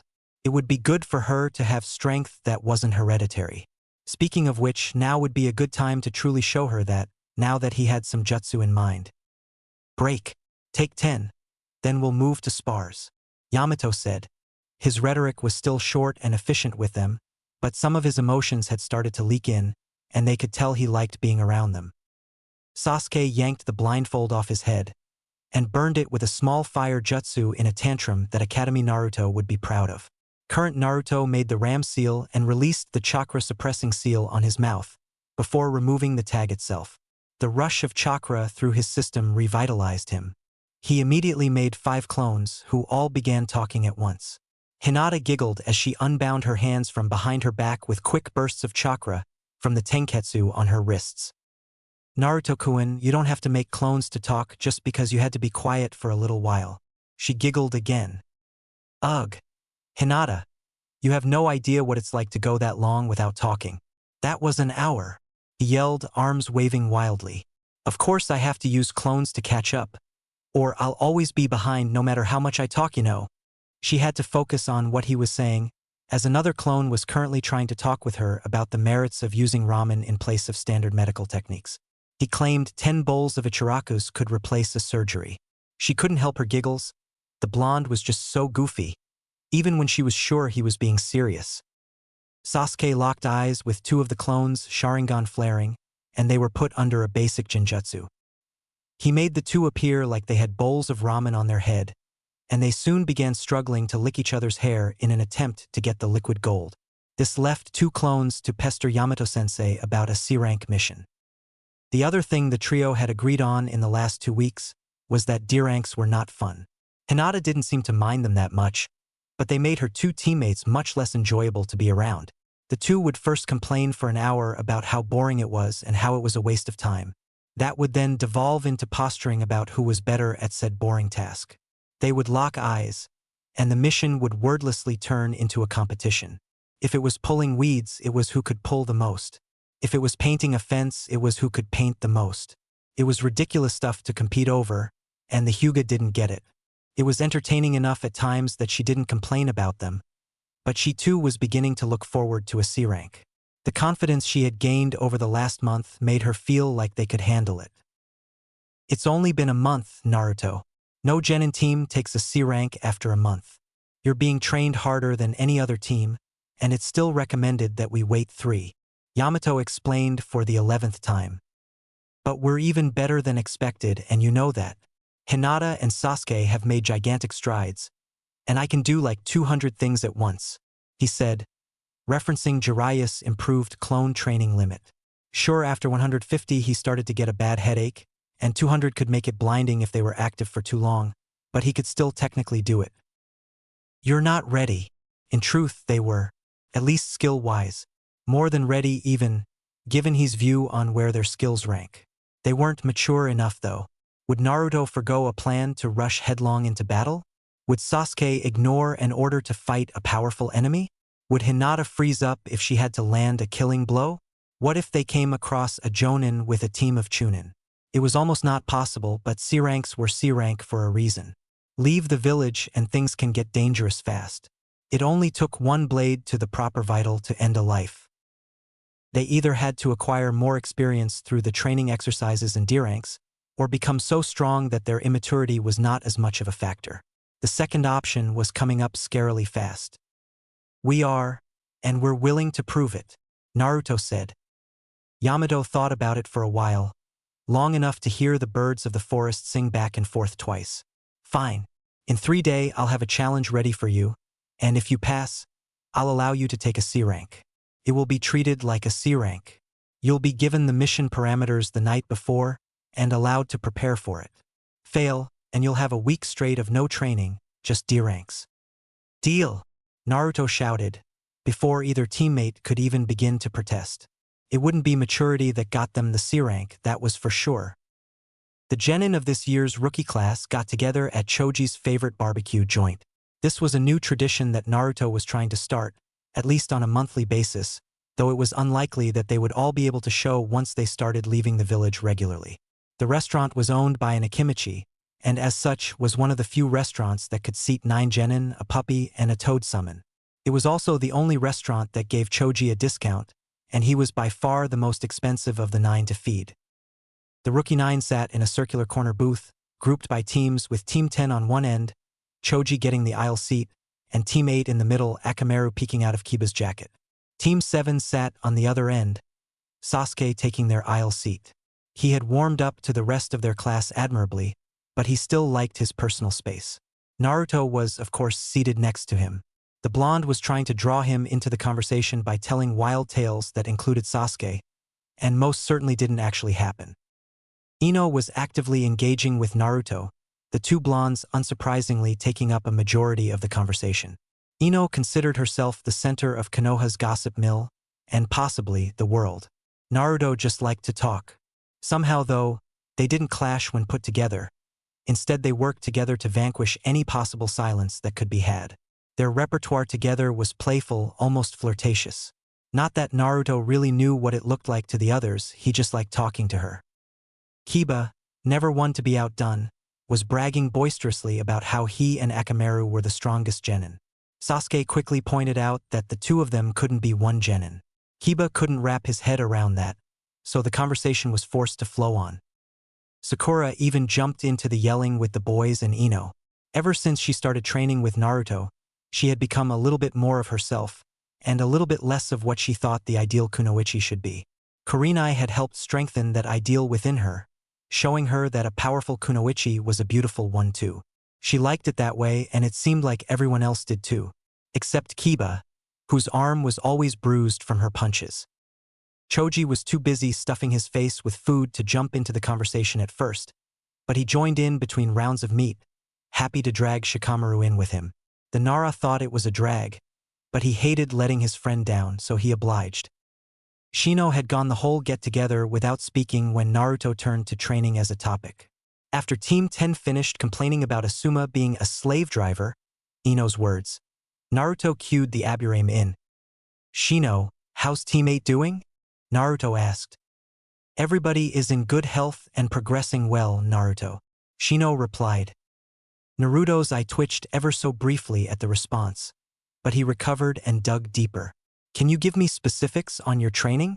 How is your teamwork coming along? The mood soured slightly at this, most noticeably between Kiba and Sakura. Kurenai-sensei is having us work on it, as well as our individual skills. I do not believe Sakura likes having a dog around all the time though, and she doesn't seem to be fond of my insects either. Kiba and I get along fine, though he is brash and ill-tempered.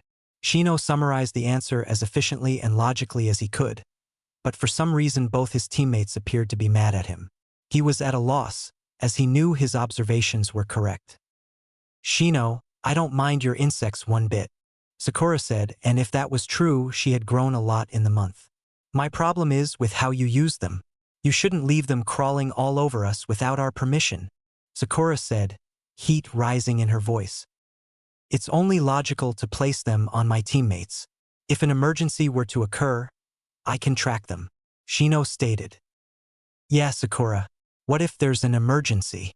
Maybe Shino should put more bugs on you just in case, Ino teased.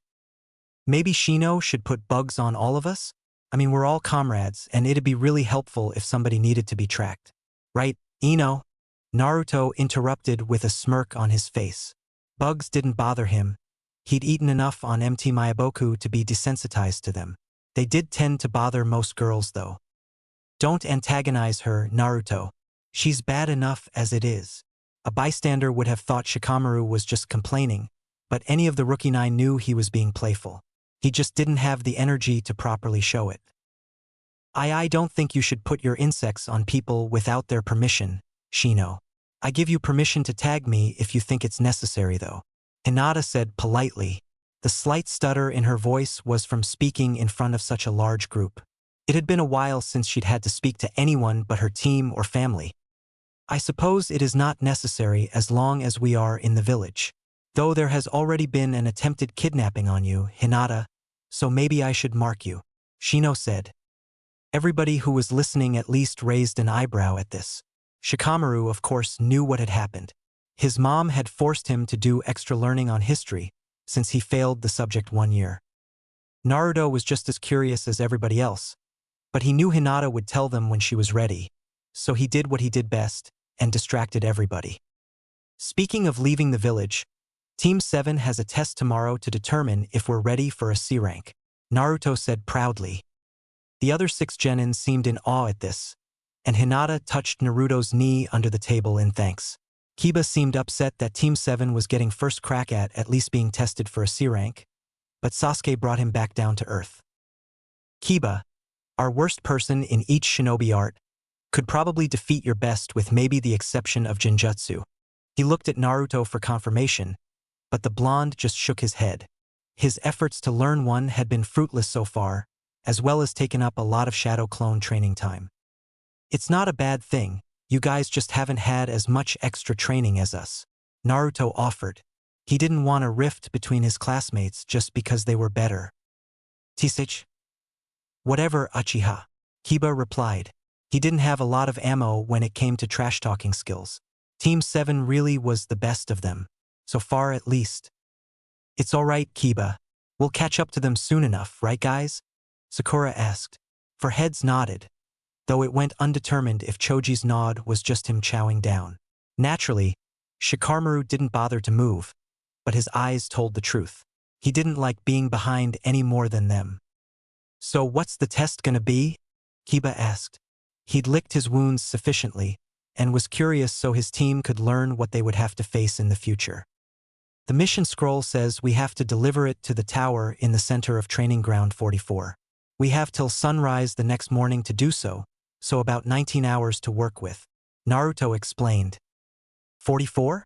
That's the Forest of Death, Kiba exclaimed.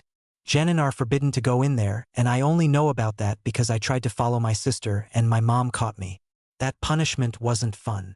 A look of horror showed on Kiba's face, and a few of the genin shuddered. Most knew what it was like to be punished by parents. Sasuke nodded. Not like it'll be our first time, and it's less than a day. No problem at all. Uchiha arrogance strode through into his words. No way you guys have been in there before, Kiba denied. It's true, Kiba. Our genin test was a survival exercise in the forest by ourselves, with minimal equipment. Hinata replied. Wait, is that where you 3 were for all of those first 2 weeks? Ino asked. She was as well informed as ever. All 3 members of Team 7 nodded in their own ways. Hinata shyly, Naruto proudly, and Sasuke smugly. The remaining rookies were even more impressed. 2 weeks alone in the Forest of Death, while the rest of us aren't even allowed in. Kiba shook his head at the realization. They all knew they were behind, but the gap was big enough that they couldn't even see how big it truly was. Now they were getting an idea. They knew that Hinata wouldn't lie to them. She just wasn't. That kind of implication was caught on by all 6 of the other rookies.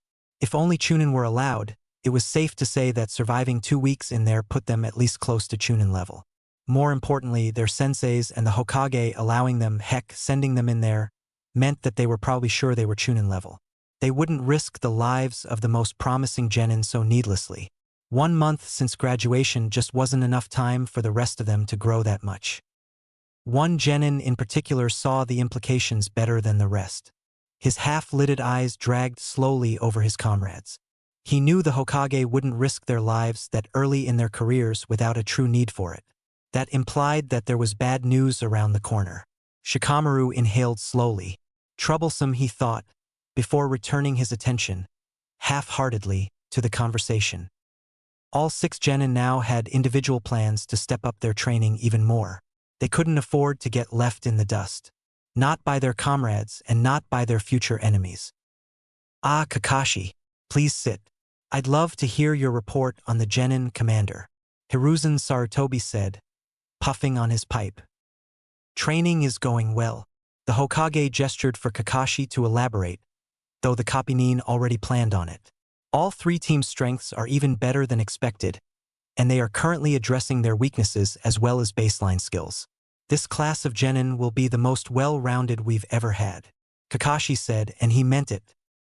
I've received the same reports as you, so I'll spare you the details and just confirm that they are all accurate. The Hokage nodded at that. He had expected as much. I would like to request a shift in the training though, Kakashi said. What he was about to propose had never been done, but then again there had never been a genin commander, or 8 clan heirs in one class, or multiple geniuses on one team. I would like to mix their senseis for training, in addition to larger group training. Kakashi continued. Team 7 and 10 already have nearly flawless teamwork, and Team 8 is way ahead of schedule in that aspect. It seemed that Naruto's efforts to unite the class had paid off. A genjutsu specialist, former guardian ninja, and an ANBU captain all have different views on what a shinobi is and the different shinobi arts. It will only benefit them to receive training from each of the three, Kakashi explained. Hiruzen continued to nod, sitting back in his seat behind his desk. He puffed lazily on his pipe again. Giving Kakashi command of the genin teams was his best idea in a long while. Not only did it help the genin and lessen his load, but it pulled his best jonin further out of the rut that he had been in before he started mentoring Sasuke. I would include Guy too, and train his team in exchange. It will benefit all 12 genin, Kakashi said. Anything else? The Sandaime didn't have a problem with any of Kakashi's plans so far it seemed, so Kakashi decided to go for it. Medical ninjutsu. It was part question, part statement. Oh? Which ones? The Hokage knew the impact that a skilled medic could have on the battlefield, having trained the best one himself. All of them. All 9. Maybe even Guy's Kunoichi too, if she wants. Sarutobi's eyes raised at this. Kakashi, that will take considerable resources and time to pull off, both of which we are short on, as you know. I'm sure you know that some of them won't be able to learn it, Naruto, for example. Others, Kiba and Sasuke, likely won't want to learn it. Are you sure you want to waste time on it? Respectfully, if there's one thing I've learned, Hokage-sama, it's that Naruto will not be denied. He cares for his teammates and will want to be able to heal them. If he can't do it by conventional methods, he'll invent his own method, just like he did with his unique training. I honestly wouldn't put anything past him at this point, Kakashi said. Pride filled his chest, and fire danced in his lone eye. The Sandaime nodded, a similar feeling coursing through him. Kiba will see the benefit if it's supplemented with veterinary knowledge. It didn't need to be explained why that would convince the Inuzuka. And Sasuke, well, I'll show Sasuke the upside myself. You won't have to worry about his motivation, Kakashi explained. The Hokage mulled over Kakashi's plans, just as he mulled over the smoke from his pipe. He released them at nearly the same time, first the smoke followed by his thoughts. I will make it work. See to it that the training is not wasted. I will speak with the head of the Medic Nin division and see what kind of resources he can provide, he finally said. Thank you, Hokage-sama. Kakashi bowed lightly. There is, however, one last thing on the agenda. I'm sure you've heard of the test Team 7 will be undergoing tomorrow to determine if they're ready for a C rank yet. The question was rhetorical, but the Hokage nodded nonetheless. I fully expect them to succeed, and I wish to hand-pick the mission myself, if that is okay with you? It wasn't normal procedure, but neither was a genin team taking a C rank 1 month in. Very well, Kakashi. Report back after the test, and I will allow you to sort through the C-ranked assignments. Kakashi bowed, a little deeper this time, and disappeared in a shunshin, leaving a few leaves floating behind. The Hokage just smiled lightly at his antics. A year ago, Kakashi would have lazily walked out with his eye buried in a little orange book. He seemed he was gaining some of his edge back, along with a flair for the dramatic. Team 7 reported for training at 6 a.m., as they had been doing since their brief break after the forest. Yamato took it easy on them, focusing strictly on mental exercises rather than physical ones. If they were leaving for a real C rank, they wouldn't be able to afford losing any chakra beforehand, so he wouldn't waste any of theirs now. 2.5 hours of tactics, formations, and hand sign development later, and Team 7 had their break. One 30-minute lunch was all they were given before their test. A mock C-rank mission would begin. They sat in the grass and enjoyed a healthy lunch, enjoying each other's company. They had discussed their plans for the mission, according to the information provided to them the night before. They were as ready as they could be, with many different plans and backup plans ready to go. When noon rolled around, Yamato interrupted their light conversation. "Okay, Team 7, you asked for this test, so you will be doing it on your own." They all nodded, no surprise there. "You have been given the parameters of the mission in your scroll. Watch each other's backs, and good luck." He gave them a healthy smile. He hoped they passed the test. It was of Kakashi's invention, and Yamato hadn't even been able to read the scroll. All his former captain had told him was that they were to head back in the forest, and it would be over by sunrise. Right? Naruto took charge. Standard formation, Gear 3. Sasuke took point, Sharingan blazing. 3 Tomo took more chakra to operate, so he hadn't gained any endurance with them. He was still limited to an hour and a half straight if he had full chakra. Hinata was in the middle, Byakugan activated. She had gained quite a bit of endurance with her own dojutsu, and would be cycling it on for 15 minutes and off for 5. Naruto brought up the rear with 2 clones flanking Hinata. The 3 genin and 2 clones took off at a moderate pace. Much too fast for civilians to keep up, but not fast enough to alert any of the village's hidden protectors. Training Ground 44 was on the other side of the village, and they wanted to get there as quickly as possible, as the journey outside the forest would be much easier than the trek inside. Every minute or so, Naruto would call for a status report. Hinata hadn't seen anything suspicious with her Byakugan extended to max range. Sasuke's Sharingan hadn't seen anything suspicious either, so they kept their pace. The trip across the village was completely uneventful, save Naruto stopping for a split second to make a shadow clone. The clone jumped down off the rooftops and helped an elderly lady cross the street. They kept going. The 3 landed short of the fence right outside of the forest. Naruto didn't sense anything, and his teammates didn't see anything, so they settled down for one last safe discussion. "All right," Naruto said. "There's no shot the mission will just be delivering the scroll. We've already spent 2 weeks in the forest, so it'll be something much tougher. The forest is a no-go for other genin and lower. It will likely be something dangerous if they're sending us where the weaklings can't get caught in the crossfire," Sasuke said, though there wasn't any venom in his voice. Naruto rolled his eyes at calling the others weaklings. It could be other ninja or more dangerous animals. "Do any of the Jonin sensei have summons?" Hinata chipped in. "Kakashi has dogs, but they're not any more dangerous than some of the animals in the forest. They are excellent trackers though, so hiding probably won't work." Sasuke was aware that it was Kakashi's test, but the Jonin hadn't told him if he himself would participate. It was best to assume the worst when Kakashi didn't reply. "They want to test if we're ready for a C rank. We won't explicitly be tasked with fighting other ninja on one, but the possibility is there. I wouldn't be surprised if another team is going to be hunting us, likely with one of Kakashi's Ninken to sniff us out." Naruto scratched the back of his head as he thought. "They know we have the skills, so what they'll be testing is if we can use them properly. They'll test our decision-making skills, maybe even try and split us up.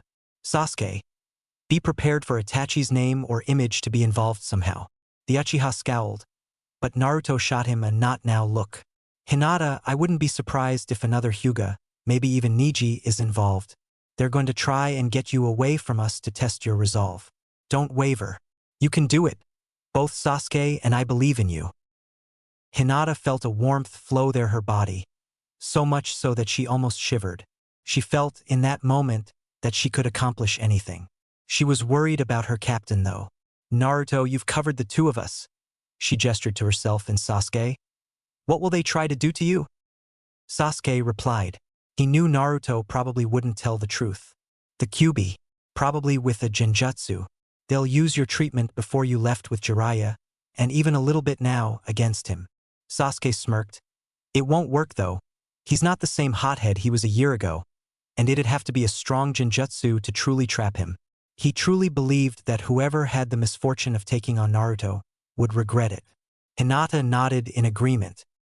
Naruto smiled at Sasuke, even though the dark-haired boy wasn't looking at him. It was nice having a best friend. What the grumpy bastard said. I can handle it. We should focus on staying together. They'll likely engage one-on-one and try to steer us apart. Our goal is to steer the fight back towards each other, where our teamwork can be factored in. We're unbeatable when we work together. Whether that was true or not, Naruto believed it, and so did his teammates. Alright, they're probably watching us right now, but if Hinata can't spot them, they're far enough away that they can't hear us or see what I'm about to do. I'm gonna prep several seals for each of you. Use them at your own discretion. When I'm done, we'll use standard formation B, Gear 4. Clear? Naruto spoke even as he worked, laying out several seals on blank tags, using his ink release method. Yes. Both Hinata and Sasuke replied. Sasuke didn't mind Naruto making the calls so long as he didn't mess up, and Sasuke got to fight. When they had settled the tags in their packs, they stood. Naruto formed 8 clones. 2 returned to Hinata's flank and 3 fanned out on each side, about 10 meters away from the group, covering their sides, front, and the area in between. Naruto remained in the back of the formation, ready for everything. Being in the forest meant that they could move considerably faster than before. The only problem was, they didn't make it 15 steps before traps began to spring. Kunai began flying at them from all directions, and poison gas sprang up on their left. They immediately moved right, as Naruto received the memories of the clones that were killed. A large log riddled with spikes came swinging down at them as they evaded the other traps, and they were forced to roll underneath. A few kunai came flying at them, this time much faster. That meant they were thrown, not sprung. Naruto processed this information and responded before they even dodged the kunai. Diamond C. Gear 5. Move. 12 clones sprang into existence, forming a diamond around the trio. In the center, Naruto was in the lead, Sasuke on his left heel, Hinata on his right. His heart was racing now as the adrenaline that accompanied battle raced through his veins.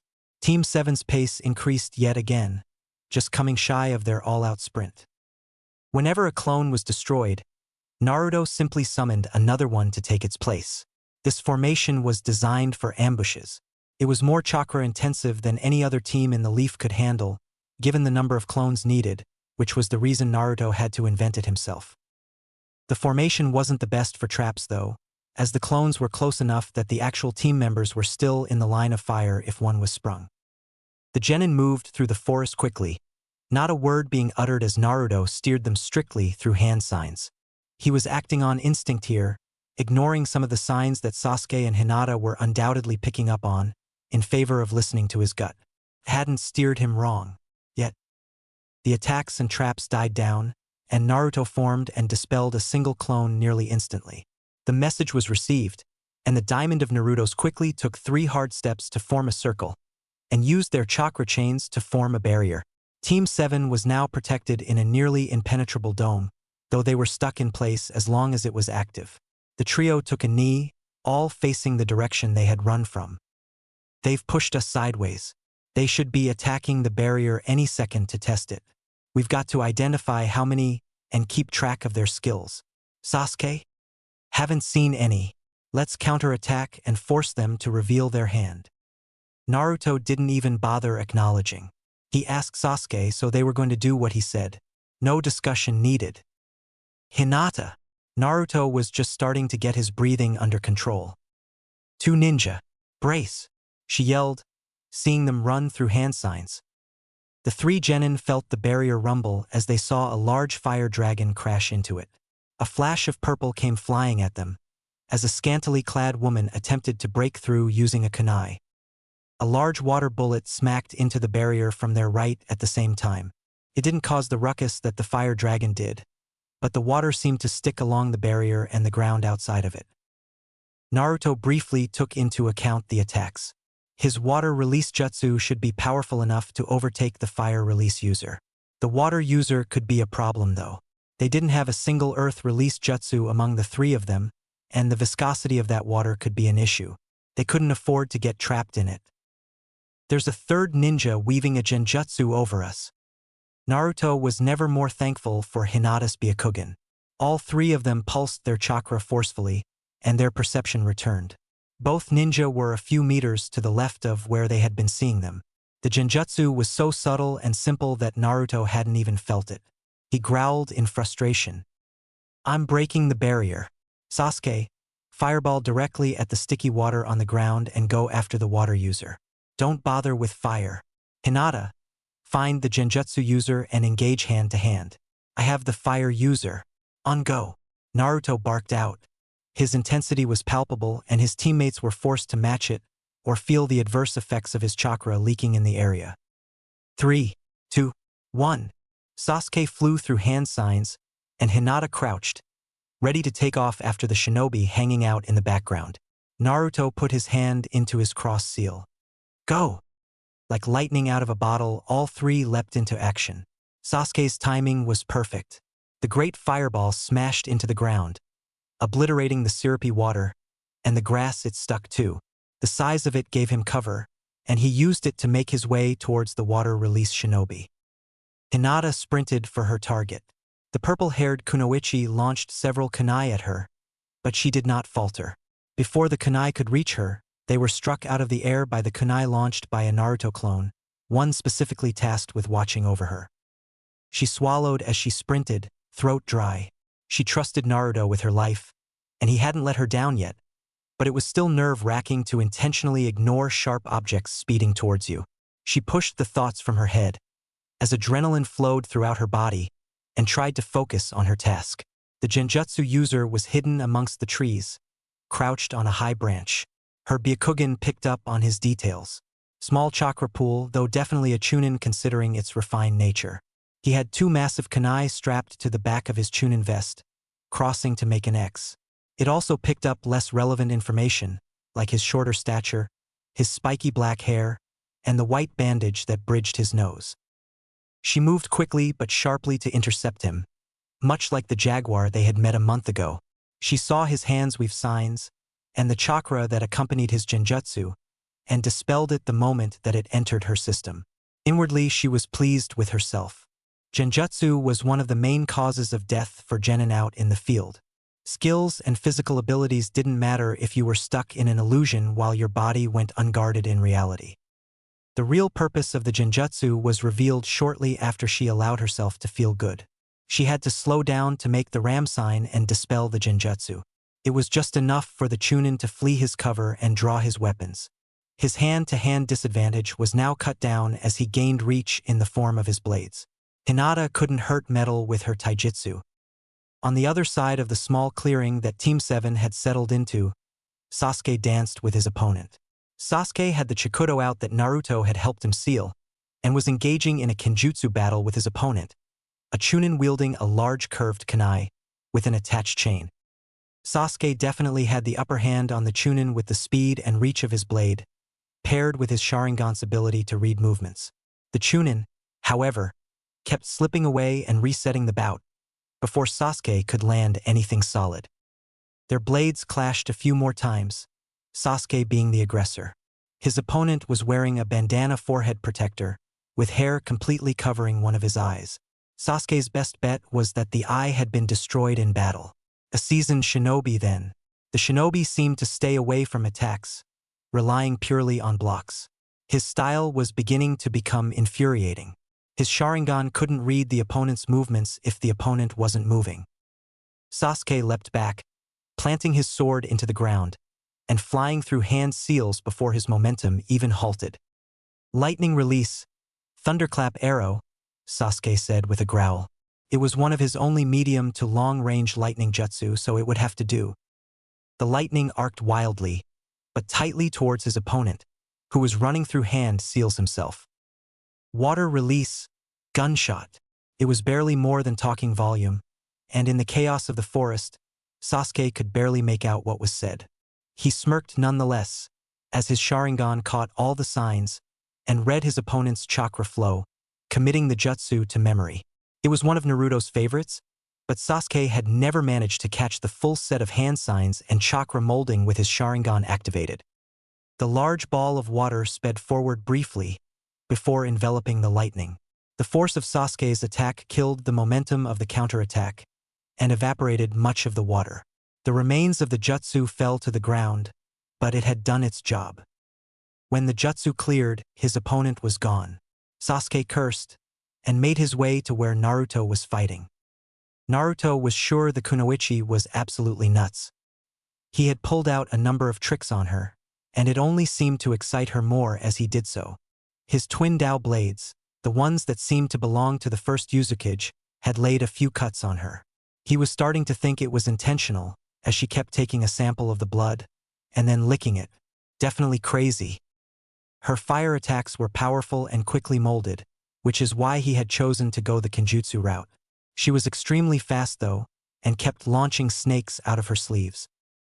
She was slippery too, dodging and weaving in ways that almost seemed inhuman. He had no doubt in his mind that this had been Orochimaru's student, based on everything Jiraiya had told him about the man. He was ready to double down on his efforts when she suddenly retreated.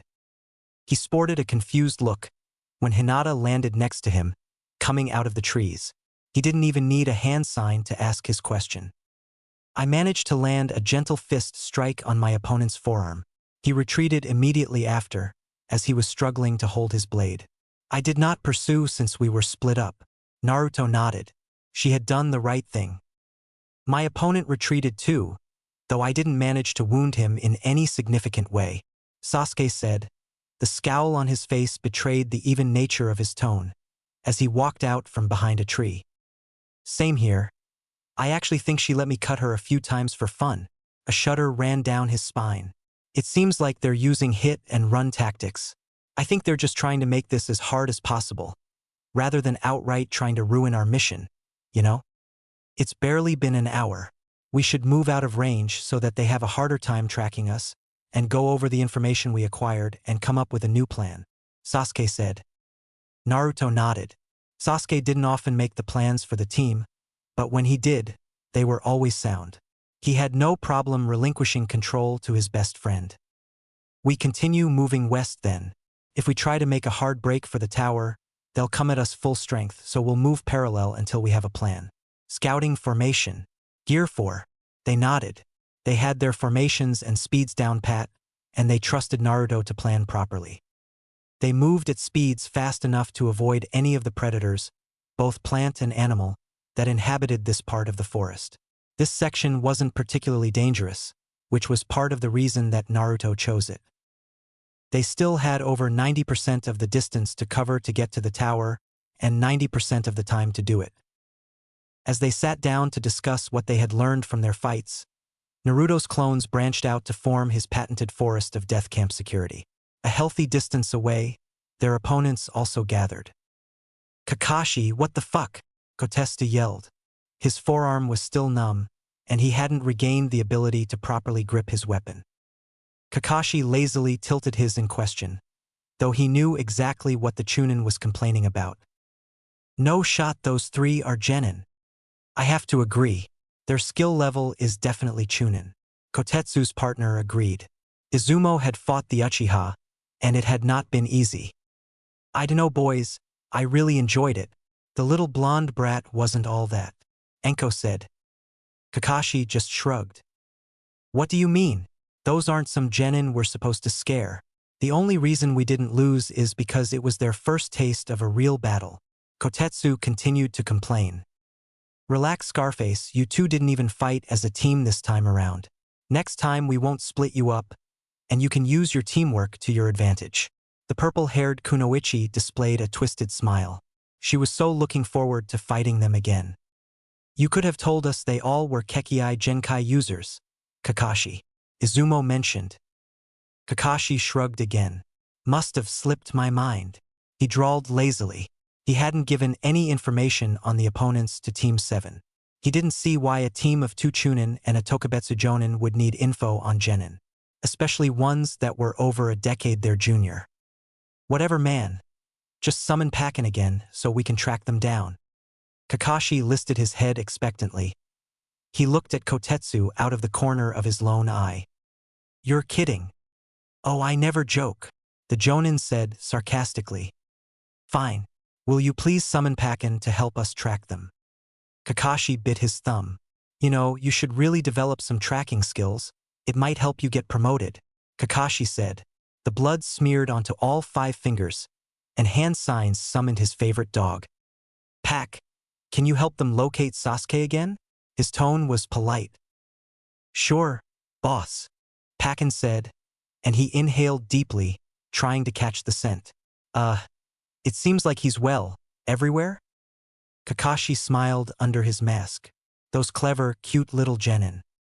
Naruto thought that Kakashi might get involved, and so he sent his clones out, carrying Sasuke's dirty laundry that he unsealed from God knows where.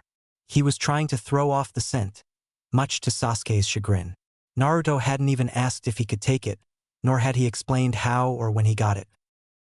Kakashi would be able to track Naruto by scent, but Naruto didn't believe he would do it himself.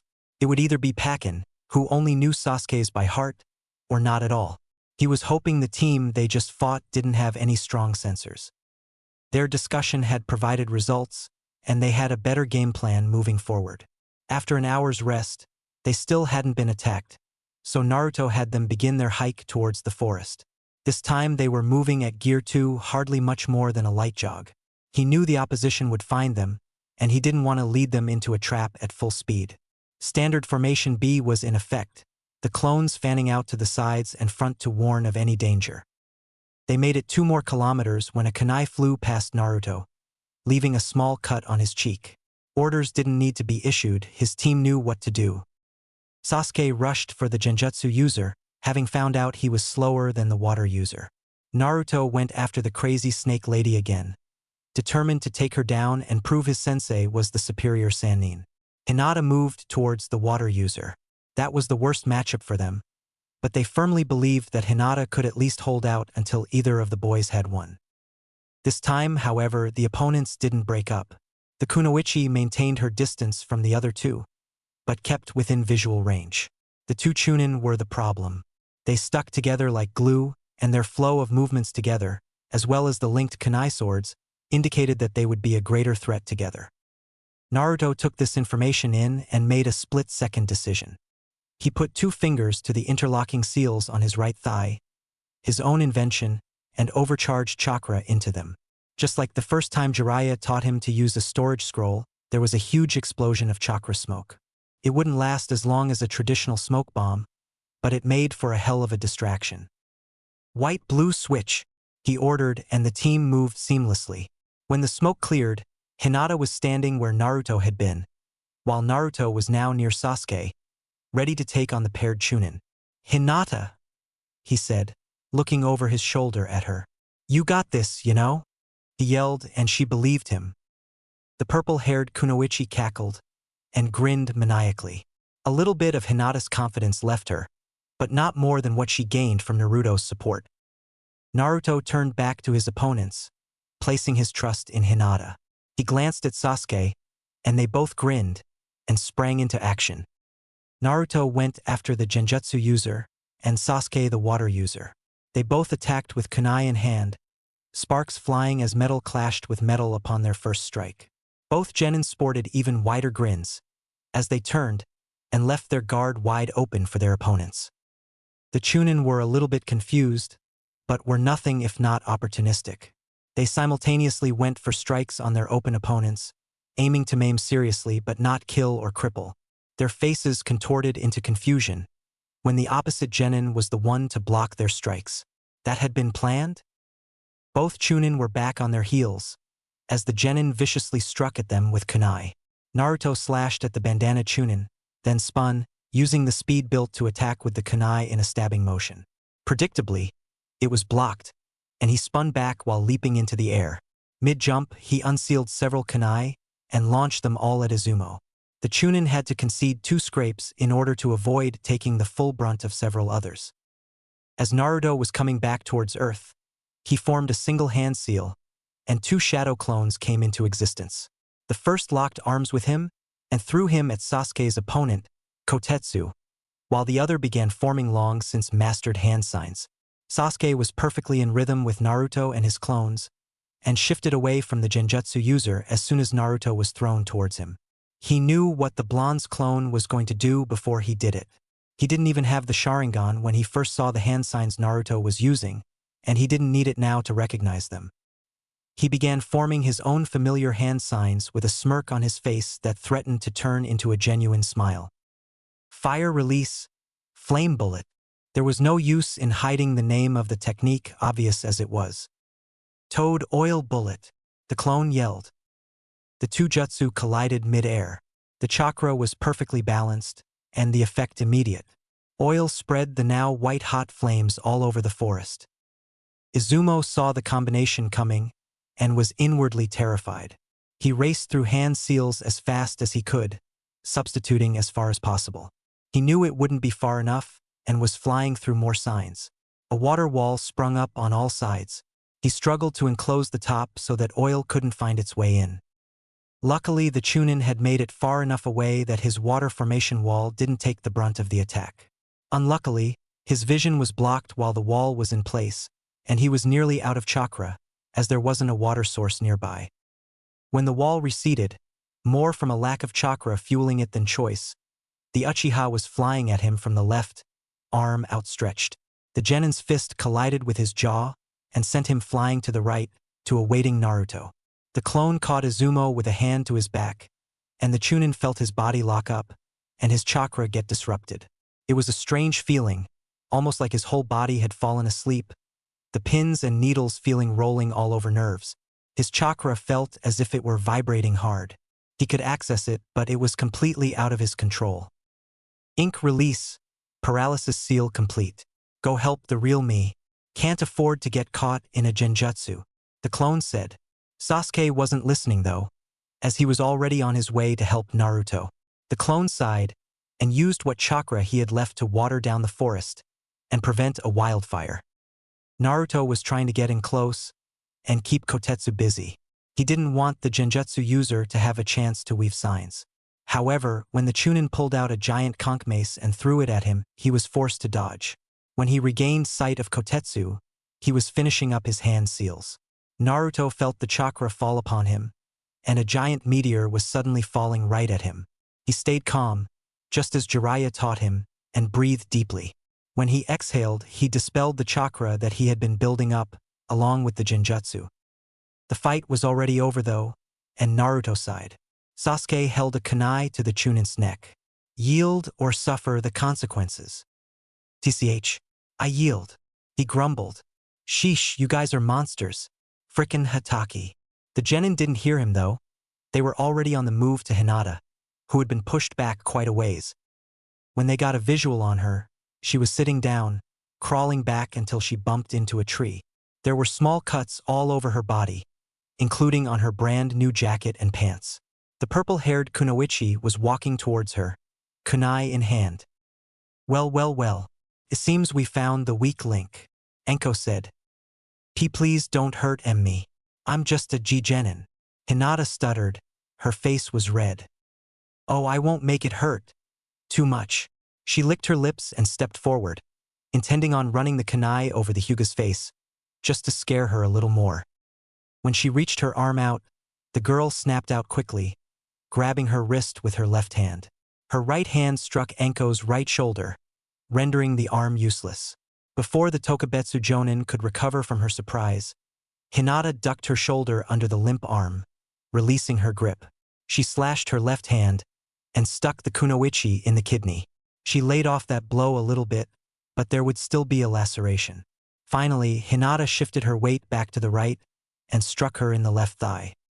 She heard a yelp of pain, but only felt slight remorse. Leaf Nin or not, you didn't attack Naruto and get away with it. Not on her watch. Before Anko could retaliate, Sasuke sped in front of her. The two made eye contact, and the last thing Anko remembered was seeing the whirling tomo of the Sharingan. The crazy snake lady was laying on the ground screaming. Team 7 all took a moment to catch their breath. What the hell did you do to her? Kotetsu asked. Izumo slung over his shoulder, still paralyzed. He was the only one who wasn't completely incapacitated. Genjutsu. I showed her Orochimaru. Don't worry, she won't remember it, Sasuke said quickly.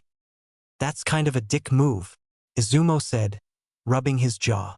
Naruto had already released the seal his clone had placed, not wanting to keep a comrade down for too long. It's a mission, not a spar. Besides, the Sharingan will make sure she doesn't remember ever seeing Orochimaru, so it's just temporary to keep her from stopping us, Naruto said, moving back to his team. Nice moves, he whispered to Hinata. She blushed. Alright, well, can you two take care of her? We're kinda busy, you know, Naruto asked. The Chunin nodded, dismayed that they failed so outright. Naruto turned to his team. Standard trap formation. Gear 6. Naruto ordered. The edge was back in his voice after awkwardly asking the Chunin to take care of Anko. 10 clones came into existence and took off nearly full speed, sweeping the area. The regular formation of Sasuke in the lead, Hinata in the middle flanked by 2 clones, and Naruto leading from the back took off, leaving the Chunin in awe. Anko finally stopped writhing in pain and came to. Ow! What the fuck was that? She yelled. I'm gonna kill that Cyclops bastard. The Chunin backed away, more terrified than they'd been in a long time. Gate duty tended to dull the senses, and Anko tended to wreak havoc on them. Team 7 was prepared for anything that might be thrown at them, but it seemed that the trio they faced was the only challenge. They made short work of the sprint to the forest. Hinata was pretty tired by the time they made it to the tower, and Sasuke was breathing hard, though he did a good job of hiding it. They walked through the designated doors, still no guard. Anything was possible when it came to Kakashi-sensei's tricks. The silver-haired Jonin greeted them, as did their own Jonin-sensei. Most surprisingly, though, was the Hokage, dressed in the full garb that comes with the position. Sarutobi looked on at the 3 genin of Team 7. His chest swelled with pride. Never had the Leaf had a team that embodied the will of fire more. All 3 would lay their lives on the line for the others, without a first thought, let alone a second. His pipe was inconspicuously absent. He was ditching the loving grandfather routine for the moment. Right now he was the 3rd Hokage, god of shinobi, and the genin could feel the power radiating off of him. Naruto wanted to let his own power leak, never one to be outdone. But Sasuke laid a hand on his shoulder. The corners of his lips were upturned as he shook his head. Team 7. I believe congratulations are in order. We expected you to pass, but not quite so easily. I think it would be accurate to say you surprised even the sensei who trained you, the Hokage said. Speak for the other 2, sensei. I'm not surprised one bit, a deep voice said from the corner of the room. Yamato, Hinata, and Sasuke looked confused. Kakashi and the Hokage were unreadable. Naruto had his 1,000-watt smile on his face. Pervy sage, I thought I sensed you, Naruto shouted, throwing a kunai where the voice had come. Jiraiya materialized, seemingly out of thin air, as his camouflage jutsu was released. He caught the kunai between 2 fingers casually, trying to look cool in front of the other Jonin. Yeah right, Gaki. You're not good enough to sense me, ye. A cloud of green smoke released from the kunai, and Jiraiya's face turned a similar shade when he smelled it. Ha ha ha! Ink release! Stink bomb is a success, Naruto shouted. Gone was the intense leader that had steered the prodigious team through the forest. He seemed much more childlike now that Jiraiya was in the room, and the mission was over, the way a 12-year-old was supposed to be. You insolent little brat, Jiraiya yelled when he kind of regained his composure. I'm gonna make you do push-ups with Bunta on your back. Come here. Sannin chased after Genin, running circles around the other ninja in the room. Ahem. The Hokage cleared his throat after they made a few laps. Jiraiya recognized the look on his face and came to a stop. Naruto followed suit. As I was saying, Team 7, you have come a remarkably long way, not just overall but in the month since you became a team. Your individual skills are well above the standard for newly graduated students, and more impressively, your teamwork is top-notch. I wanted to come to personally congratulate you on being the fastest team to ever be given a C rank. You broke the record set by my own team by 2.5 months. Naruto and Sasuke puffed their chest out, almost imperceptibly, while Hinata's chin raised a fraction of an inch. Let me make this clear though, C ranks will never be normal for your team, the Hokage said, his voice gaining an edge. You have the last Uchiha, a member of the main branch Hyuga, and perhaps the last Uzumaki, who also happens to be a Jinchuriki. Any enemy combatants you come across will likely try to capture at least one of you. You must always be on edge when you're outside the village. You three have the potential to be even stronger than my Genin team turned out to be. I'd hate to see it wasted because one of you got careless. He emphasized his message by releasing just a little bit more of his chakra. He was inwardly pleased to see none of them react outwardly. Hinata was nearly sweating when the Hokage let his presence be known, but it seemed he was holding back comparatively. It was slightly easier to withstand than when Naruto drew the Kyuubi's chakra and formed a single tail. Kakashi will be hand-picking a mission that suits your team in order to ease you into missions outside the village. Until then, you'll have the week off of missions to prepare, the Hokage said. He disappeared in a body flicker that was so fast, it seemed that he just blinked out of existence. Jiraiya rolled his eyes at his sensei showing off in front of Genin. All right, kiddo, you want to get some training in? I'm only here for about a week, he asked Naruto. Naruto nodded vigorously, then looked at his team. Can you help train us all? If that's okay with Yamato-sensei, of course. Yamato only nodded, though a smile graced his face. Jiraiya made a mock-thinking pose and hummed thoughtfully. I suppose that's all right if they're fine with it. I haven't gotten to beat up on Genin in a long time, so it should be fun. Team 7 sweat dropped. Their sensei was strong, but he wasn't Sannin level. Training with Jiraiya would probably end up being miserable for them. Naruto landed from his leap and rolled with his momentum, barely dodging the senbon that were chasing him at high speeds. He transferred the roll into a sprint, ducking behind a tree to use as a shield. His chest heaved as he tried to calm himself. He peeked out over his left shoulder, trying to get an eye on the enemy, but he didn't see the towering man anywhere. Still too slow, Gaki, Jiraiya said. Naruto whipped around in surprise, his body reacting on instinct, trying to form a shadow clone before his brain could even process what was going on.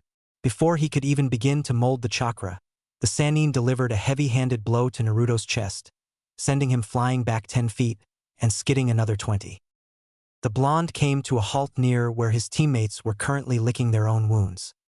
3-on-1, Sasuke grumbled. 3-on-1, and we're not even close to beating him. His displeasure was evident in his scowl. And you'll never be able to either. The great gallant Toad Sage is unbeatable. Jiraiya's posturing was interrupted by Kakashi. Whoa, you beat 3 Genin? Congratulations, Jiraiya-sama. You just keep getting more and more powerful. Kakashi's tone and face were completely serious, which Team 7 had come to figure was his way of being sarcastic. Jiraiya's face deadpanned. They're a bit stronger than most Genin, don't you think? A simple wave of the hand was all he received. Kakashi wasn't one to go handing out needless compliments. From his place in the dirt, Naruto wheezed one final time as he caught his breath. You broke my ribs, you stupid pervert. Good. Maybe next time you'll learn to get out of the way, Jiraiya said. The smug smirk on his face pushed Naruto over the edge. You Sanuva, he yelled, springing to his feet to begin his charge at Jiraiya anew. Sasuke tried to hook his arm through Naruto's to stop him, but it was Hinata's hand on his shoulder that ultimately stopped him. She shook her head at him when he questioned her with a look. He turned to Sasuke, who only offered a head tilt and pursed lips, as if to say, there's nothing you can do alone, if we couldn't beat him together. Naruto tilted his head to the two of them, indicating that he still had an ace up his sleeve that might even the odds a little bit. Both of his teammates shook their heads firmly. The destruction that would cause wasn't worth it for a spar or a verbal jab. He sighed, relenting that they were, at the very least, a little bit right. Kakashi smiled underneath his mask. A true smile that had been showing itself more and more these days. Not that anybody could tell. Jiraiya, on the other hand, snorted lightly at the three. They were showing better teamwork and communication at that age than he, Tsunade, and Orochimaru had even into their teens. They were impressive, and that was an understatement. All right, you three, Jiraiya said. Get a mental room or something. I hate it when you guys leave me out of the conversation.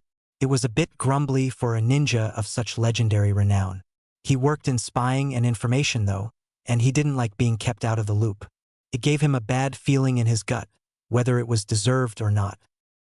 Your teamwork is strong, but you too, Jiraiya pointed to the boys, need to work on including Hinata more. It's not 3 versus 2 and a minor support. He turned to Hinata, pointing at her. She shied away ever so slightly. And you, young lady, need to be more assertive. You don't have as much raw power as the knuckleheads. But that's not the end-all be-all. You're more precise than they are. They're gonna get most of the focus in a battle, so use that opportunity to land your own attacks. Don't wait for them to call you in every time. She nodded. In truth, Naruto and Sasuke almost always had a perfect opening for her when they signaled her, but she didn't do much besides what they said, and some minor weapons support. It was nitpicking a little bit, but they were already overly developed for Genin. I believe this concludes your week in the village? Kakashi asked Jiraiya. He continued after receiving a nod. Good timing then. I have your C-rank mission picked out, Team 7. All 3 Genin perked up. They had been training with Jiraiya until their bones creaked and their muscles groaned every day for the last week, and they were excited to finally see some action. Report to the Hokage's office tomorrow morning at 7 a.m. sharp. Yamato-sensei will meet you there, Kakashi said. They nodded. Rest up, your first C-rank is a big deal. Dismissed. They all slouched from the straightened position they had unknowingly snapped into. Naruto went to say goodbye to his surrogate father, but he was nowhere to be found. Naruto rolled his eyes exaggeratedly. He was familiar with the games of hide-and-seek that Jiraiya liked to use as training. He just didn't think he'd be playing it right after getting his ass kicked. I'll meet up with you guys after I say bye to Pervy Sage, he said. Give him our thanks for the training, Hinata said politely. HN. Will do. See you guys at the restaurant? They nodded. Naruto used a shunshin to leave the immediate area so that he could focus. Jiraiya would have his chakra suppressed and resonating with the surrounding environment, so sensing him would be difficult. Sending out clones to try and find him would be basically worthless, as his camouflage jutsu was above what Naruto could currently pick out. He decided that just this one day he would cheat at their little game. It was only fair payback after that last punch Jiraiya had dished out. He made his trademark hand seal, chakra molding so quickly and precisely that it was almost easier than walking at this point. 30 clones appeared, spread out through the forest. Every single one of them sported an ear-to-ear grin on their face. 30 Narutos at once called out, "Sexy jutsu, transform." Standing in the forest were 30 blonde women, all looking to be about 20 years old. The only thing covering them was artificial smoke from the jutsu. They all began to walk in different directions, swinging their hips as they went, calling out, "Jiraiya-sama. Where are you?" After 3 minutes, Naruto received a memory from the clone who had drawn him out, and quickly body flickered there once he had his bearings. Jiraiya was laying on the ground, blood gushing out of his nose, and eyes completely unfocused. Naruto grinned again. It was the perfect opportunity. 3 smooth hand signs later, he was molding his chakra into a large water bullet to fire at Jiraiya. Just as he let the jutsu go, Jiraiya suddenly flickered out of the way. "Haha! Still too slow, Naruto," Jiraiya said. Jiraiya received a smack in the head a moment later, and the Naruto that had tried the water gunshot disappeared into a poof of smoke. "Guess I'm getting faster," the blonde teased. Jiraiya grumbled and rubbed the back of his head. "TCH, I knew you were there, kid. I just wanted you to get a shot in after that ass beating I gave you in front of your little girlfriend," he said, though he wasn't entirely telling the truth. "She's not my girlfriend," Naruto said, though his cheeks were tinged pink. "She's my teammate, and a kick-ass one at that." He couldn't keep the pride out of his voice after all the ground she had made up on him and Sasuke. Okay, relax," Jiraiya said, feeling Naruto's chakra stir. "You are getting better with the clone usage though. You had me fooled on which one was actually you, though I was a bit distracted and I still could have stopped your slap." Naruto rolled his eyes again, very familiar with Jiraiya's reaction times. "So, what did you want to talk to me about anyway? You're aware of the dangers of a C-rank, so I'll spare you the details on that. Are you mentally prepared to make your first kill if you must?" Naruto inhaled deeply, taking his time to make sure he was certain. Yes.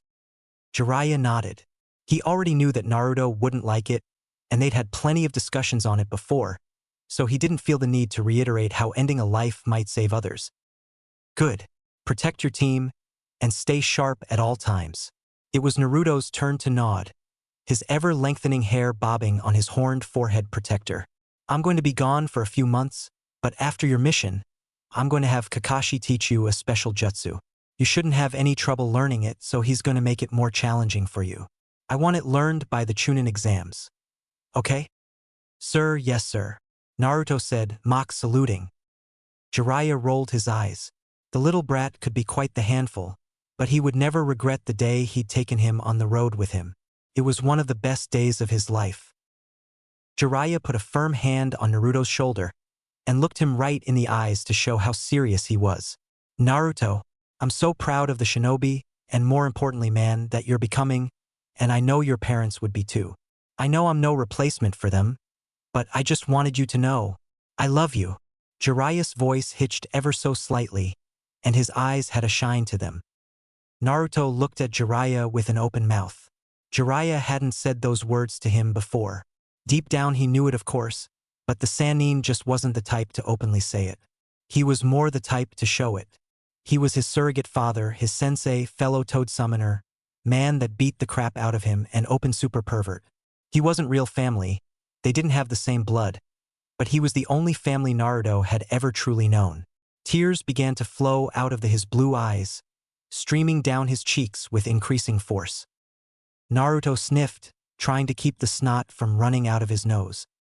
He wiped the tears off his face with the back of his forearm, smearing the red lines that he had taken to crossing through his first whisker mark, much like Jiraiya did, only shorter. I love you too, you stupid old pervert. He nearly sobbed the words out. Before Jiraiya could say anything else, he was wrapped into a hug, lightning fast. It was his turn to be surprised, as Naruto had never hugged him, not like this at least. He just rested his hands on his back, content to just hold him while he cried. It only lasted a second or two, but it packed all the punch in the world. Naruto pulled back, still trying to get a handle on his emotions. Next time you're here, I'll have that jutsu mastered, and I'll use it to kick your ass. Jiraiya could only chuckle at him. Both ninja of the Leaf Village felt a strange warmth in them. One hadn't ever felt it, the other hadn't felt it in years. They locked eyes, and both used the shunshin to leave the area, not feeling the need to say any more. 5 minutes before 7 in the morning, Yamato met his 3 genin outside of the Hokage Tower. The trio knew he'd been there for at least 30 minutes, observing the surroundings. It's just how their sensei operated. Must be the ANBU in him. Have a nice mission, sensei? Sasuke asked, Sharingan spinning. He'd picked up on the minute limp that Yamato approached with. I wasn't on a mission, Sasuke, Yamato said. You know I was on leave while you 3 trained with Jiraiya-sama. Yep, sure you were, sensei. Sure you were, Naruto said. Masked or unmasked? You know I'm not allowed to speak of my missions, Naruto, Yamato said. He had long since resigned that they were smart enough to figure out when he was on one. I believe it was ANBU, Hinata said, using her Byakugan to read her sensei's body language. Course it was. Otherwise he'd be able to tell us, Sasuke said. Not if it was S-rank, Naruto said. If it was S-rank, he would have been gone longer than a week. Whatever. Naruto turned to Yamato. How'd it go? Everybody make it home okay? Naruto, you know I can neither confirm nor deny details of a mission. His body language and eyes indicate that the mission was a success, though his limp says there was trouble, Hinata said, before deactivating her Byakugan. TCH a rank then, Sasuke said. Easy peasy for a jonin like you, right Yamato-sensei? Naruto asked. Despite the tiny quirk of his lip, Yamato rolled his eyes. It wasn't a dramatic gesture like when Naruto did it, but it conveyed the message. No more questions, time for business. Let's report to Hokage-sama before we're late. There was a reason he always met them 5 minutes early. They were nosy and liked to ask questions they didn't need to know the answer to. He was starting to like that about them though.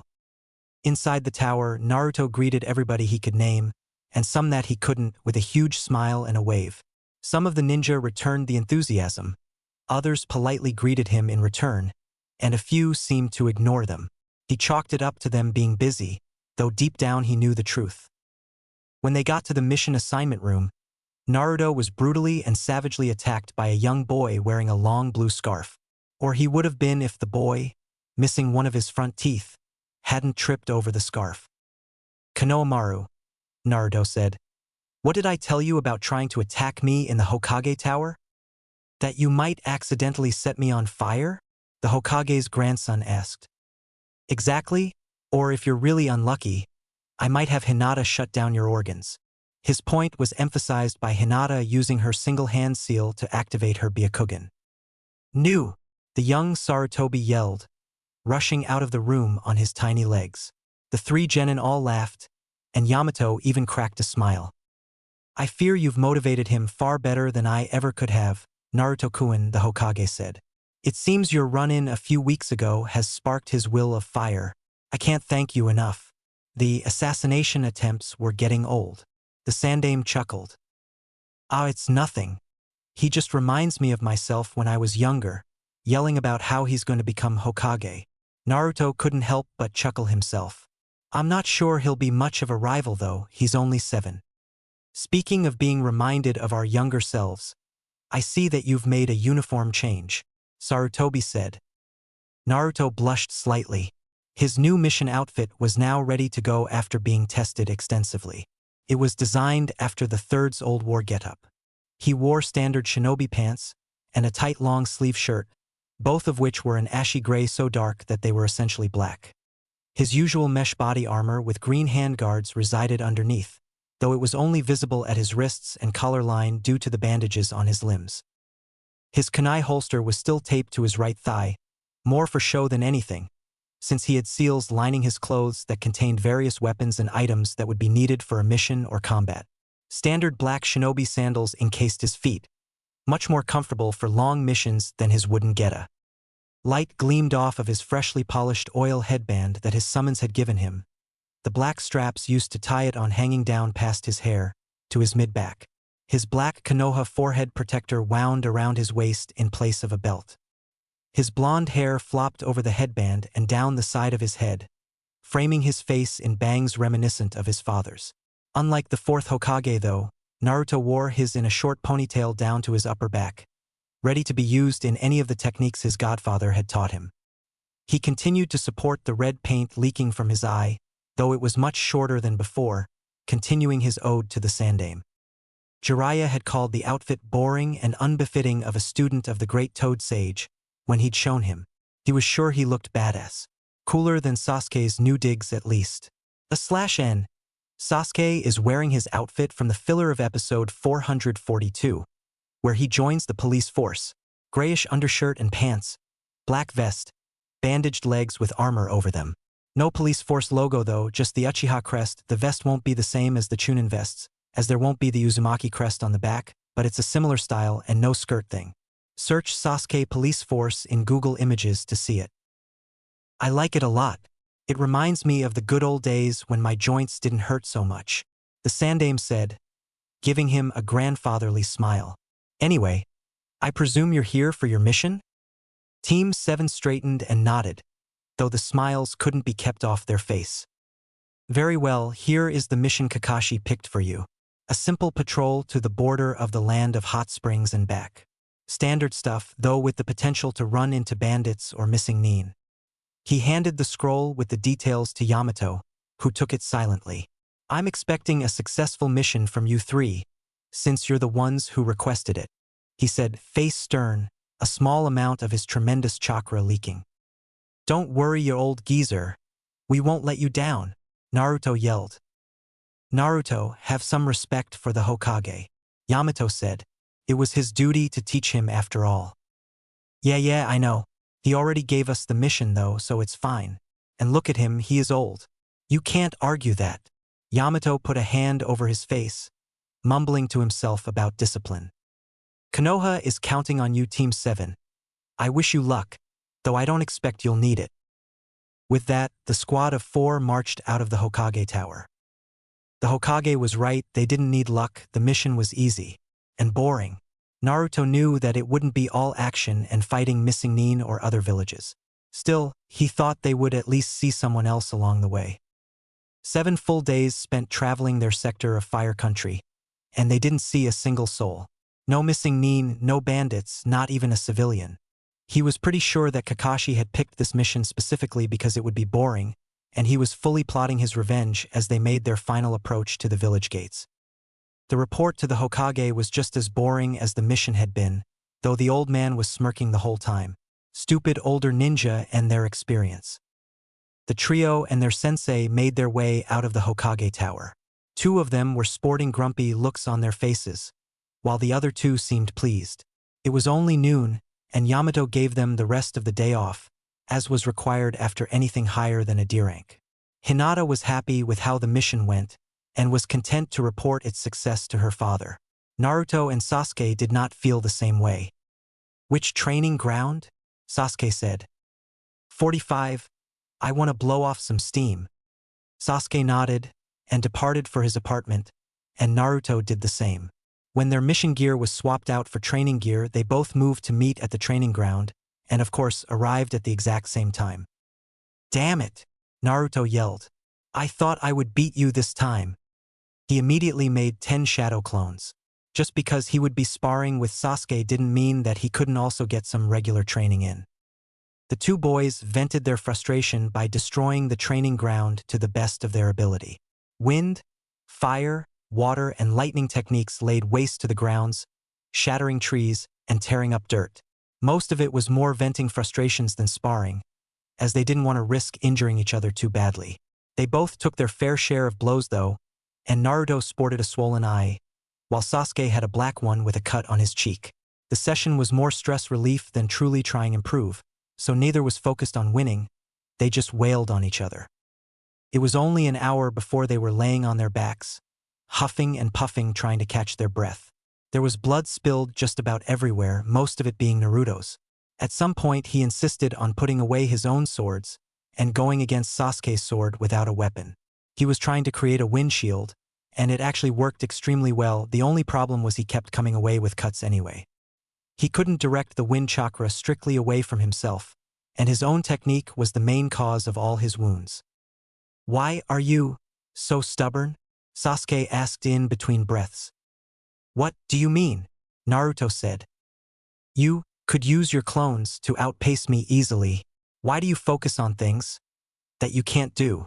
They'd had this conversation before, but Sasuke still didn't understand.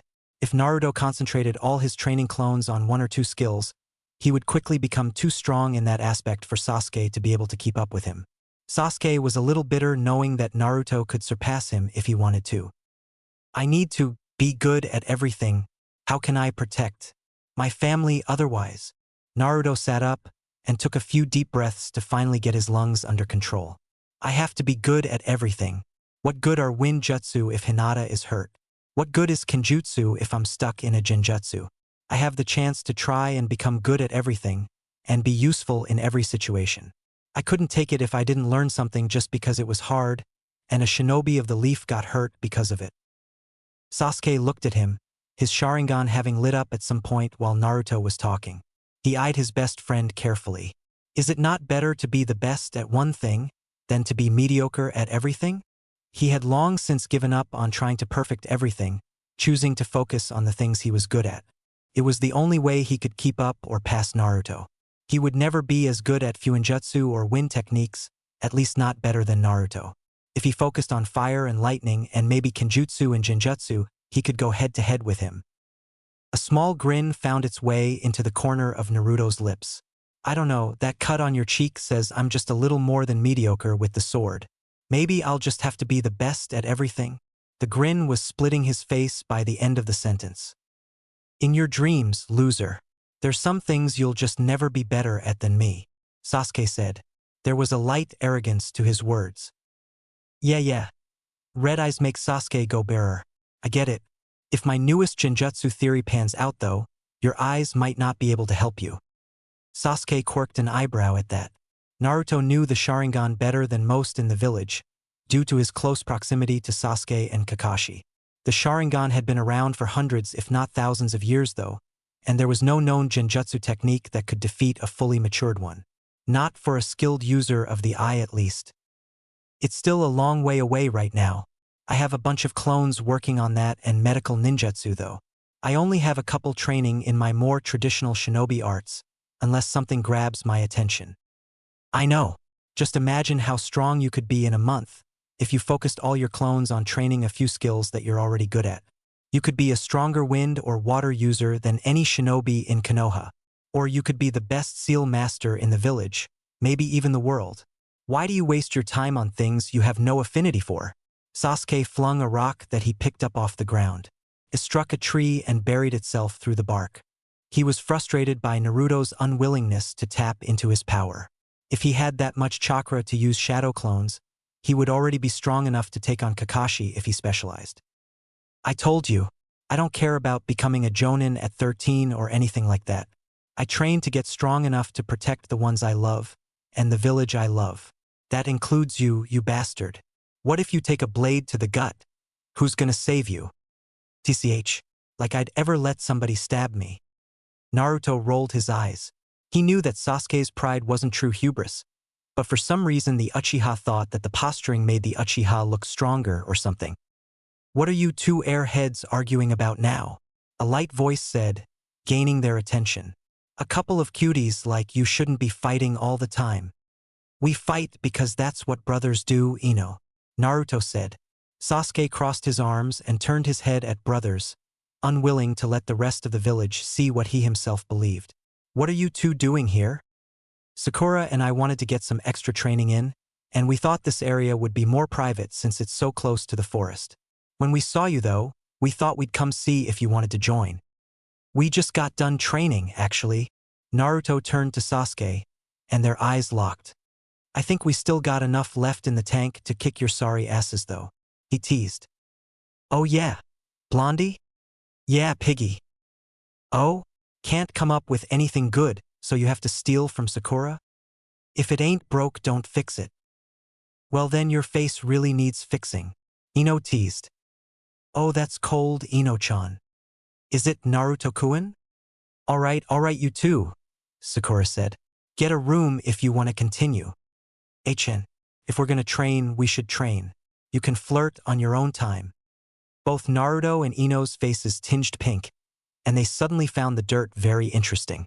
Before things had a chance to become more uncomfortable, Sakura saved them. Well, we were going to do some sparring, but it looks like you guys already did that. Any other training you might want to do? Sakura paled when she saw the grin on Naruto's face. Naruto, Hinata, and Choji were walking down the street, killing time after their lunch at Ichiraku. As they meandered carelessly down the dirt roads of Konoha, Naruto felt a familiar chakra rush that accompanied a nearby Shunshin. The chakra signature was so familiar to him that he didn't even bother turning to look. What's up, Sasuke? Sasuke rolled his eyes. We have a mission. Another C rank? Naruto asked. Sasuke grinned. Not an unusual sight these days, at least when he was around his team. He tossed a scroll to Hinata and Naruto each. They both unrolled the scrolls, eyes flitting across the mission details. A B rank? This doesn't seem like something Kakashi or Yamato would pick, Hinata said. Sasuke smirked. I agree. I believe it came straight from Hokage-sama. The old man specifically requested us? HN. Seems like the most likely explanation anyway. Woohoo, Naruto said. Gotta go, Choji. We got a mission to prepare for. Wait a minute, Choji said. A B rank? We haven't even been on our first C rank yet. Naruto grinned at him. Yep, it's not a big deal or anything. It is probably a record though. Anyway, gotta go. See you later, Choji. The Shunshin left only a breeze. Choji turned back to Hinata, only to find her gone too. He just chuckled and went back to munching greedily on his potato chips. Team 7, are we ready? Yamato said. It was 5 minutes before 8 p.m. when he arrived at the southern gate. Right on time, just like always. Yes, we are, Sensei. Hinata responded. The boys nodded beside her in agreement. All right, the target was last spotted somewhere between here and the border with the Land of Rain. You know the mission parameters, so let's get moving. Without another word, they fell into their standard traveling formation when they were outside village walls. Hinata was in the middle of a triangle that featured Yamato in the front, using his experience as a jonin to lead them. Naruto was behind Hinata to the right, covering her back and flank. Sasuke was on the other side doing the same. They took to tree hopping to start. They weren't on an escort mission, so they didn't need to travel at a civilian pace. They didn't want to wear themselves out either, so despite the urgency of the mission, they weren't pushing the pace all that fast either. It took them half a day to reach the area where their target was last spotted. Naruto and Hinata were working overtime to try and find her. They weren't on a strict timetable, but you never knew what bandits would do with a kidnapped hostage. It was Naruto who sensed them before Hinata could spot them. They found their camp a mile south of a lake. Tents were spread out in a clearing. Campfires were lit sporadically between the tents, with bandits seated around them causing a ruckus. Naruto could smell the booze from his location hundreds of yards away, up in a tall oak tree. Team 7 was staying outside an average ninja sensing range just in case there were any rogues in the group. They had to give Hinata time to properly map out and report the area, as well as locate the hostage in hostels. Sasuke chose to join Naruto, giving Hinata some room to focus on her task. You know what's going to happen, he said. It wasn't a question. I know. Can you do it? Naruto gazed in the general direction of the bandits while he thought for a moment, taking the chance to make sure he was absolutely sure. Yes, how can I be Hokage if I'm not willing to take an enemy life for the sake of the village? How could I ever order anybody else to do it if I can't stomach it myself? Sasuke saw the determination in Naruto's eyes and felt a tinge of jealousy. I'm not sure I can stomach it, he said, exhaling a puff of air out of his chest. I don't want to turn into Itachi. I don't want to do anything that makes me feel like him. Naruto didn't miss a beat in response. You're nothing like him.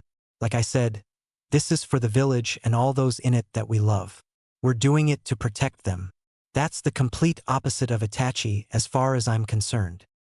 Sasuke steeled his resolve, the blonde's words touching all the right notes to calm down and inspire him.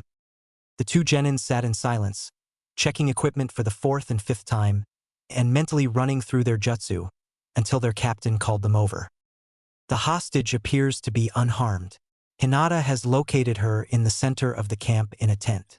She's alone at the moment, so we're moving in quickly before that can change. Yamato pointed at Sasuke. You'll be with me. Our job is to distract and combat the bandits. We need to keep the damage away from the center of the camp. Naruto, you'll be with Hinata rescuing the hostage. She will be scared. Do your best to keep her quiet and cooperative.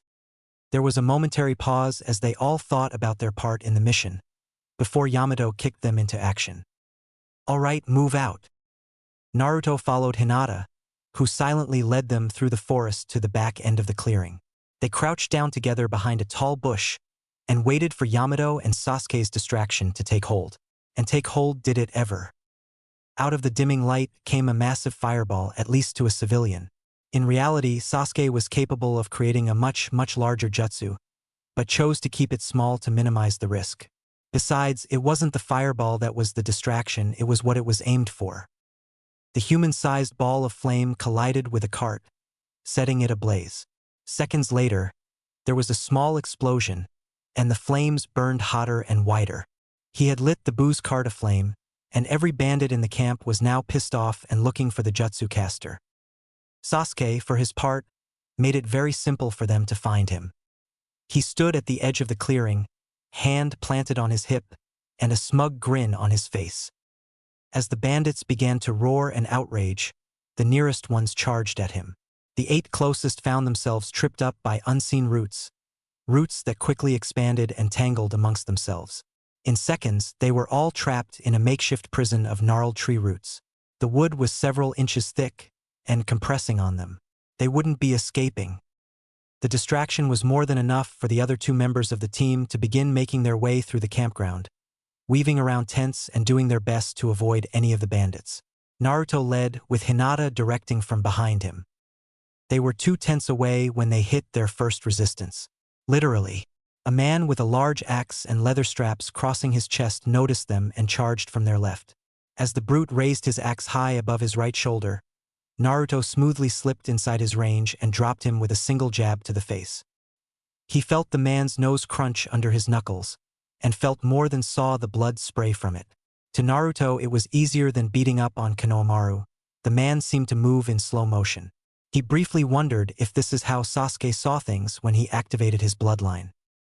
His attention was quickly drawn back to the battlefield when he heard Hinata moving to their right, cutting off Naruto's would-be second attacker. 3 lightning quick strikes dropped him. But before Naruto could compliment her on a job well done, he caught movement out of the corner of his eye.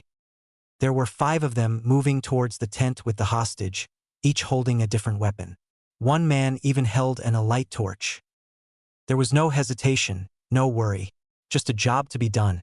And that's all Naruto focused on as his hands raced through newly familiarized hand signs. Tiger, rat, horse, snake, dragon. As he clapped his hands together, he felt his chakra well up in his gut. He forced it up towards his mouth, compressing it as much as possible as he did. Water release, water severing wave. The water stream shot out of his mouth like a fire hose, and he swept his head to catch all of the attackers. The B-rank jutsu was intended to slice, but the genin was yet to perfect it. He was also backing off the power quite a bit, knowing the opposition. The result was still much more than Naruto had anticipated. While it didn't cut them in half like the jutsu intended, it struck all 5 in the chest and immediately dropped them to the ground and swept them away. None of them moved when the water relented and their bodies sprawled to a stop. He could see several of them had completely caved in chests. The blonde froze, his face feeling hot, and his head light. Luckily, Hinata had seen the whole thing. She grabbed him by the hand and pulled him towards the tent with their hostage. Naruto was brought back to reality by her, and he quickly snapped out of it. They reached the tent in seconds, the rest of the bandits either occupied by Yamato and Sasuke, or afraid of what the blonde had just done. Hinata entered while Naruto stood watch. It was decided that a friendly female face would be better for a young teen girl to see, much as Naruto wanted to debate that he was the friendliest looking. 10 seconds went by, then 30, then a full minute. Naruto fired off a massive gust of wind, sending one of the few bandits brave enough to charge flying back through the air. He was about to check on the 2 when Hinata called his name. He quickly ducked into the tent opening, ready to fight. Hinata and the hostage were the only 2 in the tent though. Hinata looked fine, but the brown-haired girl looked to be in shock. Ropes showing signs of Hinata's juken strikes lay at her feet. Her pants were torn in a way that was definitely intentional. When Naruto saw this, he felt angry. Truly angry for the first time in... Well, he wasn't sure he could remember a time when he had been that angry before. He felt the Kyuubi's chakra stirring in him, asking him to harness its chakra, calling to him to let it out. It wanted him to go on a rampage and destroy whoever had done it. He needed to calm down and think, but the Bijuu's chakra bubbling in his gut was hard to fight. It was a gentle touch from Hinata, and his training that finally did it. The breathing training that the old Kut-Pervi sage made him run through every morning. He took several breaths and focused on what he could that wouldn't set him off. His team was okay as far as he knew. The mission was going well. The hostage didn't appear to be overtly injured in any way. He just had to keep moving one step at a time. He squatted down to look at the seated girl's eyes and put on a gentle smile. "I'm Naruto, what's your name?" There was no response. The girl just kept staring into the ground, a light tremble running through her body. Naruto kept the gentle smile and slowly moved a hand to her back. She flinched, but he just smiled bigger to reassure her, and his hand made contact. The girl shook harder, but Naruto powered through, intent on helping. He began to channel chakra through her, slowly at first, but quickly increasing the amount. In his many hours of medical ninjutsu practice that he had put in, he had only succeeded at one thing so far: calming people down. Hinata said it was because he had the warmest chakra she'd ever seen. Sasuke said it was because even a baby wouldn't think he was threatening, which he meant as a diss but Naruto took as a compliment. As he let his chakra flow smoothly through the girl, he thought about his happiest memories. Jiraiya teaching him his first jutsu. The toads accepting him. Becoming a part of Team 7. A big bowl of ramen at Ichiraku's. Slowly the girl relaxed, and after a moment longer, she looked up into his eyes. "What's your name?" Naruto asked again. "Nyoko," she said so quietly that if Naruto hadn't preemptively channeled chakra to enhance his hearing, he never would have heard. He smiled bright at her, continuing to let the chakra flow into her. "Wow, that's a beautiful name. I'm Naruto, that's Hinata. We're here to save you. Our teammates are taking care of business outside, but we need to get you out of here. Can you stand?" Nyoko nodded. He smiled big again, removing his hand from her back and standing up straight. He reached to grab her hand and effortlessly lifted her to her feet. "All right, it could get dicey out there. So Hinata's gonna carry you while I keep a lookout. That okay?" She shook her head hastily, much to Naruto's confusion. "Well, I can't let you walk. It's too dangerous." "Why don't you carry her?"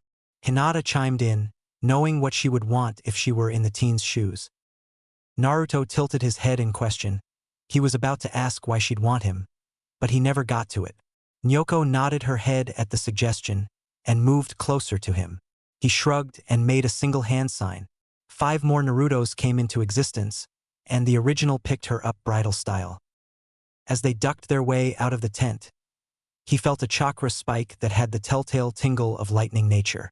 A nice reassurance that Sasuke was still functioning, even if the enemy wasn't all that dangerous in the first place. The newly minted battleground was a disaster zone. A section of it was soaked from Naruto's water jutsu. The rest was littered with fires, freshly grown wood, blackened grass, and much to Naruto's queasiness, the bodies of a majority of the bandits. To his right, Sasuke was squatted down checking for a pulse on what appeared to be the last of the men responsible for the kidnapping. Naruto, his clones, and Hinata made their way to join the rest of their team. "Hostage has been safely acquired, sensei," Naruto chirped. "Good work, you two," Yamato said. "Are you all right, Nyoko-sama?" "Sama?" Naruto and Hinata simultaneously questioned silently. There was a soft mumble into Naruto's shoulder, too quiet for the rest to hear, so he translated. "She's a bit shaken up, but I don't think she's suffered any permanent physical damage," he said, tone a bit more uptight and serious than normal. "Very well, we should get moving then. That battle could attract a lot of unwanted attention." The 3 genin bobbed their heads at their sensei, who turned to leave. Before his team followed, Naruto and Sasuke both turned to look at each other, checking in. 2 slight, imperceptible nods were given, before Sasuke checked on Hinata. When they were all satisfied that everyone was okay for the time being, they took off after their sensei. They traveled at a much slower pace, given that Naruto was carrying a civilian girl. Their formation had also shifted, without a single order given, to allow for Naruto to be in Hinata's usual spot, though there were several clones flanking the Byakugan user to accommodate the shift. Upon returning to the village hours later, an ANBU squad immediately ushered them straight to the Hokage's office.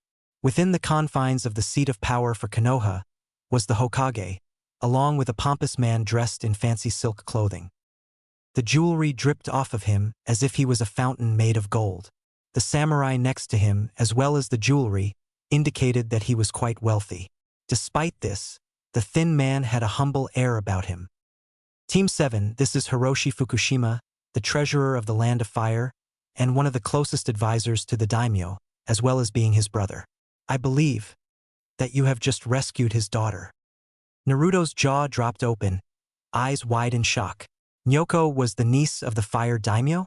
Hinata and Sasuke's reaction was much more downplayed, though a reaction at all from them, while in front of the Hokage no less, was telling enough. Naruto shot Yamato a quick glare for not giving them the full breadth of the mission. "Yeah, she's, in the hospital getting treated." Naruto rubbed the back of his head sheepishly after he recovered from his surprise. "I'm almost positive she's fine though. We had Hinata look her over." He tended to babble on when he was nervous, which wasn't all that often. "She's one of the best and most talented Hyuga," he added quickly. "So I trust her. I trust her eyes. Well, I trust her too, but I also trust her eyes." He glanced sideways at the Hokage, who was stifling a chuckle, but openly smiling. I'm gonna stop talking now.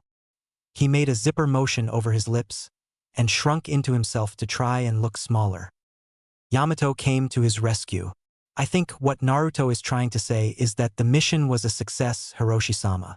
Nyoko-sama was rescued with minimal injuries quickly, and the group responsible was eradicated. She's quite shaken up, but you should be able to go see her. Thank you so much. Team 7, was it? I am forever in your debt. He bowed to them, much deeper than they ever would have expected from somebody of his importance, and left the room in a rush. Naruto turned to watch him leave, then whipped back to the Hokage. Gigi, what the fuck? It was Hinata and Sasuke's turn to be outraged, while Yamato became more familiar with the lines on both of his palms. Naruto-kun, Hinata said. You have to be more respectful to the Hokage. She sounded unsure of herself, despite the confidence that the words showed. All of the reactions were drowned out by Hiruzen's roaring laughter. Is there a problem, Naruto? He asked after calming himself. Naruto deadpanned at him. Why were we assigned such an important mission? You just had Genin sent to rescue the niece of the daimyo. What if it had gone wrong? What if she had been injured or killed? Sarutobi seemed to think about this for a few seconds before he responded. Well, Naruto, for starters, you and your team are extremely skilled, and have yet to give me a reason to not believe in you.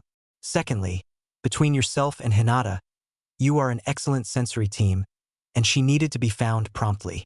The Hokage then leaned in and whispered so that only he could hear. Just between you and me though, you might want to work on those sensory skills of yours. There was an ANBU team tracking you the whole time as backup just in case. Naruto's cheeks reddened at that, embarrassed that he hadn't been able to pick up on their tail. Lastly, you want to be Hokage, right? Naruto nodded. Do you know what it takes to become the Hokage? Naruto puffed his chest out and answered resolutely. You have to be the strongest ninja in the village. You have to be able to make hard decisions about the village, and risk the lives of your fellow shinobi for the greater good, and you have to be willing to risk your own life to protect Konoha, and carry on the will of fire. Hiruzen nodded. Impressive answer, as expected, Naruto. Wrong though, I'm sorry to say. He held up a hand before Naruto's incredulous look could turn to outraged words. Let me finish. You are correct, that is what it takes to be Hokage. What it takes to become Hokage is a different story altogether. Sarutobi began slowly pacing past the photos on the wall of his predecessors and successor. To become Hokage, you must not only qualify for the job's duties, but you must be in a position where people wish for you to have the job. His pacing came to a halt in front of the portrait of the Yondaime. Do you know who selects the Hokage? The question was directed at Naruto, but Sasuke answered for him. The elders and leaders of the village, but the Jonin must approve too. And, the Hokage drawled. The daimyo also must approve the choice, Hinata said. Very good, Hinata. He turned back to Naruto. You must have the favor of the daimyo and his court, or at the very least, more favor than anybody else. Hiroshi is the daimyo's favored advisor, being his only sibling. Opportunities to help people with that much power do not come often. I thought it prudent to get your foot in the door early. He addressed the rest of the team. Of course, it never hurts to strengthen the name of the Hyuga and Uchiha, two of our most prominent clans. Sasuke straightened his posture minutely, while Hinata bowed deeply. You three are dismissed. I expect a full report by the end of the day tomorrow. They turned to exit, leaving their sensei behind. Though I should say, of all my available ninja in the village, Team 7 was my first choice to succeed at the mission, regardless of politics. The grins on the three genin could be seen for hours to come, but none matched the one residing on their sensei's face. A few days later, the Rookie 9 were gathered at Choji's favorite barbecue restaurant in celebration. Team 10 would be leaving for their first C rank the next day, much to Shikamaru's lamentation. Apparently Ino had straight up demanded it after hearing of Team 7 getting a B rank. The first rookie team to do so since the Sannin apparently. Naruto was doing his best not be graceful about it, but the smirk on his face was better suited on an Uchiha than himself. It did seem to help Hinata's confidence along even more though, which was always a positive. He was just about to dig on to a juicy cut of meat when he was interrupted by light and smooth voice. "Excuse me, Team 7? Nyoko?" Naruto said. "You're out of the hospital? That's great." Hinata also voiced her happiness, though in a much more respectful manner. Sasuke almost smiled at her, which was pretty good for him. Sakura punched Kiba in the side of the head to keep the drool from spilling out of his open jaw. "Aha, I was just released. The Hokage told me I might be able to find you here. Did you want to join us? We have room for one more." He slid over, patting the spot on the booth right next to him. She blushed slightly, but shook her head, her brown hair looking much better than it had a few days ago as she did so. "I just came to thank you, Naruto-kun." Hinata and Ino raised an eyebrow at this, as did Sakura, albeit for different reasons. "And you too, Hinata and Sasuke. I don't think I'd be here without you." She recovered quickly. "Please accept my most sincere gratitude and this gift." Nyoko bowed as deep as she could formally, and then extended a gift-wrapped box out to Naruto. The blonde took it awkwardly and stumbled around opening it. "It's an invitation?" he said, unsure of himself. "To come visit the daimyo's court and have dinner." She blushed again. "It's for all three of you, of course, and your sensei." Naruto didn't really like the sound of having dinner with a bunch of stuffy old rich people, but before he could turn her down, Sasuke answered for him. "We are most grateful for the offer, Nyoko-sama, and of course we accept, although it might be hard to find a day with our busy schedules. We mean no offense, of course. It is an open invitation. You may come whenever you please. Just be sure to send word ahead so that we might prepare for you." She was speaking to all three of them, but she couldn't take her eyes off of Naruto's. She bowed once more, before turning on her heel and quickly evacuating the area. The table was silent for a few seconds, before Kiba interrupted. "What a babe! How'd you manage to land that, Naruto?" He earned himself another punch to the head, this time from Ino, for his comment. "I didn't land anyone, Kiba." He turned to Sasuke. "And why did you accept? I don't want to go to a fancy dinner with people I don't know. What the hell am I even supposed to wear to that?" Sasuke smirked at him. "You heard what the Hokage said the other day. You need to get your foot in the door with the daimyo, and accepting the invite does just that." Plus, she looked like she wanted to HHF. Kiba was interrupted by Sakura shoving a napkin down his throat to shut him up. Ino picked up the slack for the Inuzuka though. "I hate to agree with Dog Boy, but he's right, Naruto. She was eyeing you like Choji eyes the juiciest piece of meat on the grill." Naruto let out an exasperated sigh. "Why though? Why can't she just eye Sasuke like everybody else?" Hinata inwardly took offense to this. "She's probably super prim and fancy too. I don't think I'd like that in a girl." "Oh, you wouldn't know what you like if it smacked you over the head," Ino said. "So troublesome." Shikamaru added from his place, resting on his own forearms, trying to catch up on sleep. "What Pineapple Head said," Naruto said, before digging into his food. 1 week before the Chunin exams start. "I don't understand why I have to wear this stupid kimono." Naruto tugged at the neck lining of it, complaining just quietly enough so that the guards wouldn't be able to hear. "It's a dinner with the daimyo. What do you not understand?" Sasuke said. Naruto sighed, exasperated at the situation. Why did Nyoko have to invite them? He'd rather relive the fight with Zabuza in an infinite genjutsu than attend a formal dinner. "Naruto-kun, this is an honor for us and our clans. Please try to be respectful," Hinata admonished, at least as much as somebody of her kindness could. Naruto sighed again. He had just gotten the Uzumaki clan officially reinstated as an active clan. He couldn't afford to tarnish it in any way. "Fine. But we're spending the rest of the week training in the forest away from all things fancy," he declared. His teammates and sensei could only shake their heads at him. He did have to admit, though, that his kimono was pretty sweet. It was a white silk design, with red flames licking all over it. And homage to his father, not that anybody would know that's what it was. If anybody asked, it was simply a symbol for the will of fire. The red Uzumaki swirl was featured on the back and his left chest, over his heart. A servant of the court came to collect them, and the 4 members of Team 7 wound their way through the endless corridors of the Fire Country's royal palace. Somewhere along the trip, Nyoko joined them. Naruto had spent the whole month training with the Hyuga, though not in shinobi skills. He bowed the proper distance, and was perfectly respectful as they exchanged greetings. He hated every second of it. Nyoko giggled and waved her hand at him playfully. "Please, Naruto-kun, you don't need to be so formal with me. I don't really care for it," she said. Naruto sighed, this time thankfully. "Thank goodness. I'm not sure how long I could keep that up for." She giggled again, much more cheerful and lively than the last time he'd seen her, something he found himself liking. "You'll definitely want to do it for my uncle though. Whether he is a fan of it or not, I do not think he would allow a shinobi to be so casual with the daimyo, not even a cutie like yourself. Politics and such," she explained. Sasuke and Hinata rolled their eyes from behind her. Naruto paled, just now realizing he'd have to keep the act up for the whole night. His shoulders slumped in resignation, as if all the air had been let out of him. As always though, he recovered quickly, throwing on a genuine smile at the thought of such a difficult challenge. "Whatever it takes, let's do this." He promptly flipped a switch to do his best impression of what he would consider a stiff royal member. His impression, while not his best, left Nyoko in stitches. "You're so funny, Naruto-kun," she said, touching his shoulder.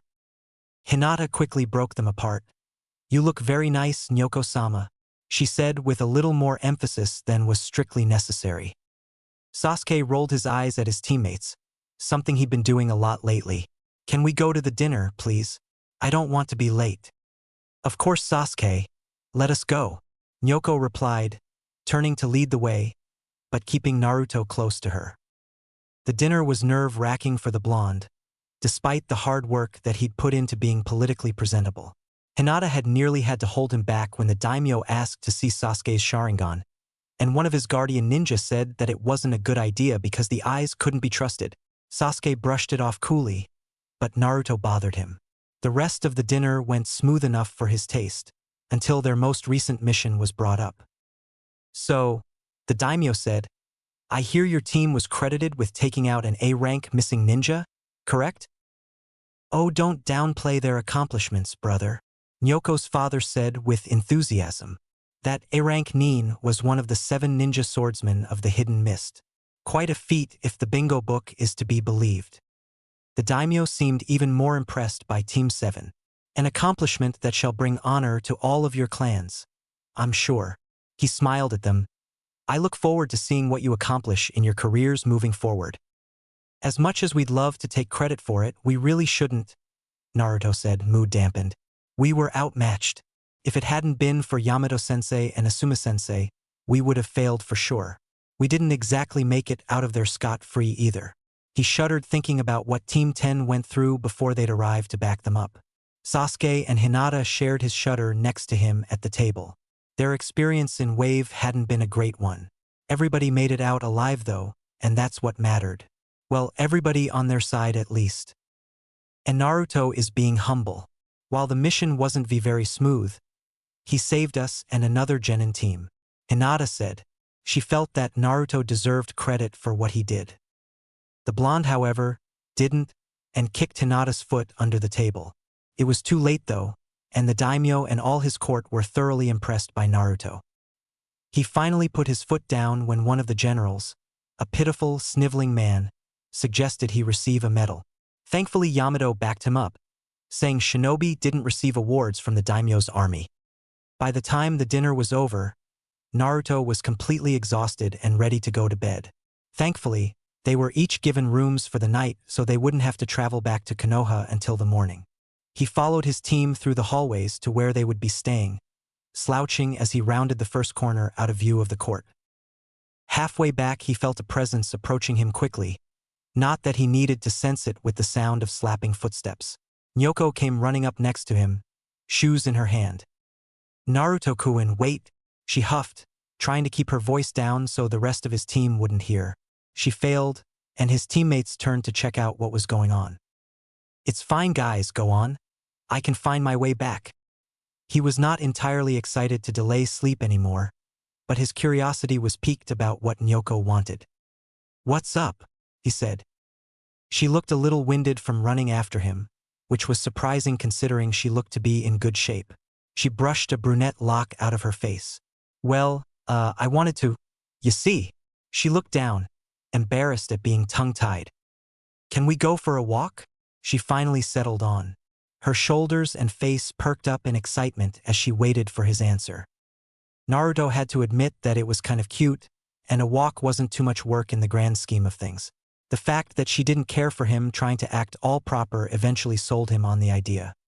"Sure, but can I change first? I think I'm gonna die if I have to wear this thing any longer," he said, gesturing to his kimono. It might have been cool, but it certainly wasn't comfortable. She smiled at him shyly, nodding her head quickly. Her hair bounced around her face. Why did he keep noticing her hair? He shook his head and took off for the nearest bathroom, removing a scroll from who knows where that contained a backup set of casual clothes. Minutes later, he was back with Nyoko, sporting blue pants and a black shirt featuring the Uzumaki swirl on the front. He'd switched back to his blue shinobi sandals and sported his oil headband that the toads had given him. Nyoko's face turned pink when she saw him. "You look much better in those clothes," she said. Naruto rubbed the back of his head, ruffling his blonde locks back to where they'd been before he had attempted to comb them. "Haha, thanks," he said, his face turning shade to match hers. A devious smile crept onto her face. "Where I come from," she gestured to the luxurious hall they were in, "that is not a compliment." Naruto opened his mouth as if he were hurt, then returned her grin. "Oh, so she's more than just a pretty face?" He laughed. "Well, where I come from, it's embarrassing to be out of breath after running 200 feet. He nudged her with his elbow to accentuate his diss. The teasing was much more his speed versus acting all fancy and proper. He was feeling much more comfortable around her already. It was Nyoko's turn to act hurt, and she punched him on the shoulder, an easy task for her considering they were the same height. "Hey, I was not out of breath from running. This dress is too tight. I can't breathe in it." She sounded exasperated to him. He couldn't understand why somebody would wear something so uncomfortable willingly. "Why wear it if you can't breathe? Seems counterproductive to me," he said. "I do not understand." She quirked her head in confusion. "It is just what is expected. I have to do it." Naruto raised an eyebrow.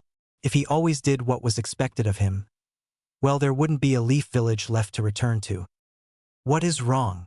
she asked, noticing his facial expressions and shift in mood. "Nothing." He smiled big at her, but it didn't reach his eyes. "You just don't seem like the kind of person to bend to the expectations of others."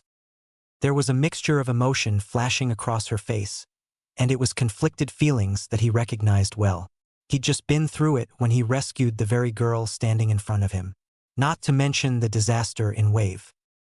Sometimes doing what is expected of you is best for you and your family, even if it goes against your values that you hold in your very core. It was clear that Nyoko didn't enjoy her duties, at least some of them. Naruto knew for certain he didn't enjoy killing, especially other shinobi, but sometimes it was the only way. He hated that more than killing itself. They were clearly in two different scenarios, but he felt like he understood her a lot better now, and his respect for her grew. He could tell she was struggling to come up with the right words, so he saved her from the effort. "You don't have to explain. I think I understand." He looked her in the eyes, noticing how green they were for the first time. "Just don't lose the part of you that wants to fight it. It's important to stay who we are." She seemed to understand what he was saying and nodded firmly at him. "I will not let it get to me as long as you do not either," she said. "It's a promise." He smiled and winked at her, throwing in a thumbs up for good measure. They arrived at a balcony, walking out onto it. The cool air of the night tickled at the back of Naruto's neck. To his left, he felt Nyoko shiver and moved closer to him. As they reached the railing, her arm was brushing up against his. He lightly circulated chakra, making certain not to let any of it escape his system. Given its potency, it would probably set off all sorts of alarms to any shinobi in the area. The warmth of his chakra, something he didn't often notice and generally took for granted, flowed through his body. He released a breath of air as it took the bite out of the night. Next to him, Nyoko crossed her arms, hugging herself to keep warm in her sleeveless gown. Naruto debated with himself internally. He wished he'd worn a jacket so he could just give it to her. But alas, he didn't have one with him. The kindness in his heart eventually won out. He lifted up his hand, gesturing it obscurely in her direction. "May I?" It took her a few seconds to understand what he was saying, and once again her cheeks tinged pink. She nodded at him though, and felt his hand lay surprisingly gently on her back. Moments later her body was flushed with warmth as he channeled chakra through her. "I do not understand how you do that, but it is amazing," she said as he removed his hand. She opened up a little more now that she wasn't so cold. "It's my chakra," he chuckled. "It's actually a medical technique that I can't do, my chakra just happens to naturally be like that. Hinata says it's the warmest she's ever seen." He smiled at her. "Well, aren't you just special?" She rolled her eyes at him sarcastically, causing him to laugh. "Speaking of your teammate, are you and her, you know?" Naruto didn't seem to be picking up on what she was hinting at, so she decided to just spit it out. "Together. Are you together?" she asked shyly, immediately looking down at her still shoeless feet. He chuckled at her embarrassment, but didn't know exactly how to respond. "No, we're not," he said, looking off into the night. "I'm not really sure what we are. We're teammates, and that makes her family. And that complicates things. I'm not really the best with emotions in the first place." He scratched the back of his head. "Yeah," he awkwardly finished, cringing a little bit at his own inability to be social. It was her turn to have a laugh at him, his awkwardness making her more comfortable about the topic. She thought about it for a few seconds, scrunching her lips together and looking up at the stars with her eyes. "If you decide that you're just friends, could you let me know?" she asked. It was forward, especially for a member of the royal family, but there wasn't anybody there to admonish her. "Why's that?" Naruto said. He wasn't sure why she would want to know what was going on between him and Hinata, despite all the clues that she was dropping, and even his general attraction to and comfort around her. He couldn't put two and two together. "Are you really going to make me say it?" His face clearly told her that he didn't understand. She sighed, hunching just slightly out of her perfect posture. "I am interested in you. I would like to go on a date," she said, a little bit of her training taking over, allowing her to keep an even voice. Naruto's face flushed red so fast he got a little lightheaded. Well, he stumbled over himself. "You. Are you?" He finally realized how much of an idiot he was making himself out to be, and closed his eyes to take a deep breath. This may not be the heat of battle, but Fukasaku's lessons about keeping a calm head to avoid making mistakes still rang true. When he'd centered himself and gathered his thoughts, he spoke again. "I'm not sure we're all that compatible. You're much more down to earth than I expected, but you live in a castle and you're royalty. I grew up in a single-room apartment and spent most of my time living in the woods while traveling. My whole life revolves around using chakra, and you aren't even able to use it." She went to argue, but he just continued, doing his best to keep his tone kind. "I live in Konoha, and my dream is to be the Hokage. I can't ever live anywhere else." One more deep breath to finish his thought. "And most importantly, being a shinobi is dangerous, and even more so for me. There's powerful people after me for my, chakra's special abilities. You would be put in danger just from being connected to me." Sometime between the chakra comment and wanting to be Hokage, Nyoko's attitude had shifted. He watched as he explained to her why they couldn't work, confused about her body language. Her hand moved to her hip, her other foot tapping the ground impatiently. Her face took on a look of, well, he wasn't sure. When he finished explaining to her all the reasons that it wouldn't work, she looked him firmly in the eyes. "Is that all?" "Aha!" His fare flopped as he flipped his head to the side with his question. "Is that all the reasons? Or are there more?" she said. Her tone was mysterious. That, combined with her body language, and for the first time ever Naruto was scared of a civilian woman. "I guess," he asked her. "Good," she said, and suddenly she was back to normal. Naruto was at a loss for what had just happened. It took him a good 10 seconds before he realized that his mouth was hanging open. He recovered enough to face the railing and look out over the city. Internally, though, he was still entirely confused as to what was going on. A minute of increasingly comfortable silence found him on the other side of feeling awkward. "The city really is beautiful from up here," Naruto said. "Not bad for a civilian location." He chuckled. He'd spent a fair amount of time in civilian cities during his time out of the village with Jiraiya. Some were nice, most weren't. "It is a lovely city." She glanced at him. "It has never felt like home, though. Not truly." "What do you mean?" he asked. "It is fine. Adequate. It is not really my favorite place, though. My mother never liked it," she said. Naruto could hear the sadness in her voice even without seeing the wistful look on her face. "Where is your favorite place, then?" She smiled, and for a moment the dark balcony was lit up. "We had a cabin out in the woods. She was a big fan of nature and used to take me there whenever she wanted to get out of the city. There was a creek right out back where we used to fish." A tear had begun to roll down her cheek. "What? You fished? You? The princess?" Naruto asked teasingly. She giggled despite the tear. "I'm not a princess," she exclaimed. "And neither was my mother. Her father was a tradesman. I still do not know how she caught my father's eye. As much as she loved him, she could not stand being in the city." She looked at him confused as he laughed. "I'm sorry. I just can't picture you getting your hands dirty. That's really sweet about your mom, though. She sounds like she was my kind of person," Naruto said. He thought about what he was going to say next, and eventually decided on going for it. "I never got to know my mom.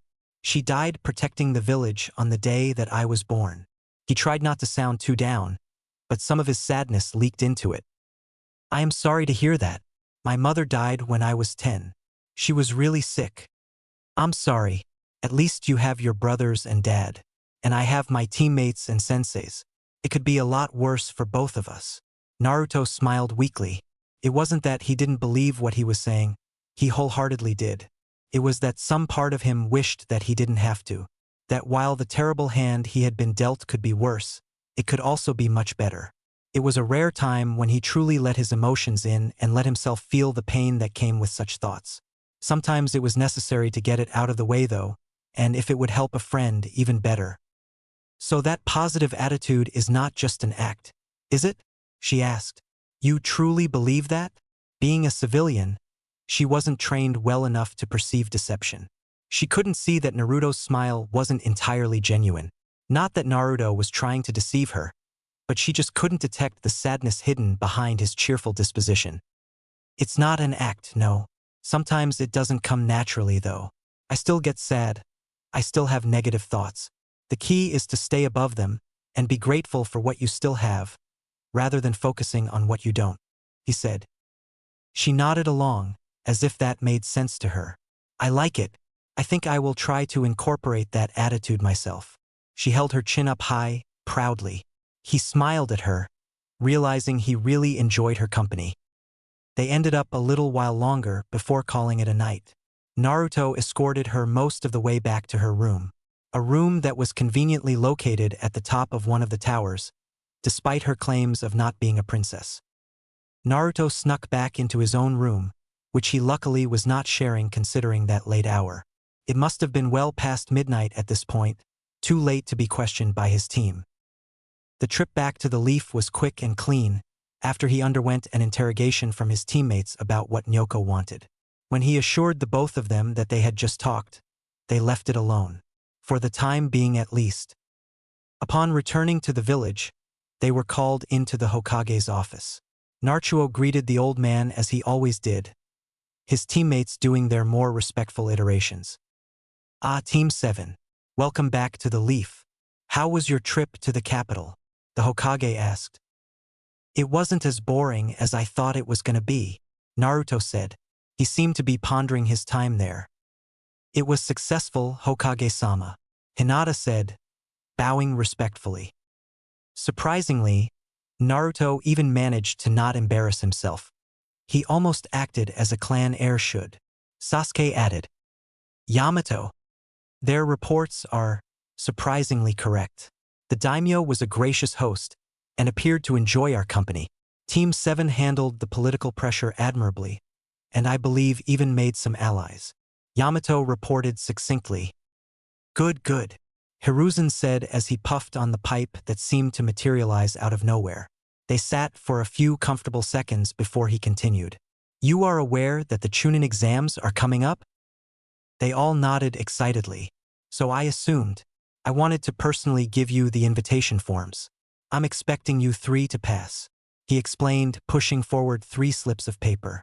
They each stepped forward to grab their respective forms, before returning to place. We won't let you down, old man. Team 7 is gonna ace the exams like we were made for them, Naruto shouted. The Hokage chuckled as Yamato held his face in his hand. I expected as much. Sarutobi said, I'm looking forward to your performance. You 3 are dismissed. Yamato, you can hang back for the meeting. See ya later, Naruto shouted, waving to both his sensei and leader. He rushed for the window, opened it, and leapt out before anyone could stop him. Sasuke sighed exasperatedly and leapt after him. Hinata bowed silently and rushed to do the same. Hokage-sama, I apologize for their behavior. They take their duties seriously on missions or training, but it seems like outside of that I just can't get them to behave, Yamato said, shaking his head.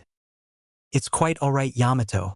You're forgetting that Naruto gets it from Jiraiya, and that I myself could never get my student to kick his peculiar habits.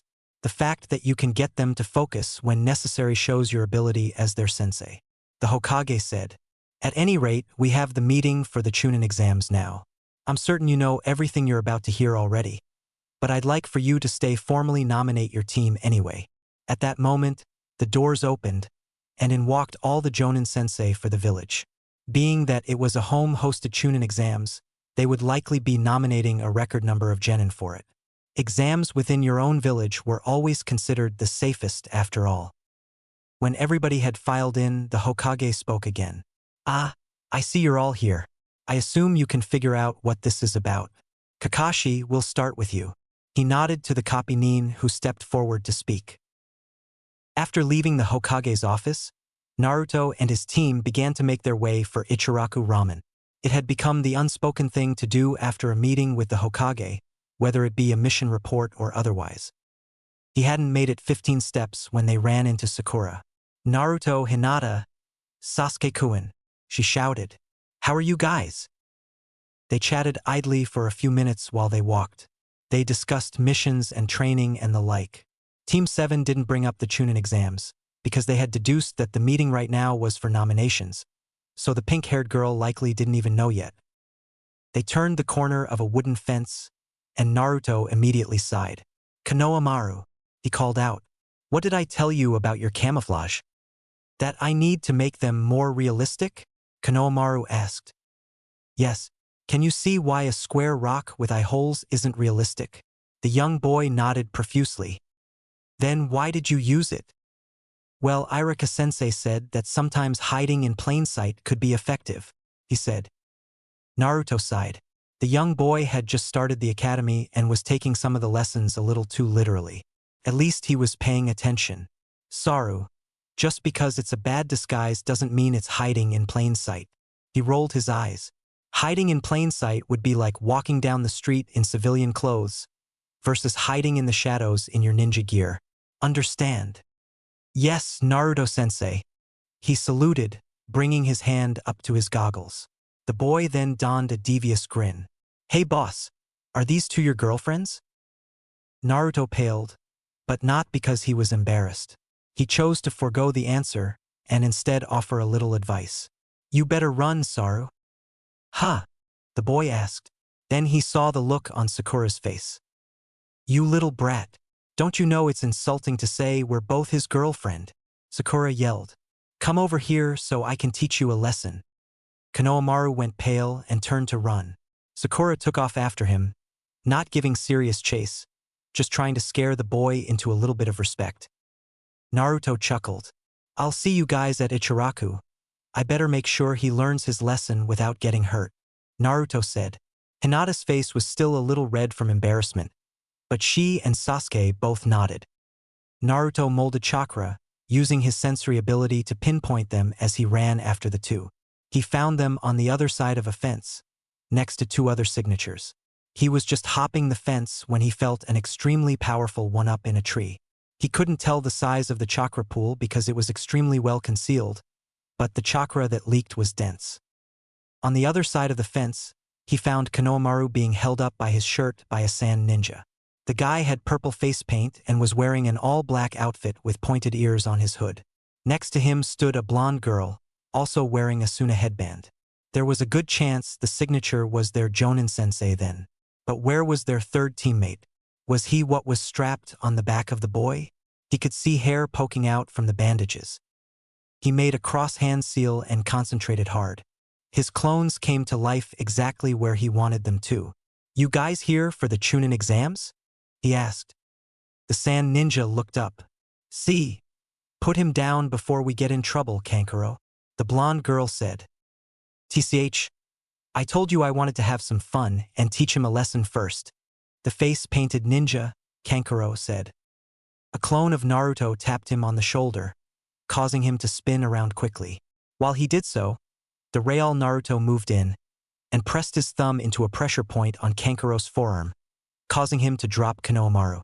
His Kunoichi teammate made a move to help, but a gold chain wrapped around her from behind, stopping her. "Whoa there, you two.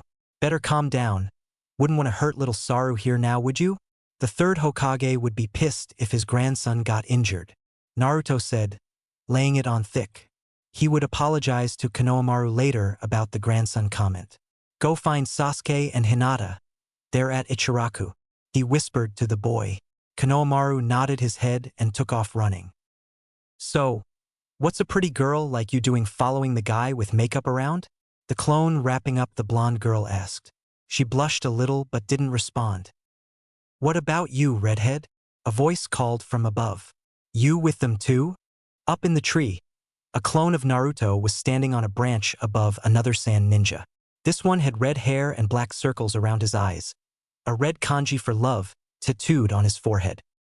The red-headed boy glared at the clone, who got the message and destroyed itself.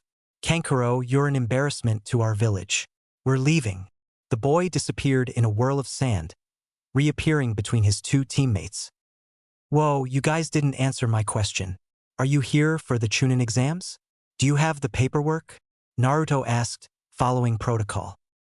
The blonde girl nodded and produced the papers, showing the clone that had her locked up. The clone released her after he saw the paper and nodded at the original. "Alrighty, you guys are good to go. Please try not to attack any more citizens of the Leaf. I'd hate to have to hurt you before the exams."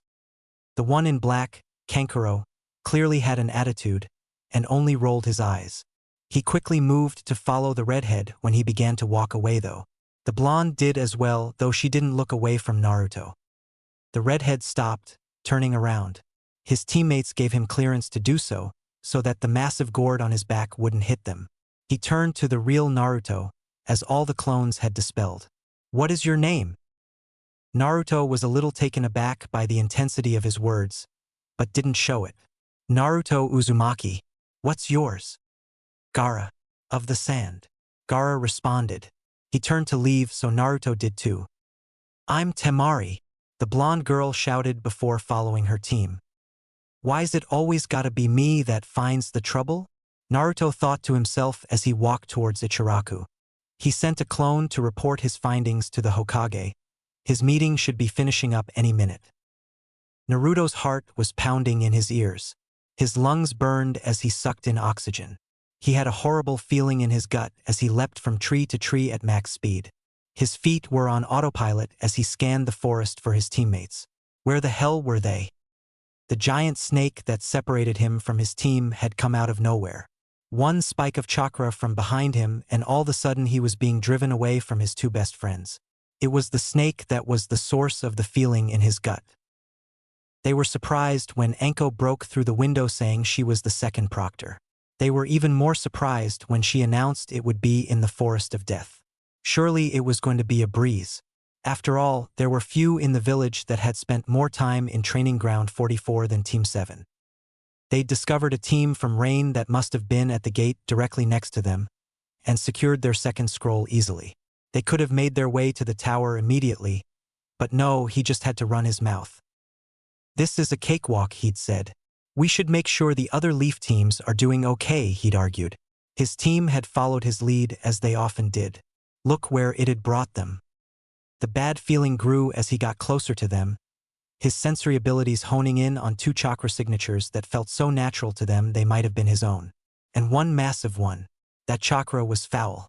So foul it made him feel sick to his stomach in a whole different way. He skipped past several more massive trees and saw them. A thin grass genin or jonin, if the chakra signature was anything to go by, was facing off with them. Sasuke's leg was bleeding, and Hinata's sleeves were all torn up and bloody. Most importantly, the grass nin looked completely unharmed. If this were a normal enemy, he would be surprised. He was confident that either one of his teammates could take out everybody in the exams with the exception of maybe Gaara. It looked like the grass nin was speaking to them. So Naruto took the time to run through a few hand signs to prepare a jutsu. He summoned a toad and explained his plan, and then got ready to make his move. Sasuke hadn't felt scared in a long time. 4 years, 6 months, and 23 days to be exact. He tried not to think about that night, even tried not to keep track of the days. He couldn't put it out of his head though. The night his family was murdered would always be the most defining moment in his life. It wasn't the same feeling as then, but it was the closest he felt he'd get. The chakra radiating from their enemy wasn't right. He'd been paralyzed by it. It was worse than Zabuza's, and it really wasn't even close. He'd broken out of the daze, much to the enemy's surprise, with a kunai to the leg. He grabbed Hinata and got out of there as fast as he could, but he couldn't seem to shake whoever it was that was after them. It didn't help that Naruto had been separated from them before the fight had even started. He had given the escape all he had, but it was clear he wouldn't be able to shake their hunter. His options were to run and be hunted or turn around and fight like hell. He and Hinata had unanimously agreed to fight without even discussing the situation. The grass jonin, because there's no way this ninja was even a chunin, let alone a genin, had carelessly joined them. Now they were standing across from each other, Sasuke and Hinata on one thick branch, the tall female ninja on the other. There was an ominous cackle that began to build from her throat. The fact that her lips never moved from their grin sent a chill down his spine. He reactivated his Sharingan, he'd turned it off while running to conserve chakra, and he swore he heard a moan coming from her. Everything about her just felt wrong. Sasuke-kun. She let out a malicious giggle, like she couldn't hold it back. I've been waiting to meet you. I don't know who you are and I don't care. Leave us alone. Freak. Sasuke responded. He did his best to keep the fear out of his voice. He wasn't sure he succeeded. Now, is that any way to treat a superior? She asked. We don't follow orders from Grass Ninja. Hinata interjected, confused by what she meant. Oh ho ho. The ninja's voice dropped significantly, taking on an even more sinister tone. But I'm not from Grass, little Hyuga princess. I'm from the Leaf. Hinata gasped slightly as the ninja seemed to tear part of her face off. Just enough was removed to reveal yellow eyes like a snake, and purple skin running along their nose. In fact, I believe you've met my former teammate, Jiraiya. Orochimaru. Sasuke spat. Ah, I see my reputation precedes me. The Sannin smirked. Yeah, we learn all about the disgraceful monsters who betray the village. Now, don't be so testy with me, Sasuke-kun. You haven't even gotten to know me yet. And I never will. There was no signal, no sign from Sasuke what was going to happen, just the subtle shift in air behind him. Orochimaru ducked, dodging the slash of a sword that would have separated his head casually. Oh, are we joined by the Jinchuriki brat? I would have hoped that Jiraiya would have trained you better than that. Naruto didn't say a word, just shifted from his attack, replanted his feet, and launched himself back at the traitorous Sannin. He raised the sword over his head with 2 hands, attempting to deliver a powerful blow. It was simple for the Sannin to step inside his range quick as a snake. He delivered a blow to his stomach that could rupture organs. The punch was powerful enough to splash the water the clone was made from all over the Sannin. The water was sticky as syrup as it coated Orochimaru, restricting his movement. From behind him, Naruto leapt into the sky, letting loose several shuriken. Shuriken Shadow Clone Jutsu, he shouted, making the required hand sign. 6 shuriken turned into 60, raining down on Orochimaru from his spot stuck on the tree branch. Wind release, Gale Palm, another Naruto shouted, using the jutsu to boost the shuriken to new speeds. Sasuke's fireball cut in front of Naruto's jutsu, perfectly timed. The shuriken passed through it, catching fire as they did. The wind technique hit the flaming ball full force and pushed it down into Orochimaru, amplifying the technique several-fold. The combination made a small explosion on the branch. It took a few seconds for the smoke to clear. Naruto and Sasuke landed next to each other in that time.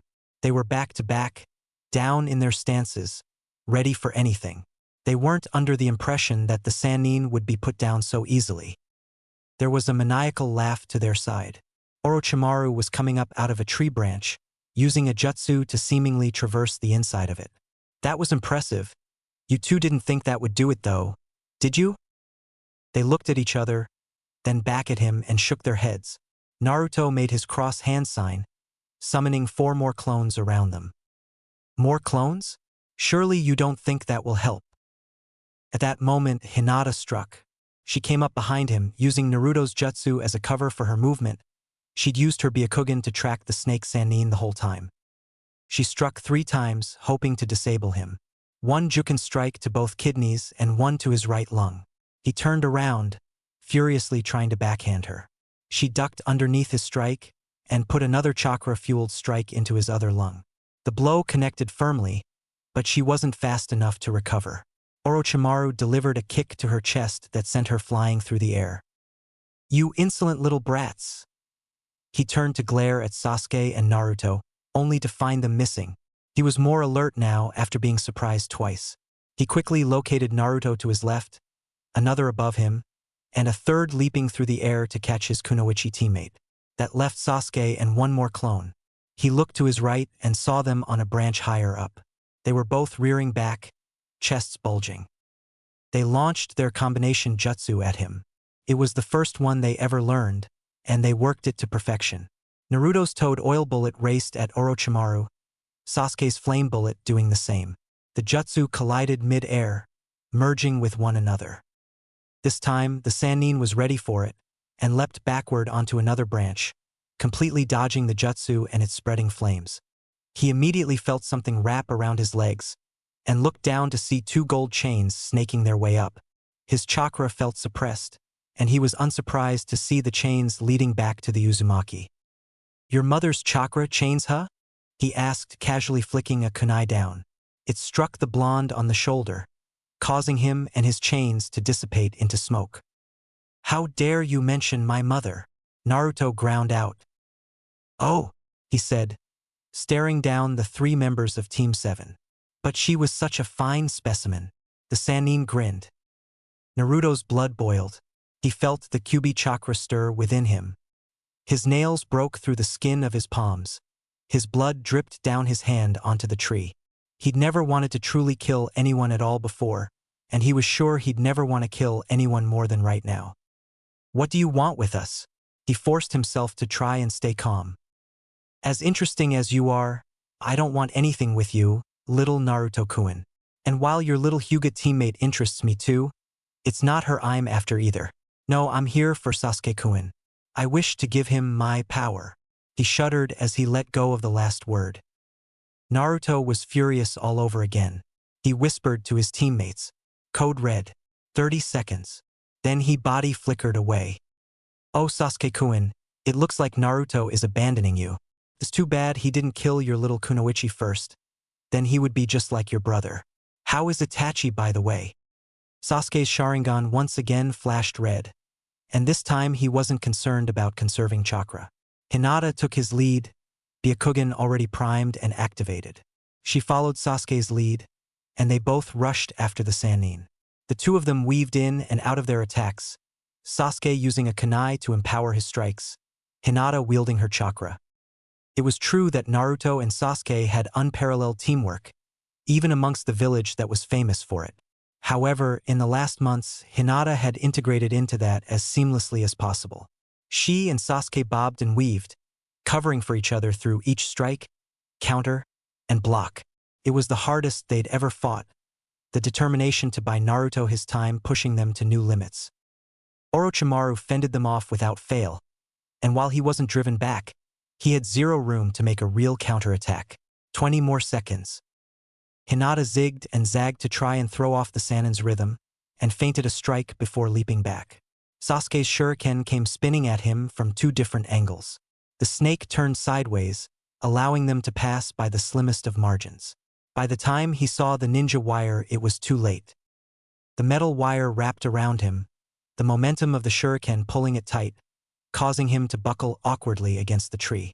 Before he could power through the wire, Sasuke sent a jutsu racing down it. Lightning release, thunderclap arrow.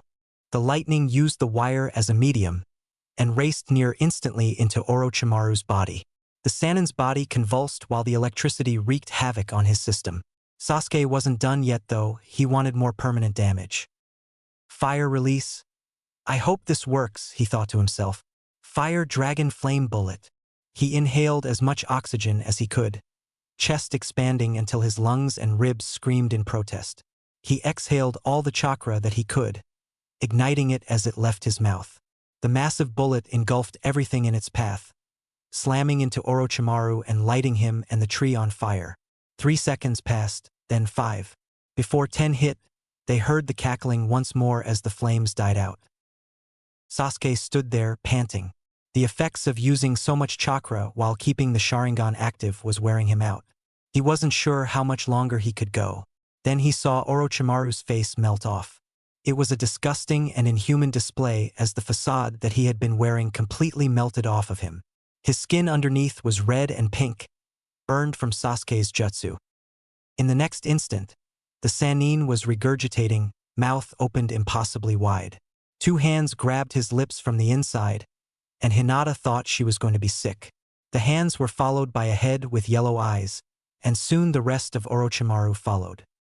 He unfolded himself, steaming and covered in a disgusting liquid, and licked his lips as he stared down Sasuke. Kukuku. He laughed. Sasuke-kun, your power is just delightful. He shuddered again as he spoke, as if he couldn't contain his joy. But I'm afraid it's nowhere near strong enough to contend with me. Let me show you true power. The Sannin flared his chakra, and it was Sasuke's turn to think he was going to be sick. The feeling coming from him was even worse than before, and even though he was more prepared for it this time, he found it extremely difficult to move. Orochimaru flew at him, fist cocked back, and something inside Sasuke screamed at him to move, and so he did. His Sharingan picked up the feint easily, and allowed him to dodge the kick that it set up. Orochimaru flowed smoothly into 2 more punches that he was able to dodge, but he wasn't able to escape the knee to his gut. A left hand hit him in the jaw, followed by an uppercut that sent him airborne onto his back. Hinata broke out of her daze and charged, throwing her most powerful Juken attacks at her opponent. The Snake Man seemed to be made out of rubber as he dodged, body bending in impossible directions and angles as he did so. Another swift kick to her chest sat her down hard. The Sannin could only laugh at them. Foolish children, this isn't even a fraction of my power. I haven't even used a single ninjutsu on you yet, Orochimaru said. Sasuke winced from the pain in his head. He deactivated his Sharingan. There was no use in wasting chakra now, he was almost out.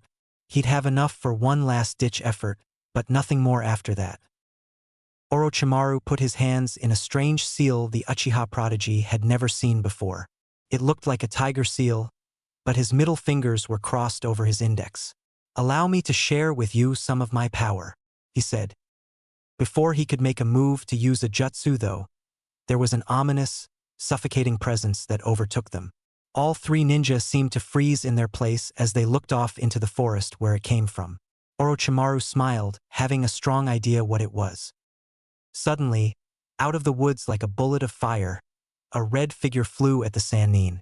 Orochimaru was knocked back off of his feet and the branch he was standing on. Standing in his place was a very angry-looking Naruto. He was shrouded completely in red, bubbling chakra. Behind him swayed one tail, as if it had a mind of its own. "Stay away from my team," he ground out through a clenched jaw. His voice was raspier and deeper. His hair had become more ragged. His whiskers had grown darker, teeth and nails longer. And his eyes, they had turned slitted and red. The telltale signs of the influence of the nine-tailed fox and its chakra. "I see you've learned to use the power of your demon. But will one measly tail make a difference?" "I think not," Orochimaru said. Naruto growled in favor of returning the verbal spar. He launched himself at Orochimaru, forgoing his jutsu and weapons in favor of trying to swipe the Sannin's head clean off. The taijutsu spar that followed could only be described as ferocious. Orochimaru blocked one powerful punch and decided that dodging would probably be the better way to go. He wove in and out, side to side, even corkscrewing his body at one point to dodge. Eventually, the QB-enhanced punches caught up to him though, and he wore several fists to the face and a claw swipe across his chest. Blood seeped from the claw marks, and he used his tongue to lick it up, shuddering from the pleasure. "You have so much potential, Naruto-kun.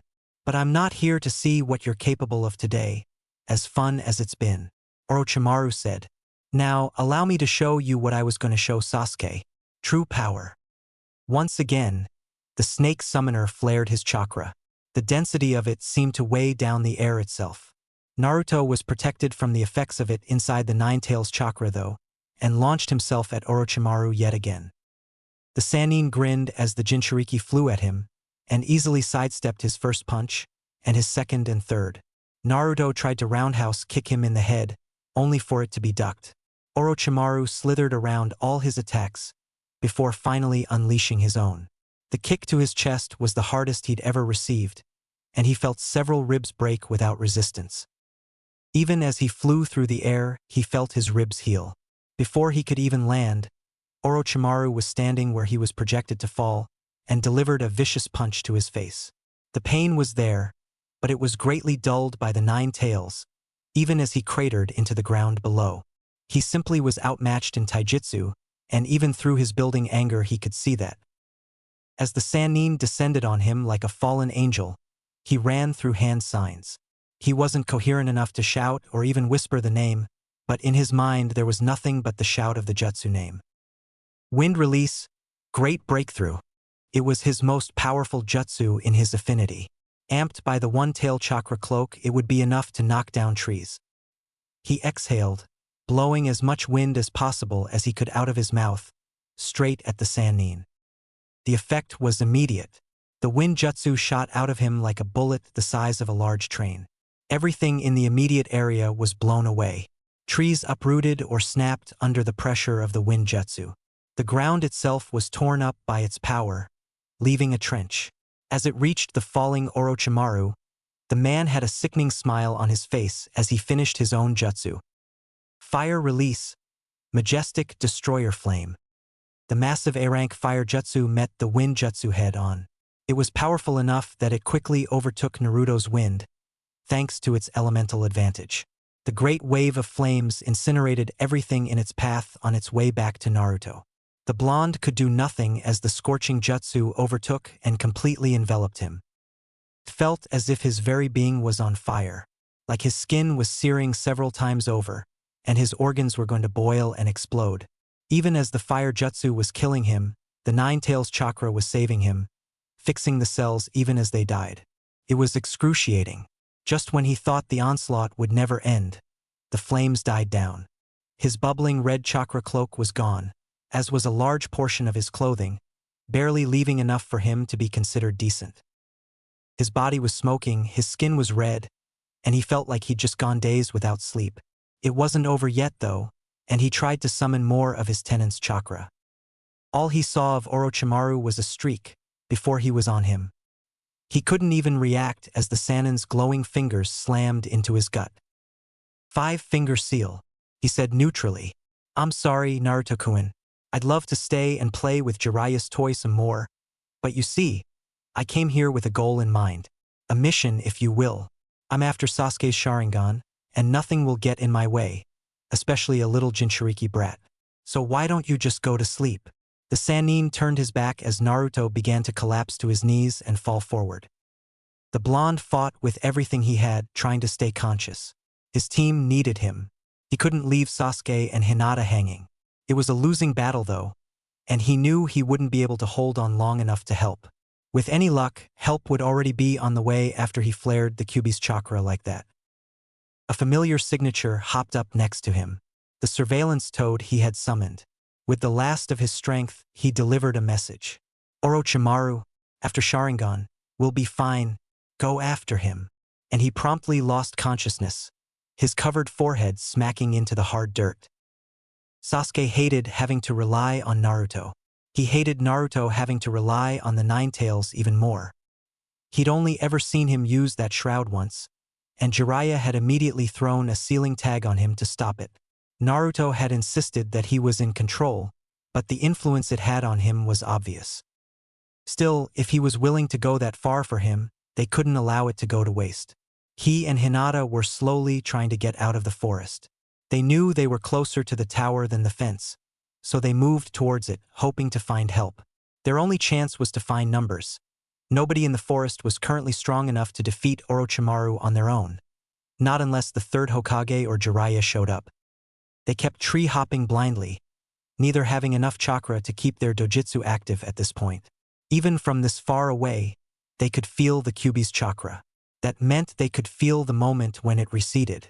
Either Naruto had won and turned it off, or he had lost. As much as he trusted the blonde, he wasn't overly hopeful. They kept going, knowing that's what he would want. It was less than 2 minutes before they were tracked down. They hadn't even seen it coming. One moment they were hopping along. The next, Orochimaru was standing in their path, a grin on his face. Well, he was better than I expected. I'll give him that. I think that fire should put him down for quite a while, if not forever. Orochimaru lied, checking his fingernails for dirt. You bastard! Sasuke screamed. He activated his Sharingan, attempting the last-ditch effort he'd saved chakra for. He wasn't strong enough or quick enough to keep up with the Sannin. His strongest jutsu damaged him for all of 5 seconds. That left one option for him. Genjutsu.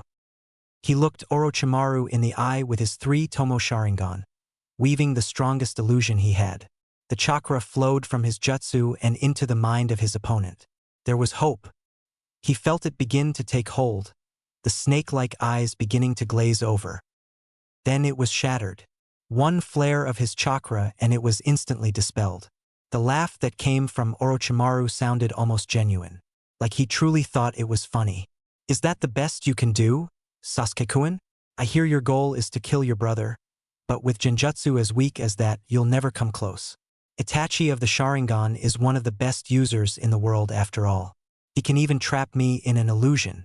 You don't even come close to his strength. By the end of his rant, he was sneering at the young Uchiha. Sasuke didn't reply. He dropped to one knee, resting his hand on it as he heaved in large gulps of breath. Beside him, Hinata dropped into a stance. Don't, he said. She understood the meaning but didn't relent. I cannot allow you and Naruto-kun to risk your lives while I sit and watch. You're my family too. And with those words, she charged the Sannin once more. She aimed a blind Juken strike at his heart, hoping against all hope to luck out. She'd done enough training that she didn't need the Byakugan to locate the major organs anymore. Orochimaru caught her by the wrist and promptly snapped it like a twig. Hinata, to her credit, didn't scream. She just tried to strike at his heart again with the other hand. She almost got there too, before Orochimaru caught and broke that one too. Weak. He spat at her and he kicked her in the chest a 3rd time. Sasuke could hear the ribs break from 30 feet away. She crashed into the base of the tree, smacking her head against the wall and going still. If she was still conscious, she didn't show any sign of it. Orochimaru silently shunshined to Sasuke, putting his hands in the strange seal again. I can't afford to spend any more time here. I will give you a drop of my power, Sasuke-kun. When you want the real thing, you will seek me out. Before Sasuke could argue, the Sannin's neck extended the short distance to him, and he bit down at the base of Sasuke's neck. The Uchiha felt a strong burning sensation as Orochimaru removed his fangs, and just like that he was gone.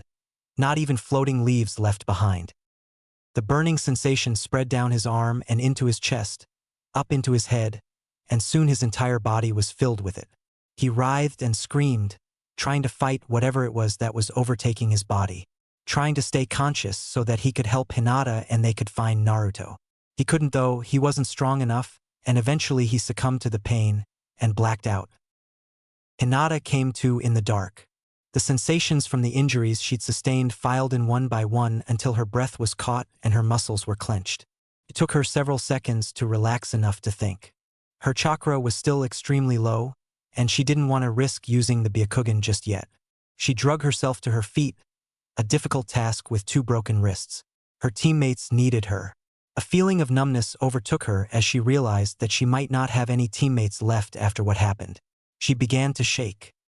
Something within her pushed her to keep move, because regardless of what happened, it was useless to sit here and do nothing.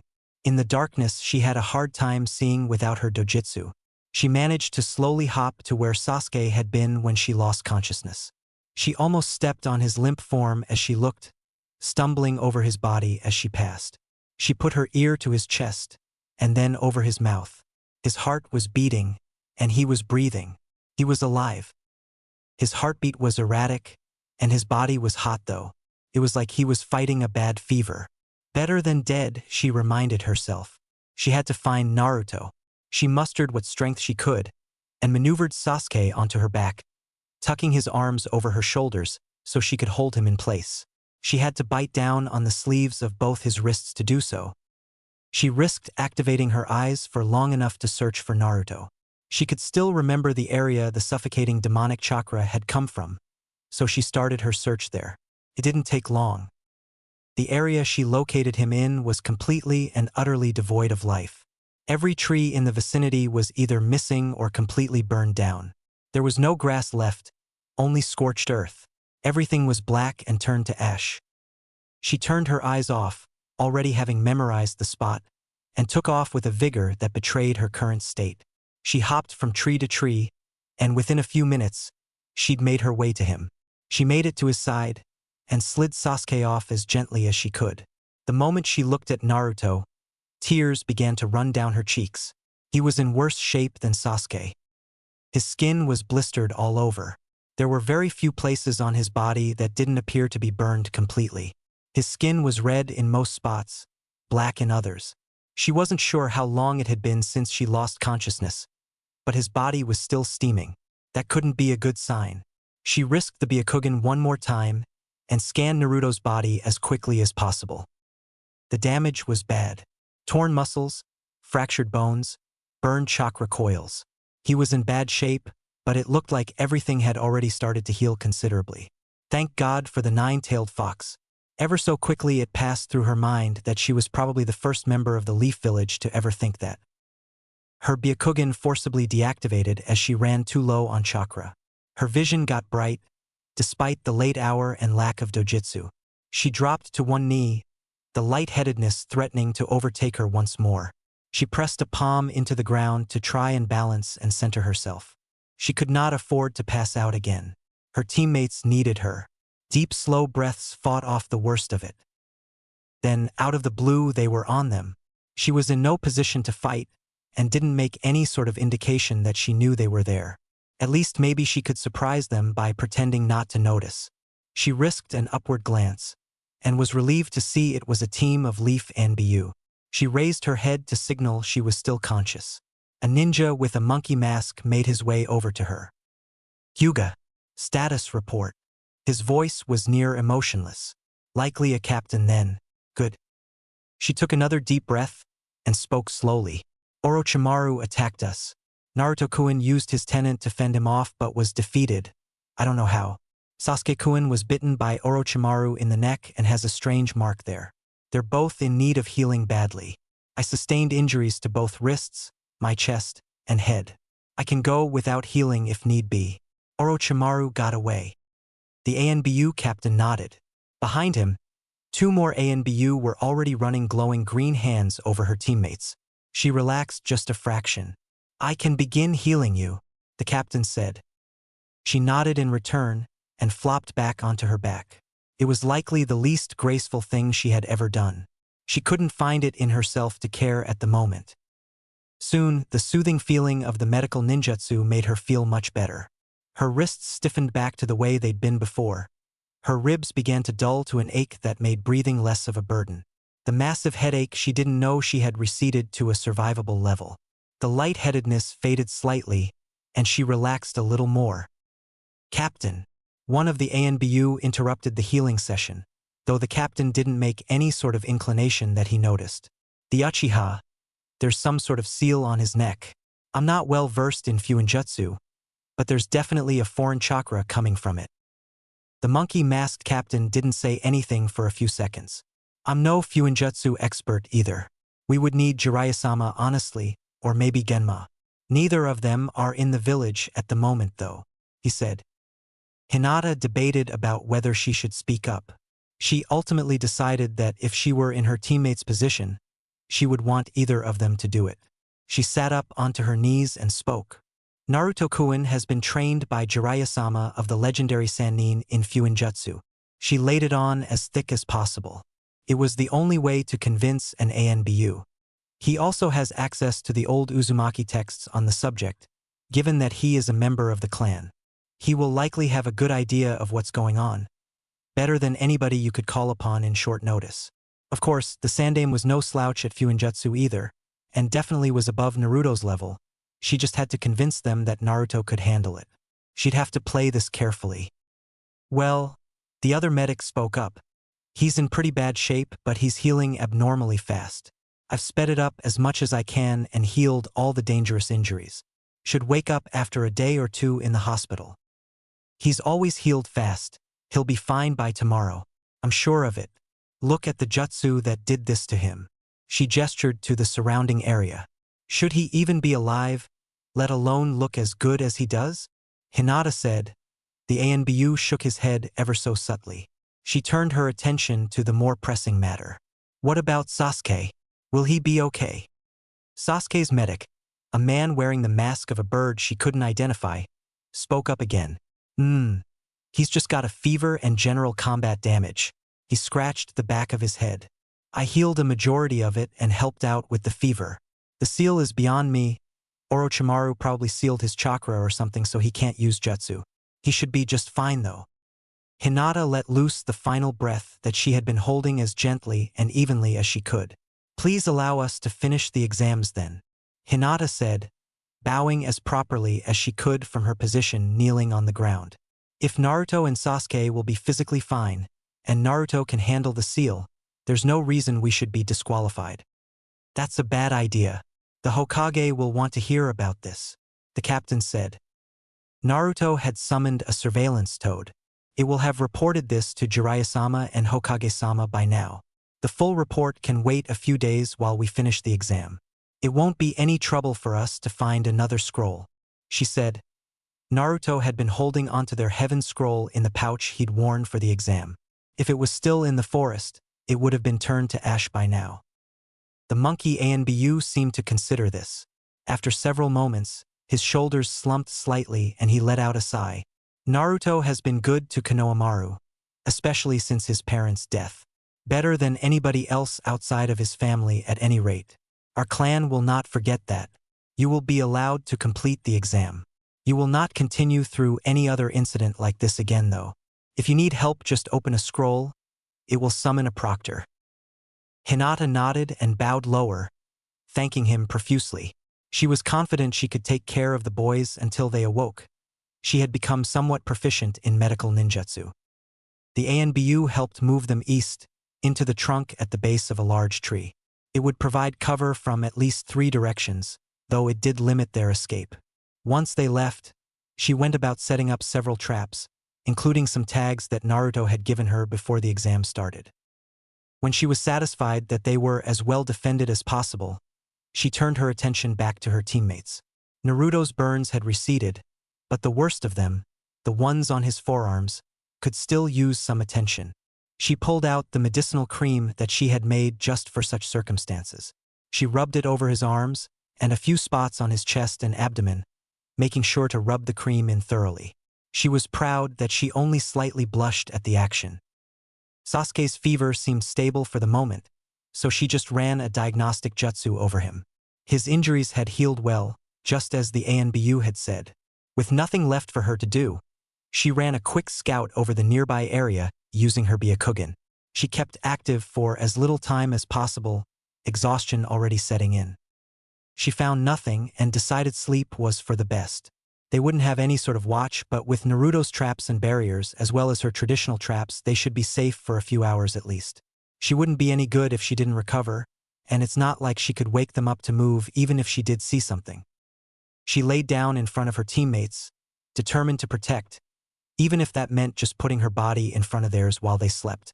Sleep came almost overwhelmingly quick, and she was asleep within seconds. Hinata awoke some hours later, to light streaming onto her face. Couldn't have been that long then. If it were noon, the light wouldn't reach her like this. She quickly gathered her bearings. Her chakra was refilling, though not full. None of the traps had been sprung, nor was there any other sign of intruders. That was a relief. She moved on to Naruto, as he'd gotten the worst of things. She checked his vitals with a diagnostic jutsu, and found that he seemed well off enough. The bones and muscles seemed to have healed most of the way. That was odd though, they should have been healed all the way by now. She checked his burns and found that they'd made significant progress but also weren't healed. She frowned. That was not the norm for Naruto. It was rare that he cloaked himself in the fox's chakra though. Maybe it needed time to recharge? She moved to Sasuke, since Naruto seemed well off enough for now. She didn't like what she saw. He was sweating through his shirt, and he had a high fever. Now that she had chakra, she activated her eyes and scanned his body. His heart was beating much too fast for sleep, his muscles were clenching, and that chakra in the seal was seeping into him. She didn't like that one bit. She got to work on healing him, fighting the fever first, as that was the most dangerous. It was a battle, and after only a few minutes she began to sweat. She succeeded though, at least in lowering the fever. Sasuke stopped sweating, though his body still seemed to be fighting. She tried to get his muscles to relax, but she wasn't advanced enough to cause the brain to trigger it. She strongly considered sealing off his chakra points. She couldn't do it in the heat of battle just yet, not consistently at least, but she could do it to a stationary target. If she succeeded though, the chakra leaking from the seal might pool up and then release into his system all at once when his tenketsu reopened. That could have disastrous results, and may even kill him. Bad idea. She resolved to just keep checking on the two every so often to make sure they were okay, while resting herself so she could fully regain her chakra. Her wrists weren't fully healed yet, and neither were her ribs. If she could get above a certain point in her reserves, she could spare the chakra to heal herself. They had enough food to last several days, so she could spare the resting time to watch over her teammates. She sat cross-legged between her two teammates and centered herself. Deep breaths in, deep breaths out. Everything would be okay. Her teammates would be okay. They were strong, stronger than her, and she had faith in them. She sat like this for a while. Could have been hours, it could have been less. She wasn't too concerned about keeping track of time at the moment. They had plenty of time to finish the test. They could afford to lay around for a day. At some point while she was waiting, she regained the rest of her chakra and was able to periodically activate her Byakugan to scout the area. The tags that Naruto had given her seemed to be working. She had yet to spot a single person coming near them. The barrier sealed in their presence, so it wouldn't physically stop anybody from coming near them. It would, however, stop anybody from sensing them as long as they weren't expelling a lot of chakra. She occasionally would take the time to hop in and attempt to help her teammates out in the healing process. Sasuke needed continuous help with the fever that he was fighting, which was making her increasingly more worried. After 2 quick sessions, Naruto seemed to be completely healed from his burns, though he still wasn't waking up. She was less worried about him. He'd fought one of Konoha's greatest traitors and likely would have died if it weren't for the tailed beast that he housed. The stress alone from that fight could put anybody to sleep for a while. He was Naruto though, and he always came through. He'd yet to fail any of them. Not in the Genin test, not on their first C rank. Not even in Wave, when it looked as if they were all headed for an early grave. He would be okay. He had to be. It was several hours after the sun had reached its highest peak when Sasuke took a turn for the worst. She'd been doing her breathing exercises, letting her chakra regain from the latest round of scouting the nearby area. He started twitching in his sleep, and his breathing grew ragged. She checked on him only to find that his fever had skyrocketed. He was burning up all through his body. She went to work trying to quell his reaction, but his body jerked and he turned on his side. A vile, cold chakra began leaking out of his body in waves as he screamed. His body curled up into a fetal position as it tensed against itself. It was like his body was rejecting the chakra. That's when it hit her. It was rejecting the chakra from the mark that Orochimaru had put on him. She'd been so foolish to think that she could even begin to understand what was going on with that.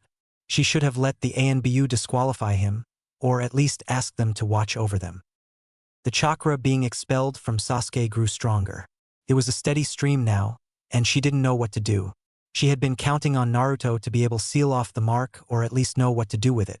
She was in over her head, and now her teammate was in trouble because of it. To make things worse, as Sasuke continued to scream and thrash, she sensed the presence of another team behind them. The barrier had failed. Couldn't contain the extreme chakra that Sasuke was outputting. Well, what do we have here? A ninja with a sound headband said. His voice was tough to hear through the copious amount of bandages wrapped around his face, but she could tell it was cocky, and that made her nervous. It's about time we found them, the kunoichi of the group huffed. The boss didn't tell us they'd be so hard to locate. Hinata went from nervous to afraid. If they'd been looking for them, and on orders of a boss, that couldn't be good. Whether that meant they were sent by Orochimaru or the leaders of their village, she was in trouble. They wouldn't have been sent after them if their leader didn't think they could handle the three. She almost hoped that Orochimaru had been the one to send them. At least then they were sent just to defeat her. A team that was confident that they could take out Naruto and Sasuke would have been too much for her. As it was, she was in trouble. She still had one trap laid that they hadn't bypassed, and their apparent arrogance would play right into it. TCH, I thought we were here to kill the Uchiha? It won't be any fun if we just get to fight one little girl, the final member of their team said. He by far had the cockiest attitude of the three. Quiet, Zaku. If he's not able to fight, that makes our job that much easier, the bandaged genin said. The genin, Zaku apparently, rolled his eyes but remained quiet. Hinata watched and waited patiently for them to make their move. The bandaged genin raised his gauntlet. Now, little girl, prepare yourself for death. He tensed his muscles to launch himself at her. Hinata saw the muscle contractions with her Byakugan, and she used a quick pulse of chakra from her extended fingers to cut the rope next to her. Kunai flashed through the air, flying rapidly at the sound ninja who had just begun his charge.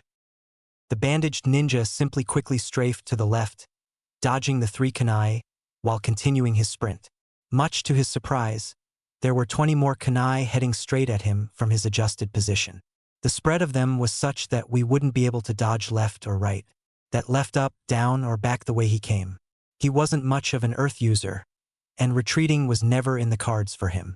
He coiled his muscles and used a burst of chakra to leap up into the air.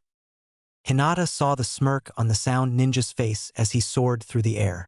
She also saw how short-lived it was as he saw the massive log swinging from the top of the forest straight at him. She was surprised, though, when the log exploded, and he dropped softly to the forest floor. Ha ha ha, he laughed, almost maniacally. It'll take more than a little tree from a little girl to take out a sound ninja. Come on, Dosu, stop playing with your food. We have a mission, the kunoichi said. It was Hinata's turn to showcase a small smirk, though. The destroyed log that she had set as a trap had scattered all over the area, including right next to and behind Dosu. With her right hand she formed a half-ram seal and channeled her chakra. The exploding tags she had placed on the log exploded, and all chaos broke loose. There were tags close enough to all three of her enemies to at least cause confusion. Dosu himself had been struck by the blast, throwing him sideways. His two teammates had just been distracted by nearby blasts and blinded by the smoke they created. It was them that Hinata locked in on. As she rushed them, she ran through calculations and scenarios in her head. Dosu seemed to be a close-range shinobi, unlikely to have a wind or earth element. He was a much more known commodity to her at this point, so she would bypass him for now. It didn't hurt that he'd been tossed aside by an explosion either. Between the two teammates left, Hinata would have to play the odds. She didn't know what either of them were capable of, so she would assume the kunoichi was support. She hated thinking that way. She didn't see herself as weak anymore, and she didn't see her female classmates as weak either. The logic said that it was the most likely scenario, though, that the kunoichi wouldn't be the big hitter. That left the third shinobi, one who hadn't been named yet. She'd graded him as the most cocky, despite the fact that Dosu was clearly the leader. He had a thin frame and was clearly at least 2 years older than her. He'd shown her nothing other than his arrogance, but she'd have to assume he was a greater threat than her female teammate. His frame indicated that he could be a distance fighter, which only solidified her decision. As the smoke cleared, she breached through the remnants of it at top speed. She planted both feet firmly, transferring her momentum to her upper body. All that speed turned to power, and she lashed out at him. His eyes widened in surprise, but he couldn't do anything to dodge the thrashing she put on him. For strikes, and he dropped like his muscles had been turned to jello. She had been in a rush and couldn't put him down for good, but it would buy her time. She quickly pivoted, flowing through footwork, and dashed at the kunoichi.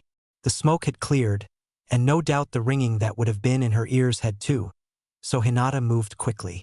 She dodged several senbon from the enemy. The look of surprise on the girl's face indicated that she hadn't been prepared for her to move that fast. Hinata struck once to each shoulder, and was preparing a palm strike to her just when suddenly she was struck from the side. She stumbled back several steps. Their teammate had recovered that fast? He'd taken a legitimate exploding tag from close up, not just a residual blast. You see, little girl, this gauntlet of mine allows me to bend sound waves and vibrations to my will. Before the explosion hit me, I cushioned myself with my gauntlet. It still tossed me aside, but the explosion didn't do any damage. The cockiness was gone, replaced by a cold and deep explanation, with very little emotion. There was anger in there though, and she could use that. She went to make a move against him, but her balance was gone. The low ring in her ears increased, as did the pain that accompanied it. She tried to take another step and nearly fell over. The pain in her head reached an apex, and she half grunted, half squealed, trying to keep the grunt in. Oh, did I mention that the attack I hit you with goes straight at your inner ear? It's impossible to dodge, and impossible to block, Dosu said. Hinata could barely hear him though. She had to deactivate her Byukigen to deal with the stress, but she only lasted a few more seconds on her feet. She collapsed to her hands and knees, puking up that rations that had been sustaining her for the last meal or two. Seems even the fabled Byakugan fails to stack up against my jutsu, Dosu said calmly. The calm was quickly lost as he viciously kicked her in her already damaged ribs. There was a loud crack as they broke, and a thud that accompanied her crashing into a tree. She fell to the ground and laid still. TCH, these leaf nin are so soft. It's a miracle their village is still standing. The ninja Hinata took down first had recovered from the ground. She took you down just fine, Zaku, the kunoichi said. Yeah, kin, woman power and all that. Zaku waved a hand at her dismissively. He walked towards Hinata, ignoring his teammate rolling her eyes at him. He was walking with a slight limp and nursing his right shoulder as he moved. Let's put her down and move on to the Uchiha. He held up his left hand, preparing to launch a jutsu at her. He was frozen in place when a dark presence washed over the area. The whole sound team was caught in it. It froze them, and though they wouldn't ever admit it, they felt a chill go up their spine. You think we're weak? A voice came from behind them. It hadn't dropped yet, but it still felt ominous to them. They turned their heads to find Sasuke Uchiha glowering at them, Sharingan shining. Before any of them could respond, Sasuke blurred into motion. The beatdown they received would be one that they wouldn't soon forget. Sasuke's movements were but a blur to them. Punch to the ribs, kick to the knee, elbow to the head. He was disappearing and reappearing before their very eyes, like a wraith in the night. Dosu was put on his back after a particularly vicious combo ending with Sasuke dropping to the ground and landing a toe kick to the chin. Kin was already unconscious. Sasuke turned to the last member of the sound team. Zaku was trembling in fear before the red eyes of the last loyal Uchiha.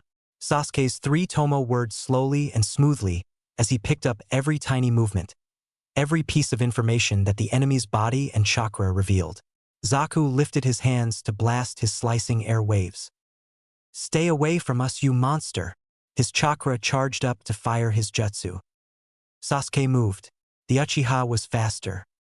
Zaku felt pain in his arms, but he wasn't sure how. One moment he was ready to decapitate the crazed genin. The next his arms were wrenched behind his back and he felt a foot on his back. "You seem to be very proud of these arms of yours," a cold voice said. It'd be a shame if something happened to them. Now that Sasuke had finally stopped moving, it could be seen that there were black ink-like flame designs dancing across the left side of his face and neck. He saw the fear in Zaku's eyes. He could see it in his quivering body. He was defeated. Sasuke should let him go with a warning. Something whispered in his mind, though. Something sinister. Something right. "You want power, don't you, Sasuke-kun? True power is ruthless." Sasuke found himself agreeing gleefully in his head. The arms broke with a sickening crunch, only drowned out by the sound of Zaku's screaming. Sasuke ignored him, thinking him too pathetic for his attention. He turned to Dosu, who was wearily sitting up. "Get out of my sight." He allowed Dosu and Kin to scramble to pick up their sobbing teammate, before adding, "Leave the scroll." He turned to Strided to check on Hinata, paying no further attention to the sound trio. As he walked towards his teammate, he felt the burning on his face recede down to a single point on his neck, where it burned as if he had been branded. He pushed it to the back of his mind, though he had to help his teammates. Naruto stirred several times before waking. Before he could even open his eyes all the way, he was being hugged by Hinata. It took him a few more seconds to realize that she was fighting back tears. "Don't worry, Hinata. I'm fine. I always am, you know that."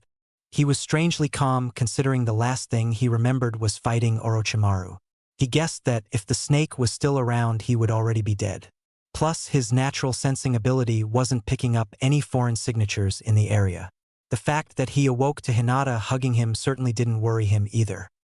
She slowly pulled away from him, grimacing as she did so. "I know, Naruto-kun. I always had faith that you would be okay. My ribs are still broken, though." Naruto immediately was reminded of the whooping they had received from his godfather's old teammate. A slow rage began to build within him. "That bastard snake. I swear when I get my hands on him again, it's not going to be pretty," he sneered. "Actually, my ribs had healed from that," she corrected ever so politely. She then proceeded to give him the rundown on everything that had happened since he had fallen unconscious. She left out the details of Sasuke's fight, as she hadn't actually seen any of it, being unconscious herself. As she finished her recounting, Sasuke strolled into their new encampment with a handful of strange-looking fruit. He tossed a large apple-like piece to Naruto and Hinata alike. "Glad to see you're awake, Naruto," Sasuke said genuinely. "As if I'd let you guys have all the fun in this bloody forest." He flashed a foxy grin. "What happened in your fight with the sound ninja anyway?" Sasuke's face darkened ever so slightly, but to Naruto he might as well have telegraphed him his feelings.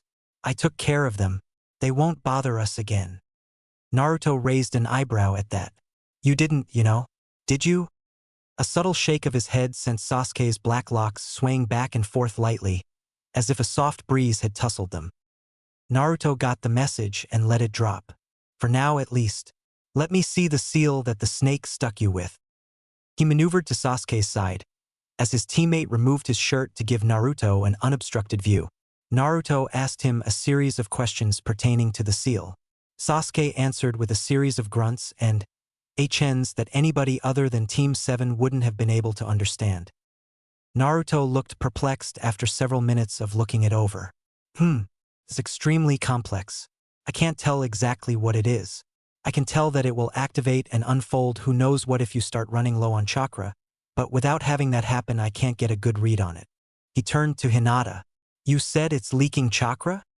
She nodded precisely. "It's almost like it's feeding chakra into his system, but that doesn't make sense. Why would he want to give him chakra?" she asked.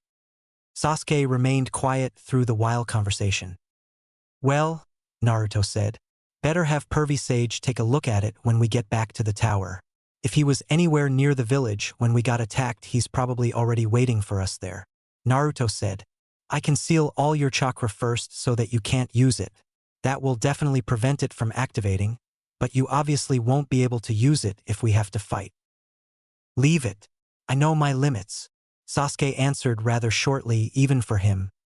Naruto frowned minutely, nodded his head in agreement.